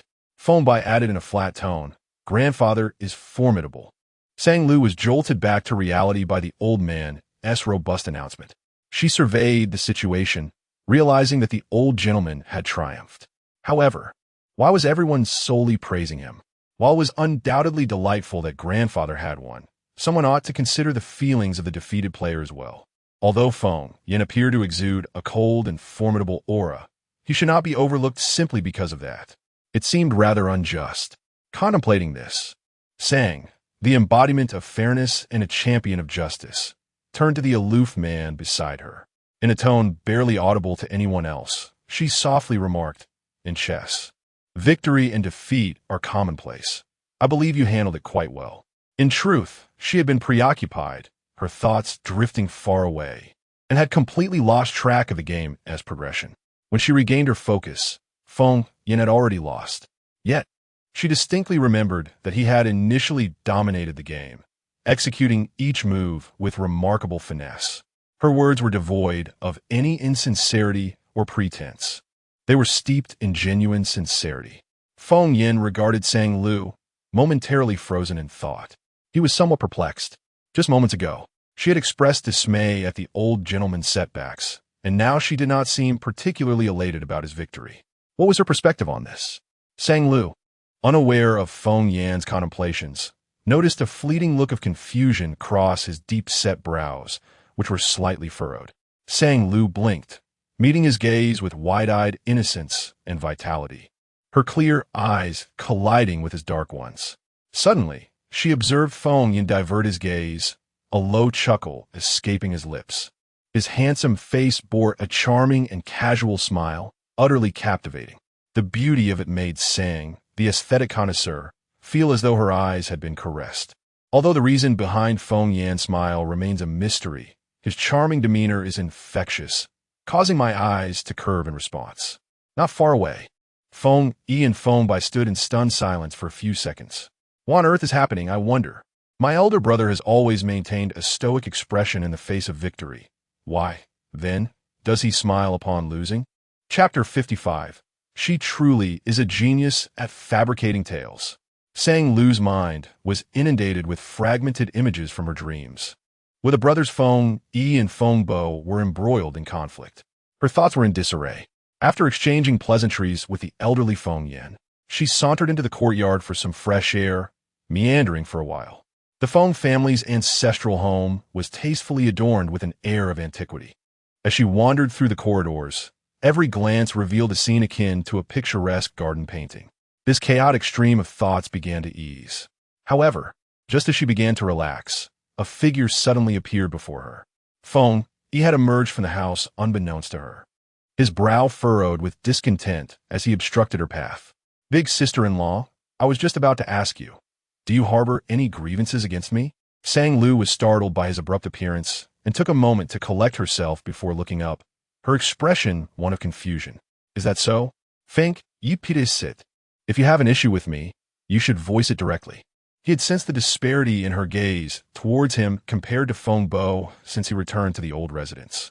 It was not merely a matter of fairness. The contrast was stark. In truth, he shouldn't have been overly concerned with how his sister-in-law perceived him. However, with both his grandmother and parents having passed away early, and lacking any other female elders in the family, his sister-in-law had assumed a role akin to that of an elder in the household. Viewing it from this perspective, Feng Yi felt a surge of annoyance and was determined to clarify the situation. Noticing Sang Lu's bewildered expression, he decided to be forthright. Big sister-in-law, have you not realized that you exhibit a double standard? Your treatment of me and that fellow is entirely different. What have I done to offend you? Sang Lu pointed at herself. Me? A double standard? Is that true? I don't think so. No. Feng Yi's eyebrows shot up in surprise, followed by a scoff of laughter. You need not try to deceive me. If you believe I am inferior to Feng Bo, then elucidate your reasoning. Sang Lu's expression stiffened as she thought, what a bothersome fellow. It seems that if I do not respond, he will persistently press me for answers. Very well. You are the one who prompted me to speak, she sighed, raising her hands. I could easily cite several points. Feng Yi crossed his arms, a smug expression adorning his face as he nodded in anticipation. Sang Lu began. First, your demeanor towards grandfather is quite poor. Who refers to their grandfather as old man on a daily basis. In this regard, Feng Bo exhibits far more courtesy than you. Feng Yi paused, reflecting on her words. There was some truth to it. In his childhood, he had called the old man grandfather, but during his teenage years, for reasons unknown, he had gradually shifted to old man and continued this habit to the present day. He shrugged, adopting an expression of reluctant acceptance. Fine, I suppose that makes sense. What about the second point?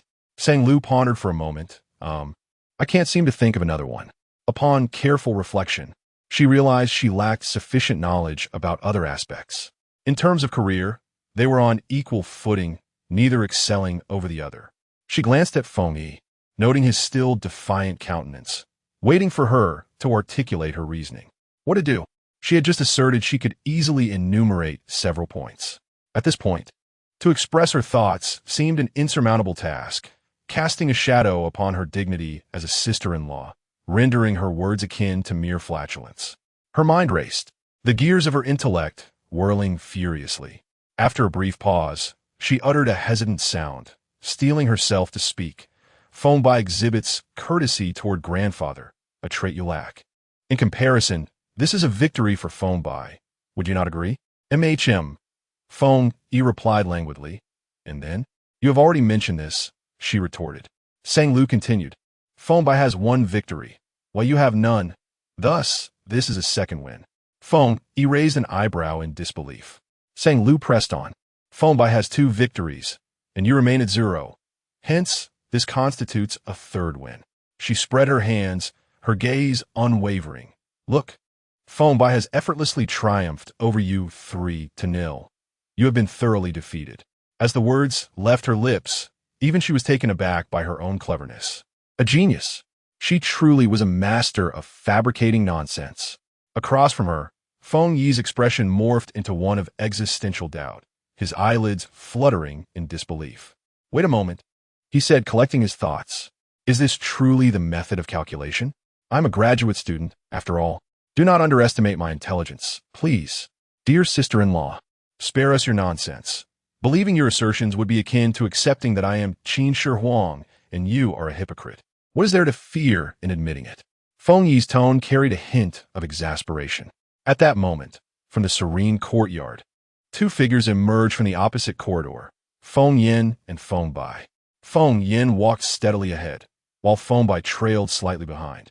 Since childhood, Phoneby had relished the closeness to his elder brother, finding an inexplicable sense of security in following him. Aware that his brother had ventured out for a stroll, he discreetly accompanied him. At this moment, his footsteps were nearly silent, mirroring the days of their youth. Despite their 7-year age difference, their temperaments and attire were markedly distinct. Yet the resemblance in their features was unmistakable. They were clearly brothers. As they quietly traversed the corridor, an atmosphere of brotherly camaraderie enveloped them. Upon turning a corner, they caught sight of Sang Lu and Feng Yi, who stood in the shadows. Just then, Sang Lu's gaze met Feng Yan's, creating an instant connection. Sang Lu, troubled by how to navigate Feng Yi's inquiries, suddenly found a solution. With a spark of inspiration, she pointed her chin toward Feng Yin and said to Feng Yi, look, your elder brother is currently taking a post-meal stroll with Phoneby. He didn't invite you. Would you dare to accuse him of hypocrisy? Hearing this, Feng Yi abruptly turned his head. Upon witnessing the amicable demeanor shared between his brother and that individual, he found himself momentarily stunned. Why didn't my brother invite me for a post-meal stroll? A surge of competitive spirit welled up within him. Did his brother share the same sentiments as his sister-in-law, believing him inferior to Phoneby? Was it truly because he lacked the politeness that Phoneby possessed? As these thoughts swirled in his mind, his previously brash demeanor began to wane. His shoulders slumped slightly, and he lowered his voice. Very well, I shall ponder your words carefully. Henceforth, I will strive to refrain from referring to grandfather as old man. Sang Lu was taken aback, never anticipating that invoking Feng Yin would prove so effective, rendering Feng Yi momentarily speechless. Had I known earlier, I should have brought Feng Yin out from the very beginning, thus sparing her the trouble of fabricating nonsensical tales and exhausting her mental faculties. Not far away, Feng Yin could not hear the content of their conversation. She merely observed Sang Lu gesturing towards him with her chin, after which she noticed the haughty demeanor of Feng Yi dissipating. It was the first time she witnessed such a submissive expression on Feng Yi's face directed at anyone other than herself, which took her by surprise. Sang Lu initially presumed that Feng Yi's suggestion to refrain from calling their grandfather old man implied a gradual adjustment over time. Little did she anticipate that Feng Yi would immediately embark on a transformative endeavor. Before their departure, the group gathered in the courtyard. Feng Yi mounted a heavy motorcycle, cradling his helmet in the crook of his arm, and bid farewell to the elderly gentleman. It felt awkward to suddenly alter a term he had used for many years. I'm leaving first, old man. Grandfather. No. Dad, please just stop talking. Sang Lu interjected suddenly, her vision momentarily darkening. She emphatically slapped Feng Yi on the back, fearing that if he continued, he might utter some blasphemous title. Chapter 56. Testing him, the sound of the slap reverberated against Feng Yi's back, a dull thud that resonated through the air. The surrounding butlers and servants were taken aback, their eyes widening in surprise. Unexpectedly, the notoriously temperamental second young master displayed no reaction, calmly enduring the blow. The onlookers were momentarily stunned. The servants, however, were unable to suppress their amusement, as Feng Yi had uttered a half-formed expletive, leading to a ripple of laughter that echoed throughout the courtyard. The atmosphere quickly transformed into one of lightheartedness, with varying sentiments stirring within each individual present. Old Master Feng's eyes sparkled with astonishment. He had not anticipated that this young rascal, Feng Yi, could be managed by anyone other than his elder brother. The girl, Sang Lu, whom he had chosen as his granddaughter-in-law, undoubtedly possessed the courage to command respect from this young man. Feng Bai maintained a stoic expression, yet his heart was in turmoil. Did she possess incriminating evidence against his sister-in-law? Amidst the dim light cast by the courtyard lanterns, the man, cold as ice, softened his gaze. As if influenced by the jovial atmosphere, warmth seeped into his deep, dark eyes. A man accustomed to unraveling the underlying logic of all matters instinctively sought the source of this newfound camaraderie. It was neither Feng Yi's accidental slip of the tongue nor the laughter of a servant. He understood clearly that it was she. Upon returning to Qinghebei, Sang Lu sprawled on the sofa, rolling from one end to the other while examining the property rights documents bestowed upon her by the old master. She scrutinized every punctuation mark, still a bit dazed, struggling to believe that it was Feng Yin who had spoken. And yet she found herself the recipient of such generous gifts. Accepting such goodwill left her feeling unworthy. Surely, she ought to reciprocate in some manner. With this thought in mind, she picked up her phone and opened a shopping app, intending to purchase a small gift for Feng Yin as a token of her gratitude. She reasoned that no matter what she chose, it could not possibly equate to the value of the property rights.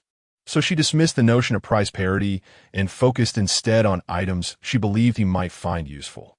Subsequently, she aimed to select high-quality, luxurious items, knowing they would never be amiss. For instance, given that he often spent long hours in his study, even the finest leather chair could grow uncomfortable. An ergonomic lumbar support cushion would be an excellent choice. With this thought, Sang Lu's creativity flourished. Her fingers danced across the search bar, typing and adding items to her cart with zeal. Half an hour later, her shopping cart had accumulated nearly 20,000 worth of goods. Having been engrossed in home and lifestyle products, the app's recommendation algorithm began to suggest similar items, perfectly aligning with her preferences. Unbeknownst to her, she had also selected numerous items for herself, happily adding them to her cart. Just as she was reveling in her shopping spree, the door to the gym swung open, and Feng Yin emerged. Having just completed his workout and shower, he strode forward, casually drying his damp hair with one hand. Sang Lu lifted her gaze and sprang up from the sofa. In a flash, she dashed before him, startling the man who had paused his motion of drying his hair. With a beaming smile, Sang Lu gazed at him, tilting her head slightly upward due to the height difference. She observed Feng Yin's hair, damp, and his expression, a touch bewildered. Clad in a loose black t-shirt that accentuated his broad shoulders, droplets of water trickled down, dampening a small patch on his shoulder. His hair appearing unusually sleek. Captivated by his languid yet handsome demeanor, she momentarily lost her train of thought, remembering only after several seconds that her purpose was to inquire something of significance from him. The selection of men's items was rather limited: black, dark gray, navy, deep brown. Essentially a handful of monotonous colors. Yet even with such few choices, Sang Lu found herself in a quandary. Since she intended to return a gift, which would naturally be a practical item, she wished to select a hue that appealed to him. However, she was reluctant to directly ask Feng Yin, as that would diminish the element of surprise upon receiving the gift. Thus, she resorted to a more subtle approach. She pressed her lips together, raising her phone before Feng Yin. "Help me choose. Which of these colors do you find more appealing? The man blinked in mild surprise, slowly directing his gaze toward her phone. On the screen was a lady's silk scarf. As Sang Lu swiped her thumb, four colors appeared in succession: black, gray, brown, and blue. While Feng Yin silently scrutinized the screen, Sang Lu inwardly lamented her efforts in locating this particular scarf, the options being those dreary hues, which conveniently served to gauge his preferences. Feng Yin focused intently on the screen for a while, his gaze drifting beyond the phone to linger on Sang Lu for a few seconds before returning to the display. A thought surfaced within him, compelling him to attempt speaking and addressing her inquiry. As this notion arose, an overwhelming sense of pressure enveloped him. Minutes passed, and a small crack formed in his internal barriers. He took a shallow breath, fixed his gaze on her, and spoke. "Didn't you say you liked orange?" Sang Lu was taken aback. How did he know she favored orange? They were close enough that his deep, measured voice, slow and deliberate, carried a subtle pressure. Though his question was neither weighty nor light, she felt an inexplicable sensation of being seen through. Wait a moment. This was a pivotal shift. He had spoken again. Unlike the previous two occasions when he had responded due to provocation from those French fellows or a message from the old man, this time, it was entirely relevant to her. Her efforts during this period had not been in vain. Sang Lu's eyes gradually brightened as she met Feng Yan's inscrutable gaze. Her tone slightly hesitant. "Yes, but there isn't any orange here, so I thought I'd choose a different color. Which of these do you think looks best and is most suitable for daily wear?" She averted her gaze momentarily, then added unexpectedly, "The one you'd instantly love?" Feng Yin was momentarily stunned, his dark eyes fixed on her without blinking, seemingly filled with myriad questions. After a brief silence, he took a deeper breath, battling the discomfort caused by the tremor of his vocal cords, and spoke once more. "Black. Is that so?" Sang Lu's tone elongated. "It feels as though my question was asked in vain. Do all the powerful tycoons in the world only favor black? Is there no one who adores vibrant crimson or royal purple?" She reiterated her inquiry. "So, you truly prefer black, correct?" Feng Yin appeared bewildered, his gaze as profound as an unfathomable abyss. "What color do you wish for me to favor?" Chapter 57. The illusion of being pierced by his gaze. Sang Lu was taken aback. Could it be that Feng Yin had discerned her probing? Nevertheless, one must acknowledge that his fluency in conversation had notably improved. He was even capable of counter-questions, engaging in a back-and-forth exchange. During their previous interactions via WeChat or written communication, she had not perceived this inquisitive facet of him. Yet, it was inaccurate to label it as mere curiosity. When under Feng Yan's gaze, the feeling was predominantly one of pressure. Perhaps it stemmed from his habitual dominance. When confronted with any issue, he would refrain from providing direct answers, instead seeking to ascertain the other person's motives first. As Sang Lu pondered this, the sense of oppression upon her remained unabated. In a moment of panic, her instinct was to flee, her Achilles heel. Stealthily, she took a step back, striving to maintain composure while feigning deep contemplation of her phone. Hastily responding, "Indeed, this black scarf is remarkably appealing. Its vibrant color is rather nice." With swift feet, she darted back to the sofa, lowering her head and beginning to tap away on her phone, unilaterally declaring the conversation at an end. The bewildered man stood rooted in place, his gaze trailing her as if attempting to glean some insight from her demeanor. Sensing Feng Yan's scrutiny, Sang Lu steeled herself to meet his gaze, locking eyes with his dark, slightly cold orbs. Her heart tightened, overwhelmed by the illusion that he could see right through her. Feng Yin stood by the doorway, his eyelashes gently lowered, the living room light cascading over his prominent nose, his expression neutral yet strikingly handsome. After a few seconds of reflection, Sang Lu forced a smile that she believed to be somewhat natural before swiftly averting her gaze. To mask her anxiety, she hummed a few bars of tune. At the gym's entrance, the man's gaze remained fixed on her. Observing her flustered and evasive eyes, a look of confusion surfaced on his cool brow. Yao Community. In Building 3, when Zhuang Xiao opened the door to her home, she heard her mother's voice on the phone, fragmented yet discernible. "Yes, yes. The Qilin Hot Springs Resort. Are you familiar with it?" It's the most luxurious one in Jing City. We'll treat you, just come. Oh, there's no need for formality. You know our Xiao Xiao has found a wealthy boyfriend. Haha, very well. See you then. After hanging up, Zhuang's mother turned to her daughter. Upon seeing her return, she immediately inquired, "Have you confirmed with your second aunt and third uncle?" They all said they would go. They're just waiting for us to notify them of the time. Have you made arrangements on your end? Zhuang Xiao sat across from her mother, replying, "Everything is set. Mom, you can rest assured. I will ensure you hold your head high in their presence." She smiled, secretly relieved at her own cleverness. Booking a room at that hot spring hotel was notoriously difficult. She had enlisted her boyfriend to pull some strings, discreetly slipping several red envelopes to the hotel staff, and finally secured 3 suites. It was unfortunate, though, that such a splendid opportunity would be lost on the Lin family. Suddenly, Zhuang's mother sighed. "Zhuang Xiao. She cannot see it. Let us devise a way for her to behold it. You can post photographs in the family group chat on moments, Douyin.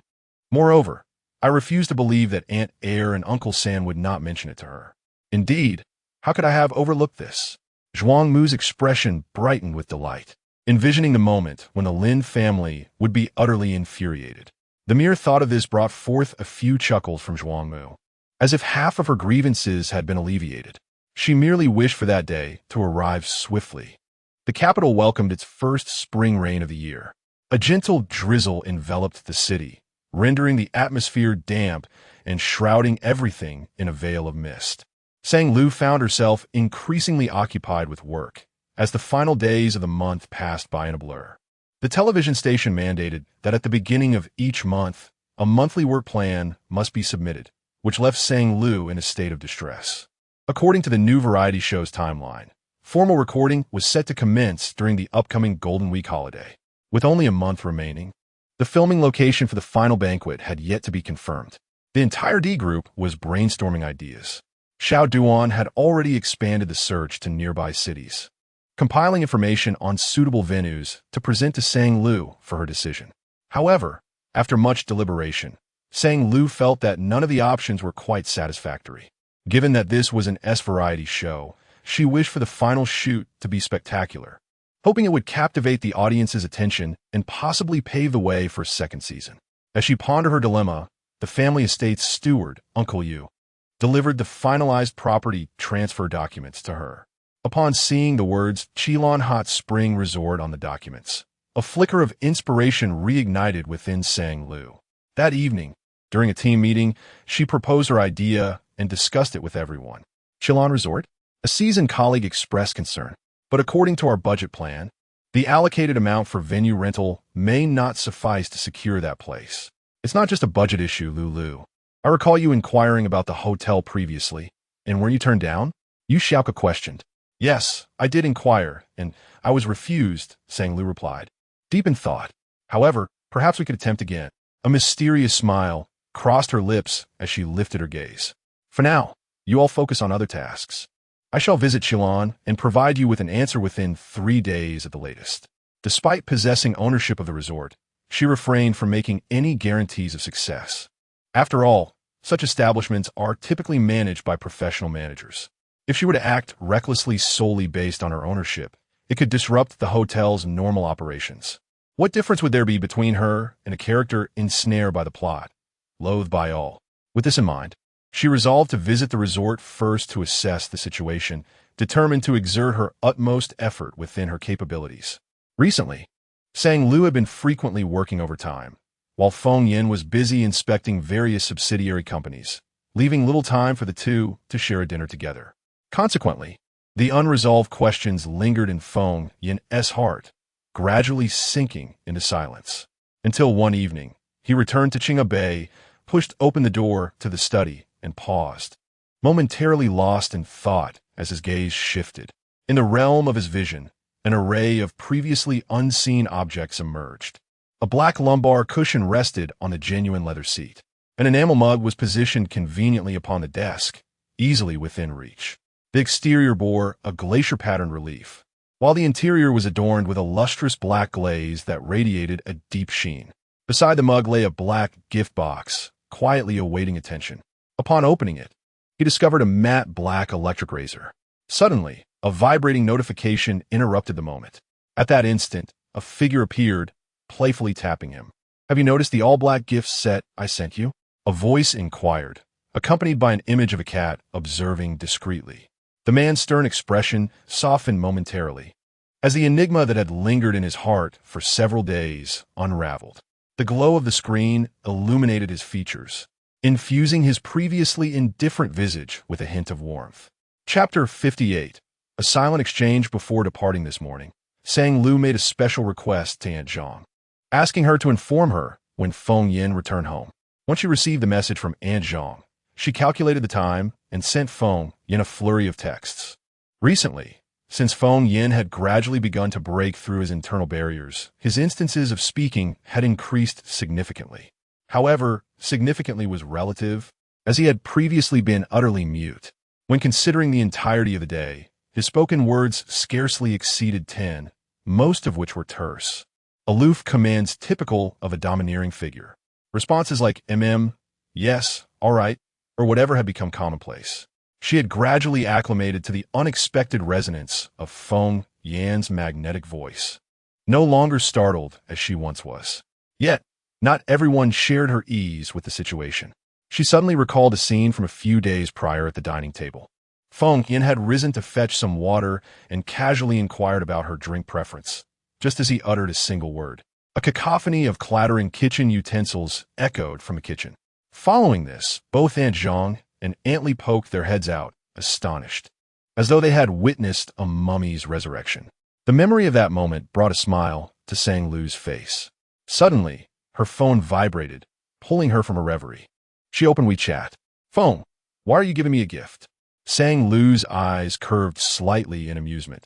She intended to respond earnestly because of the custom of reciprocity. However, recalling the old man's word from earlier, she had a flash of inspiration and deleted her original message. Instead, she sent a new one. "Ahem. Do I need a reason to give you something?" In Grandpa's tone. To ensure that Ice Cube brother understood she was making a joke, she added the parenthetical clarification. Simultaneously, she playfully tapped him a few times, conveying a light-hearted and friendly demeanor. You tap phone, receiving such precious gift for Grandpa." A small token of appreciation required no special justification. The message was sent successfully. Sang Lu noticed the dialogue box, indicating that the other party was typing. Time passed slowly, so long that she began to grow impatient. Why was there no new message? Was he composing a lengthy thank you note? After what felt like an eternity, her phone finally lit up. "Phone, well, then I need not say thank you." Sang Lu raised an eyebrow. Was that so few words that it warranted such a prolonged response? Yet, Feng Yan's reply was surprisingly different from his usual aloof demeanor, infused with a hint of warmth. Just as she contemplated how to respond, another prompt appeared. Feng tapped you and said, "I am Su Junda," choked up. Sang Lu was momentarily stunned. The next second, she burst into hearty laughter, tears nearly welling in the corners of her eyes. This was the tapping prompt she had just changed the previous week. In this context, combined with Feng Yan's stark black WeChat avatar and name, it imparted an inexplicable humor. It was simply too amusing. At this moment, she could almost be certain the usually cold and aloof Ice Cube guy had seemingly absorbed the warmth of the living. He had actually learned to pat her and engage in interaction. Sang Lu beamed with joy, contemplating the need to frequently refresh her playful messages. A sudden thought crossed her mind, and she chuckled softly to herself. Such exchanges would surely foster a more harmonious relationship between the two. Meanwhile, in the luxurious Qinghe Bay residence, a man with a stern visage felt a twitch at his temple. He lowered his gaze to the screen of his phone, lost in contemplation. Suyun. It was rare for Feng Yin to exhibit a look of bewilderment, yet now, this expression lingered on his cold and indifferent face for a full half-minute. After a prolonged moment, he finally moved, heading to the kitchen to fetch some water. Standing before the refrigerator, he pondered for a few seconds, then raised his hand and selected a bottle from the vibrant array of sodas on the top 3 shelves. A window in the kitchen was ajar, allowing the fresh scent of greenery to waft in. Following several spring rains, the city had been revitalized. The washed plants glistened in vibrant green, bursting with life. Feng Yin turned his gaze toward the window, observing for a moment. In the evening light, the sun cast an orange hue.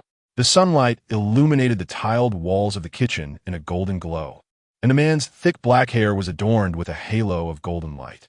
Leaning against the kitchen island, he gently curled his fingers, effortlessly pulling the tab on a soda can. With a crisp sound, the sweet aroma of orange soda mingled with the fresh air. He tilted his head back, taking a sip. The sweetness flowed down his throat, refreshing and delightful.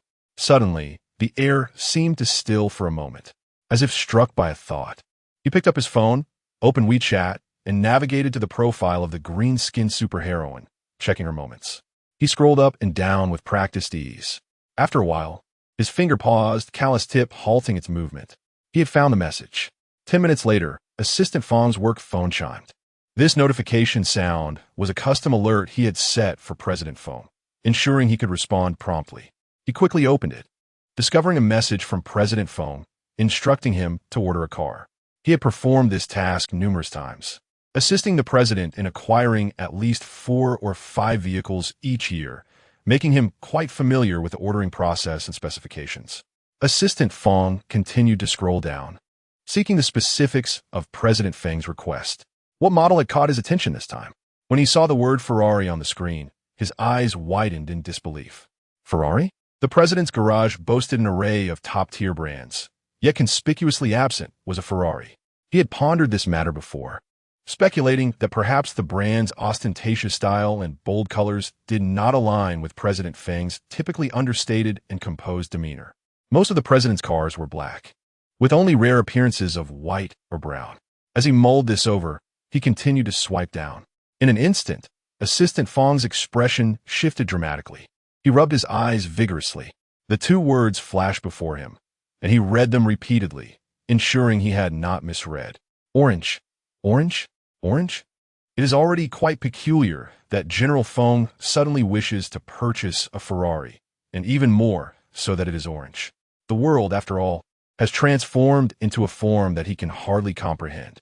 Assistant Fong tremulously responded, "Understood, General Fong. I shall place the order immediately." Just as he sent the message, his heart was still quaking, struggling to regain its composure. Ding! His phone chimed again. Another message arrived. "There is some information. Please look it up." Assistant Fong forcibly suppressed his astonishment and deftly replied in an instant. "Of course." General Fong smiled. JPG. The very next moment, a line of text appeared on his screen that rendered his shock utterly uncontainable. He stood frozen in place, hand covering his mouth, utterly motionless, his gaze fixed on the screen, disheveled by the whirlwind of emotions. He could never have imagined receiving such a work directive from General Fong. Look into Su Junda. Chapter 59 saying Lu could hardly contain her laughter and felt an urge to break into a box as she arrived at the serene Chillon Hot Spring Resort Hotel. Nestled halfway up a mountain. Not wishing to appear ostentatious, she opted for a ride-hailing service instead of having her driver accompany her. Upon passing through the revolving doors, she was taken aback by the grandeur of the 50-meter-high waterfall wall, far more luxurious than any images she had seen online. The chandelier hung majestically from the ceiling, and the subtle fragrance of sandalwood wafted through the air. Taking a gentle breath, she mused, the scent of affluence. The thought that this magnificent place now belonged to her maid sang Lu want to stifle a giggle and perhaps even break into a box. The doorman greeted her with a smile, prompting her to quickly compose herself, suppressing her excitement, and adopting an air of sophistication as she nodded graciously. The lobby attendant escorted her to a plush leather sofa in the lounge area and presented her with a warm cup of tea. "Madam, please wait a moment. Our front desk staff will be with you shortly." Sang Lu nodded, her expression maintaining its regal composure as she internally marveled at the exceptional service. Truly, this was the epitome of luxury in the capital. While waiting, she overheard a conversation between a middle-aged couple nearby. "Fortunately, I made arrangements in advance. Otherwise, we would surely be informed that the rooms are fully booked," the curly-haired woman remarked. "You always have the foresight," the portly man replied, casting a fleeting glance towards Sang Lu. "Not like that young lady. She likely came for nothing." Sang Lu caught the remark out of the corner of her eye. her expression momentarily tightening. What? Is securing a reservation contingent upon connections? Before she could ponder further, a bespectacled man in uniform approached the couple. She noticed the insignia on his chest, front desk. After a few hushed words exchanged, the couple departed with pleased expressions. As they walked away, the rotund man turned back for a moment, offering Sang Lu a look of sympathy. Just as she was contemplating this, a professional-looking woman with neatly pinned long hair approached her. "Good day, ma'am. May I inquire if you have a reservation?" Sang Lu shook her head, prompting the staff member to display a practiced smile as she began to recite the polite refusal. "I'm sorry, ma'am, but the hotel currently," anticipating the continuation. Sang Lu seized the opportunity to interject before the lengthy explanation could unfold. "I would like to speak with your hotel manager. If you could kindly relay my request." Upon uttering those words, she felt her tone might resemble that of an irate customer seeking redress for a lack of accommodation. The staff member's expression faltered momentarily. Perhaps it was best not to trouble those who serve. Sang Lu smiled and amended her request. The front desk manager would suffice. The woman visibly relaxed, responding, "Certainly, ma'am. Please hold on for a moment." 10 minutes later, the manager arrived. Sang Lu bypassed the customary pleasantries and, getting straight to the point, succinctly expressed her identity. As she concluded her introduction, the manager's expression transformed into one of astonishment, his gaze roving over her several times. Upon encountering Sang Lu, it was evident that she was not in jest, and it reminded me of the recent instances when individuals had indeed come to handle matters related to property rights changes. With this thought, the manager immediately donned a respectful smile. "Please wait a moment," President sang. He then slightly tilted his head and spoke into his communication earpiece. "Notify, convene an executive meeting immediately, and relay this to the housekeeping, spa, and dining departments." Sang Lu was taken aback by the long list of departments the manager recited in one breath. She waved her hand, indicating that there was no need for such a fuss. She merely wished to meet with the person in charge. Upon hearing this, the manager promptly nodded and replied with a booming voice, "Understood, President Sang." He then addressed the earpiece with utmost seriousness. "Major announcement. The previous notification is hereby rescinded." Barely had he spoken when the small intercom in his chest crackled with responses. "Received, over, received, over." Sang Lu was left utterly bewildered. The manager, speaking into the microphone, looks like a spy making a rendezvous. Moreover, how did they delineate the difference between a notification and a major announcement? She was suddenly engulfed in a sense of confusion regarding the abstract nature of executives. "This way, President Sang." The spy-like manager bowed slightly and led her toward the elevator hall. He pressed the button for the private floor designated for executives. As soon as the elevator doors closed, a boisterous group entered from the direction of the revolving doors, their voices elevated. "Wow, this is extravagant. Xiao, thanks to you we're here. It must have cost quite a bit. Uncle Air, Aunt San, you're all my family. Why speak in such distant terms?" Zhuang Xiao beamed with delight. "Indeed," Uncle Air replied, grinning broadly. Turning to praise Zhuang Mu, "You have raised a considerate and filial daughter." At last, Zhuang Mu seized the opportunity to subtly remark, "Of course, our Xiao is always mindful of family ties, remembering her elders in times of good fortune, unlike the Sang family." She trailed off deliberately, allowing Uncle Air to take over the conversation. Uncle Air chimed in, "Yes, I visited the old Sang residence not long ago, and the atmosphere was so unwelcoming, as if we were not desired there." Aunt Air, thinking they still needed something from the Sang family, changed the subject, linking arms with Zhuang Mu. "Among our family's younger generation, Xiao truly serves as a role model for her younger siblings. You have raised her well." Zhuang Mu, flattered, exclaimed, "Oh, everyone, remember to take plenty of photos. Look at this grand water curtain. Come, let us take a few pictures to share in the group later." Amidst the lively photo-taking, a bespectacled front desk employee approached Zhuang Xiao and whispered a few words, prompting her to proceed with the check-in process. Meanwhile, upstairs, Sang Lu was meeting with the hotel manager. The manager, a competent woman in her 30s named Chun, was an experienced professional, commonly referred to as Sister Chun by her colleagues. After listening to Sang Lu, the primary purpose was to discuss the rental of filming locations. Sister Chun, with her capable and professional demeanor, momentarily broke into a smile. Mr. Sang, such words are unnecessary. The entire hotel belongs to you. Just let us know where you wish to shoot, and I will arrange for the space to be cleared in advance. Sang Lu replied, no need to clear the space. I hope to film without affecting the hotel's operations. Sister Chun, ever the professional, swiftly addressed Sang Lu's needs. Understood, Mr. Sang. I will send you the floor plan shortly, highlighting areas with beautiful scenery that will not disrupt normal operations. That sounds wonderful, thank you. You are too kind, Mr. Sang. The repeated address made Sang Lu feel somewhat estranged, as if the name was not truly meant for her. It felt awkward. Her colleagues at the television station referred to her as Xiao Sang, Sang Sang, or Lulu. Those less familiar called her Director Sang. Occasionally, while scouting locations, she was even addressed as Worker Sang. Hearing Mr. Sang was a first for her, especially from someone older than herself. It was all the more peculiar. Moreover, she had noticed Sister Chen's slight hesitation while speaking, suggesting that perhaps she too was grappling with the formality. As fellow workers, Sang Lu understood this discomfort. She smiled amiably. Sister Chun, there's no need for such formality. Just call me by my name. I will count on you for the rest. Sister Chun paused, surprised that someone from a prestigious background could be so approachable. Very well then. I won't be polite either. Is it appropriate to call you Sang Sang? Sister Chun not only appeared competent and efficient, but also adapted her address with remarkable ease.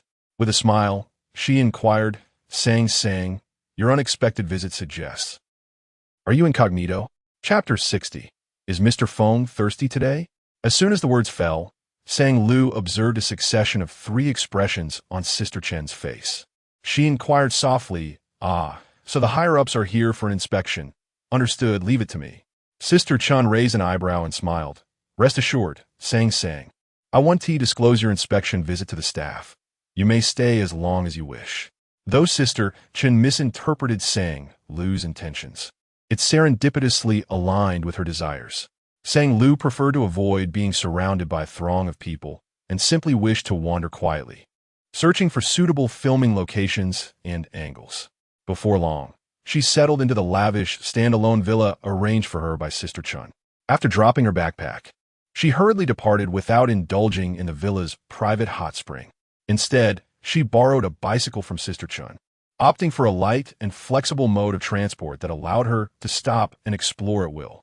The Qilin Hot Spring Resort spans a vast area, adorned with stunning natural scenery, ensuring a high quality of service by limiting the number of guests at any given time. Strolling along the refreshing and pleasant pathways, she felt a wave of relaxation wash over her. After a brief walk, she sat down on a patch of grass to bask in the sun. A few guests meandered nearby, each respectful of the other's space, cultivating a tranquil and enjoyable atmosphere. The weekend sun bathed the grass and sky in warmth. What a delightful life the wealthy lead. Just as she mused on the beauty of affluence, the thunderous roar of motorcycles shattered the serenity. Who could be so inconsiderate as to ride heavy motorcycles in a public area, creating such a cacophony? She frowned and looked over, only to be taken aback upon recognizing one of the riders. Was that Feng Yi? What was he doing here? At that moment, a procession of motorcycles swept by, each carrying young men dressed like affluent scions, presumably Feng Yi's friends.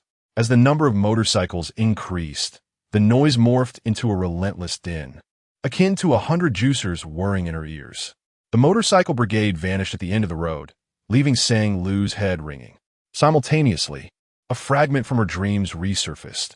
Feng Yi and his friends on a joyride, unexpectedly encountering Feng Bo and Xiao Shi, leading to a brawl between the brothers. Both sustaining injuries, Feng Bo, with a damaged ear, ultimately forsaking his cherished musical career, and Feng Yi with a scraped hand, marking the beginning of their bitter rivalry. Sang Lu thought, could this truly be considered both of them sustaining injuries? It seemed more like Feng Bo was merely on the receiving end of a beating. His pallid physique, deprived of sunlight, clearly stood no chance against the tempestuous Feng Yi. Moreover, was it really time for such a violent escalation? It had only been a few months since she witnessed Feng Yi smashing Xiao Shi's cello. The pace of events was astonishingly rapid. Sang Lu's expression tightened. Wait, she had overlooked a crucial point. Where was Feng Bo? He must be here as well, along with Xiao Shi. The sudden meeting between Feng Bai and Xiao Shi left many perplexed, and the altercation between Feng Yi and Feng Bai was equally baffling to Sang Lu. She pondered deeply, her expression marked by melancholy. Should she intervene in this matter? Her mind was torn between two opposing thoughts. The angelic voice whispered with compassion, lamenting Feng Bai's plight. Oh, how unfortunate he was! Even if he lacked creative talent, his musical aspirations should not be extinguished in such a manner. Someone must come to his aid. Meanwhile, the devilish voice sneered, questioning why she should concern herself with such trivialities. Being called sister-in-law a few times hardly warranted such attention. Better to remain oblivious and focus on her own affairs. Sang Lu felt overwhelmed by the relentless clamor in her mind. At that moment, an even more troubling situation arose. A voice from the distance called out in surprise. Sang Lu, is that really you? What a coincidence. Following the sound, her vision darkened as she recognized her bothersome cousin, Zhuang Xiao, accompanied by her mother. Behind them were her third uncle's family of 4 and her second aunt's family of 5. The one calling out was her notoriously chatty third aunt. Before Sang Lu could roll her eyes, the group approached her. Oh, Lulu, we visited your home several times, and your mother said you were busy with work. Who would have thought we would run into you here? By the way, Lulu, I heard your husband is the president of Phone Corporation. Is that true? Did you come here alone? Or is President Feng with you? The crowd chimed in, their words laced with ulterior motives, eager to curry favor with Feng Yin through Sang Lu for their own gain. At that moment, Sang Lu was too preoccupied to engage with them, her mind swirling with thoughts of the impending confrontation between Feng Yi and Feng Bai. Battling against the noise, she frowned and retrieved her phone. Meanwhile, in the executive office of Phone Corporation, Assistant Feng was briefing Feng Yin on the schedule for the following week. While reporting, he occasionally glanced at the man seated behind the solid wood desk, observing his composed demeanor and attempting to interpret his thoughts. After finishing the report on the next day's itinerary, Assistant Feng noticed a slight movement from Feng Yin. Oh, it seemed the president was merely thirsty. Taking a sip of water, he resumed his briefing. Less than half a minute later, he caught sight of Feng Yin rising from his seat and walking to the floor-to-ceiling window for another drink. Perhaps he had been seated for too long during the video conference and needed to stretch. As he lowered his gaze, he noticed Feng Yin returning to his desk, casually leaning against the genuine leather backrest of his chair while taking another sip of water. Assistant Feng was puzzled. Was the president particularly thirsty today? A hint of curiosity arose within him. When he observed Feng Yin lift his cup for the 4th time, Assistant Feng's attention sharpened. A new realization dawned upon him. Wait, had the president switched cups? He now held a black glacier-patterned ceramic mug. Whatever happened to the one he usually used? A question mark appeared above Assistant Feng's head. Just as he pondered this, Feng Yan's phone rang. Urgent and persistent, it rang several times in quick succession. Upon encountering President Feng, he noticed him picking up his mobile phone, his handsome brows momentarily knitting in concentration. Subsequently, as if something caught his eye, his expression relaxed. Assistant Feng, perplexed, remarked, I cannot comprehend. On Feng Yan's phone screen appeared messages from Sang Lu. Urgent, urgent, urgent. I desperately need assistance. Are you busy at the moment? Do you have time to come to Chilan? I need to stay here for a day and have suddenly realized that I forgot to bring my closed chapter 61. The most frightening silence in the air, Lulu. I have been asking you for quite some time, yet you choose to ignore me? Third uncle's eyes flashed with irritation. Is it appropriate for a younger generation to disregard the words of their elders, as if they had not been spoken? Nearby, Aunt Zhuang interjected with a sardonic tone. Oh dear, San Lu has married into a wealthy family, transforming from a sparrow into a phoenix. She no longer wishes to associate with us. Never mind, never mind. There is no need for us to stoop to the level of the younger generation. Just moments before, Aunt Zhuang had been seething with anger over the relative's obsession with San Lu. Now, she seemed to have found a chance to mock. San Lu's disdainful attitude only served to highlight the virtues of her cousin Xiao Xiao. Didn't he it? Indeed, with just a slight provocation, Second uncle's expression darkened. He turned to San Lu with a stern face, sermonizing. San Lu, how could you forget the most fundamental principles after so many years of education? The gaze of the assembled crowd converged on San Lu as she finally lifted her head after sending a message. Her eyes, heavy with irritation and disdain, swept over them slowly. The voices of admonition abruptly ceased as they were taken aback by her piercing glare, their hearts tightening. What has gotten into this child? She has never been this fierce before. San Lu coldly remarked, I have matters to attend to, and strode away, leaving the onlookers in a state of bewilderment. What's her problem? Is this not the height of rudeness? Just because she has married well, does she think she can disregard her elders? Such arrogance knows no bounds. How dare she show me such contempt? Their gazes lingered on San Lu's retreating figure, scrutinizing her from head to toe. She wore a cream-colored blouse beneath an oversized light brown blazer, paired with khaki wide-leg trousers, an entirely ordinary outfit for a working professional. Yet at this moment, it carried an additional significance. Has she not married into a wealthy family? Why is there not a single luxury brand adorning her? Surely her entire ensemble could not rival the cost of Xiao's shoes. Whatever happened to the elegance of a wealthy wife? Zhuang Xiao felt a surge of delight, tucking her hair behind her ear to reveal her prominently branded Chanel earrings, the diamond ring on her finger glimmering. She had hoped San Lu might facilitate a job for their younger son at the Feng family firm. Sighing, second aunt contemplated as she watched San Lu cycle away, pondering. She hardly seems to be thriving, does she? Even a broken ship has 3,000 nails, third aunt remarked. Let us not speak too soon. We should find an opportunity to inquire at the San family. Seeing the dramatic shift in the crowd's attitude towards San Lu, Aunt Zhuang could hardly contain her joy. Beaming, she encouraged, Come, there is no need to regard such ignorant younger folks too seriously. Soon, we shall go to the floating observation deck for a photo session. And tonight, Xiao has reserved a sumptuous seafood dinner for everyone. Xiao truly understands the importance of family. Compliments flowed in abundance, further brightening Aunt Zhuang's smile. San Lu, however, did not head directly back to the villa. Instead, she paid a visit to Sister Chun, requesting her to ascertain Feng's room number and to check if Feng Bai was currently in residence.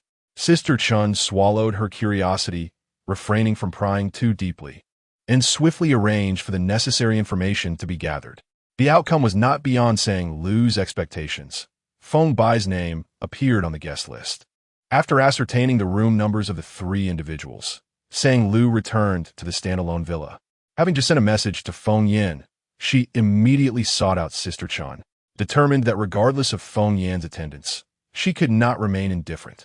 At that moment, she checked her phone and saw Feng Yan's reply. Good. A sigh of relief escaped her lips. Fortunately, Feng Yin could come, which simplified matters significantly. After all, while Feng Yi and Feng Bai feared nothing, they certainly feared him. As she lingered in the conversation thread with Feng Yin, just as she was about to exit, a new message popped up. Feng, I'm home. What clothes should I bring? Sang Lu paused, realizing. This. Earlier, she had claimed to have forgotten her clothes purely as a pretext to summon Feng Yin. Upon reflection, this excuse was indeed quite poor. Just that morning, in Feng Yan's presence, she had been sorting through her clothes in the wardrobe, mentioning that she might stay for 2 days and should bring a bit more. Her expression turned complex.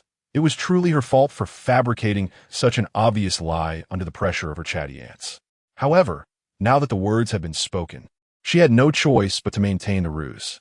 To make her deceit appear less clumsy, she pondered seriously for a moment. What attire would be suitable for him to bring at this time of year? Once her thoughts were organized, Sang Lu pressed the voice message button, and in one breath, she articulated a multitude of details.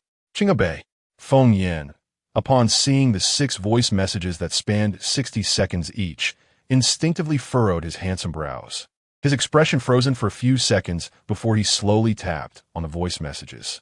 Meanwhile, on the other side of the spacious apartment, Aunt Zhang had just returned from shopping, having changed into her slippers, when she suddenly heard sounds emanating from within the house. Aunt Zhang narrowed her eyes, her expression shifting to one of alertness. She glanced at the time, 15:22. How peculiar. At this hour, who could possibly be at home? Antley was on leave today, and the chef only came up when meals were to be prepared, so it certainly wasn't them. The mistress had mentioned before leaving in the morning that she would be staying out tonight. The master had also instructed that he had a meeting that would extend late into the evening, so there was no need to prepare dinner. It couldn't possibly be the master and mistress. So who could it be? Aunt Zhang's heart tightened. Stealthily, she approached the direction of the sound. The closer she got, the more pronounced the rummaging noises became. Anxiety surged within her. Just a few days ago, she had seen news reports about thieves targeting luxury neighborhoods, stealing valuables like watches or rings, which were precious and not easily noticed by the homeowners. Logically, given the stringent security at Qinghebei, it should be impossible for a thief to infiltrate the area. Yet, with worry gnawing at her, Aunt Zhang grabbed a nearby mop as a makeshift weapon, also serving as a means of defense. Based on the sounds, it seemed the intruder was in the master bedroom's dressing room. Aunt Zhang's brows knitted tightly together. In that dressing room, even a single watch or piece of jewelry belonging to the master and mistress held considerable value. She could not allow the thief to succeed. Holding her breath, she gripped the mop tightly. As I approached the door of the master bedroom, I quickened my pace and darted toward the walk-in closet, shouting thief. Suddenly, a man, who had been contemplating the array of clothes in the closet, turned his head. Feng Yin and Aunt Zhang locked eyes, both momentarily stunned. The silence in the air was palpable. Aunt Zhang loosened her grip on the mop, and after a brief pause, managed to squeeze out a few words. "Sir, it's you. Aren't you supposed to be in a meeting? What brings you back so unexpectedly?" Just then, a voice emanated from Feng Yan's phone. Sang Lu's voice chimed in. "No, that's not it. You've picked the wrong one. This piece is mint green, but I meant the avocado green cardigan. Oh, and by the way, in the third drawer of the far-right cabinet, there's a small Scottish pattern handkerchief. Please bring that as well." Aunt Zhang was momentarily taken aback, her breath catching. "Sir, are you assisting Madam in fetching her garments?" She stammered. "No, that wasn't quite right. Perhaps a different phrasing would be more fitting. How could Madam possibly summon her workaholic husband from a meeting, only to orchestrate remotely his assistance in retrieving her clothes? What audacity did she possess?" Chapter 62. The drama unfolds. Sang Lu was taken aback. Finding the correct clothing proved to be an unexpectedly arduous task for the ever-successful Feng Yin in the business realm. Despite her detailed and lucid descriptions, the images he sent back were invariably of two entirely different garments. The distinction between avocado green and mint green eluded him, as did the difference between tomato red and dried rose red. He even had the audacity to retort, "Is there a difference?" Sang Lu could only sigh in exasperation. Perhaps she should not have posed such a challenging question to him. It was clear that, in the eyes of men, all lipstick shades were merely classified as red. However, this was not the time to dwell on such trivialities. After this brief, vexing interlude, Sang Lu dialed Feng Yi's number, which he had saved after their encounter at the mall when he accidentally damaged Xiao Shi's cello.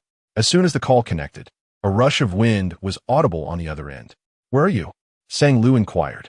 "Huh?" Feng Yi responded, somewhat puzzled. "I'm also at Qilan and just saw you. Where are you now?" "I'm coming to find you. I have a few questions." On the other end, Feng Yi hesitated, glancing at his companion before providing a location. But just as he relayed the information to Sang Lu, the call abruptly terminated with a busy signal. Sang Lu hung up, feeling a weight settle on her shoulders. How frustrating. Her delightful weekend had been marred by these bothersome brothers. Nevertheless, she promptly set off for the location Feng Yi had mentioned. Qilan was perched on a mountainside, devoid of nearby buildings or attractions, making the winding road an ideal spot for racing.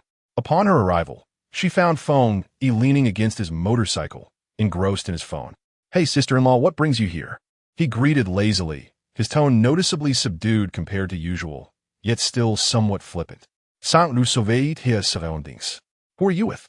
Though she wished to inquire if he had encountered Feng Bai, asking directly felt somewhat awkward, so she opted for a more subtle approach. Feng Yi gave her a puzzled glance. "Just a friend. Who else could it be?" He appeared relaxed, seemingly unfazed by a potential encounter with Feng Bai and Xiao Shi, which relieved Sang Lu. Continuing, she pressed, "So, where are you planning to go next? Are you now in the business of census-taking, sister-in-law?" Feng Yi raised an eyebrow, bemused by her barrage of questions. Suddenly adopting a serious demeanor, Sang Lu's expression shifted, noticing the change in her gaze. Feng Yi dropped his nonchalant facade and gestured with his chin towards the nearby, floating observation deck. "I'm planning to do a couple more laps, and then grab a bite to eat," he replied, his tone calm, but as he faced the sun, the glaring light caused his brow to furrow, leading an observer to misconstrue his expression as one of impatience. Meanwhile, on the floating observation deck, a group was gathered by the railing, posing with silk scarves for photographs. Zhuang Xiao's gaze sharpened as she recognized a familiar figure. "Isn't that Sang Lu? What's she doing there?" Upon hearing this, Zhuang Mu followed her line of sight, equally astonished. "Who's that man beside her?" Zhuang Xiao snorted. "He is Sang Lu's younger uncle, the second son of the Feng family, Feng Yi." Upon hearing this introduction, the eyes of the third uncle and second aunt brightened. They paused their photography, leaning over the railing to observe intently. Sang Lu's younger uncle? A wealthy scion from a noble family? Why does he look at Sang Lu with such disdain? His expression is so impatient. Zhuang Mu scoffed. "It's quite normal. You all witnessed Sang Lu's temper today. Who could possibly find her agreeable? I reckon no one in the Feng family holds her in high regard." With this remark, combined with Feng Yi's naturally arrogant demeanor, it almost seemed true. At the far end of their gaze, neither Sang Lu nor Feng Yi noticed they were being scrutinized. "Could you give me Feng Bai's number?" Sang Lu asked. "How would I have his number?" Feng Yi raised an eyebrow. "Hurry up." Sang Lu, uninterested in further banter, said with a stern face. Despite their poor relationship, they were still brothers. It was unlikely he wouldn't have the phone number. Under Sang Lu's urging gaze, Feng Yi frowned and recited Feng Bai's mobile number. Sang Lu was momentarily taken aback. She had expected him to check his phone for the number, but was surprised when he recited it directly. After saving the number, Sang Lu tossed out, "Your brother will be here soon. He might want to invite you for a meal. Don't wander around. Remember to check your phone." With that, she left behind a bewildered Feng Yi. On her way back, Sang Lu felt a wave of confusion, recalling the last time when Feng Bai almost referred to Feng Yi as second brother in her presence. She found it peculiar that Feng Yi could recite Feng Bai's number without hesitation. The two seemed more interconnected than their apparent animosity suggested. Was there some misunderstanding? As Sang Lu entered Chilan and walked towards the small villa, she contemplated how to approach the call to Feng Bai. Suddenly, a voice called out to her. "Sister-in-law?" Feng Bai, with his signature headphones draped around his neck, stood next to Qiao Shi, who was carrying a cello case and cradling a vintage vinyl record. The two exchanged glances with her. Sang Lu froze for a moment. She hadn't yet figured out how to feign a chance encounter when Qiao Shi's eyes lit up with recognition. "Ah, it's you. We met at the mall that time." Sang Lu thought to herself, this is not good. She had been recognized. Feng Bai had just called her sister-in-law, and Feng Yi had done the same at the mall. Now, if these two exchanged just a few words, Feng Bai would realize that both he and Feng Yi had developed feelings for Qiao Shi, just as Sang Lu felt the situation was already quite precarious. An even more challenging circumstance unfolded. The sound of a motorcycle approached rapidly. Feng Yi, tilting his bike, called out through his helmet, "Hey, sister-in-law, what did you mean when you said not to wander around?" Upon seeing Qiao Shi and Feng Bai standing together, Feng Yi was momentarily taken aback. His gaze shifted slightly, and his expression darkened instantly. On the cello case of Qiao Shi, a heart-shaped charm swayed gently, identical to the phone pendant peeking out from Feng Bai's pocket. Sang Lu's head buzzed incessantly. It was over. The scenario had inevitably unfolded. Moreover, in a certain sense, these three individuals had converged by some inexplicable twist of fate, all due to her influence. Sang Lu took a deep breath, pondering whether it was still possible to feign being a passerby and slip away unnoticed. Chapter 63. A day of capturing horses, it was impossible to slip away. If this scene had not unfolded before her eyes, one might feign ignorance, keeping a safe distance. Yet witnessing it firsthand altered the essence of the situation entirely. Sang Lu was momentarily bewildered. Before the two brothers, laden with resentment, exchanged increasingly disconcerting glances, she swiftly regained her composure and pulled Qiao Shi aside. Qiao Shi, at a loss, had just recognized Feng Bai, the person she had been conversing with online for a long time, thanks to a pendant. It turned out that Feng Bai was here to record sounds for new musical material. Intrigued, she wished to accompany him, only to be interrupted by Feng Yi's arrival. Sang Lu noticed Xiao Shi's confusion and smiled gently, her tone warm and inviting. Sister, you should return to your room. There seems to be a slight misunderstanding between them, and I will handle it. Xiao Shi, perplexed, thought to herself. Although she did not fully grasp the circumstances, she felt an inexplicable affinity towards the girl before her. Their prior encounter at the mall had left a favorable impression. Trusting her instincts, she nodded, albeit with lingering concern, glancing back multiple times as she departed. On the final turn, Xiao Shi froze. She witnessed Feng Yi, helmet tossed aside, advance to seize Feng Bai by the collar. Just as his fist was raised, it was suddenly captured by another's firm grip. A bright voice, tinged with threat and an underlying authority, rang out. Dare to strike, and I will send you flying. Do you believe me? Xiao Shi stared in astonishment, captivated by Sang Lu's cool demeanor. It seemed she sensed the gaze upon her, and turning her head, she smiled brightly at Xiao Shi, transforming into a cheerful, sweet sister. Sister, go on, don't worry. I'm merely teaching these two troublesome brothers a lesson. This declaration paused not only Xiao Shi but also the two brothers. Feng Yi, caught in a grip, remarked, Sister-in-law, you truly are double standards incarnate, aren't you? Feng Bai, with narrowed eyes, questioned, troublesome brothers? Two. He doesn't even acknowledge himself as one. With his collar still in Feng Yi's grasp, Feng Bai coldly commanded, release me. Yet, Feng Yi would not relent. He had grown weary of Feng Bai's incessant interference in all matters concerning him. Frowning deeply, he swung his arm, attempting to break free from Sang Lu's hold. The force he exerted was not overly strong, but the disparity in strength was apparent, and Sang Lu stumbled back a few steps as a result. Suddenly, her back collided with a broad, sturdy chest. In the next moment, a large hand clasped her shoulder, its pressure both heavy and steady. Sang Lu looked up in alarm, only to find a sharply dressed figure behind her, his black shirt slightly unbuttoned at the collar, revealing a pale neck. As evening approached, the small path was bathed in an orange hue. Light filtered through the leaves, casting a gentle glow upon Feng Yan's sharply defined features. Sang Lu was momentarily taken aback. As she tilted her head upward, Feng Yan's gaze descended upon her, the posture exuding an innate sense of authority. Their eyes met, colliding in the crisp air of early spring. Sang Lu's gaze momentarily faltered. His gaze lingered on her face for a few moments, before a sharp chill enveloped him, gradually shifting towards the source of her predicament. Big brother, upon recognizing the newcomer, Feng Yi's spine stiffened. Seeing his older brother's icy demeanor sent a jolt of anxiety through him. He hurriedly clarified, it was an accident. I didn't mean to push my sister-in-law, Sang Lu. Regaining her composure, nodded slightly. He didn't do it on purpose. Pausing for a moment, she cast another glance at Feng Yi and emphasized leisurely. He merely intended to confront Feng Bai. It was unintentional. Feng Yi's brows shot up in surprise. Sister-in-law. Yu Feng Yin's expression remained placid, his aura silent yet imposing, as he slowly directed his gaze towards Feng Yi's grip on his collar. The instant their eyes met, Feng Yi promptly released his hold. He wished to explain, yet found himself at a loss for words. Big brother, he Sang Lu couldn't suppress a smile, her heart finally settling. With the arrival of this icy figure, there was no need for her to fret.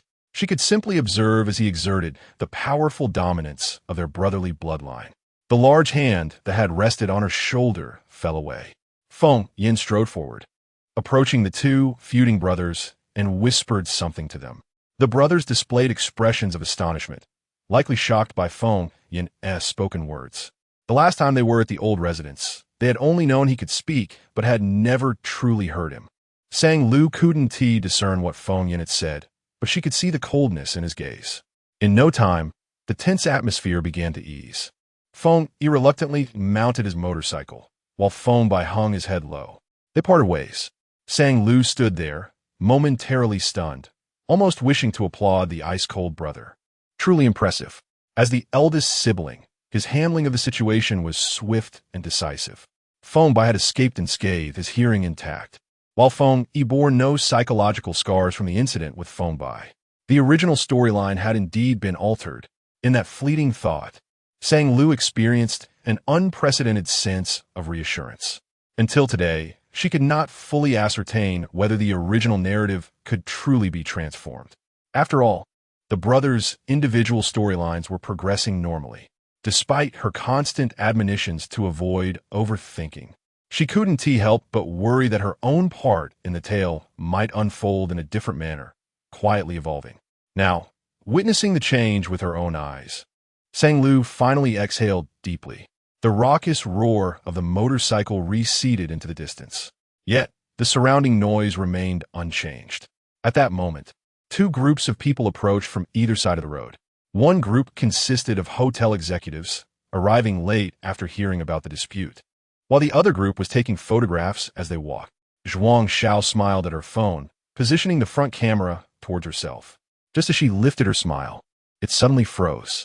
In the corner of the screen, a figure resembled Sang Lu. Turning her head to take a closer look, she couldn't help but gasp softly. Is that Sang Lu and President Feng? Zhuang's mother swiftly turned her head. Who? In that instant, the surrounding relatives overheard, their gazes filled with astonishment. Is that the esteemed husband of Sang Lu, the esteemed Mr. Feng from the Feng Corporation? Auntie nudged her husband with her elbow, urging him to seize this remarkable opportunity and greet Mr. Feng.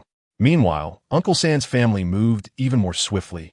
One of them dashed forward, eagerly extending a hand to shake Mr. Feng's. Mr. Feng, greetings. It is an honor to finally meet you. Mr. Feng cast a cold glance at the suddenly emerging individual, furrowing his brow and instinctively withdrawing his hand. The person paused for a moment, then donned a sycophantic smile. Mr. Feng, I am Sang Lu's Uncle San. It is a pleasure to make your acquaintance. We are, after all, relatives. Others followed suit. I am Sang Lu's auntie. I am her uncle. Greetings, Mr. Feng. Zhuang Xiao and her mother stood frozen in place, seething with frustration as they watched the guests they had invited flock to Sang Lu's side. On the opposite side of the road, Sister Chun, having heard of the commotion, hurried over with several members of the management team. Upon seeing Mr. Feng suddenly appear before them, 7 or 8 individuals were taken aback, bowing respectfully and greeting him in unison. Hello, Mr. Feng. Greetings, Mr. Feng. In an instant, the previously tranquil path of the resort descended into chaos once more. Sang Lu thought to herself, what a dramatic day this has turned out to be. Chapter 60, for he understood that when she was genuinely joyous, her eyes radiated warmth. Third Uncle's eyes glimmered with enthusiasm as he sought to ingratiate himself, exclaiming how fortunate their family was to have such a connection with General Feng. Third Aunt chimed in, affirming that they had just been discussing how Lu was truly the most fortunate girl in their family for being able to marry General Feng. It was indeed a stroke of immense luck. Lu's siblings often expressed their desire to learn from her and General Feng. Sang Lu found no shame in the situation. Instead, it amused her. The distant relatives spoke as if they were her closest kin. Feng Yin maintained his aloof demeanor, turning his gaze towards Sang Lu. In a fleeting moment their eyes met. He discerned her disdain for these so-called relatives. Though her smile remained, he recognized that when she was truly happy, her eyes shimmered with a warmth that could touch the hearts of others. At present, however, there was only coldness. Unbeknownst to him, as he realized this, his hand, which hung at his side, instinctively curled slightly. After a prolonged silence, Sang Lu chuckled softly and finally spoke. Siblings? Spare me the nonsense. I am an only child, and my parents have no sisters or brothers. A sudden cough from Third Uncle interrupted her. Child, how can cousins not be considered siblings? Just because you're an only child makes it all the more essential to value familial bonds and support one another. In the future, you will need someone to rely on. Second Aunt cautiously glanced at the silent man beside Sang Lu, who at that moment bore a frosty expression, scrutinizing them with a piercing gaze. The intensity of his presence sent shivers down Second Aunt's spine. After gathering her courage for a moment, she finally spoke. Yes. Our family has always praised that Lu is exceptional, good in studies and work. If only Tian Ci could follow in her footsteps and secure a position in a large company or group, having previously visited the Sang family several times without achieving the desired outcome. They now felt an opportunity was too precious to let slip by. After all, not everyone could forge connections with affluent families. Their ability to do so only proved their family's good fortune. Third aunt was even more astute than second aunt. Sensing from the demeanor and tone of the hotel executive that General Feng seemed to be the proprietor of this establishment, she seized the moment to add with a smile. What a coincidence! Our Tian Ci is studying hotel management. Lulu, could you perhaps assist your brother Tian Ci in securing a position here? Anything will do. They calculated that regardless of Sang Lu's unfavorable attitude, she would not dare to embarrass her relatives in front of her wealthy husband. If they were embarrassed, it would reflect poorly on her as well. Furthermore, for a grand figure such as General Feng, arranging a few jobs for family members was hardly a burden. With a mere wave of his hand, he could easily acquiesce. In truth, Sang Lu, as the only daughter of the family, would ultimately become part of another family through marriage. It was her genuine support of her brothers that would truly bring honor to her entire clan. A multitude of individuals, their minds consumed by desire, failed to perceive the subtle yet perilous atmosphere that had enveloped them. With anticipatory glances and sycophantic smiles, they awaited a nod from the man beside Sang Lu. A few among them exchanged furtive signals towards Sang Lu, their expressions imploring her to interject. Initially, she regarded them as mere jesters, entertaining herself with their antics. However, as the absurdity escalated, she realized it was imperative to speak up. With a slight weight settling on her shoulders, she turned to Sister Chun and inquired, "Sister Chun, is the head of the Human Resources Department present?" Sister Chun, who had been observing the scene, was momentarily taken aback by the direct address. "Yes. We were just in a meeting when we heard the news and decided to come by. All department heads are here." At that moment, a man in a suit stepped forward, offering a professional smile. "Madam Feng, greetings. I am Tom, the head of Human Resources." The executives were unaware that Sang Lu was now the owner of the hotel. They merely assumed she was Feng Yan's wife, and thus naturally referred to her as Madam Feng. Tom, though outwardly composed, felt a flicker of unease within. The mention of the Human Resources Department raised a troubling thought. Would she truly attempt to place relatives and their children in the hotel? While he pondered this, Sang Lu smiled gently and said, "Tom, these are my distant relatives. Please take note of their faces." Before she could finish her sentence, her uncle and aunt chimed in, eagerly introducing themselves, causing Tom to take a half step back in surprise. "I am your general manager Feng's uncle," one declared. "And I am her aunt," the other added. "Do remember us. By the way, will our visits here be complimentary?" This question not only startled Tom, but also caught the attention of the heads of the front desk and housekeeping, who exchanged puzzled glances, silently communicating, Madam Feng's relatives seem rather presumptuous. This is quite a conundrum." Sang Lu maintained an air of calm as she scanned her uncle and aunt's faces. Unbeknownst to her, the man beside her had fixed his intense gaze upon her, a glimmer of darkness swirling in his eyes. After a brief silence, she spoke. "Human Resources, remember their faces.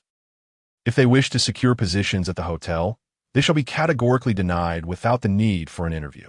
What? Initially, their expressions were jubilant, but the latter part of her statement rendered her uncle and aunt utterly speechless. "Lulu, what are you saying? You must be mistaken. Yaozu is your brother." Sang Lu turned her gaze with a hint of indifference. "Do not speak of distant cousins. Even if he were my biological brother, I would encourage him to seek employment based on his own merits." She advanced a few steps, composed and resolute, before adding, "Front desk, also remember their faces. Should they return to the hotel as guests, not a single penny should be waived. Do not extend any favoritism or leniency on my account." The executives were left utterly astounded. The previously nuanced expressions of the crowd shifted to sheer astonishment.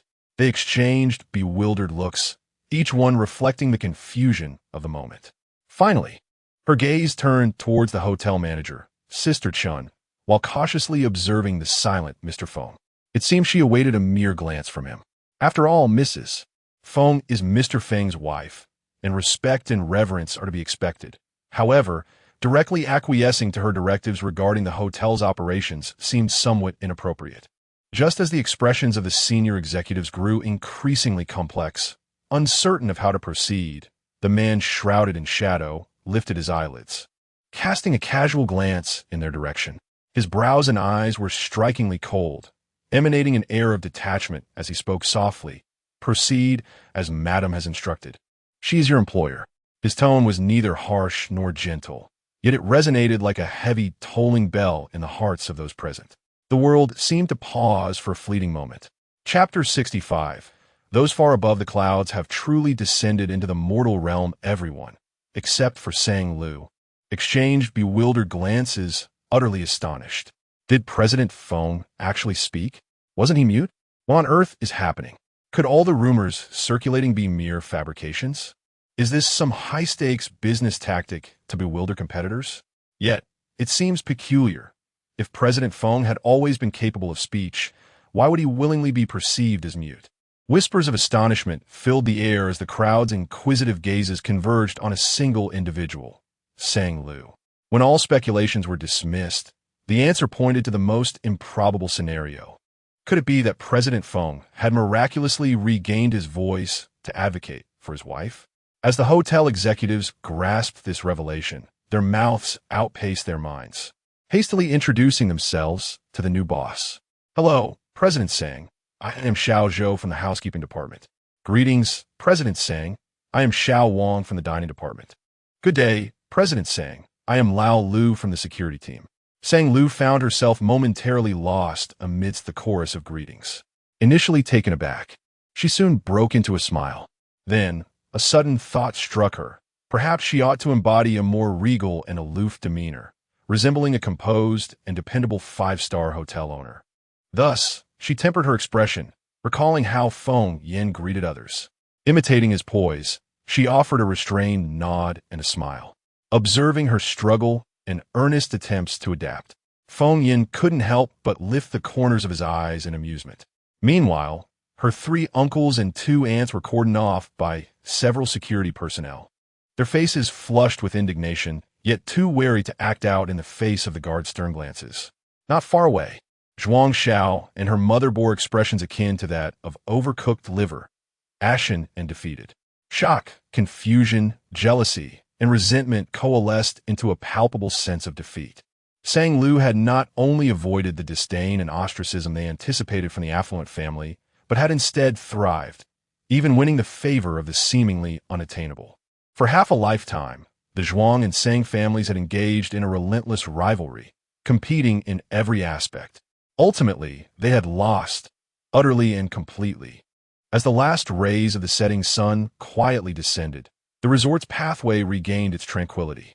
The camphor trees lining the sides stretched their canopies, intertwining above to form an archway, the breeze that filtered through exuding a delightful fragrance. "Which building are you staying in?" Feng Yin inquired suddenly. At that moment, a driver emerged from a nearby black sedan, wheeling a suitcase towards Feng Yin, with his hand resting on the suitcase's handle. His wrist appeared strikingly pale and strong as he regarded Sang Lu with quiet intensity. Sang Lu paused for a moment, then realized that the suitcase likely contained clothes intended for her. A wave of unease washed over her as she met Feng Yin's calm gaze.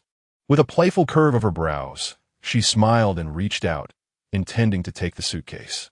"I'll push this one myself," just as her fingertips grazed the handle. The suitcase was suddenly pulled away. Feng Yin strode forward with determination. "I will carry it." Sang Lu stood momentarily stunned before falling in a step beside him. After a few paces, a thought struck her, and she halted. Instinctively, I tugged at the arm of the man, whose long legs always seemed to place him a step ahead of me. I remembered there were some matters left unattended, so I said, "Please wait for me a moment. I will be right back." With that, I turned back and called out to the not-so-distant Sister Chun. "Sister Chun, please keep an eye on something. It seems that an employee in the front office is secretly booking rooms for clients and profiting from it." Sister Chin's expression shifted in surprise. "Is that so?" I continued. "I cannot be entirely certain, but it would be prudent to investigate, particularly regarding a male staff member who wears glasses." Sister Chin's demeanor turned serious. "Rest assured, I will thoroughly look into this and report back to you with the findings. All right, I nodded, then inquired, by the way, can we order dinner to the room? After the earlier commotion, I had no desire to dine in the restaurant. All I wished for was to return to my room and relax. Sister Chun smiled and replied, of course I will arrange that. You and President Feng can go back and rest assured. As she spoke, Sister Chen's gaze drifted past me, peering into the shaded path where Feng Yan stood, an imposing figure. At that moment, Feng Yan's indifferent gaze swept briefly over my retreating silhouette. A flicker of surprise crossed Sister Chen's eyes.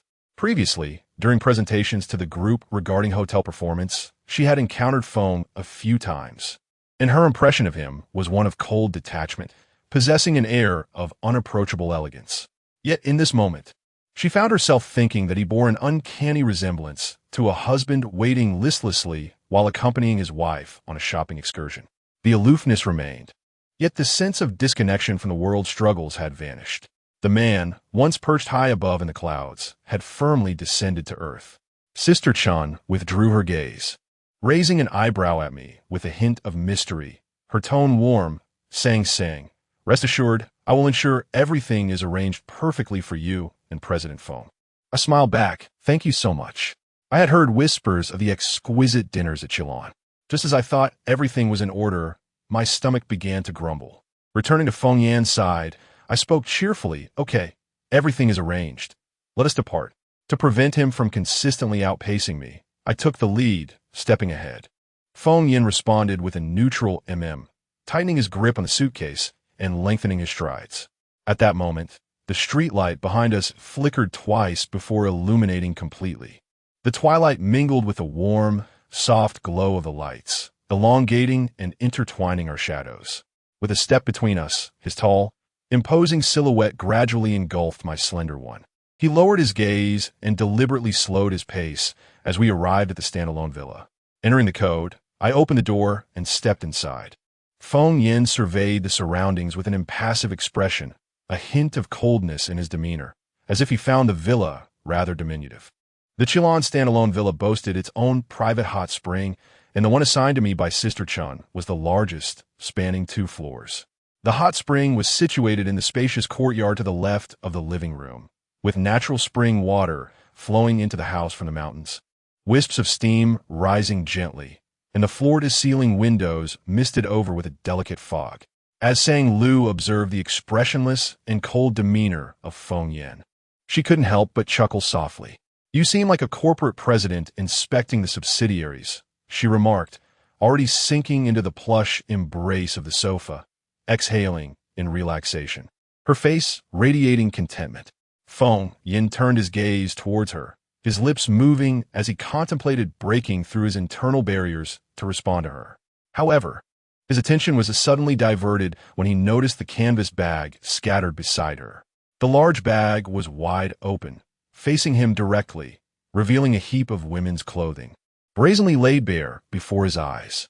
Feng Yan's brows slightly raised as his gaze fell upon Sang Lu's serene face, eyes closed in repose. Do you intend to stay here for an extended period? He inquired. Huh? What? Sang Lu abruptly opened her eyes, blinking in confusion, failing to grasp Feng Yan's intent. Following his line of sight, her expression froze momentarily. Lost in thought when she arrived, she had carelessly tossed the canvas bag filled with her clothes onto the sofa before stepping out. Now, the bag lay quietly on the sofa, accompanied by a black suitcase, equally stuffed with her garments, firmly grasped in Feng Yan's hand. Feng Yan's gaze was direct and inquisitive, sans lui inhaled sharply, her scalp tightening as realization dawned upon her. She finally comprehended the underlying implication of his question about her prolonged stay. Sans lui. Help. Chapter 66. A wonderful weekend evening. Feng Yan's penetrating gaze seemed to delve into the depths of the soul as Sang Lu's explanation came out somewhat awkwardly. How should I put this? Essentially, in theory, it means having more choices is never a bad idea. As for women, of course, the more beautiful clothes they have at hand, the better. Do you understand what I mean? Upon finishing her words, the man, who had been quite loquacious earlier, suddenly fell silent. In the stillness of the air, he simply gazed at her, his eyes carrying a weight of scrutiny. Sang Lu sensed a hint of disbelief in the atmosphere. Admittedly, her explanation was not particularly convincing. This morning, Feng Yin had witnessed her organizing her clothes in the dressing room, and although she had messaged him claiming to have forgotten her attire, it could still be somewhat justified as having left it at the television station. Yet now, with her clothes laid out before him, it appeared as though she had summoned him merely for amusement. Goodness gracious! If the situation hadn't been so urgent at the time, she surely would have concocted a more perfect excuse.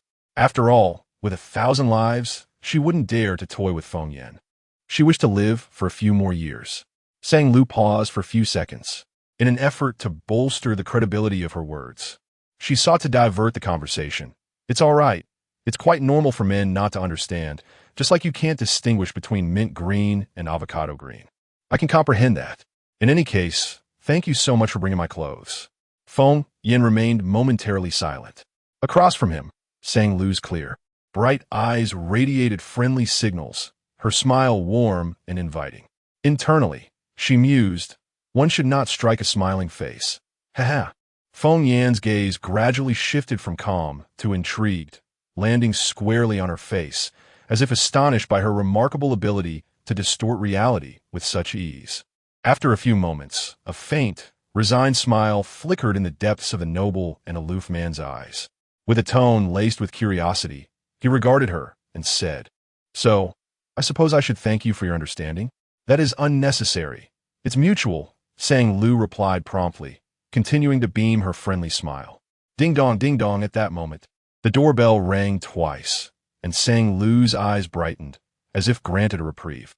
"It must be the delivery I ordered," she exclaimed, leaving behind a sentence as she turned on her heel to open the door. "Thank heavens, dinner has arrived." She knew that Feng Yin was remarkably quiet during mealtime and would not pursue the topic she had just broached. The doorbell was indeed a timely arrival. Sang Lu joyfully swung open the door. "Ms. Sang, I am here to deliver your items," announced a hotel staff member, pushing a small cart to the side of the entrance, addressing her with utmost respect. Sang Lu smiled and nodded, stepping aside to allow passage. As the small cart wheeled past her, Sang Lu inadvertently cast her gaze downward, only to be struck with astonishment. Wait a moment.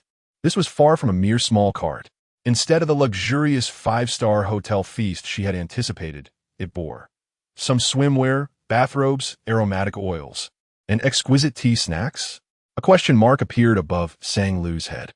In a moment of distraction, her mind suddenly conjured the visage of Chun Jie. It dawned upon her what was amiss. No wonder Chun Jie had exhibited such an unusual expression during their farewell. With a twinkle of mirth in her eyes, she had scrutinized both her and Feng Yin with an air of mystery. It appeared that Chun Jie had mistakenly believed that Feng Yin was accompanying her for a leisurely holiday, hence the delivery of those items intended for a hot spring retreat. For a fleeting instant, Sang Lu was torn between admiration for Chun Jie's professionalism and a desire to mock her inability to read the atmosphere. While she found herself lost in thought, the attendant had already wheeled in the cart and quietly exited. Sang Lu shut the door and turned, ready to speak, only to find Feng Yin fixated on the small cart, his typically serene expression momentarily faltering. Following his gaze, Sang Lu beheld on the second tier of the cart several silk robes and 2 plush bathrobes. However, on the topmost layer lay a pair of men's swim trunks designed for a hot spring. Yet, they differed slightly from ordinary beach shorts, being a tad shorter and thereby accentuating one's physique. A shadowy glimmer of confusion flickered in Feng Yan's dark eyes as he glanced at the trunks before slowly shifting his gaze back to Sang Lu. His voice, low and tinged with an almost imperceptible rasp of bewilderment, inquired, "Did you arrange this?" Sang Lu was momentarily speechless. The atmosphere around them seemed to plunge into a vacuum, suspended in palpable awkwardness. She wished fervently to disappear into the hot spring. She longed to clarify that it was, in fact, Chun Jie's doing. Yet, that would be rather peculiar, wouldn't it? After all, she had just spent a considerable time whispering secrets with Chun Jie before her departure. Anyone could surmise that the somewhat revealing men's trunks were her idea. Just moments ago, Feng Yin had regarded her with a gaze filled with unspoken skepticism. And now her reasoning appeared increasingly flimsy. Whether to explain or remain silent would only lead the atmosphere into an even more delicate state. "It's for a shoot at the studio," she blurted out after an indeterminate span of silence, striving to maintain a natural facade. She pressed on. "Our team is planning to use Qilin as a filming location, and I asked Chunjia to find some bathrobes and swimwear for men and women to bring over for my review, in case we might utilize them for the shoot. To tell a single lie necessitates 1,000 more to sustain it." At that moment, Sang Lu grasped the weight of that adage, vowing internally to never again weave tales, especially not to Feng Yan. The pressure was overwhelming. Across from her, Feng Yan's gaze remained fixed, lingering on her slightly flushed face for several seconds before finally retracting. With a nonchalant tone, he remarked, "Oh, so I've invested in this kind of variety show. I must have overlooked that detail." Sang Lu was once again at a loss for words, feeling as though her mind might explode. "What is wrong with you, ice block guy?" she thought. "You either remain utterly silent or utter words that leave me, a skilled conversationalist, utterly speechless." Just as she was racking her brain for a response, the doorbell rang once more. Ding dong, ding dong, Sang Lu perked up. Dinner had arrived. At last it was here. Someone, please come to her rescue in her moment of distress. She dashed to the door with the speed of a sprinter. The delivery person from earlier stood outside, wearing an apologetic smile and scratching his head. "Miss Sang," he began, "I just forgot to mention that Chun Jie asked me to convey her wishes." He paused for a moment, raising his voice slightly, seemingly hoping that the other person in the room could also hear the lovely sentiment. "Chun Jie wishes you and Mr. Feng a delightful weekend evening." Chapter 67. Your boyfriend is extremely handsome. Whether the weekend night is delightful remains uncertain. However, Sang Lu's current mood is decidedly less than pleasant. She feels that her fate is rather unfortunate. The door clicks softly shut behind her. With heavy footsteps, she turns her head and meets a pair of piercing eyes. They lock gazes in a strange silence for perhaps 2 or 3 seconds, enveloped in an eerie stillness. It is Feng Yin who first makes a move. He rises to assist her in bringing the suitcase into the room. Sang Lu, with a weighty step, follows behind, secretly relieved that he seemingly has no intention of probing further. Inside the room, Feng Yin opens the suitcase, revealing that it contains more than just her clothes. Neatly folded shirts for men are arranged in one compartment, alongside his laptop, which he has also brought along. "Are you staying here too?" Sang Lu inquires. "Yes, surprise evident." Feng Yin slowly turns his head, momentarily taken aback, his deep eyes betraying a hint of confusion, as if to say, what else would it be? Sang Lu suddenly realizes that her words might have been somewhat presumptuous. She had hastily assumed he would leave after delivering her belongings, treating him like a mere courier. She forces a sheepish smile as an apology and, without hesitation, takes the shirt he was about to retrieve. With a bright smile, she says, "You've traveled quite a distance. Let me hang it up." As she speaks, she playfully nudges his muscular arm with gentle force. Feng Yin pauses slightly, yielding to her push, and sits down on the edge of the bed. Sang Lu begins to extract the garments from the suitcase, placing them at the foot of the bed, and gathers the unorganized items from the sofa as well. Feng Yin remains seated beside her, propped on his arms, exuding a relaxed demeanor as he quietly observes her hanging the clothes.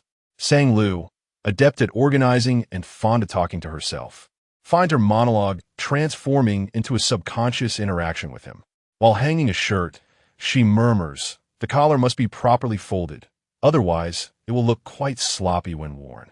As she folds a sweater, she remarks, "Sweaters cannot be hung. They'll lose their shape at the shoulders and must be laid flat." Occasionally, she glances back at the languid man behind her, as if attempting to instruct him on the proper way to hang clothes. In a fleeting moment, she catches a glimpse of a smile flickering across Feng Yin's dark eyes. Sang Lu is momentarily taken aback, staring in surprise. But the smile vanishes as quickly as it appeared. The stern-faced man nods slightly, as if acknowledging her. "Yes, I understand." Once she finishes tidying up, Sang Lu places her hands on her hips and exhales with relief, observing that a third of the wardrobe is now filled, creating an impression that she might be residing here for a fortnight.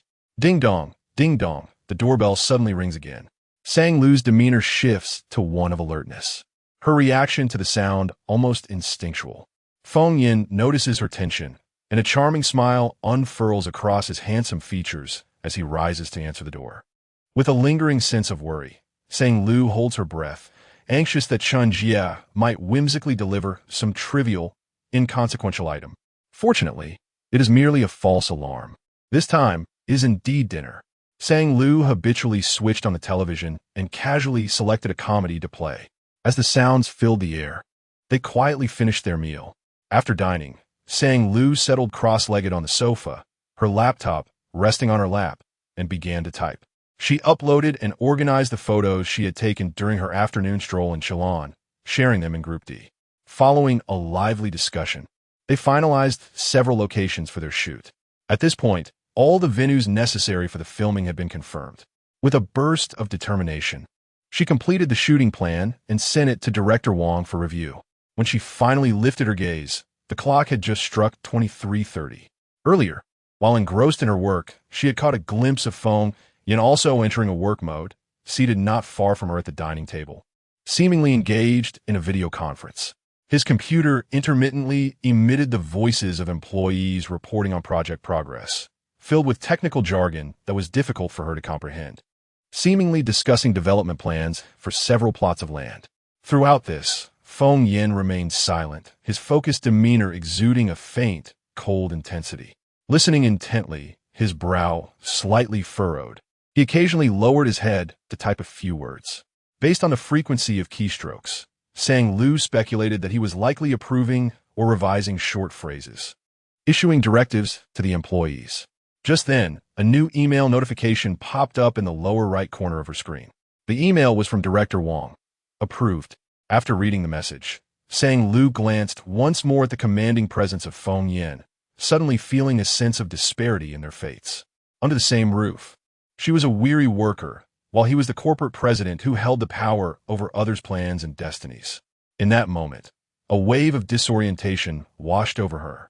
Were it not for the childhood betrothal arranged by their parents, he and she might have never crossed paths in their lives.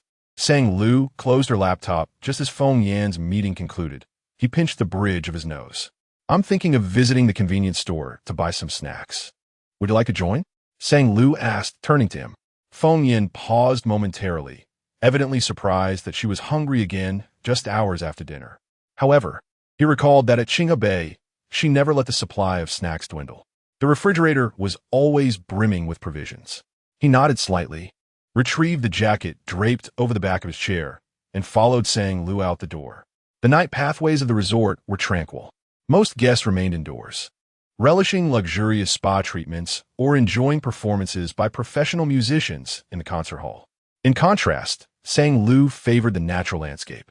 During her afternoon wanderings, she had noticed several branches of a convenience store chain had opened in Chelan. Late at night, after work, a chilled soda paired with some skewers of Odin was the perfect combination, a routine she had indulged in many late nights of overtime. The two walked along the path, the stillness surrounding them broken only by the sound of the wind rustling through the leaves. The streetlights cast a dim yellow glow, with one lamp standing every few steps, where small insects buzzed in circles, colliding with the light. In silence, Sang Lu pondered. Her invitation to Feng Yin had been a gesture of politeness, and she and T expected him to agree. She surmised that he might also be inclined to purchase some snacks. However, she was taken aback to find him standing aloof beside her, his expression perpetually cold, while she perused the snack aisle. In a late-night convenience store, few patrons lingered. The attendant, a young woman, observed the customers with a sense of tedium. Upon seeing this couple enter, her eyes sparkled with delight. What a visually appealing pair. Yet, they seemed somewhat familiar, though she could not recall where she had seen them before. With her brow furrowed in concentration, she endeavored to remember. Her gaze fixated on the couple.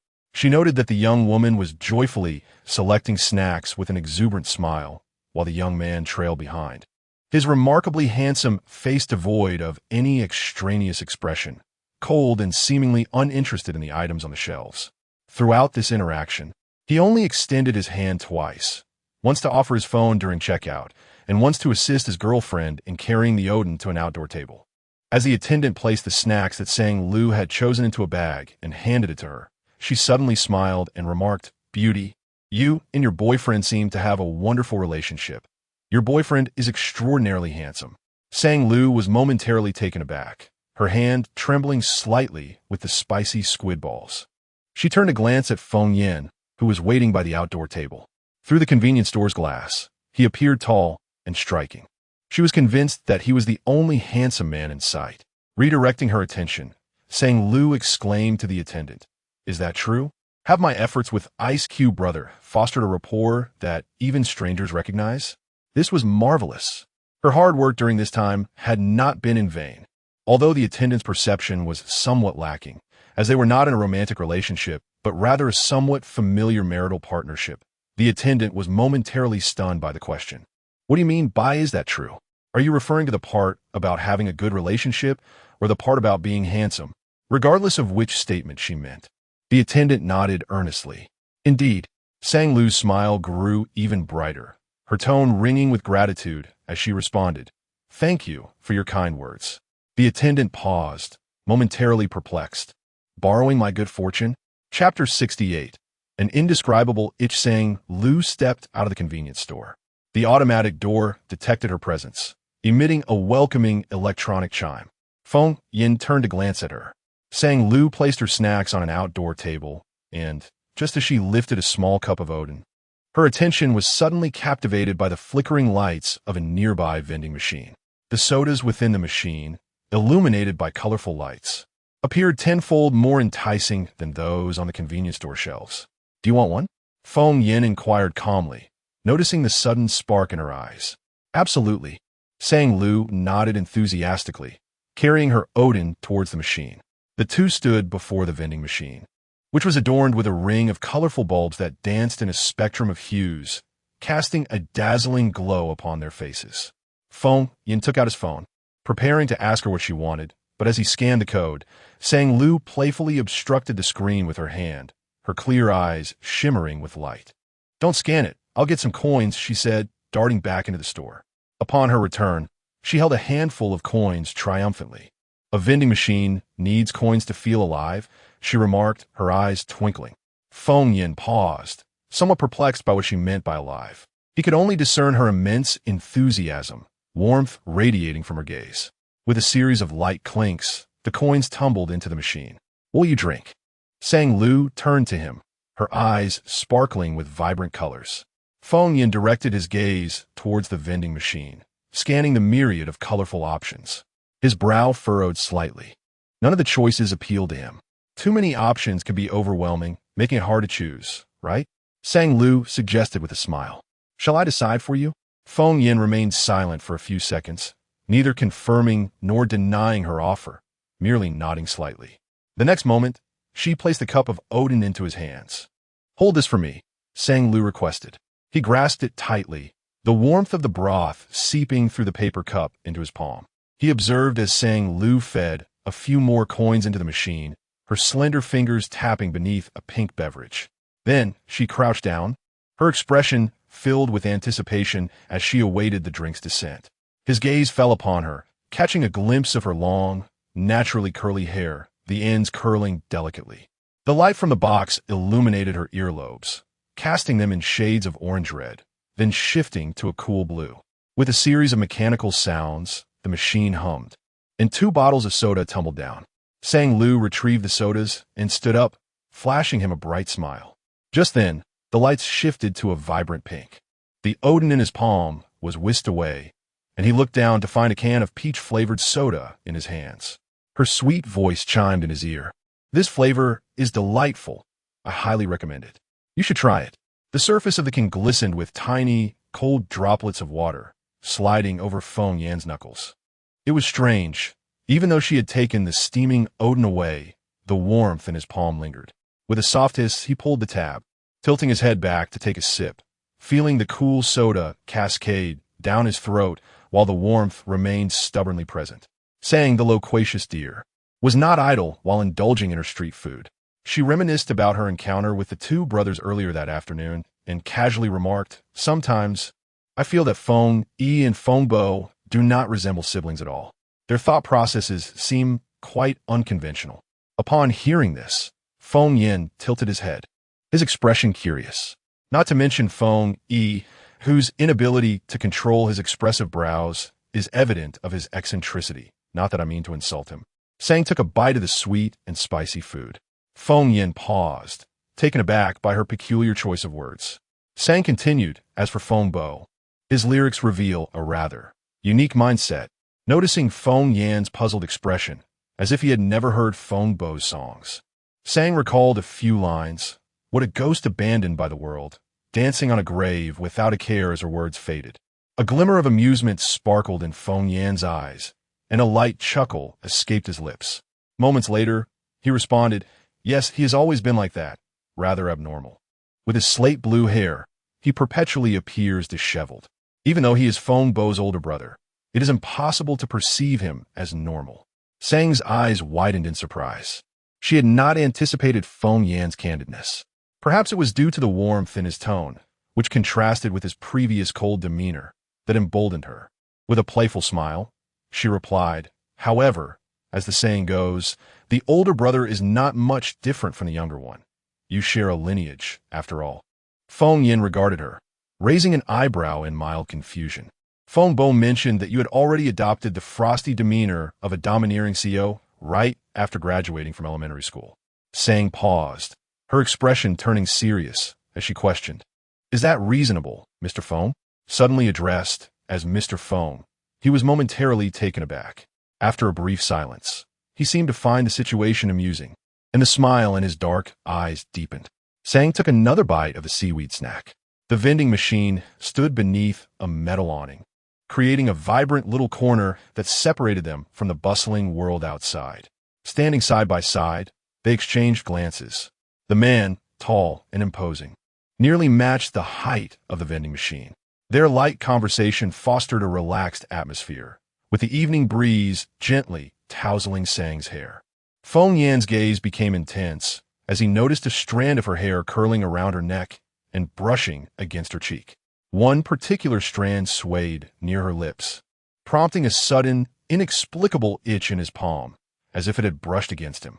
He focused intently on her. After a few seconds, he leaned slightly closer, raising his hand to gently sweep the errant hair away from her face. The unexpected touch caught Sang off guard, and she looked up at Feng Yin, who appeared even more striking with his deep-set, handsome features magnified in the dim light. His magnetic voice, carried by the evening breeze, reached her ears. You got some hair in your mouth. The vending machine flickered, casting a soft glow over his pale face, while the depths of his dark, clear eyes sparkled with colorful reflections. Sang momentarily lost her train of thought, just as the moment hung in the air. The cheerful electronic chime of welcome resonated from the convenience store. The young female attendant, brimming with excitement, rushed out clutching her phone. Beauty, it just struck me. She spread the device between the two, her finger pointing animatedly. Beauty, is this you? I thought you looked so familiar. Sang Lu lowered her gaze, puzzled. Feng Yin cast a fleeting glance.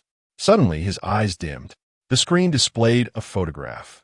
Sinan was surrounded by fans at the airport, and in a moment of chaos, Sang Lu appeared in the frame, with Sinan grasping her arm. Chapter 69. She was locked in as Sang Lu made her way back to the villa from the convenience store. She sensed something unusual about Feng Yin, but she could not quite articulate what it was. She discreetly observed him. His expression remained as frosty as ever, showing no discernible difference from his usual demeanor. Sang Lu possessed a commendable trait. She never forced herself to dwell on things that eluded her understanding, thus avoiding any internal turmoil. Upon returning to the villa and emerging from a refreshing shower, she had already cast aside her perplexity. Feng Yin's countenance was calm as he brushed past Sang Lu. Heading into the bathroom, he turned on the shower, allowing the water to cascade over his face. Perhaps it was because she had only just left. The bathroom was suffused with steam, creating a stifling atmosphere. Feng Yin felt a similar pressure weighing upon him, his breaths becoming labored and irritable. The water streamed over his well-defined torso, and he pushed his tousled hair back, revealing a stark, cold visage. His gaze was unfocused. Staring blankly into the air, for a prolonged moment. Suddenly, he let out a brief, self-deprecating chuckle. Why should he concern himself with such matters? Was it simply due to a mundane photograph that his thoughts had strayed? Was he too idle? Or perhaps the affairs of the corporation were not demanding enough? He raised a hand to turn off the shower, shaking his head in frustration as he grasped a towel and draped it over his head, as if to scold himself. When he exited the bathroom, he found Sang Lu already asleep on the bed. The room was tranquil, illuminated only by the soft glow of a night light at the foot of the bed. His senses heightened. He could hear her steady breathing. Sang Lu still held her phone in her hand, and as Feng Yin emerged, the screen gradually dimmed due to inactivity. Feng Yin silently approached her side of the bed. With deft fingers, he picked up the phone and gently placed it on the bedside table beside her. His movements were practiced, clearly not the first time he had performed such a task. He often stayed up later than she did, having noticed her habit of reading novels before sleep, frequently allowing her phone to slip from her grasp as she dozed off, only to mumble and turn in the night, disturbed by the device that had unknowingly slid beneath her. The mattress dipped slightly as Feng Yin lay down. Almost immediately, he realized that this bed was significantly smaller than the one at home. With his long limbs, he had to be cautious not to inadvertently disturb her. Just as he pondered how to position himself without affecting her, Sang Lu stirred. The faint sound of fabric brushing against itself was amplified in the darkness, reaching his ears. She turned over, her arm draping naturally across his chest. Through the thin fabric of his shirt, the warmth of her touch seeped into him. Caught off guard, Feng Yin froze momentarily, his gaze momentarily stilled. Sang Lu's figure was balanced, and her arm was not particularly heavy. Yet he felt as though his chest was being compressed, rendering his breathing several times more difficult. Her face was close, the delicate tip of her nose brushing against his right shoulder, her breaths gentle and rhythmic. The faint, sweet fragrance that lingered on her skin invaded his senses. Feng Yin's palm tightened gradually, his knuckles turning pale. His body tensed like a silent string drawn taut, and he furrowed his brow in the dark. The Chilan Resort Hotel was situated in the outskirts of the capital, and the night there was darker than that of the city. His gaze, deeper and darker than usual, rested upon the ceiling, revealing nothing but a shroud of obscurity. Time seemed to stretch indefinitely until he finally regained his breath and slowly closed his eyes. In the early morning, birds flitted about, their wings brushing against the window ledge.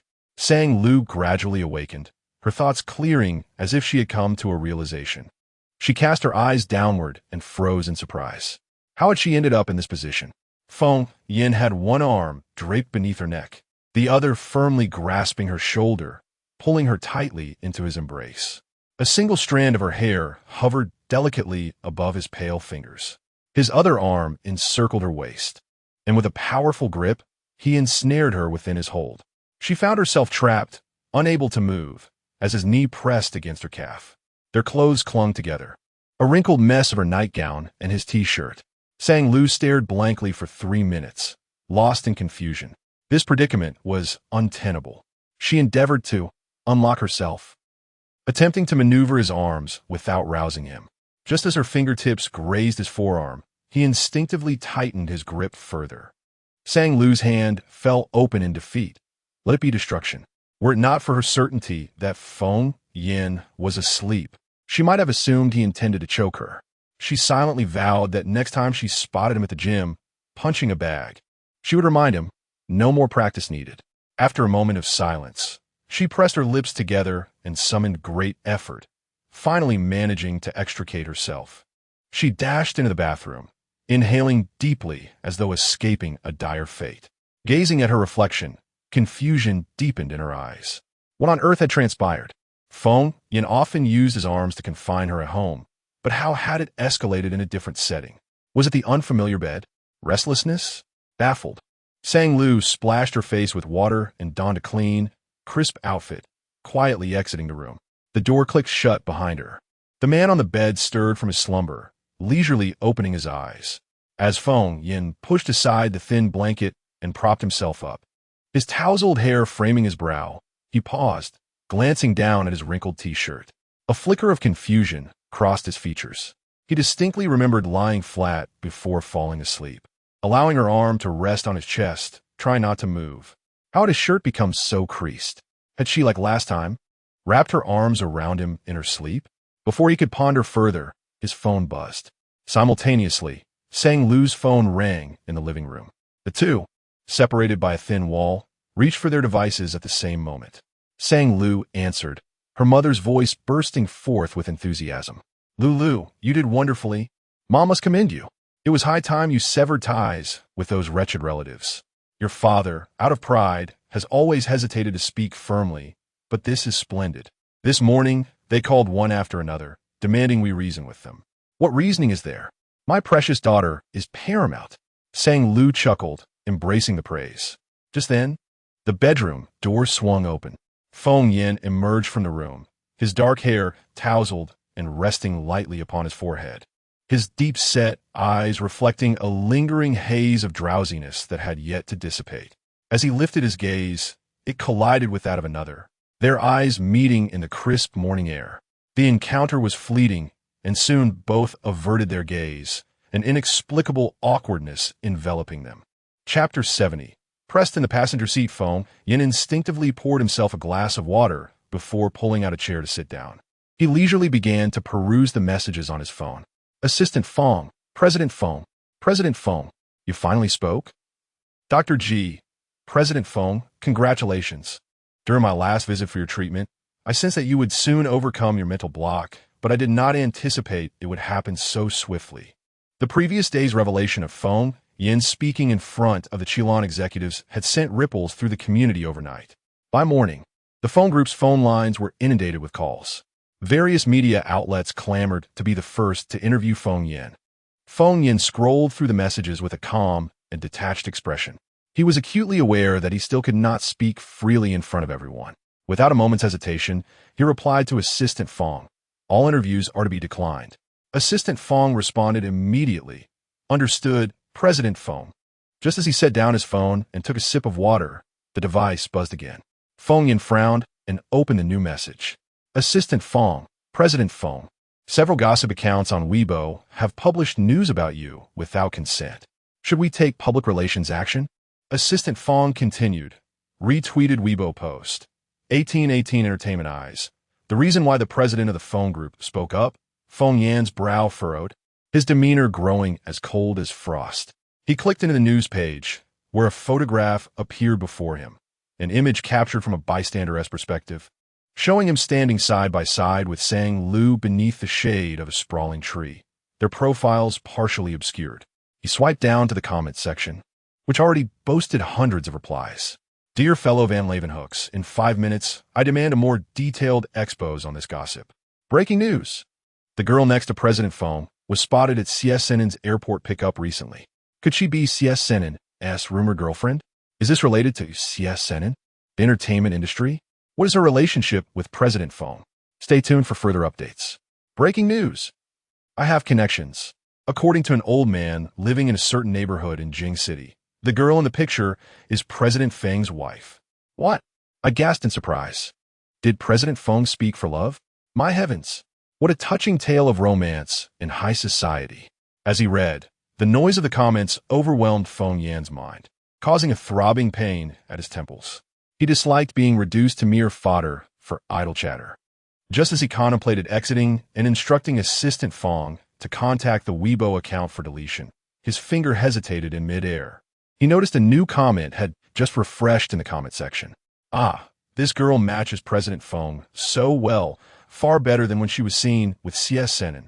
The tree-lined path, as dusk settled, creates such an atmosphere. I shipped them so hard, note. Not to downplay, just a slight dig from CS Senen's fans. In mere seconds, this comment received a flurry of likes, with many users from rival fanbases eagerly joining in, regardless of the truth, simply for the sake of engagement.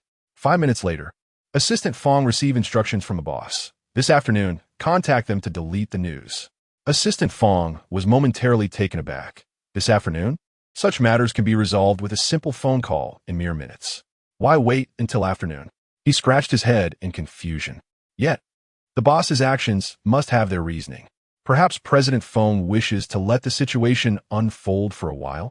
After all, a A touch of entertaining news could be beneficial for the group's stock prices. Assistant Fong's gaze suddenly solidified with determination as he nodded. Indeed, another day learning from President Fong. The pursuit of knowledge is boundless.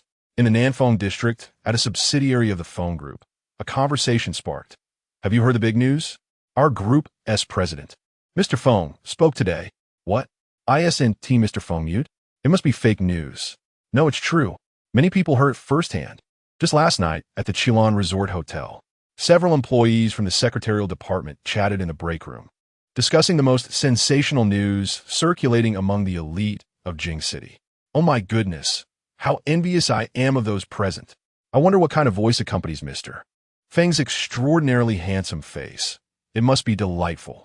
The one who should be envied is Mr. Feng's wife. There are rumors online that Mr. Feng spoke because of his mysterious wife. Why would a Mary Sue plot come to life? I'm just a humble dog. But I love it the employees' eyes sparkled with excitement. Suddenly, the sound of high heels echoed at the break room entrance. A woman entered, causing their chatter to dwindle.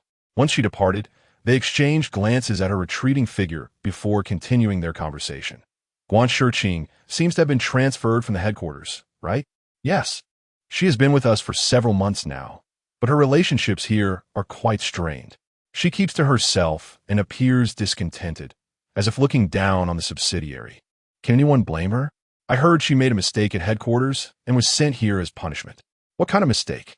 Rumors are unclear, but it seems she attempted to get close to Mr. Fong and was discovered, leading to her expulsion from headquarters. A colleague chuckled. She certainly has bold aspirations. Indeed, next week, Mr. Fong is coming to Nanfeng District for a meeting. I wonder if she will try to get close to him again. Who knows? Listening to the increasingly distant murmurs, Guan Shiqing bit her lip tightly, her complexion shifting from red to pale. She had seen the fervent news circulating that morning. She could hardly fathom that just a few months after leaving headquarters, Mr. Fong had spoken. Her expression hardened. If only she had remained at the headquarters. If only she had the chance to converse with Mr. Fong. Would everything be different? Right? Mr. Fong is coming here for a meeting next week? Could it be? Unbidden, the long-suppressed hopes within Guan Shiqing began to resurface, thread by thread. Sang Lu originally intended to stay in Chilan for 2 days, but upon finalizing the filming location, she opted to return earlier. On the way back, Feng Yin was at the wheel. As Sang Lu settled into the car, she stole a glance at the man beside her, who emanated a refreshing aura. Suddenly, the memory of him gripping her neck that morning resurfaced, and a flicker of melancholy arose in her eyes. Should she confront him directly? Would it be appropriate? Perhaps not. He was a fitness enthusiast with considerable strength. What if he truly harmed her next time? While she was lost in her thoughts, Feng Yin turned his head towards her. Sang Lu, catching his gaze, feigned nonchalance as she adjusted the strap of her small shoulder bag, lifting her hand to fasten her seatbelt.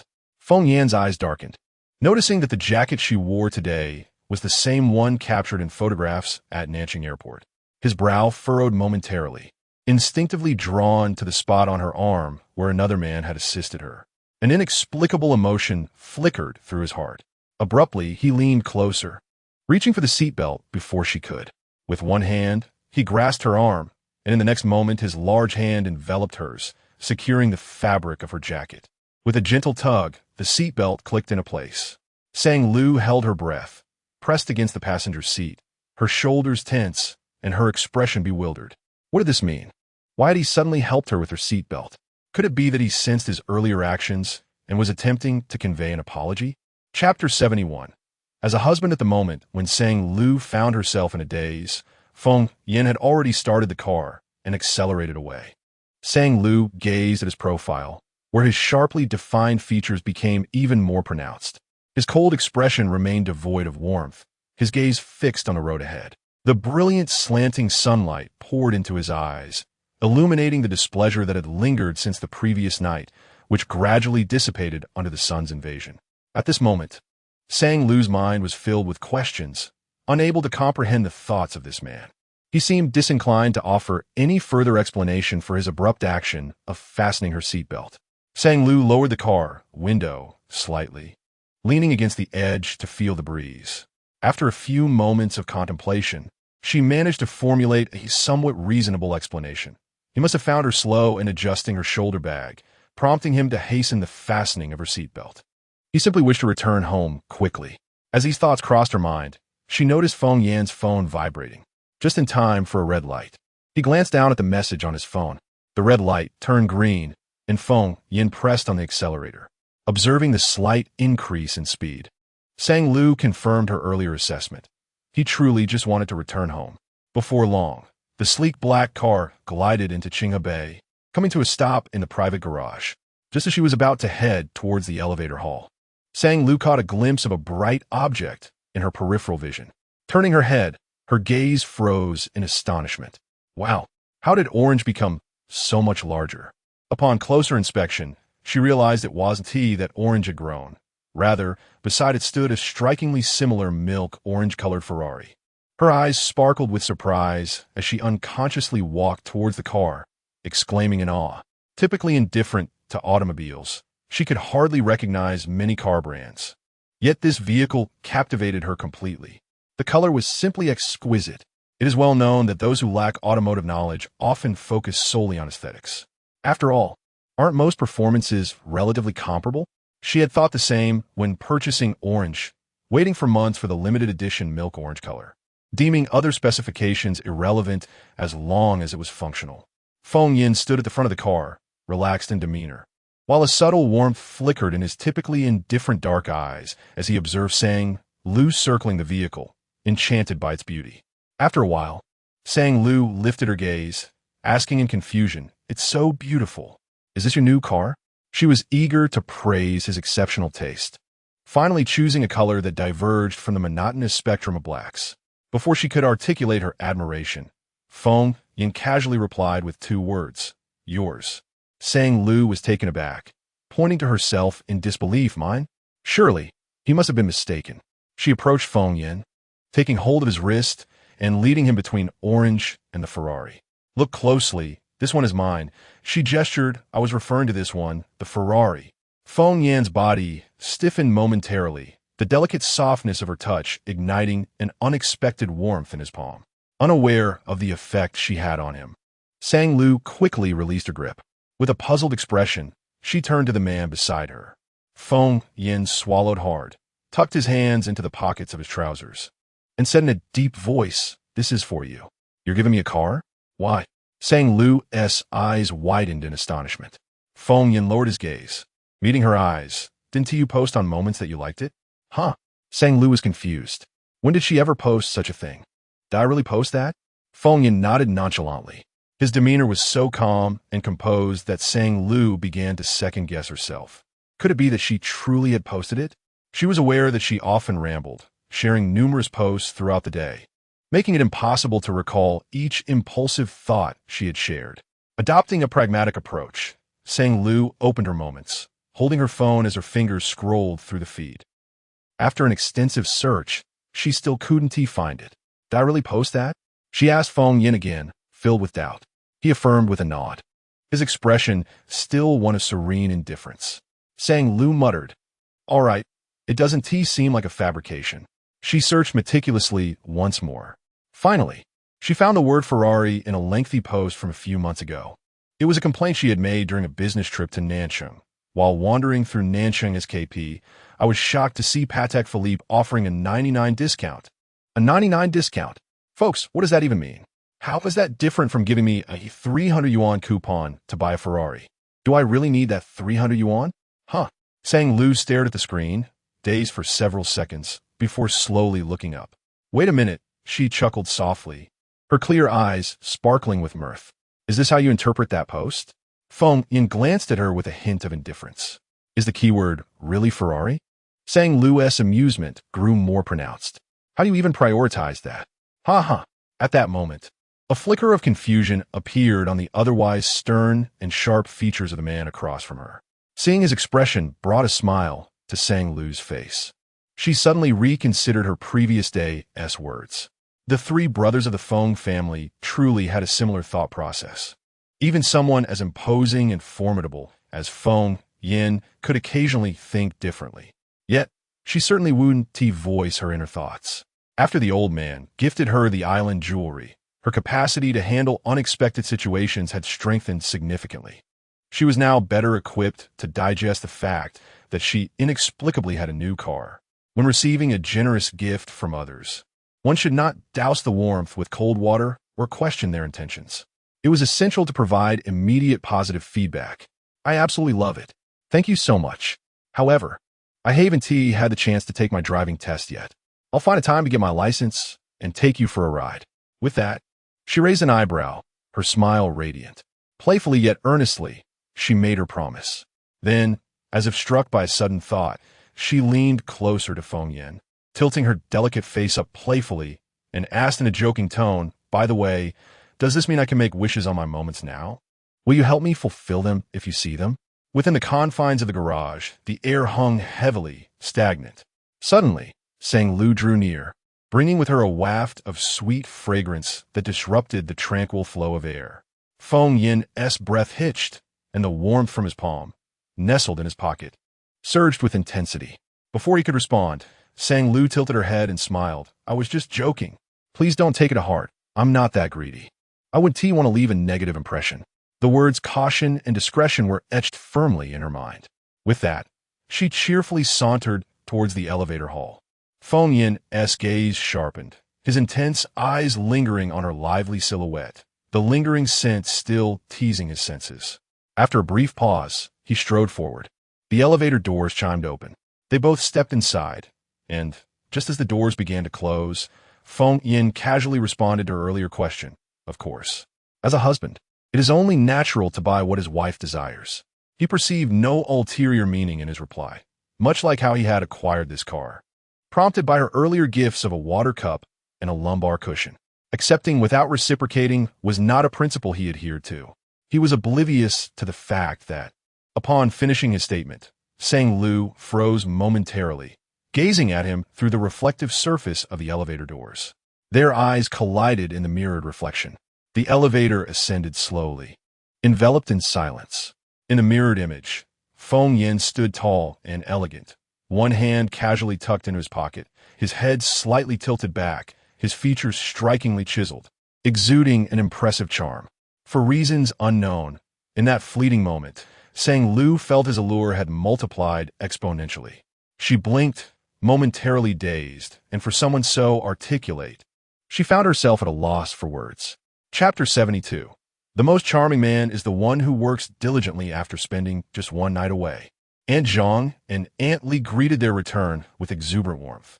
Upon hearing the sound at the entrance, Aunt Zhang hurriedly stepped forward to take the canvas bag from Sang Lu's hands, offering her a warm towel to wipe her hands.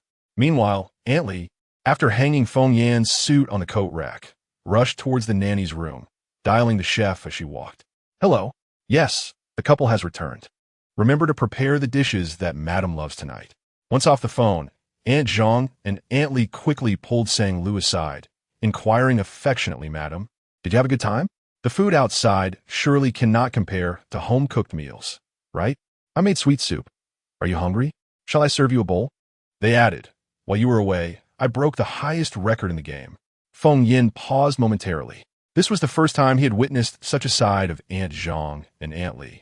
Having worked at the Feng household for over a decade, they now seemed to share a bond with Sang Lu that spanned many years. Despite the mundane and trivial conversation, it infused the cold house with an unfamiliar warmth. After dinner, Feng Yin retreated to his study to attend to work, the door ajar. The sounds of the television permeated into the room. He found himself less resistant to the cacophony than before, having developed the ability to work amidst the background noise from shows like Wulin Weizwen or Love Apartment, diligently sifting through endless documents without distraction. Glancing up, he saw Sang Lu nestled comfortably on the sofa, a cushion in her embrace, absorbed in the television, occasionally letting out soft, carefree laughter. He redirected his gaze to the computer, immersing himself once more in the seemingly endless tasks at hand. After a long while, he noticed the sound around him had diminished. Lifting his eyes, he saw Sang Lu had drifted off to sleep on the sofa, clutching the cushion more tightly as she curled up. Feng Yan's gaze flickered. He remained silent for several moments, seemingly letting out a barely perceptible sigh before pushing back his chair and stepping out of the study. The tall figure of the man stood beside the sofa, his silhouette casting a shadow over Sang Lu's peaceful face, the overhead light obscured. Her complexion was pale and luminescent, tinged with a delicate blush, her eyelashes fluttering gently with each breath, and her lips appeared soft and pink. With her long hair cascading in gentle curls over her neck, her collarbone was elegantly defined, the neckline of her clothing falling loosely, hinting at her silhouette. Feng Yan's gaze sharpened, then he deliberately averted it, turning to enter the bedroom. When he emerged, he held a blanket in his hands. Half an hour later, Sang Lu was awakened by the notifications from WeChat. Blinking sleepily, she noticed the blanket draped over her. Aunt Zhang happened to pass through the living room with freshly laundered clothes, intending to put them away in the closet. Suddenly, she was called to a halt by a voice. "Aunt Zhang, thank you." Sang Lu smiled at her. Aunt Zhang responded with a puzzled expression. Before Aunt Zhang could inquire about what to thank her for, Sang Lu had already stretched her limbs and sat up, cradling her phone to check her messages. In the group D chat, unread messages piled up to over 99. Sang Lu scrolled upward, skimming through the discussions ignited by a voice message from Yu Xiaoke. She tapped on the voice clip, and Yu Xiaoke's excited voice resonated. "Today, while I was at the C studio looking for someone, I happened to run into Siesinan recording a show. I stood there watching for a while, and my goodness, he is truly remarkable. He is so witty, able to respond to every word the guests say, never letting the conversation falter. The most impressive part was when the props team encountered a minor issue. He stepped in expertly, delivering clever quips that had the audience in stitches. What an extraordinary man. His ability to think on his feet is astonishing." Another colleague responded with a voice note. "Indeed, Siesinan is a multifaceted talent. Not only is he an excellent host, but he excels in everything else too. Last time, when he and Sang Lu shared insights together, his logical reasoning was clear and his explanations were accessible. Sang Lu performed splendidly as well, standing shoulder to shoulder with a professional host, not at all inferior." Initially, Sang Lu intended to listen to just a couple of messages before stopping, but she was suddenly taken aback to hear herself praised. A smile crept onto her lips as she eagerly continued to tap on the subsequent voice notes. Where could one find such a handsome and diligent man? The most captivating aspect of a man is his dedication to work. Who understands this? After hearing those two messages, Sang Lu instinctively lifted her gaze toward the study. Sure enough, the workaholic Feng Yin was still engrossed in his tasks. When her colleague mentioned the allure of a man dedicated to his work, she wholeheartedly agreed. Yet, when it came to finding a handsome and hardworking man, Sang Lu could easily spot one right before her eyes. From her school days to her tenure at the television station, Feng Yin was the epitome of those two descriptions among all the men she had encountered. In 25 years, she had only met such a rarity. With that thought, Sang Lu pressed the voice button on her screen, diving into the conversation. Indeed, such men are hard to come by. Saying they're one in a million is not an exaggeration. Her melodious and bright voice resonated steadily in the ears of the man in the study. The sound from her phone had also reached him. His hand paused momentarily over the mouse, and a fleeting shadow of darkness passed through his otherwise pitch-black eyes. As soon as Sang Lu's words were sent, she promptly received a response from her colleagues. Right? Lulu thinks so too. Lulu has traveled on business with Siesinan and knows how professional he is. She has the most authority to speak on this. Huh? She hadn't been praising Siesinan. She was merely responding to the discussion. Well, there was no need to elaborate further. She never considered herself the person to dampen the mood in conversations. She continued to engage in the topic. The conversation flowed seamlessly, and before long, they shifted to discussing a recent comedy show launched by a rival network. Everyone began playfully exchanging lines in the chat. Sang Lu joined in the fun. Just as she was merrily typing away, a figure passed by her. Feng Yin emerged from a study and made his way into the gym. A few minutes later, the muffled sound of the sandbag being struck resonated through the air, causing a shiver to run down Sang Lu's spine. Previously, she had resolved that upon witnessing Feng Yin practicing on the sandbag, she would remind him to cease his training. Yet, as the rhythmic thuds echoed clearly, her resolve wavered. She hesitated, caught in a web of indecision, ultimately refraining from knocking on the door. Perhaps it was best to let him indulge in his passion without dousing his enthusiasm with cold water. After all, one should strive to be a bearer of positive energy, supporting the pursuits of others.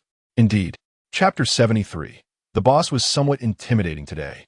The next day, upon returning to the station, Sang Lu distributed a VIP card for the Qilin Resort to each member of Team D. I gasped. Xiao Duan exclaimed in surprise, her tone transformed.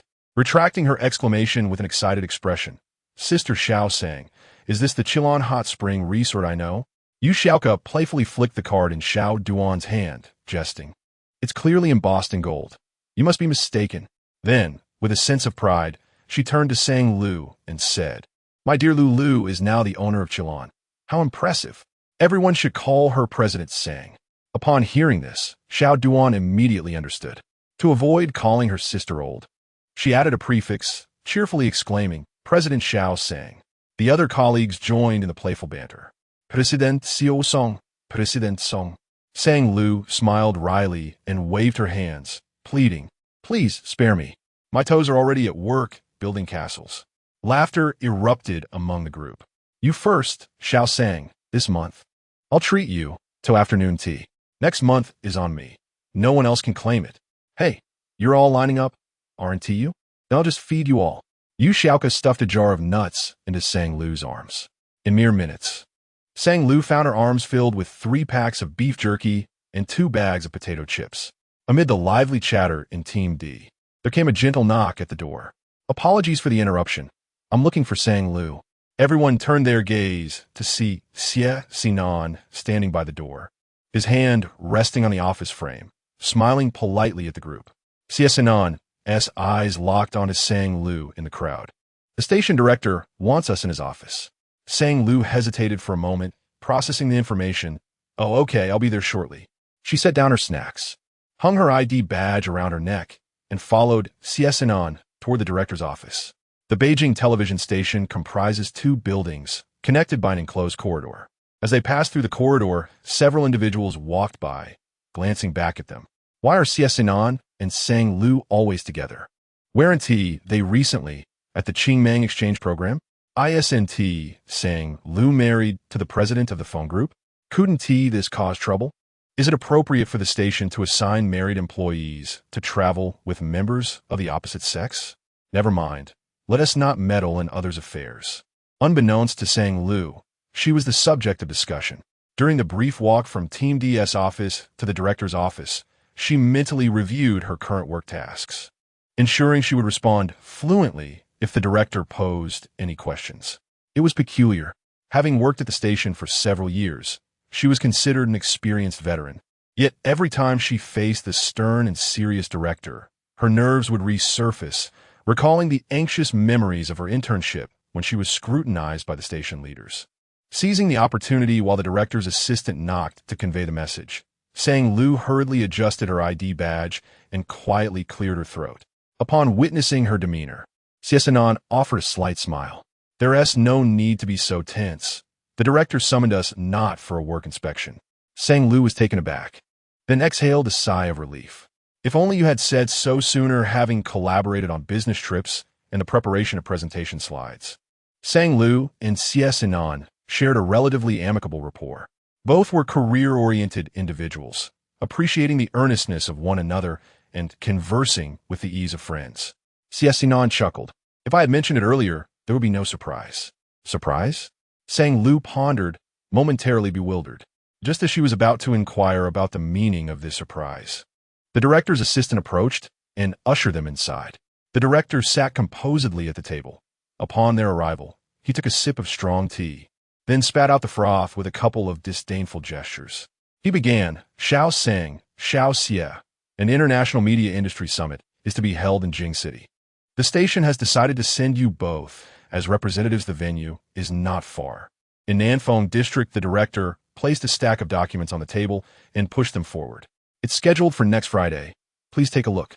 Xie Sinan received the documents, sharing them with Sang Lu as they exchanged glances. The director took another sip of tea and continued. The Media Summit ISNT, particularly related to our television station.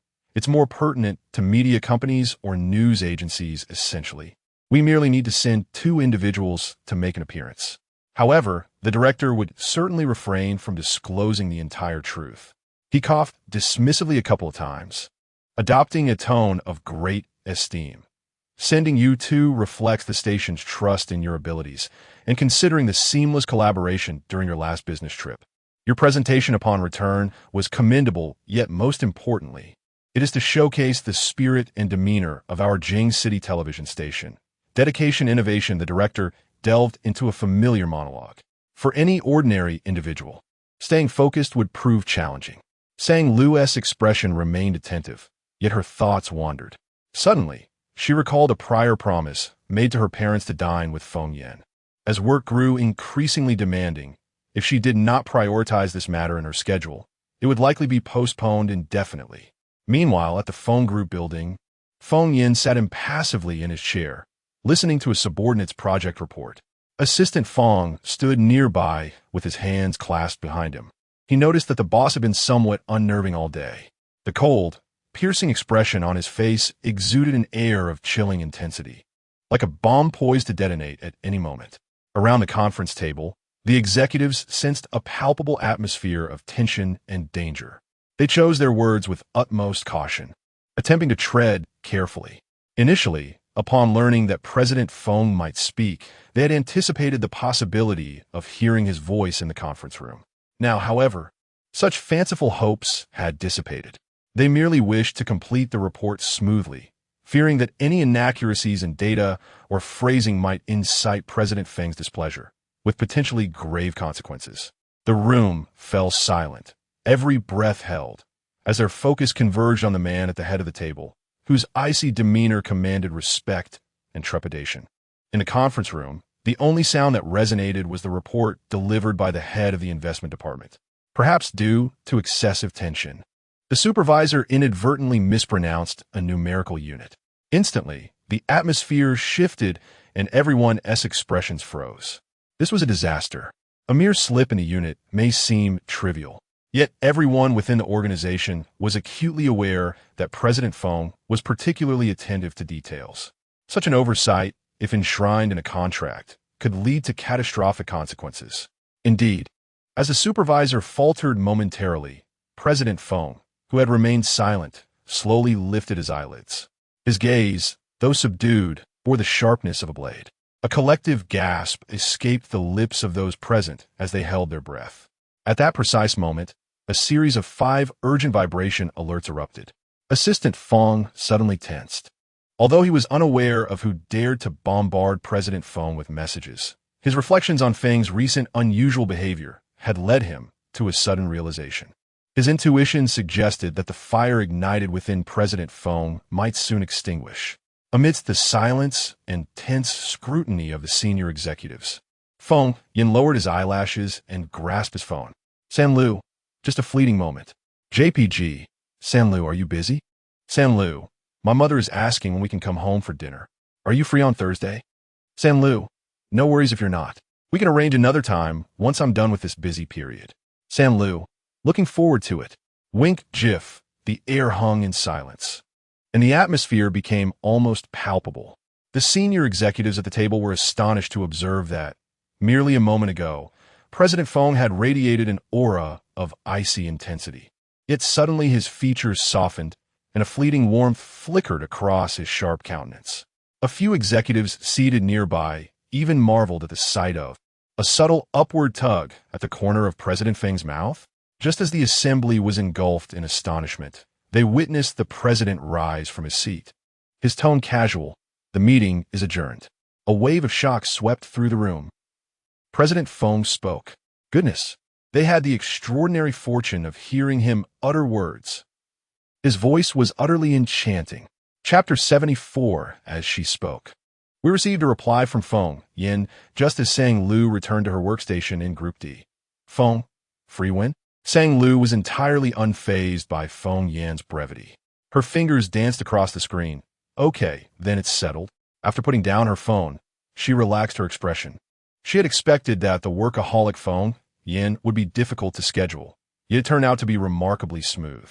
Sang Lu felt that her recent luck had taken a slight turn for the better, everything seeming to flow effortlessly.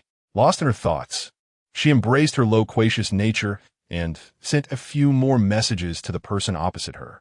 Sang Lu, seal applauding. JPG, Sang Lu, then I'll inform my mother. We'll be home punctually on Thursday. On the other side of the screen, Feng Yin stared at a recurring phrase in the dialogue box. His stern face momentarily lost in contemplation. A peculiar light flickered in the depths of his dark, tranquil eyes. She said, not just once. After a prolonged silence, the quiet man moved to the floor-to-ceiling window, gazing outside. Towering buildings formed a dense skyline, with distant residential blocks glowing with sporadic warm yellow lights, resembling flickering candle flames. The glass reflection revealed his tall, slender silhouette. The warm yellow glimmers danced, casting reflections into his pitch-black pupils. After a long pause, he picked up his phone once more, fixating on a particular word on the screen, examining it repeatedly. Just then, a new message suddenly popped up from above. Phone by, Big Brother. I have something I'd like to consult Big Sister about. Could you provide me with her phone number? In recent days, Sang Lu had been shuttling back and forth between the television station and various venues. Her only spare moments came when the crew was rearranging props, allowing her a brief respite to scroll through her phone and surf the internet. During those scarce moments of leisure, she stumbled upon an entertainment news article regarding Phone Bai. The headline was exceedingly sensational. The stunningly handsome youth shocks the world, awaiting stardom. Phone Bai. Sang Lu, has the sun risen from the north? This obscure artist with a mere 36 fans has made it to the news? Curiosity piqued. She clicked to read more. At first glance, she almost failed to recognize him. In the news photograph, Phone Bai had dyed his gray-blue hair back to black, and he was not wearing his signature headphones. Passing by the entrance of a film academy, with his hands tucked into the pockets of his jacket, he appeared clean and fresh, exuding an air of youthful charm. A passerby mistook him for a student of the academy, posting the photo on social media. After a surge in comments, someone finally recognized him. Wasn't he the obscure rapper known for his dark-themed performances?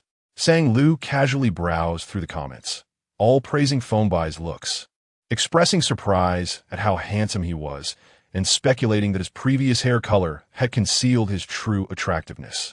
When she clicked on a Phone Bai's Weibo profile, she was taken aback. His follower count had surged to 200,000 and was still climbing. Sang Lu felt perplexed. She recalled that in that prescient dream, Phone Bai had never achieved fame, having withdrawn from the entertainment industry after suffering hearing damage due to an injury inflicted by Feng Yi, opting instead to focus on competing with him. With this thought, Sang Lu's gaze momentarily faltered.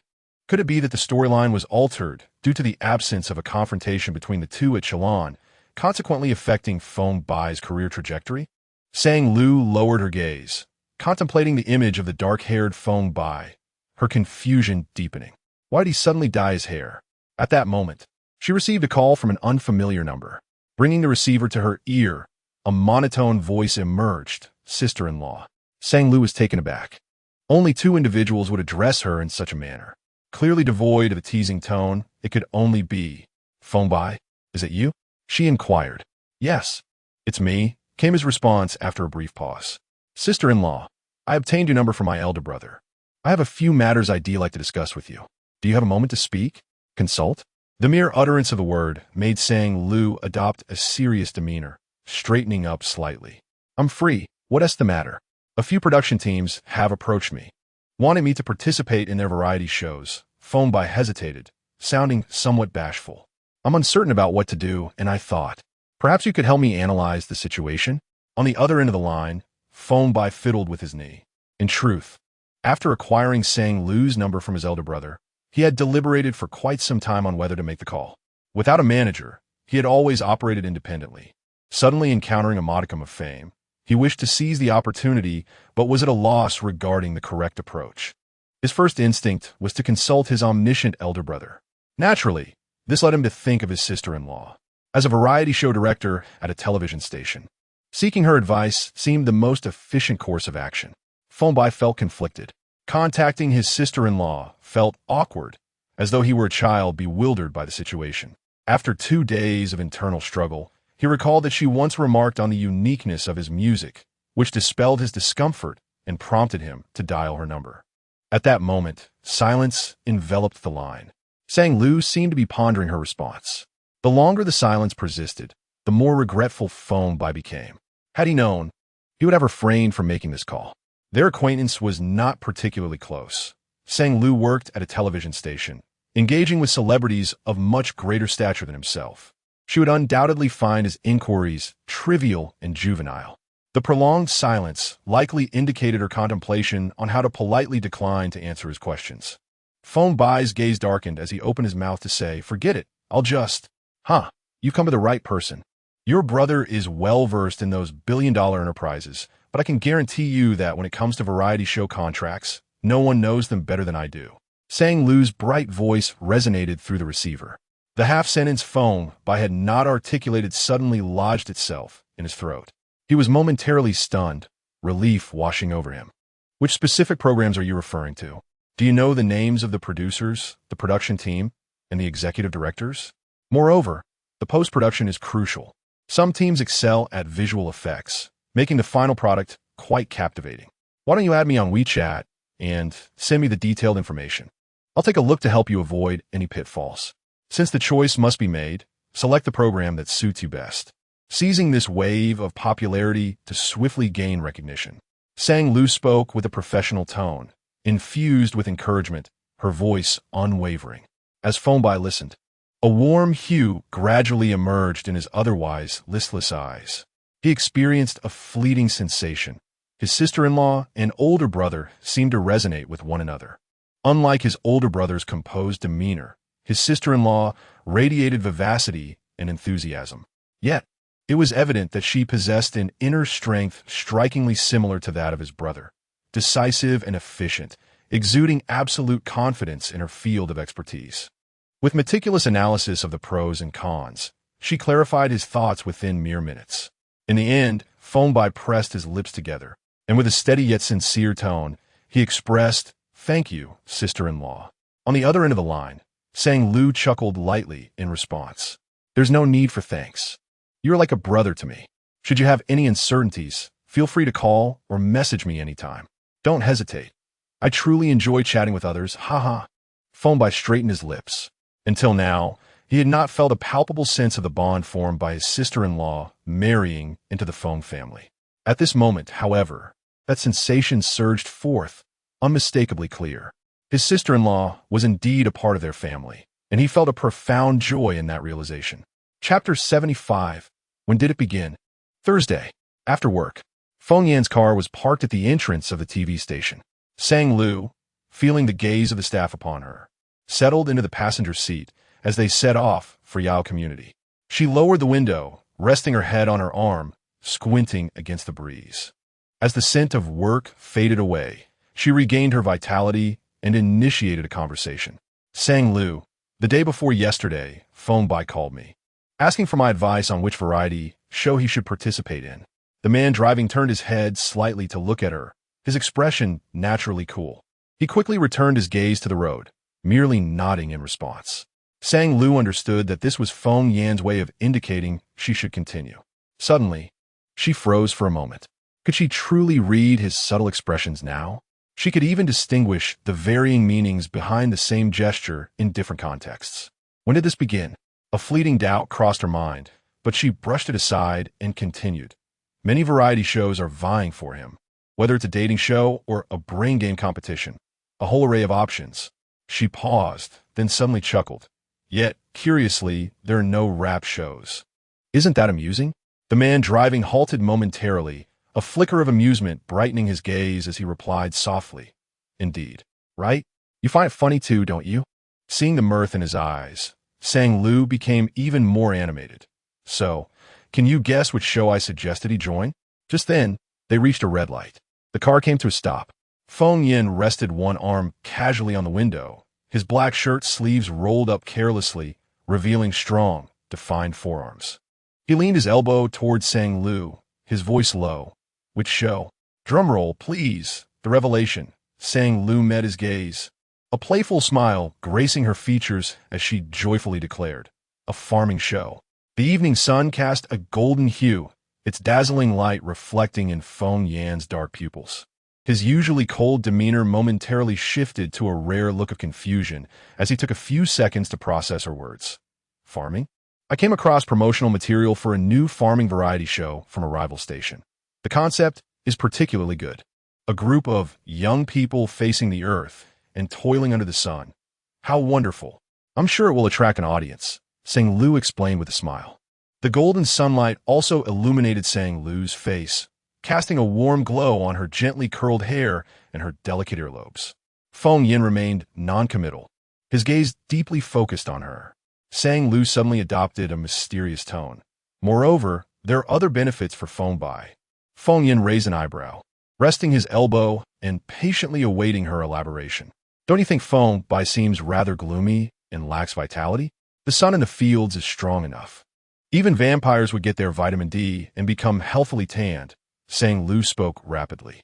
As her words trailed off, Feng Yin averted his gaze, a soft chuckle escaping his lips, his brow relaxing into a handsome smile. The red light turned green. Feng Yin gently pressed the accelerator, and the car moved forward, the urban scenery outside the window receding in reverse. He rested one hand on the steering wheel, a hint of amusement lingering in his tone as he replied softly, "That's an excellent suggestion." It was a languorous spring evening, with the sun casting a gentle slant of light, while the mild breeze carried the fragrant scent of foliage into the car. The atmosphere was relaxed. Sang Lu observed that whenever they found themselves in their own little space, Feng Yin spoke more frequently and with increasing ease, his demeanor devoid of any discomfort. With this thought, Sang Lu wished to prolong the conversation. On one hand, she hoped he would articulate more, becoming more accustomed to the act of speaking. On the other hand, she harbored a selfish desire to hear his voice, which was deeply magnetic and resonant. Even his soft laughter was enchanting. "By the way, how did Feng Bai end up dyeing his hair black?" she suddenly inquired. Feng Yin gazed ahead, his voice indifferent. "I suggested it. It was bothersome." Sang Lu was momentarily taken aback. Then she chuckled softly, realizing the reason. It made sense that the somewhat juvenile Feng Bai would willingly alter his flamboyant hairstyle if there were compelling reasons behind it. It turned out that this influence was Feng Yin. The mystery was solved. It was no surprise, then, from Feng Yan's seemingly nonchalant response. Sang Lu gleaned a wealth of additional information. She surmised that upon returning from Qilin, Feng Yin must have privately communicated with those two resentful brothers. Although she was unaware of the specifics of their conversation, it was evident that Feng Yin had issued them some form of stern ultimatum. Sang Lu imagined it would likely involve admonitions against physical altercations between brothers, or perhaps a warning that any future transgressions would not be treated lightly, such remarks fitting Feng Yan's composed yet menacing style. Thus, Feng Bai had suddenly redirected his focus towards his career. He had also been quietly subdued, refraining from causing any disturbances. Sang Lu grew increasingly convinced that regardless of the tumultuous relationship between Feng Yi and Feng Bai, as long as Feng Yin was present, they would not be able to stir up significant trouble. Just as she was mulling this over, a sudden tightness gripped her heart, her expression freezing. A fleeting thought, which had briefly crossed her mind before, resurfaced unbidden. Where was Feng Yin during the original narrative when the two brothers were embroiled in a fierce dispute over shares and inheritance? A wave of fear surged within her. Could it be that Feng Yin had encountered some unforeseen incident that rendered him unable to keep them in check? Her mind was awash with tumultuous thoughts. A black Rolls-Royce glided into the Lu residential complex, coming to a halt beneath the second unit. After disembarking, Feng Yin retrieved something from the trunk, while Sang Lu remained lost in thought. It wasn't until a voice rang out from a distance that she snapped back to reality. "Ah, Lulu, you're back." The speaker was Aunt Wang, a former colleague of Lin Yuan, who had watched Sang Lu grow up. Upon seeing Sang Lu return, her expression softened with warmth and kindness. From Aunt Wang's perspective, she could see Sang Lu standing by the front of the car. Moments later, a muffled sound of the trunk closing echoed from behind. A tall and handsome man emerged, standing beside Sang Lu, his hands laden with gift boxes. Aunt Wang paused for a moment. Lulu, who is this? Sang Lu replied with poise. Aunt Wang, this is my husband. We're home for dinner today to see my parents. Ah, how delightful it is. Since childhood, Lulu has demonstrated remarkable filial piety, bringing so many gifts for your parents. Aunt Wang's gaze, filled with warmth, lingered upon the various gift boxes held in Feng Yan's hands, each clearly of considerable value. After exchanging pleasantries with Aunt Wang, Lulu remained unaware that beside her, Feng Yan's slender fingers tightened their grip on the gift boxes, his expression momentarily pausing, as if lost in thought upon hearing her casual remarks. Once their conversation concluded and they bid farewell, Lulu found herself deep in contemplation. She pondered that since she had returned to visit her parents, it would be prudent to present a more harmonious front with Feng Yan, ensuring her parents' peace of mind. After all, her mother had recently called, expressing concern over whether Feng Yan was treating her well. As Feng Yan strode forward, intending to enter the building, he was suddenly enveloped by a pair of hands around his arm. In that instant, his body stiffened. He turned his head slightly, finding Lulu smiling up at him, playfully urging, "Shall we go?" The dimly lit stairwell of the old community cast shadows over the man's profile, his gaze partially obscured, while the corners of his lips subtly curved upward. It felt as though something had gently brushed against his heart. Chapter 76. The son-in-law is quite astute, Mom, Dad. We're home, Sang Lu exclaimed joyfully as she pressed the doorbell. Moments later, the door creaked open, releasing the mouth-watering aroma of sweet and sour ribs. Sang Changfeng opened the door, still clad in his cooking apron. Upon seeing his daughter and her towering husband at the entrance, he paused momentarily before breaking into a warm smile. "You're back. Come in." Lin Yuan hurriedly approached upon hearing the commotion. Peeking around the door, she displayed a delighted expression reminiscent of her husband's. "Oh dear, why are you carrying things home? Really, just go sit on the sofa. I'll fetch some fruit for you. I was just washing it." Lin Yuan, ever brisk, dashed off with a cheerful demeanor, eager to prepare the fruit. The man, accustomed to various scenes, took a moment to process the situation. Before he could fully react, he was unceremoniously tugged by Sang Lu, whose long legs swiftly carried her into the unfamiliar space. The Sang residence was a bright 3-bedroom apartment, warm and tidy. The floor was modestly elevated, and from the window, one could see the lush treetops swaying in the breeze. In preparation for their arrival, Lin Yuan had busied herself throughout the day, vacuuming the carpet, changing the water in the fish tank. Early in the morning, she had visited the flower market to purchase a bouquet of blush-pink tulips, artfully arranged in a clear vase with a 5-cent coin resting inside. Feng Yan glanced around, taking in the vibrant essence of domestic life. In one corner of the balcony, potted plants were neatly arranged, while linens hung on a clothesline, basking in the sun and exuding a comforting scent. The warm ambience softened Feng Yan's typically aloof presence, casting a gentle glow upon his black shirt. As Lin Yuan emerged with the freshly washed fruit, she beheld a charming scene. Her daughter perched on the sofa with her legs crossed, leaning back against the cushion, munching on a piece of sweet and sour rib she had pilfered from the kitchen. Beside her, her husband, with an air of distinguished detachment, appeared somewhat constrained on the couch, his long legs slightly ajar, one hand resting on the armrest, creating a stark contrast to her carefree munching. "Sit properly," Lin Yuan playfully scolded Sang Lu, directing her gaze towards her. "Behave yourself." Sang Lu paused in her rib crunching, blinking in confusion. Unable to suppress her inner thoughts, she silently lamented, "Mom, don't you sit like this at home too? Sometimes you even put your feet on Dad's lap. Why are you suddenly scolding me?" Besides, she believed she was sitting quite properly. At the very least, with 100 lives, she would never dare to rest her feet on her husband's lap. Just the thought of such a fantastical image could pierce her mind with Feng Yan's sharp gaze. She halted her imagination immediately, forbidding herself to ponder further. Lin Yuan settled into a nearby armchair, casting a loving glare at Sang Lu as she turned to Feng Yan. "She has been spoiled by her father and me. Yan, I'm sure Lulu's capricious nature must give you quite a headache, right?" Upon hearing this, Feng Yan withdrew his gaze from Sang Lu's bemused face. His brows slightly furrowed, eyes softened, and his tone gentle, he replied, "Not at all." Lin Yuan's eyes brightened, unable to conceal her delight. "Oh, you spoke. You spoke." Although I had long heard from Lulu that Feng Yin could speak, hearing it with my own ears was an entirely different experience. The final stone in my heart finally fell to the ground. Initially, upon learning that my daughter was to marry Feng's son according to their childhood betrothal, Lin Yuan secretly shed tears. No matter how wealthy the Feng family was or how close the relationship between Old Master Feng and Old Master Sang, the fact remained that my daughter was to wed a mute. Now, seeing Feng Yin was no different from any normal person, my heart soared with joy.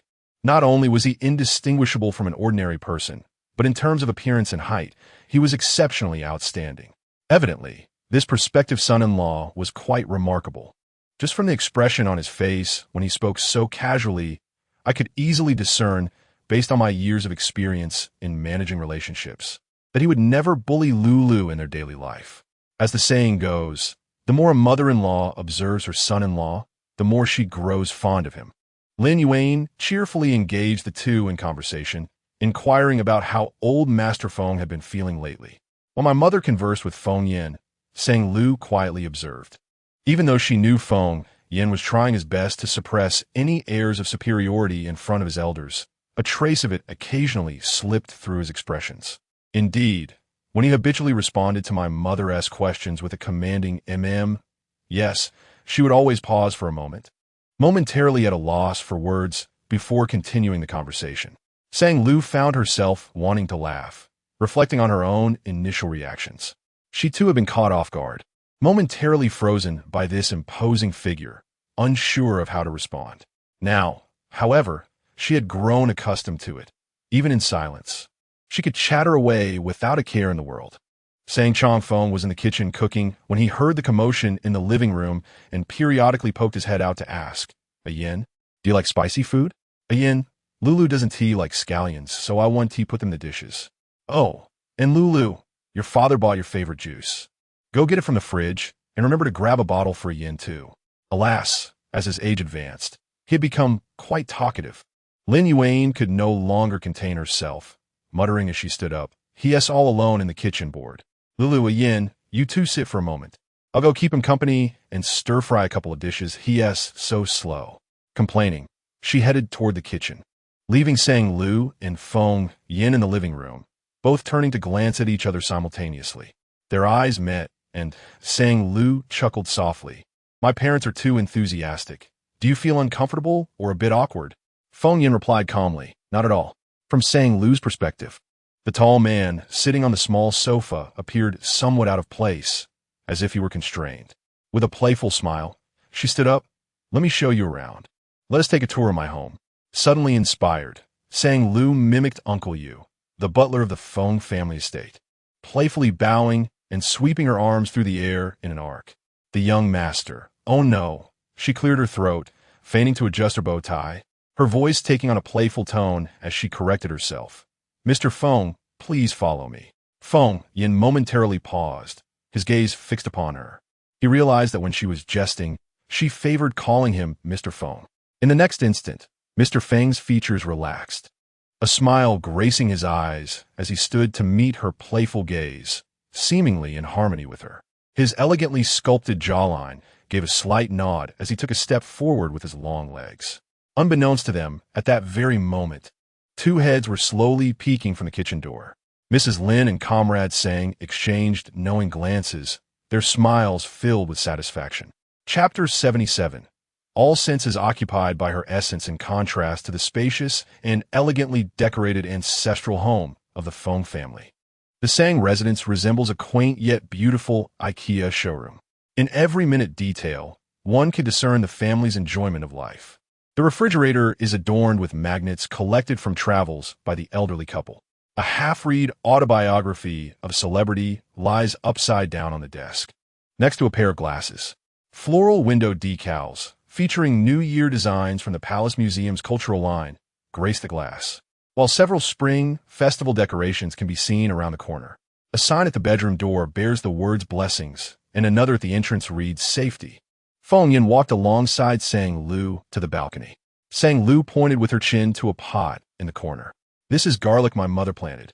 She actually bought daffodil bulbs, but the vendor sent the wrong items, and only upon sprouting did we discover it was garlic.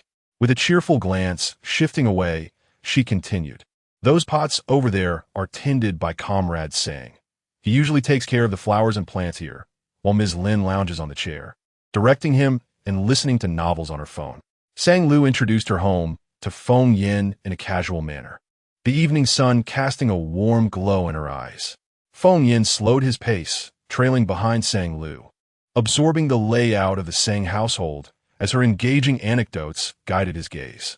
She recounted a time she fell at the study's entrance, wailing for an entire afternoon, and another when, in kindergarten, she colored an entire white wall with crayons. To her surprise, her parents did not scold her, but instead posed in front of the wall, hands raised in a peace sign for a family photo. Sang Lu's words painted a vivid picture of everyday life that Feng Yin could hardly fathom, sketching the traces of her growth within these walls. His gaze fell upon Sang Lu's face, through which he envisioned her as a child. Suddenly, his eyes drifted past her head to a partially ajar door. A blackboard hung on it, inscribed with crooked letters in fluorescent marker, Miss Lu's room. Sang Lu followed his gaze, her lips twitching into an awkward smile. I wrote that when I was little, during a phase where I fancied myself a lady. As Sang Lu sheepishly dug her toes into the ground, Feng Yin stepped into Miss Lu's room. The space was modest, approximately 20 square meters, yet immaculate. Even in the absence of occupants, Lin Yuan maintained a weekly cleaning routine. Feng Yin lifted his gaze, scanning the room with a detached interest. A floral bedspread cascaded softly over the bed, and cushions were piled on the woolen seat of the bay window. The cabinet by the desk was adorned with various stickers, showing signs of wear that suggested they had been accumulated from Sang Lu's childhood through high school. The lower stickers bore names Feng Yin could recognize: Chibi Maruko-chan, Doraemon.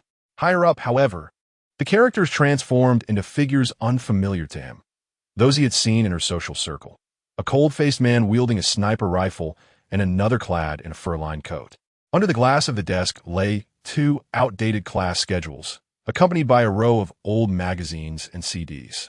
The tall, imposing man stood in the room adorned with youthful charm, resembling an intruder in a private sanctuary. His senses were overtaken by her unique fragrance, and he seemed to perceive a version of her that was markedly different, more vibrant, more alive. The room was awash with vivid colors that illuminated his dark, brooding eyes, transforming them into pools of light.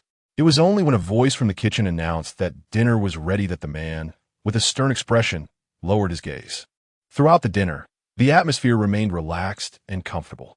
As they settled in, Comrade Sang inexplicably initiated a conversation, engaging his son-in-law in a discussion about recent international affairs, speaking at length without pause. At that moment, Sang Lu struggled to contain her laughter, exchanging a knowing glance with Mrs. Lin, all the while stealing amused looks as she served herself food. Meanwhile, Feng Yin maintained his politeness. Despite his chilly aura, his nods and brief responses were consistently gentle. Gradually, Comrade Sang unexpectedly shifted the conversation, reminiscing about their daughter's childhood. Back when Lulu was in middle school, so many rascals would come to our neighborhood, shouting her name from downstairs. I chased them off with a broom, he recalled with pride. In a moment of spontaneity, he turned to fetch a bottle of white liquor from a nearby cabinet, chuckling, "Humph, how could those boys ever be worthy of our Lulu, right? Come, Ayan, let's have a drink." Sang Lu was momentarily taken aback, instinctively glancing at Feng Yin.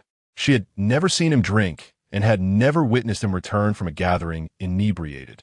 The image of him that she held was one of composed restraint. Naturally, she assumed he abstained from alcohol. Just as she was about to speak, she watched as Feng Yin's icy demeanor softened, as he took the bottle from her father's hand, effortlessly twisted off the cap, and poured drinks for both her father and himself. Sang Lu was astonished. "Well, look at that.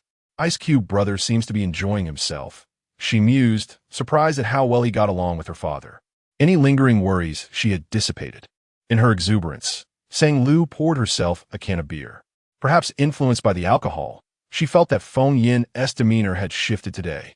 She could intermittently catch glimpses of fleeting warmth in his otherwise cold gaze. The conversation at the table, initially focused on Sang Lu's childhood, gradually transitioned to tales of Comrade Sang and Mrs. Lin in their youth. Your father would come to my house every few days when he was courting me. Lin Yuan recounted with a smile. If something broke, he would fix it. If nothing was broken, he would still fix something. During that time, we replaced 3 light bulbs in a month. That's an exaggeration. Sang Chanfeng interjected with a cough. It was actually 4. Sang Lu chuckled. She had never heard this story before. Perhaps because she was now married, her mother felt comfortable discussing such memories in her presence. Sang Lu tilted her head back to take a sip of beer, eagerly urging, "What else? What else did Dad do?" There was plenty more, repairing pipes, cleaning toilet tanks. And during holidays, he would come early to help with the spring cleaning. Lin Yuan reminisced, listing each task with fondness. Sang Lu's face was adorned with a rosy hue, a delightful reflection of her inebriation. Grateful for her father's industriousness, she mused that without it, her existence might have been a mere figment. Sang Chanfeng brimmed with pride, affirming her sentiment. The elderly couple grew increasingly animated in their conversation, and Sang Lu found herself drinking with greater fervor. Just as she prepared to pop the tab on her 5th can of beer, a broad hand gently intercepted her wrist. Momentarily taken aback, Sang Lu took a few seconds to regain her composure and glanced at the clock on the wall. It was 21:50. Oh dear, how late it had grown. No wonder Feng Yin had reminded her. Time was of the essence. She had worked the following day. Reluctantly, she set aside her beer and exchanged a few more words with her parents before bidding them farewell. As she exited the building, the driver was already waiting by the car door. Upon seeing them approach, he slightly bowed and opened the door. Sang Lu was momentarily astonished, realizing she had not noticed when Feng Yin had summoned the driver. He appeared to have shared in her father's drinking, yet maintained an unflappable demeanor, adeptly managing these minor arrangements. The vehicle glided along the path back to Qinghe Bay, the night enveloping them like a gentle tide, stars twinkling above. Inside the car, silence reigned, each lost in their own thoughts. Sang Lu felt a surge of happiness. She had not anticipated that Feng Yin would blend so seamlessly with her parents. Feng Yin's dark, fathomless eyes slowly turned towards Sang Lu, who was gazing out at the passing scenery. Her earlobes, tinged with a faint blush from the alcohol, contrasted beautifully with her porcelain skin under the night sky. The man swallowed hard and averted his gaze, raising his hand to lower his window slightly, allowing the breeze to tousle his slightly intoxicated thoughts. Before long, they arrived at Qinghe Bay, the Rolls-Royce gliding into the garage. The pair made their way towards the elevator hall. As Feng Yan's gaze inadvertently fell upon something, he abruptly halted. At the end of his line of sight was an orange electric scooter. He stared at the vehicle, lost in contemplation. A sudden and intense thought surged within him. Its tires appeared somewhat worn. It was time for a change. Chapter 78. The dark flames roll as the elevator ascended and the door opened. Sang Lu stepped inside first, oblivious to the man following closely behind, whose expression was contemplative and distant. She settled on the shoe-changing bench, her head bowed as she lifted a silk slipper, her body slightly hunched. The act of lowering her head allowed the remnants of alcohol to surge through her mind. She squeezed her eyes shut, attempting to dispel the inebriation. Upon reopening them, however, she found her head spinning even more. After managing to slip on one slipper, she shifted her legs to change the other. Suddenly, her head swam, and her body swayed outward, losing its balance. In that fleeting moment, her arm instinctively reached out in search of support. Abruptly, her hand grasped something hard. The alcohol dulled her reflexes, and as she slowly raised her gaze, she realized she was tightly gripping Feng Yan's belt buckle. The cold metal felt foreign against her palm. Her thumb inadvertently pressed against the underside of the buckle. His dress pants were wrinkled from the pull, revealing a certain curvature that would not easily go unnoticed. Directly before her eyes, having perused numerous illustrations of handsome men in various genres, including some Riska literature, she considered herself well-versed, yet she found herself taken aback. It was somewhat exaggerated, even more so than in the comics. She hesitated, wishing to avert her gaze from the undeniable sight. But when her eyes shifted upward, it only intensified her focus. The man's black shirt had been inadvertently lifted, exposing his well-defined waist and abdomen. After a brief silence, it dawned on her that while she had been seated, Feng Yin stood, and in her flustered state, her hand had inadvertently tugged at his shirt, loosening a button in the process. A rush of warmth flooded her ears, and a rosy hue crept onto her cheeks. While she was aware of Feng Yan's dedication to fitness, the proximity of such a sight was a powerful sensory shock. The contours of his abdominal muscles were both sleek and robust, firm and distinctly defined. Perhaps it was the alcohol's influence or sheer curiosity. Her body acted before her mind could catch up. Just as her palm withdrew from the metallic buckle, it instinctively reached toward a more inappropriate area. Everything transpired in a heartbeat. Feng Yan's half-shadowed face loomed over her, his tall figure blocking the warm yellow light from the foyer. His piercing gaze suddenly descended upon her. Witnessing Sang Lu beneath his very eyes, tugging at his shirt, gripping his belt, her fingertips hovering precariously, and then she lifted her hand and pinched his waist. Twice. Not too light, yet not too heavy, but enough to cause the usually composed man's eyes to narrow sharply. At that moment, Sang Lu slowly tilted her head back, her slightly intoxicated gaze colliding with Feng Yan's intense stare. They were so close that he could discern the fine hairs on her forehead. Her heart raced violently. As the warmth radiated from the area she had grasped, a heat spread throughout her body, enveloping her in a wave of fervor. Oh no! Sang Lu's thoughts regained clarity as they locked onto his gaze. What on earth am I doing? She questioned, bewildered by her sudden impulse to pinch Feng Yan's abdominal muscles, as if a strand of her very sanity had been inexplicably severed.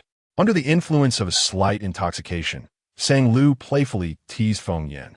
Upon realizing her recent actions, she widened her eyes in disbelief, unable to meet his gaze. Feng Yan's eyes were cast downward, his demeanor suddenly becoming rigid.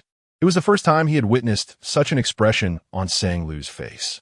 Her ears were flushed crimson, her cheeks resembling ripe peaches, and below them lay the delicate and graceful curve of her neck.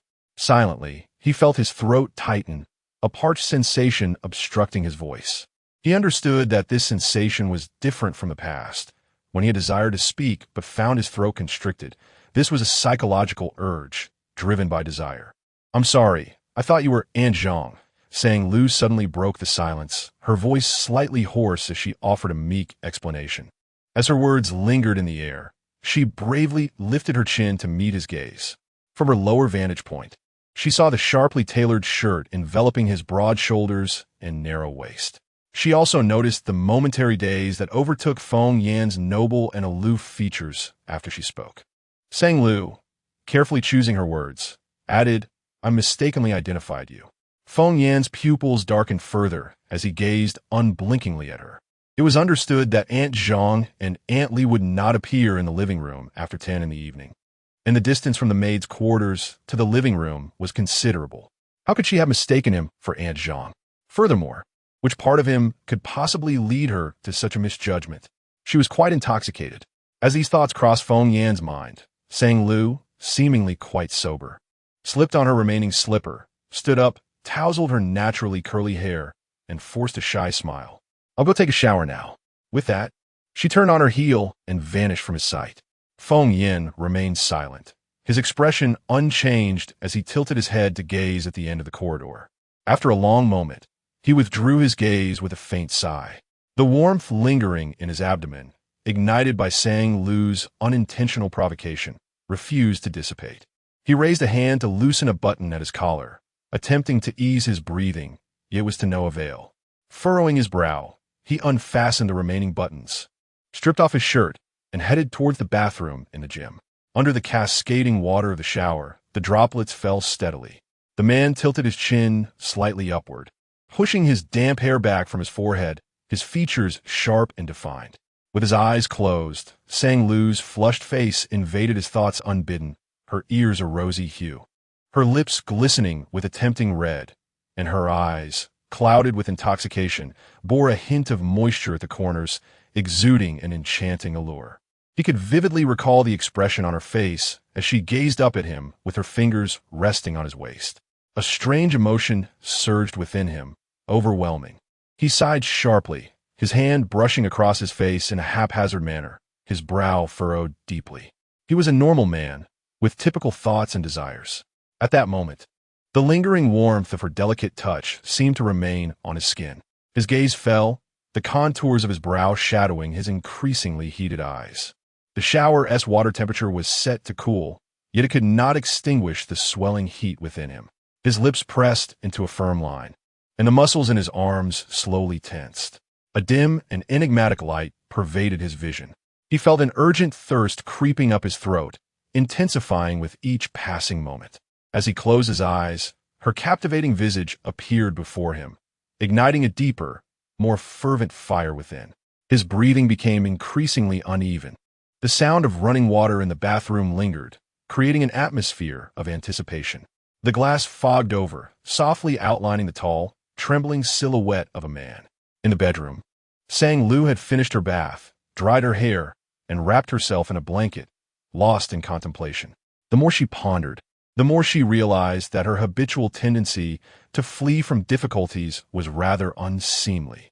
She had intended to take the opportunity before sleep to clarify matters with Feng Yin, intending to candidly explain that her actions were merely the result of intoxication, not a deliberate attempt to tease him. She had no intention of provoking him, nor did she dare to. Yet, as she succumbed to drowsiness, Feng Yin had yet to return to the bedroom. Why was he taking so long in the shower today? Drowsily, Sang Lu closed her eyelids. Time slipped away unnoticed until an arm encircled her from behind. The delicate fragrance of citrus body wash enveloped her senses. In a state between dreams and consciousness, she realized it was Feng Yin. A peculiar thought flashed through her muddled mind. Had he used her body wash? She recalled that his previous choice had featured a faintly bitter scent of fur. The thought barely lingered as she pursed her lips in mild resignation. Once again, Feng Yin had unconsciously embraced her while she slept. She knew that awakening beneath his arm would surely bring discomfort, yet her fatigue weighed heavily upon her eyelids, rendering her too weary to push his hand away. Just then, she became acutely aware that the pressure resting on her waist was different from before, gentle, restrained, encircling her from behind. It did not evoke any sense of discomfort. In her hazy state, Sang Lu surrendered to slumber, drifting into a night filled with sweet dreams. Chapter 79. Do you enjoy this flavor? The following day, Sang Lu awoke, casting aside the awkward scene from the previous night. She stretched languidly, her body feeling surprisingly rejuvenated. As she moved her shoulders and waist, she marveled at the fact that, rather than feeling sore from Feng Yan's weight, she had experienced an exceptionally restful slumber. What could this mean? Could it be that her body had grown stronger through the relentless pressure training she had endured day after day? How delightful! With a mixture of confusion and immense pride, Sang Lu proceeded to wash up and change her attire. Upon exiting her bedroom, she glanced around and happened to meet Aunt Zhang's gaze. "Sir left 10 minutes ago," Aunt Zhang remarked, placing a cup of hot milk on the table. As if anticipating her thoughts, Sang Lu couldn't suppress a silent curse. Overachiever. It was precisely because of individuals like Feng Yin, who, despite his wealth, worked tirelessly, that hard-working souls like her felt compelled to keep up.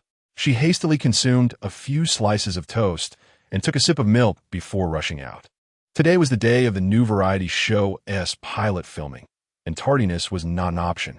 Descending into the garage, she raised her car keys and pressed them a few times, but was met with an unsettling silence. No familiar beeping from her orange car. Just as she contemplated searching through the sea of luxury vehicles for her beloved orange, a sleek black Porsche came to a halt before her. The driver's window rolled down, revealing Feng Yin clad in a deep gray coat, his handsome features exuding an air of cool detachment. Sang Lu's expression conveyed her confusion. Feng Yin spoke in a calm tone.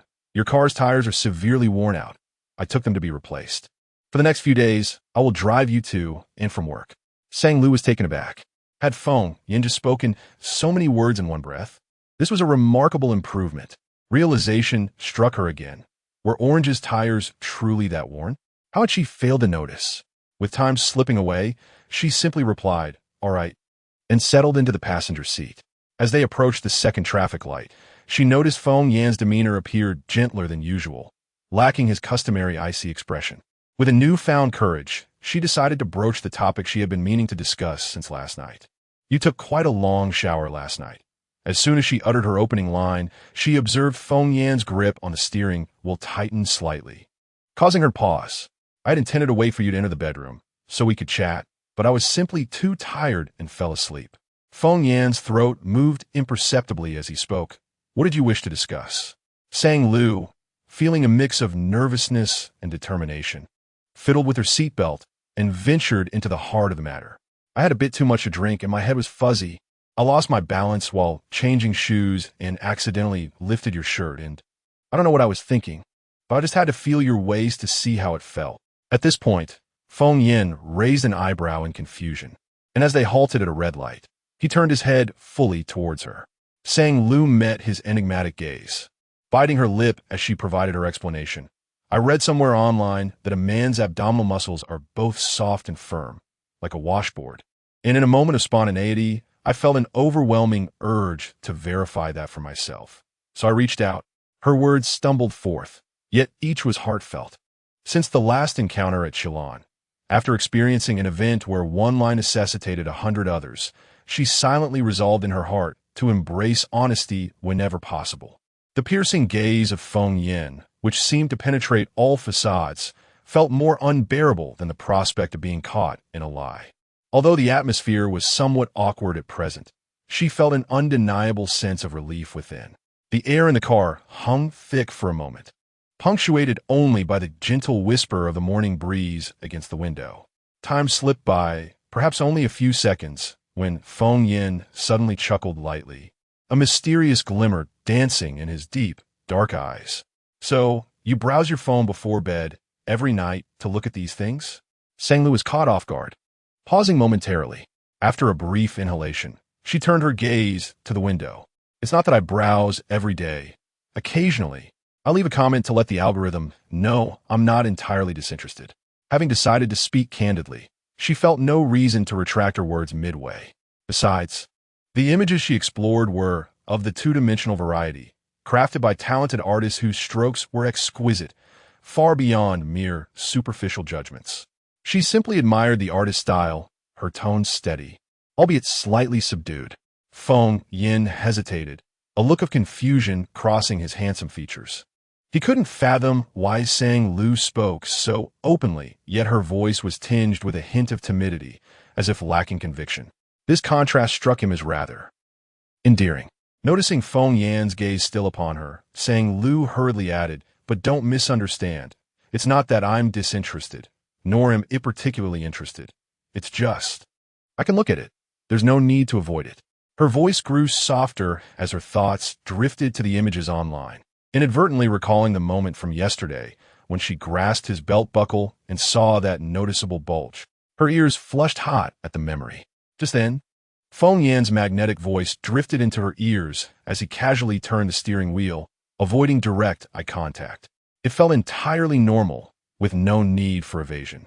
Sang Lu was momentarily taken aback by the strange yet relaxed direction of their conversation. Discussing topics they had never broached before seemed to draw them a little closer together. The sleek black car glided smoothly along the road, crossing an elevated bridge. The morning breeze enveloped them with a unique freshness, invigorating and delightful. Sang Lu squinted her eyes to savor this refreshing scent when suddenly her expression shifted, as if a thought struck her.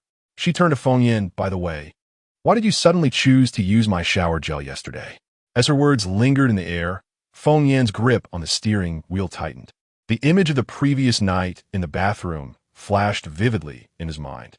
He had thought of her when he casually picked up the bottle of shower gel she had left in the gym, the one imbued with her scent. His breath faltered slightly. "Do you like this fragrance?" Sang Lu seemed to ponder little, innocently inquiring. Feng Yan paused for a few seconds before nodding. "Yes."